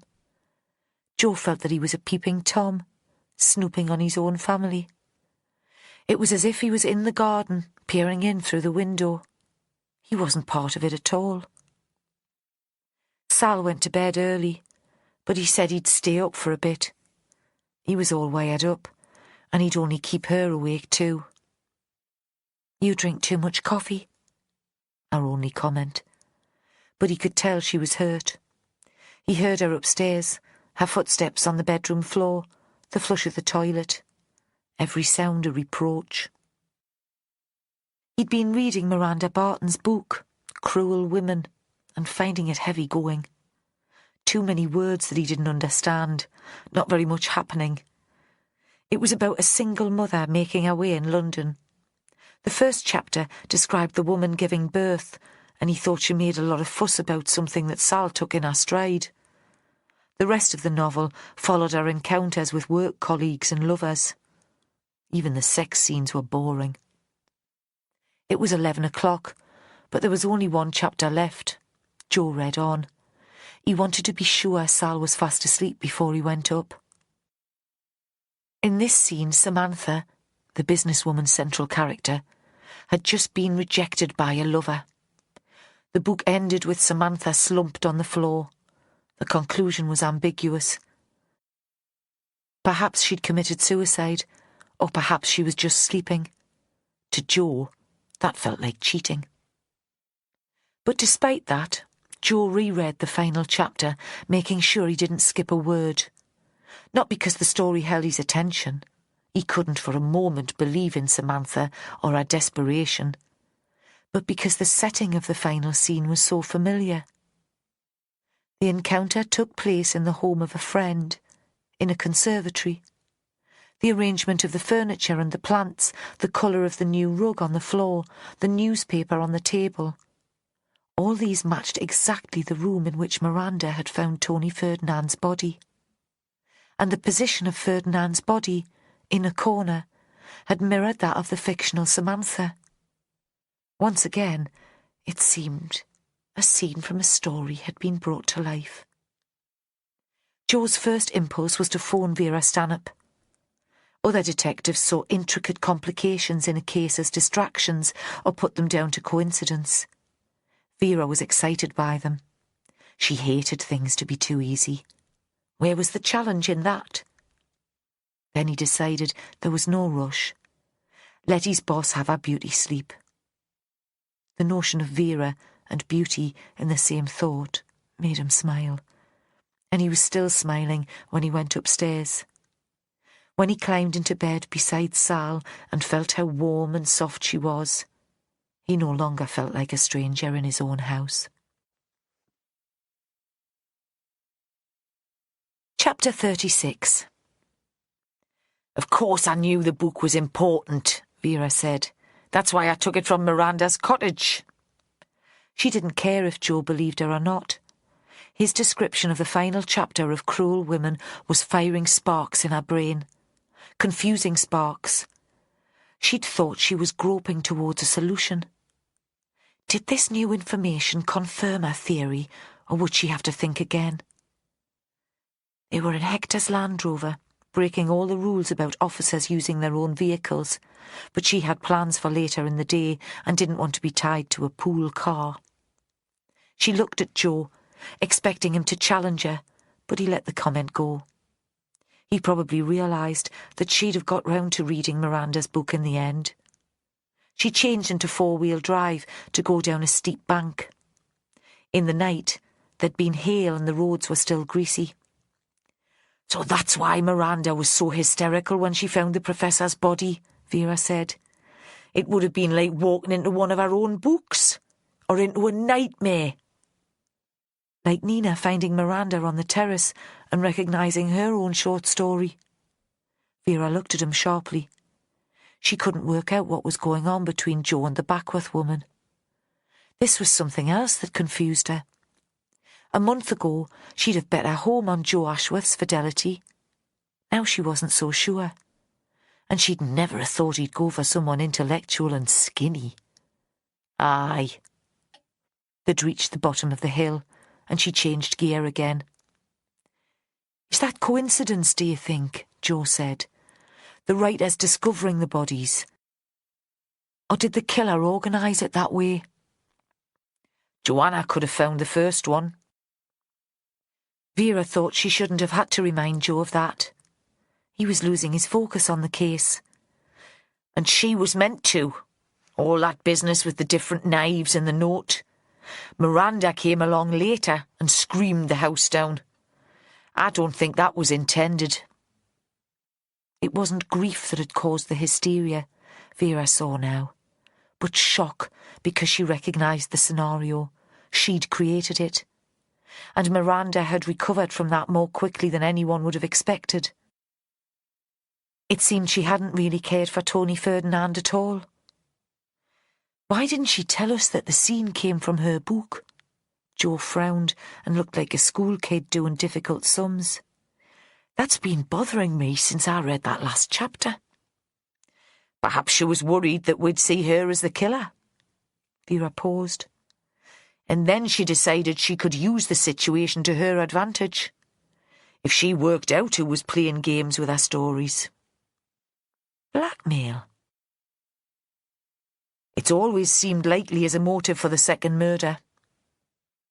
But Vera thought that wasn't the big question.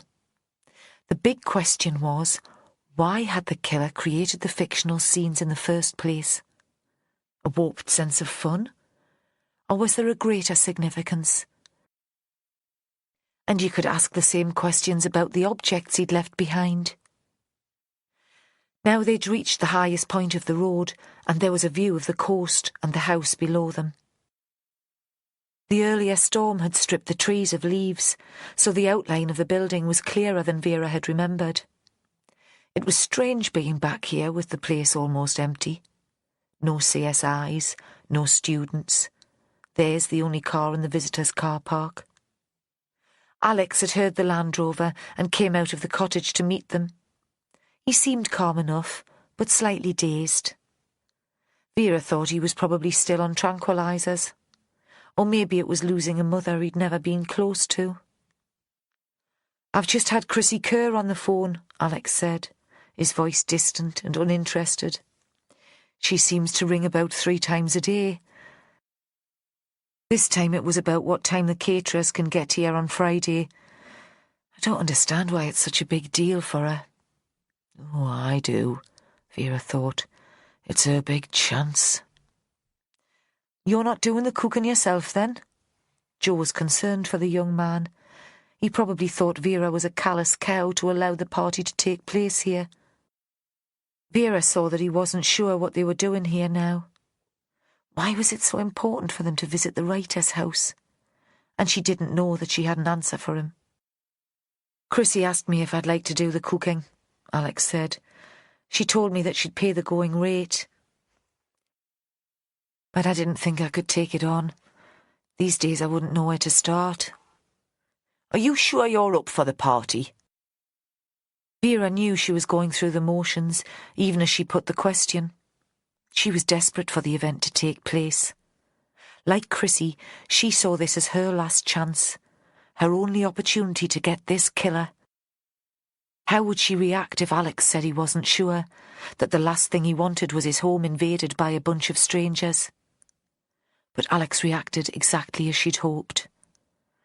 "My mother would have loved it. All this fuss in her name. It's the least I can do. Then maybe I can move on." The last phrase sounded trite and uncertain, as if it had been suggested by one of the doctors in the hospital. "Show us round, then, will you, pet? Show us where it's all going to take place." And Alex did as he was told, leading them through the grand rooms as if he were an estate agent and was showing around a prospective customer, as if he had no emotional tie to the writer's house at all. It was only as they were drinking coffee in the kitchen that they discussed his mother's book. Vera was aware of time passing. She had another place to be. "Have you ever read your mother's novel?" she asked. "The famous one that was adapted for telly?" Alex seemed confused by the question. "Years ago, when I was a teenager. At least I tried. I'm not sure I actually finished it." And Vera left it at that. She could sense that Joe wanted her to push the point. Why else were they there? They'd achieved nothing by trailing round the house after Alex. Joe even opened his mouth to ask more questions, but she hurried him out of the house. "Come on, Joe, man, I've got a train to catch." And she drove straight to the station at Almouth. They got there just as the London train was pulling in, so she left Joe to park her Land Rover and to arrange for a taxi to get himself back to the office.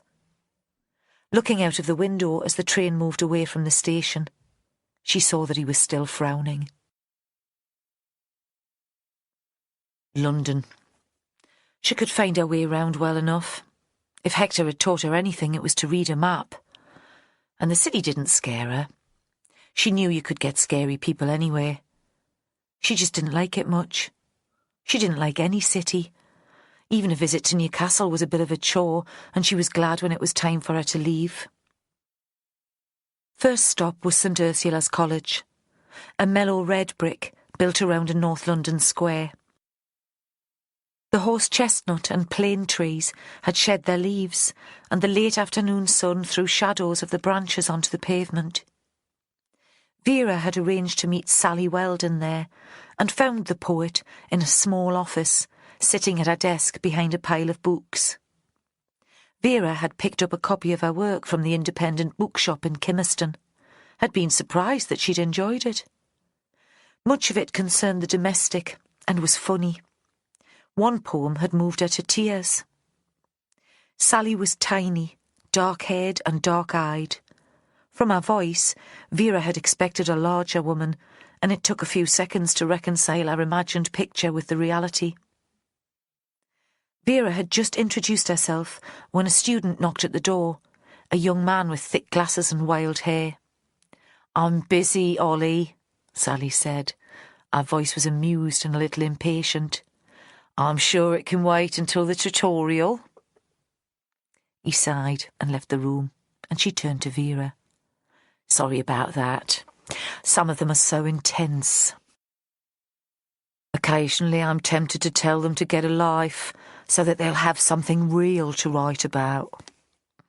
"You're keeping things going then, without Tony Ferdinand?" "We're just about managing." A smile to show she was being sarky, but not malicious. Vera liked that in a woman. Sally went on. "Shall we go for a walk in the square? That way we'll be sure we'll not be interrupted."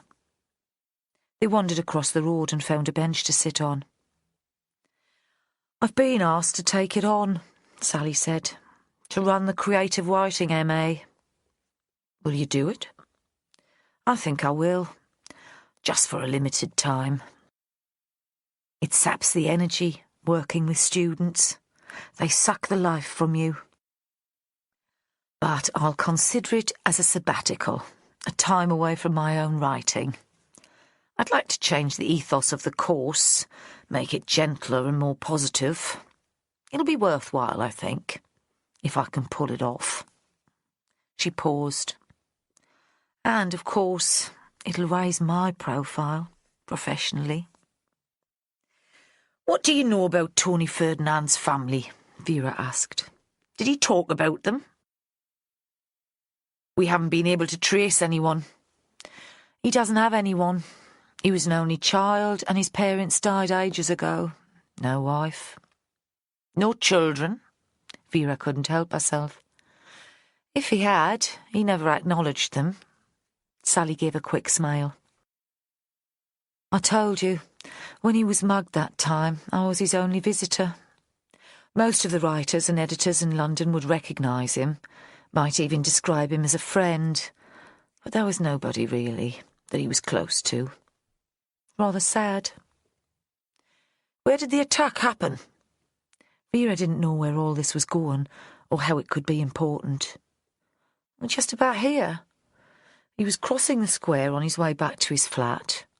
It wasn't particularly late, about 8 o'clock at night, but the square's quiet in the evening once all the students have gone home.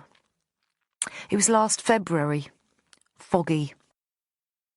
He would have been very badly hurt, but one of our office staff came along and frightened the guy away. It was definitely a man. Must have been, mustn't it? Sally looked at Vera strangely. How often do you get female muggers? Yeah. But Vera was lost in thought. Yeah, of course. It was beginning to get cold, and she pulled her coat around her. Did you know Miranda Barton? She worked in the library here before she became a full-time writer. No, that was before I started. An odd coincidence. Vera could have been talking to herself. Both victims connected to St. Ursula's. But surely it must be a coincidence, Sally said. It's years since Miranda worked here. Aye, but Vera wasn't convinced. There must have been talk about them, even when you started here. Tony and Miranda, him turning her into a star overnight, like a kind of fairy story. What was it with the two of them? And what held them together after all this time? What persuaded him north to do her a favour by being a tutor in a house in the wilds? I'm sorry, Inspector. I try not to listen to departmental gossip. An affair, do you think? Maybe, but Tony was never romantic, even with women he took to bed. A group of students, laughing and teasing, crossed the square in front of them. They seemed not to notice the two middle-aged women sitting on a bench. Did Miranda ever come back to St. Ursula's? Vera asked. Occasionally. Tony would take her out to lunch. He never invited her to the SCR or to any of the college dinners. Like he was ashamed of her. Perhaps, Sally stood up. But really, I'm not prepared to speculate. I didn't know enough about the pair of them to do so. I'm sorry, Inspector, but I have to get back to work. I've got a meeting this evening and I need to prepare. Is there anyone in the college who might remember Miranda? Vera got to her feet too. She felt that the encounter had been unsatisfactory. She'd arranged a meeting with an admin officer to look at college records, and that might prove more fruitful. But so far, it had been a long train journey for so little. Jonathan Barnes, our senior librarian, has been there for years. You might talk to him. St. Ursula's library was housed in a new building behind the college and hidden from the square. Barnes was a small, round man with a huge belly. He made coffee for Vera in his office, and he, it seemed, had no qualms about passing on gossip. Of course I remember Miranda. She was rather glamorous at that time, all shiny makeup and big hair. We knew she had ambitions as a writer. The day she found a publisher, she brought in champagne. She thought it would change her life. Unfortunately, the book sank without trace. Until Tony Ferdinand wrote an article about it. Vera sipped her coffee. That's right. He must have seen something in the work that none of the rest of us recognised. He always had a knack of picking up on the mood of the reading public. It wasn't that he created bestsellers, more that he could tell which books readers would like if they came to them. That's a little different, don't you think? Vera didn't answer. She had other things on her mind. Were Ferdinand and Miranda lovers? She asked. Oh, no, he said. Really, I don't think so. She had a baby by then, and no way was Tony going to be saddled with a child. Who was the baby's father? Vera looked up at him. His face was round, and for an older man, it was remarkably smooth. Miranda would never say. It was her one big secret. She always implied that it was someone grand in the publishing world, but I never believed that. Why not? Oh, my dear, she would never have kept that to herself. I suspected the boy was the result of a rather sordid one-night stand, and that was why she refused to speak of it. It was clear that Barnes would have been prepared to talk to her for hours, but Vera had an appointment with a woman in HR to keep, and a boring trawl through college records in the hope of finding another connection between Miranda, Ferdinand, and any of the other suspects in the case. She drank the rest of her coffee and left. Later, Vera met up with a lad who'd worked with her until he'd got ambition and moved to the Met. They ended up in a pub behind King's Cross, so she wouldn't have far to go to get her train at the end of the night. They were drinking brown ale because the man was homesick, and she wanted to keep him sweet. At the end of the evening, she was a lot more sober than he was. One more bottle, and he'd be singing the Bladen Races and applying for a transfer back north. But the trip to London had provided her with the information she wanted. Hurtling through the night in the carriage with exhausted businessmen and a couple of pissed housewives who'd spent the day Christmas shopping for themselves, she thought she knew what had happened in the writer's house. Now, she just had to prove it. Chapter 37. Nina Backworth took the Friday of the writer's house party as a day off work. She was tempted to throw a sickie, but in the end she played it straight, went to her head of department and explained. "Take a day's compassionate leave," he'd said. He was old and tired and counting the days to retirement. He didn't have to play games with the management. "You were there when the woman died. It's not unreasonable that you'd want to pay your respects at a memorial service." Memorial service made Nina think of a cold church and gloomy hymns. Chrissy's plans for the event were 1,000,000 miles away from that. The farmhouse had been full of preparations for days. She'd had her mother and a couple of other women from the WI making floral decorations, great glowing bowls of dahlias and chrysanthemums, berries and coloured leaves.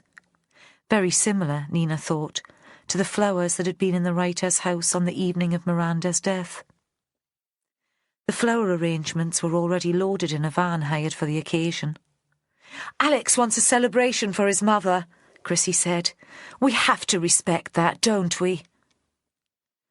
Now, sitting in the kitchen at North Farm, Chrissy was as high as a child looking forward to a birthday party. She couldn't sit still. Nina found the excitement distasteful and wished the evening was over, wished she'd spoken up against it when she had the chance. The present conversation was about clothes.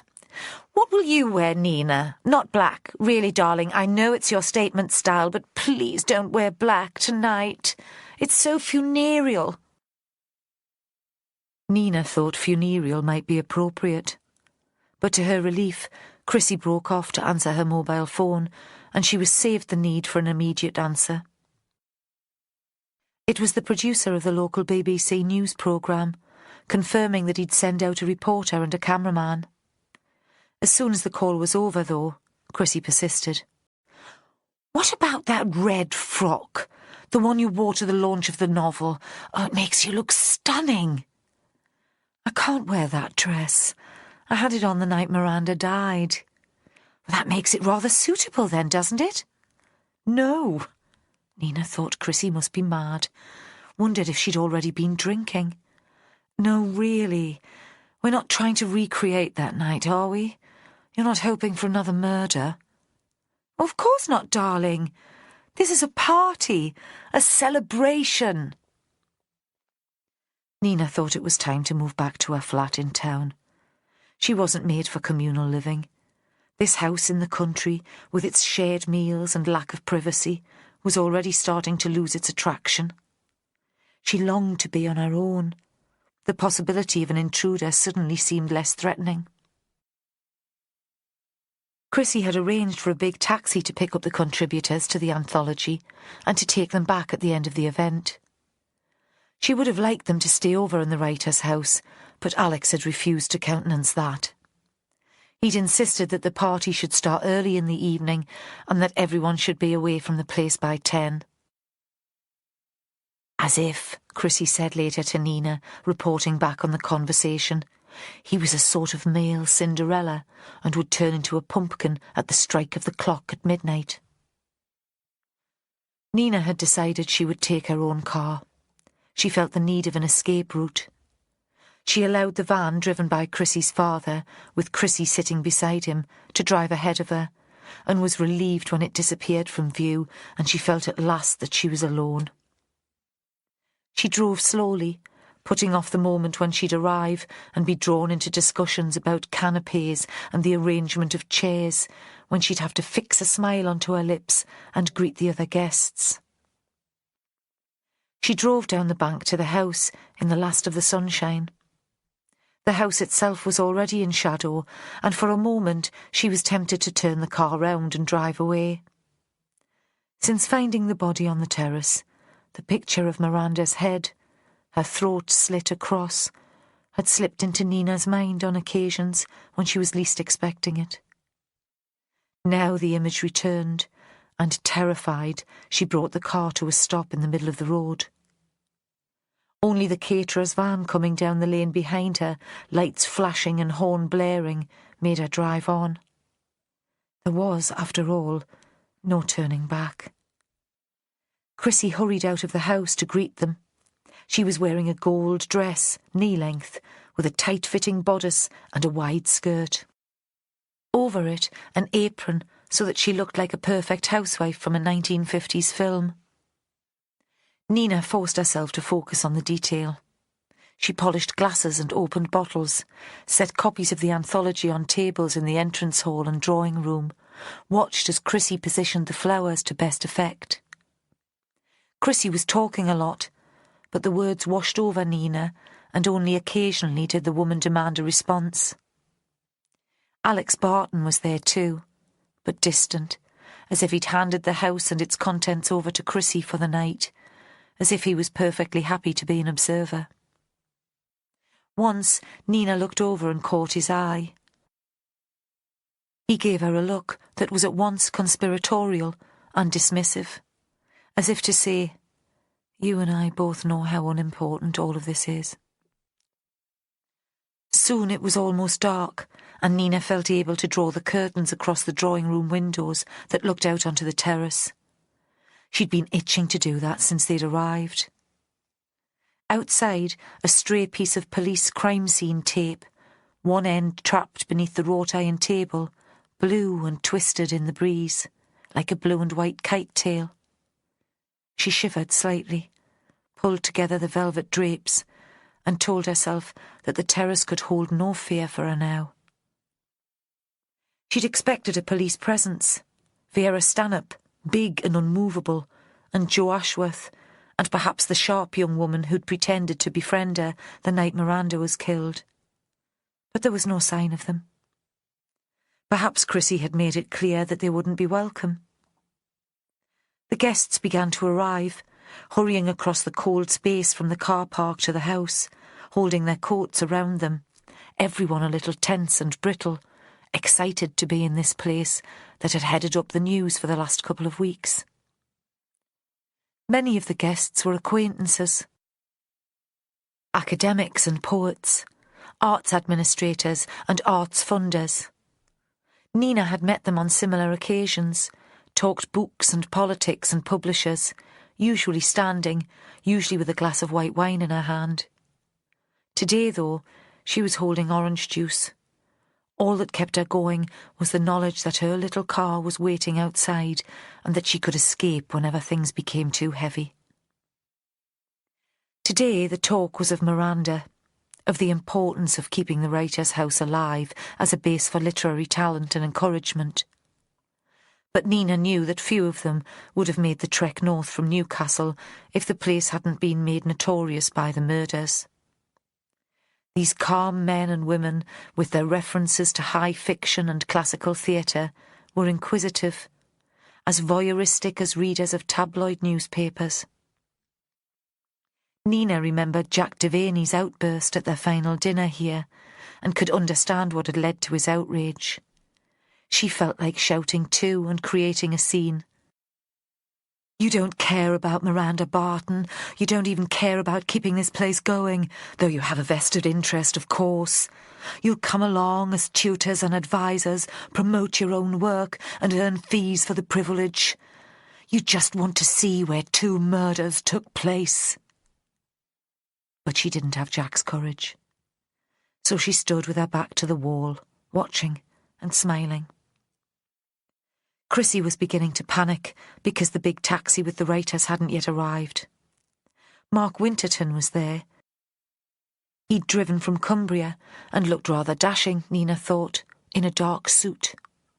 He smiled at her across the room and was making his way to join her when the others burst in, with tales of a driver who'd completely lost his way, all of them laughing. The companionship of people who'd shared a minor drama. Chrissy was pouring wine for them and taking their coats, and suddenly the room seemed warmer and the atmosphere more natural. Perhaps, after all, the evening would go well. Lenny was there with a woman. Girlfriend? Not a wife, surely, because he'd told her he was divorced. She seemed very small in comparison to him, and Lenny was proud. Of her and himself. He took the woman to the table where the books were laid out, picked up a copy as if it was something precious and delicate, and opened it to the title page to show her. She smiled and took his hand. All these stories, Nina thought, played out in front of me. Joanna and Jack were in fine form, both flirting with the other guests, shaking hands, kissing cheeks, hugging. They were performing, Nina thought. They'd prepared their script ahead of time and decided that all this physical contact was necessary to the role. But there was a watchfulness too, despite the good humour. Occasionally, Joanna, taller than most of the men in the room, would look around her, like an animal sniffing for danger, a meerkat in the desert. For a while, Nina thought that Giles Rickard had decided to stay away. What reason would he have to be there? He didn't need the publicity. He had fame and money enough, and during his stay at the writer's house, he hadn't formed a real attachment to any of the residents, those now dead, or those still living. She didn't see him as a sentimental man who would feel that he should be there to support the rest. Yet here he was. He'd arrived in the taxi too, but perhaps he'd been to the cloakroom and avoided the mass arrival of the rest. Chrissy, flushed with the success of the evening so far, went up to greet him. She'd discarded the apron and looked beautiful. Nina was reminded of a fictional character and struggled to remember which one. And then it came to her. Samantha, the eponymous cruel woman in Miranda's novel. Nina had found her old copy at home and was in the process of reading it. Her tribute to the writer who had died. She still thought it a bad book, but the visual description of the central character had stuck with her. Now Chrissy was calling the event to order. She clapped her hands and the conversation died away. Why was I so nervous about tonight? Nina thought suddenly. She could have come in the taxi with the others, drunk wine, relaxed and laughed, and shared memories of the dead. Nothing terrible will happen here. Chrissy's speech was short and well judged, a perfect soundbite for the local television news. She praised Miranda's qualities as an author and as a mentor for new writers. We're selling this book in her memory and to help maintain and continue the work that she started here. Chrissy had asked Nina to say a few words about Tony Ferdinand. We can't ignore him altogether, darling, and he was once your tutor, even if you didn't last the course. Nina couldn't bring herself to praise Ferdinand even after his death, but spoke briefly instead about the quality of the writers who had grown out of St. Ursula's, the prizes they had won, the breadth of the talent. There was applause at the end of her speech. Gratitude that she'd kept it short, so the guests could return to the wine, rather than appreciation of its quality. And soon afterwards, things started to wind down. Books were sold. The reporters left. It was a long drive back to Newcastle and the weather was closing in. The caterers began collecting glasses. In the drawing room, only the main players in the drama remained. The group who'd been present through the tragedy. And Lenny's ex-wife, Helen. Alex reverted to type and brought out a tray with jugs of coffee. The party had finished earlier than they'd expected, and there was half an hour before the taxi would arrive. They sat, rather awkwardly, unsure what to say to each other. Mark Winterton made the first move. He said he had a long drive back to Cumbria, and he was sure they'd excuse him. Then there was a sudden flurry of activity. Jack and Joanna said they'd help in the kitchen. Lenny asked Alex if he might show his ex-wife something of the house. Nina thought that now she could decently go too, and stood up to say goodbye. Chrissy, though, had other ideas. Alex says we can store the books in the chapel for now. Could you give me a hand to take them over? Then classically, after issuing the request, Chrissy was distracted elsewhere, and Nina was left to put the books into boxes, onto a trolley, and out into the yard. The cold made her wheezy, and turned her breath into a white fog. The chapel was unlocked, but dark. There was enough light from the big house to pull the trolley inside, but there she felt for a switch. Before she could find it, the door behind her swung shut and everything was black.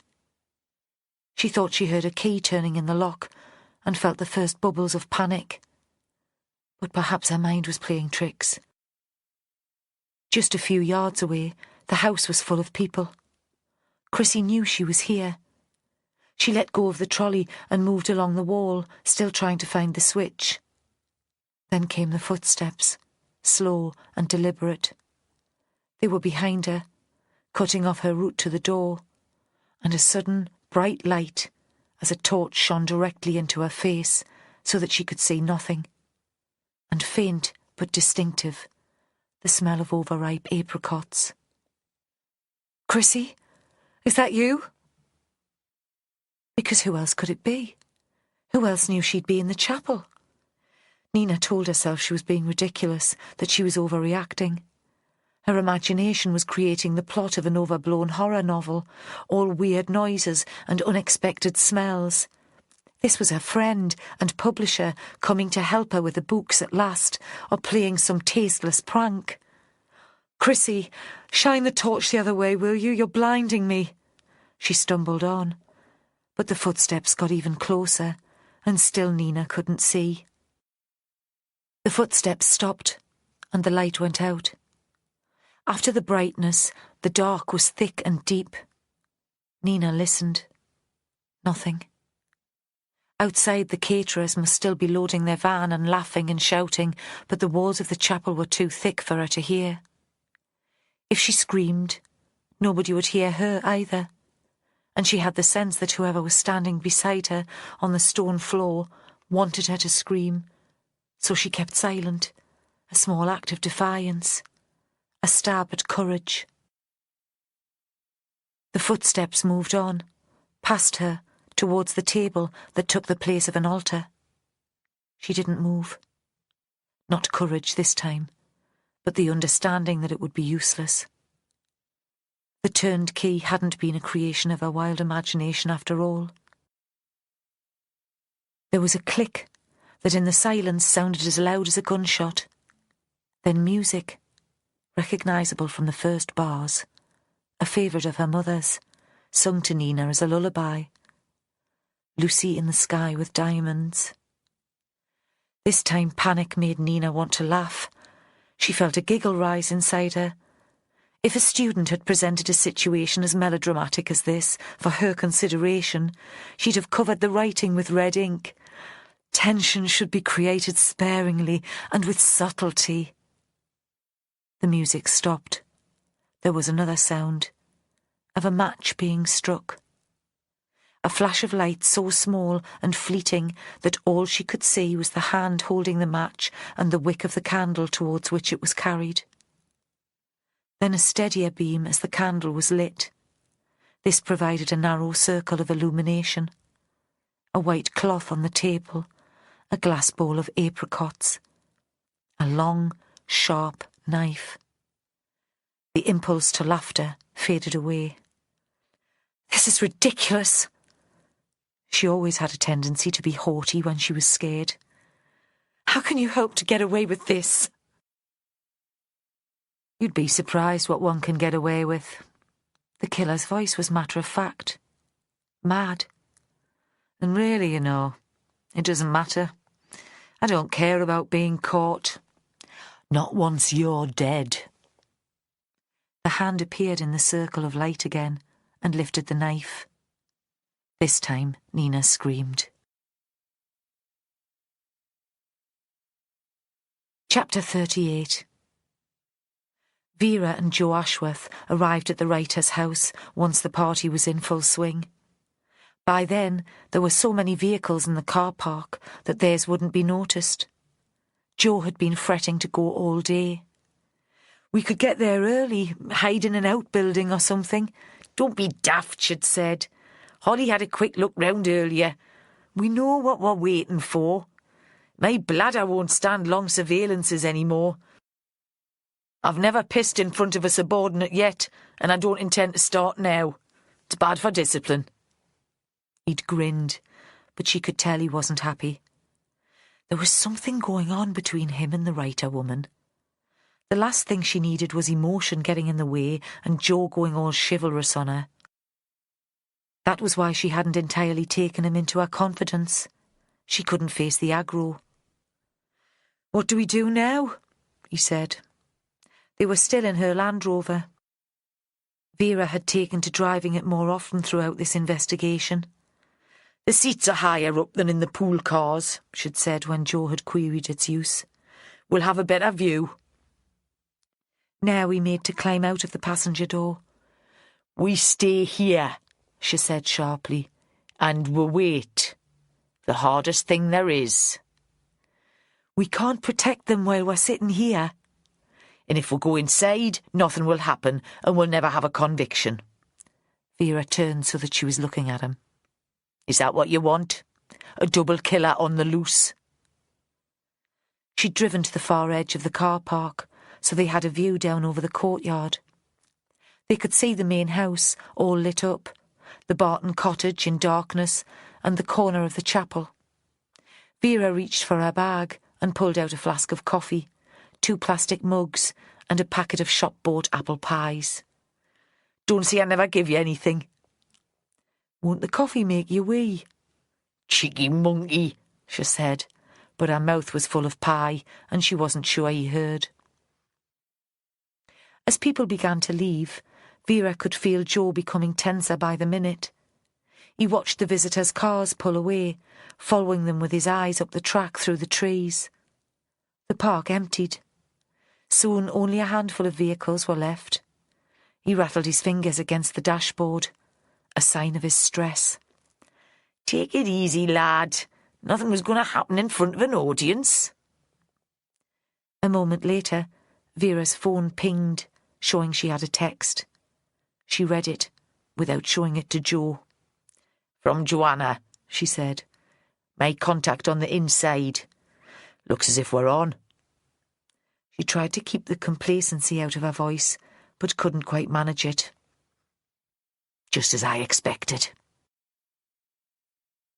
Her eyes had become used to the dark, and the lights from the bare windows in the big house allowed her to make out the figure slowly crossing the courtyard towards the chapel.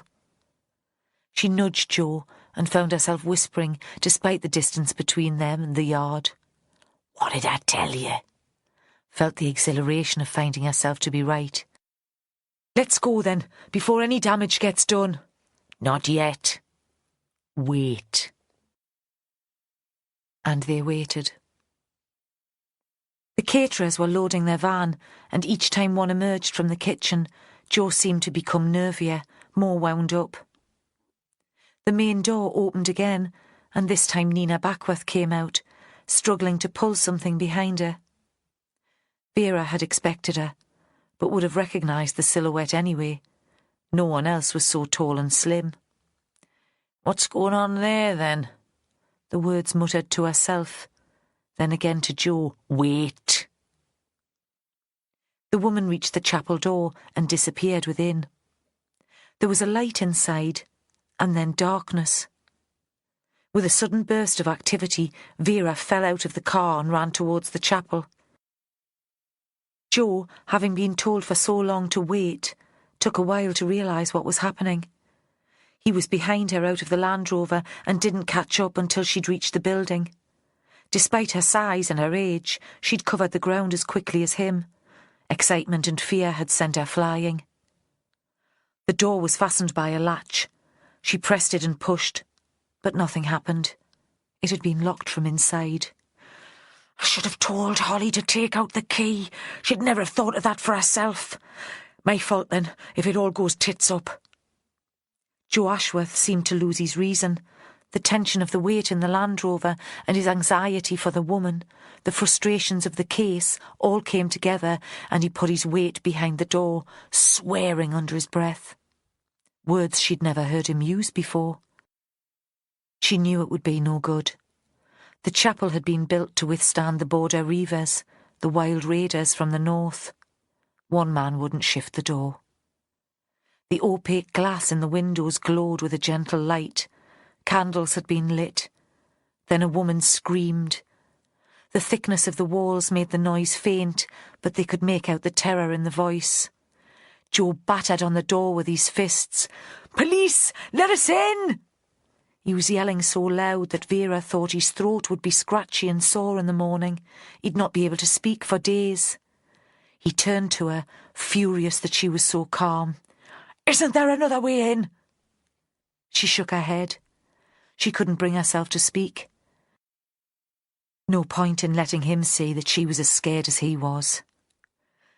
"You do realise," he said, suddenly still, "that you've sacrificed that woman for the sake of a conviction. You do realise that I'll never be able to work with you again." She felt the words physically like a punch in the belly. Then there was the sound of a key turning in the lock. The door was pushed open, and Nina Backworth, white and shaky, fell towards Joe Ashworth. There was blood on the hand that reached out to clutch his shoulder, and she lost consciousness. Vera left Nina to Joe and pushed her way inside. She still had her suspect to think about. The room was barely lit, with one candle on the altar. There was the bowl of apricots on the white cloth, and on a high-backed chair sat Mark Winterton. In his dark clothes, he looked almost like a priest. But Holly had her arm around his neck and a knife at his throat. He'd stopped struggling. "I was too slow," Holly said, almost in tears. "He got to the woman before I could reach him." "Is she badly hurt?" Vera thought that she'd blown it. Joe had been right all along. She was an arrogant fool. She'd pulled her phone from her bag and was punching out 999 for an ambulance, and then the number of the team in the van parked in the lay-by up the bank. "I don't know." It came out as a scream.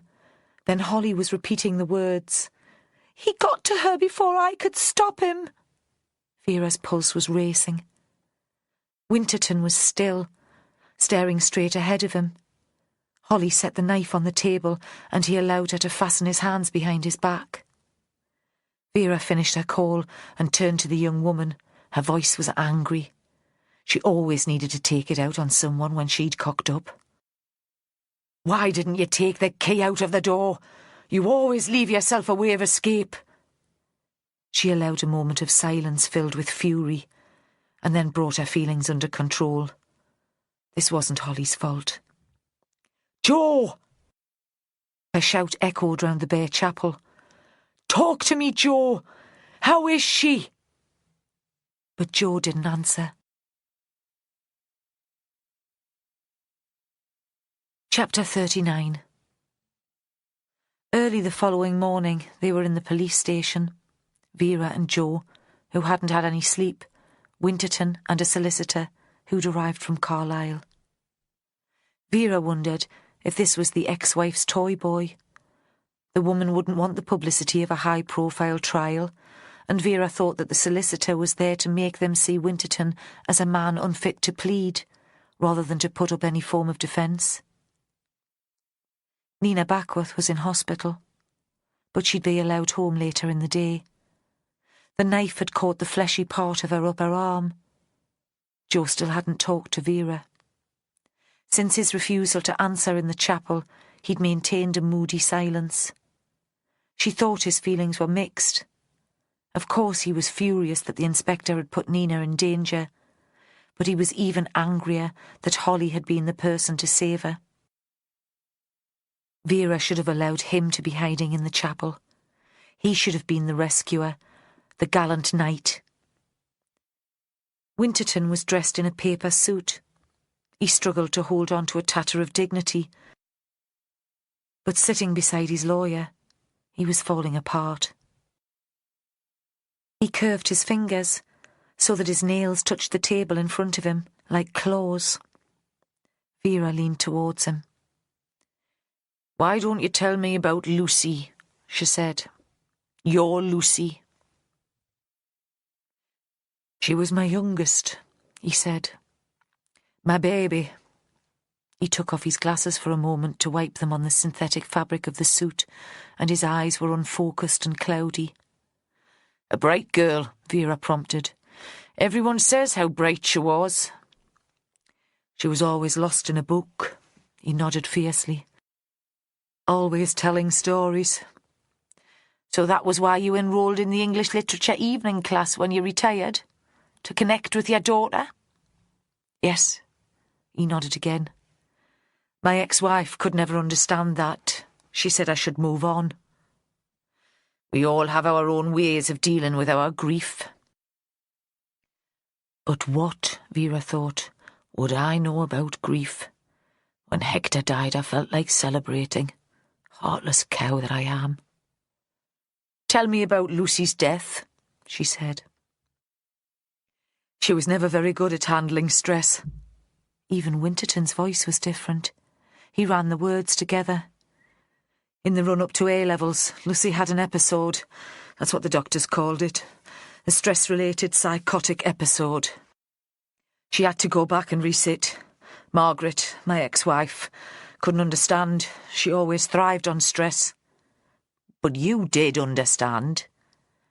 Vera had met police officers like Winterton before. The ones who stuck to rules, rigid and unbending.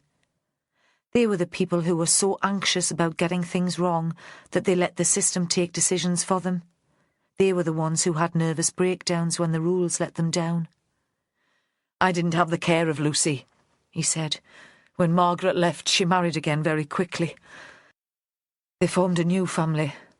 The children even took their stepfather's name, but she was always my baby. Lucy must have passed her exams, Vera said. She went off to university. To do English in Manchester, Winterton said in the same frantic tone. At first she did well. She phoned me occasionally, full of her news. The end of the next year she came home for a bit and I saw her then. I thought she'd lost weight. Later I found out she'd already started taking heroin. I should have realised, shouldn't I? He paused for breath and scraped his nails over the table. A police officer with all those years of experience. I should have seen the signs. It wasn't your fault, Vera said. But Winterton seemed lost in thought and didn't hear her. She told me she was writing a novel, he said, his voice suddenly bright. I was so proud of her. It explained her nerviness, you see. Writers aren't like everyone else. They're more sensitive. Vera said nothing. She finished her degree, he said. I went down for the graduation, but they didn't let me in. There were only 2 tickets, and Margaret and her husband took those. Lucy came back to Carlisle, but she never really settled. She was still working on her book. He looked at Vera. She had her heart set on doing an MA at St Ursula's. An obsession. She'd seen Tony Ferdinand on the television. She thought he could get her a publisher. The galloping words seemed too much for him, and he lapsed into silence, rested his chin on his chest. What happened next, Mark? Vera needed it for the tape recorder. He lifted his head, took off his glasses again, and looked at her with his wild eyes. She got a place on the course, he said. I was so pleased. I thought it would make her well again. I took her down to London, and she was as excited as a small child. This is my fresh start. That's what she said when I dropped her off. And then? Vera knew what had happened. She'd spent a couple of hours reading the student records in the St Ursula archives. The change of surname had thrown her at first. That had wasted them all a lot of time. But she'd known what she was looking for, and she could be persistent when she set her mind to it. They killed her, Winterton said. Vera stared out of the window. The room was on the first floor of the police station. It looked out over the river. She saw the street lamps on the other side. Soon it would be daylight, and the town would be busy with folk on their way to work. She turned back to the room. That's not entirely true, is it, Mark? She killed herself. They tormented her, he said. They tore her apart. It was a tough regime, Vera said. Not everyone could cope. Even Nina Backworth left before she completed the course. Her! Winterton shot to his feet and was rearing over her. She was one of the tormentors. Lucy thought she was a friend, her only friend in the place, and Backworth ended up killing her. It was the worst sort of betrayal. Tell me about it, Vera said. They had this session, he went on. Everyone on the course there. Ferdinand had brought in a visiting tutor, an old friend, and they chose Lucy's work for discussion. There she sat facing them all, like it was some sort of interrogation, and they picked her writing apart. Sentence after sentence for 3 hours. She'd put her heart into that book. By destroying it, they were destroying her. He paused. She told me that it was like exposing herself, as if her skin was made of glass and they could see into her soul. What was the name of the visiting tutor? Vera asked.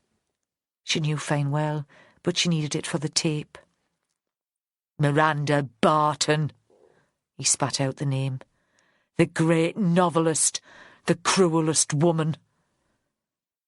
Lucy left. That evening, she didn't even go back to her room to pick up her stuff. She phoned me about midnight. She'd tried earlier, but I was at work, and her mother was away on a cruise with her fancy man. He paused. She was crying as she told me about it, sobbing, and there was nothing I could do to help. He looked up. I never heard from her again. I tried to get hold of her, but there was no answer on her mobile. A week later, she was found in a squat in a flat near King's Cross. Dead. A heroin overdose. Vera said nothing. She had no questions about that. Her former colleague, now working in the Met, had filled in all the details. Vera shot a quick look at Joe Ashworth. He'd left the interview to her, still sulking. Now his face was white, chalky. She could tell that he was thinking of his kids, understanding that one day they'd leave home and be outside his control and his care. Winterton was still talking. There was an inquest, but the result was inconclusive. Lucy might have intended to take her own life, or the heroin overdose. Could have been a terrible accident. Really, it doesn't matter. I know who was responsible. If she hadn't been bullied at that college, she'd still be alive. You can't know that, Vera said. But Winterton hadn't heard. He'd convinced himself that the killings were justified. He'd spent his career working for the criminal justice system. Now he'd formed his own. So they all had to die, Vera said. Ferdinand, Barton and Backworth, to avenge your daughter. It wasn't vengeance, he said. It was justice. It was only a book, not worth killing yourself for. Not worth committing murder for. This evening class that you took when you retired, Vera said. English literature. I spoke to the teacher. The title of the course was Classic Tragedies. That would have appealed to you. Shakespeare. Winterton seemed a little calmer. Macbeth and Othello. Not light reading then. Lucy did Othello in her first year of university. We'd talked about it, about the jealousy that drove Othello to madness. Then the class moved on, Vera said, to the revenge tragedies. Webster, the Duchess of Malfi and the White Devil. Very gory. Makes today's violence on telly look restrained. She looked at him. But you already knew you wanted revenge, didn't you? It didn't take the play to make you carry it out. I'd dreamed of it since Lucy died, Winterton said, and his voice was dreamy now. I'd spent my whole career bringing killers to justice. Those people had killed Lucy as surely as if they'd injected the heroin into her vein. No, they didn't, Vera said. They were flawed and cruel, but there was no intent to kill. Not within the meaning of the law. And the law's all we have to hold things together. Winterton shook his head, and she knew he was mad. As mad as the Webster character who believed that he was a wolf and dug dead bodies from the earth. "You tried to kill Tony Ferdinand before," Vera said. "Last February." "That didn't feel right," Winterton said. "I felt like a thug. It wasn't how it was supposed to be." "Then you found out that he would be at the writer's house." "It was fate," he said. "A sign." "The teacher of the evening class brought in a flyer for the courses." "And you recognised the names," Vera said. "Tony Ferdinand, Miranda Barton and Nina Backworth. All of them there together. So you enrolled." Suddenly she felt very tired. What would have happened if Winterton had missed that lesson? If he'd had flu or a dodgy stomach and had never seen the writer's house flyer? Would Ferdinand and Barton still be working and writing? "When I arrived at the house on the coast, it seemed so right for my purpose." Winterton's voice was manic again. He wiped his face with the sleeve of his paper suit. "The atmosphere, the grandeur. It was a fitting place for justice to be executed."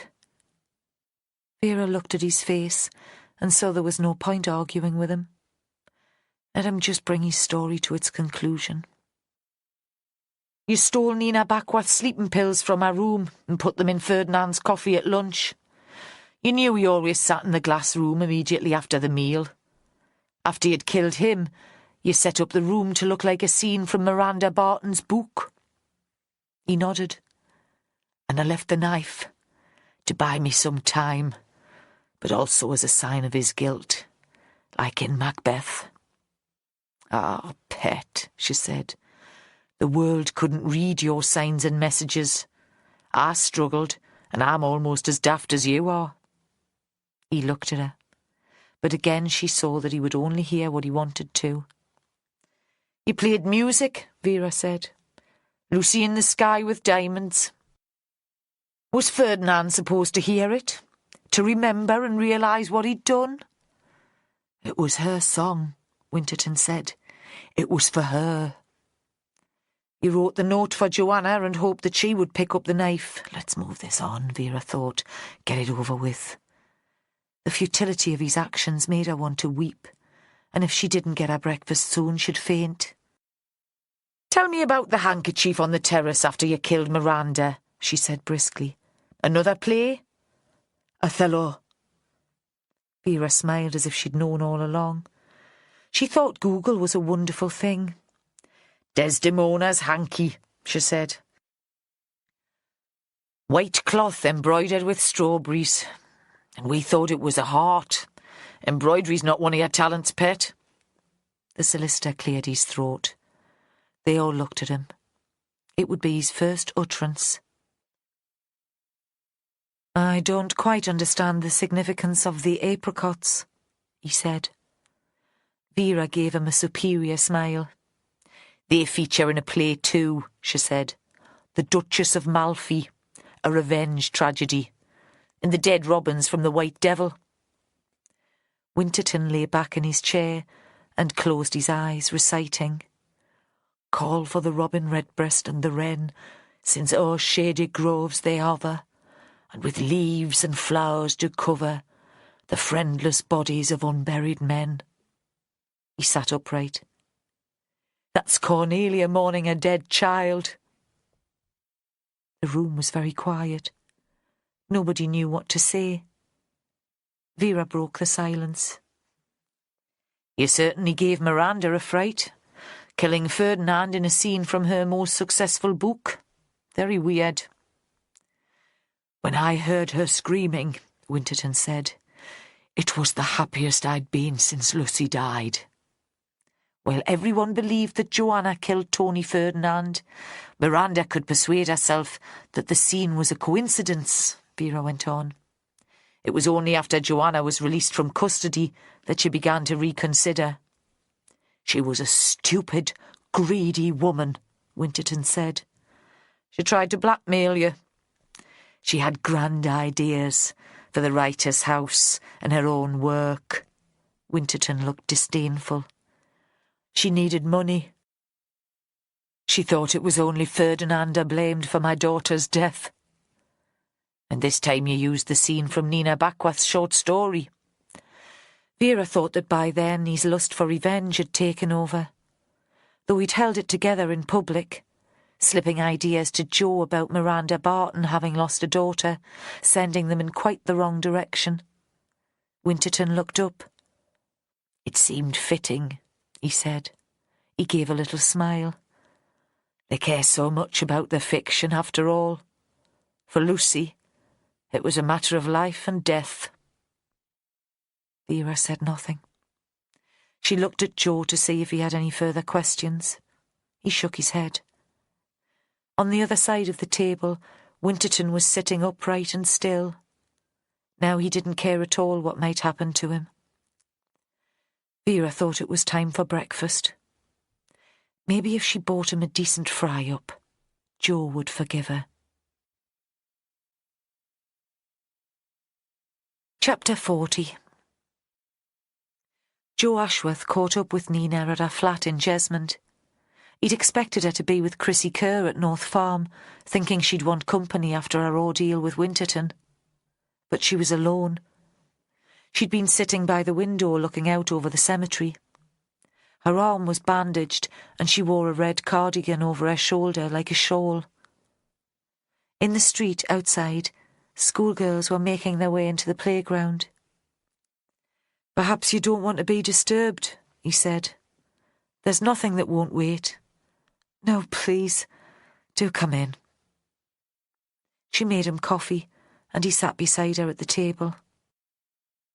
"Of course I'd gone over the events in my head, wondering who the murderer might be," she said. "Mark was at the bottom of the list. He seemed such a gentle man." "Who did you have at the top?" Jo thought they'd never have had this conversation while the investigation was still running. She paused and seemed ashamed for a moment. "Lenny Thomas," she said. "Dreadful, isn't it? The assumptions we make, just because he'd been in prison." "We had our suspicions about him for a while." Jo supposed he should be more discreet, but he didn't think Nina would be talking to the press. "He wouldn't tell us where he was the night of your break-in, and the afternoon the cat was found in the chapel. Turned out he'd been working for a mate, a plumber from Ashington. He was being paid cash, nothing on the books. He hadn't told the benefit people. Mark was so respectable, so courteous," Nina said. She turned to Jo. "Do you know how he got me into the chapel?" Jo shook his head.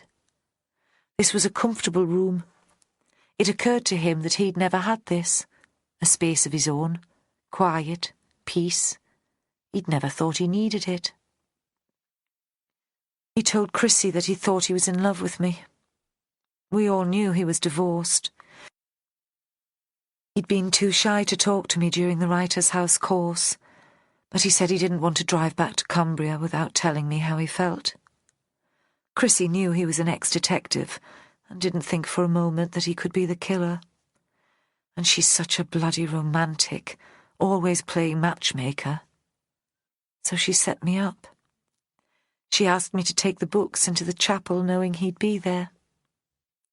Nina looked up. "He would have killed me, you know. He thought I'd caused his daughter's death." She paused. "I remember it, that session when we pulled apart Lucy's work. I thought about it again when you showed me the magazine article they found on the beach. Miranda looked much younger, and it reminded me that she was the visiting tutor that day. I've always felt guilty about the way I allowed myself to be dragged into the criticism. Lucy and I were friends, and until then we'd always supported each other. I hated the person I became that day. It was horrible. The inspector should have had more sense than to allow you into the chapel." Jo tried to contain his anger. Playing God with other people's lives. I told her she was crazy. She came to see me in hospital after you'd finished with Winterton, Nina said. Apologised. I told her I understood. She was doing her job. She's bloody lucky you don't sue, or make a formal complaint. Nina smiled at him. She told me you were sulking. Joe didn't know what to say to that. Lucy in the Sky with Diamonds, Nina said. That's what he was playing in the chapel. His song for his daughter, I suppose. They sat for a moment in silence. A bell rang to mark the beginning of school. I feel such a fool that I didn't recognise the reference to the apricots, she said suddenly. It's years since I've seen the play, but all the same. And the handkerchief. The inspector Googled it. They looked at each other and grinned. A moment of intimacy. Joe got to his feet. I should go. I told me wife I'd be home. Chapter 41. Vera had a late breakfast at Maya's farm with Jack and Joanna. Joe had turned down her offer of a fry-up, and she felt that she owed them an explanation, and that Joanna at least owed one to her. There was local bacon and sausage and eggs from the Maya's hens, and it was a while before she could give her full attention to the case. So it was all about revenge, Joanna said when she'd heard the story. Mark saw himself as a great avenging angel, acting on behalf of his daughter. Aye. Vera wasn't sure she believed in Winterton as an angel. Something like that. Though I suspect the shrinks'll say he's too mad to plead and he'll go straight to the loony bin. Joanna said nothing to that, and Vera thought she was remembering her own stay in a psychiatric clinic. It was cold again outside, but snug in the kitchen, and there was condensation clouding the windows, so she couldn't see into the farmyard. What about you? Vera asked. Was your story all about revenge too? No, Joanna was indignant. I wanted to make sense of it and keep a record.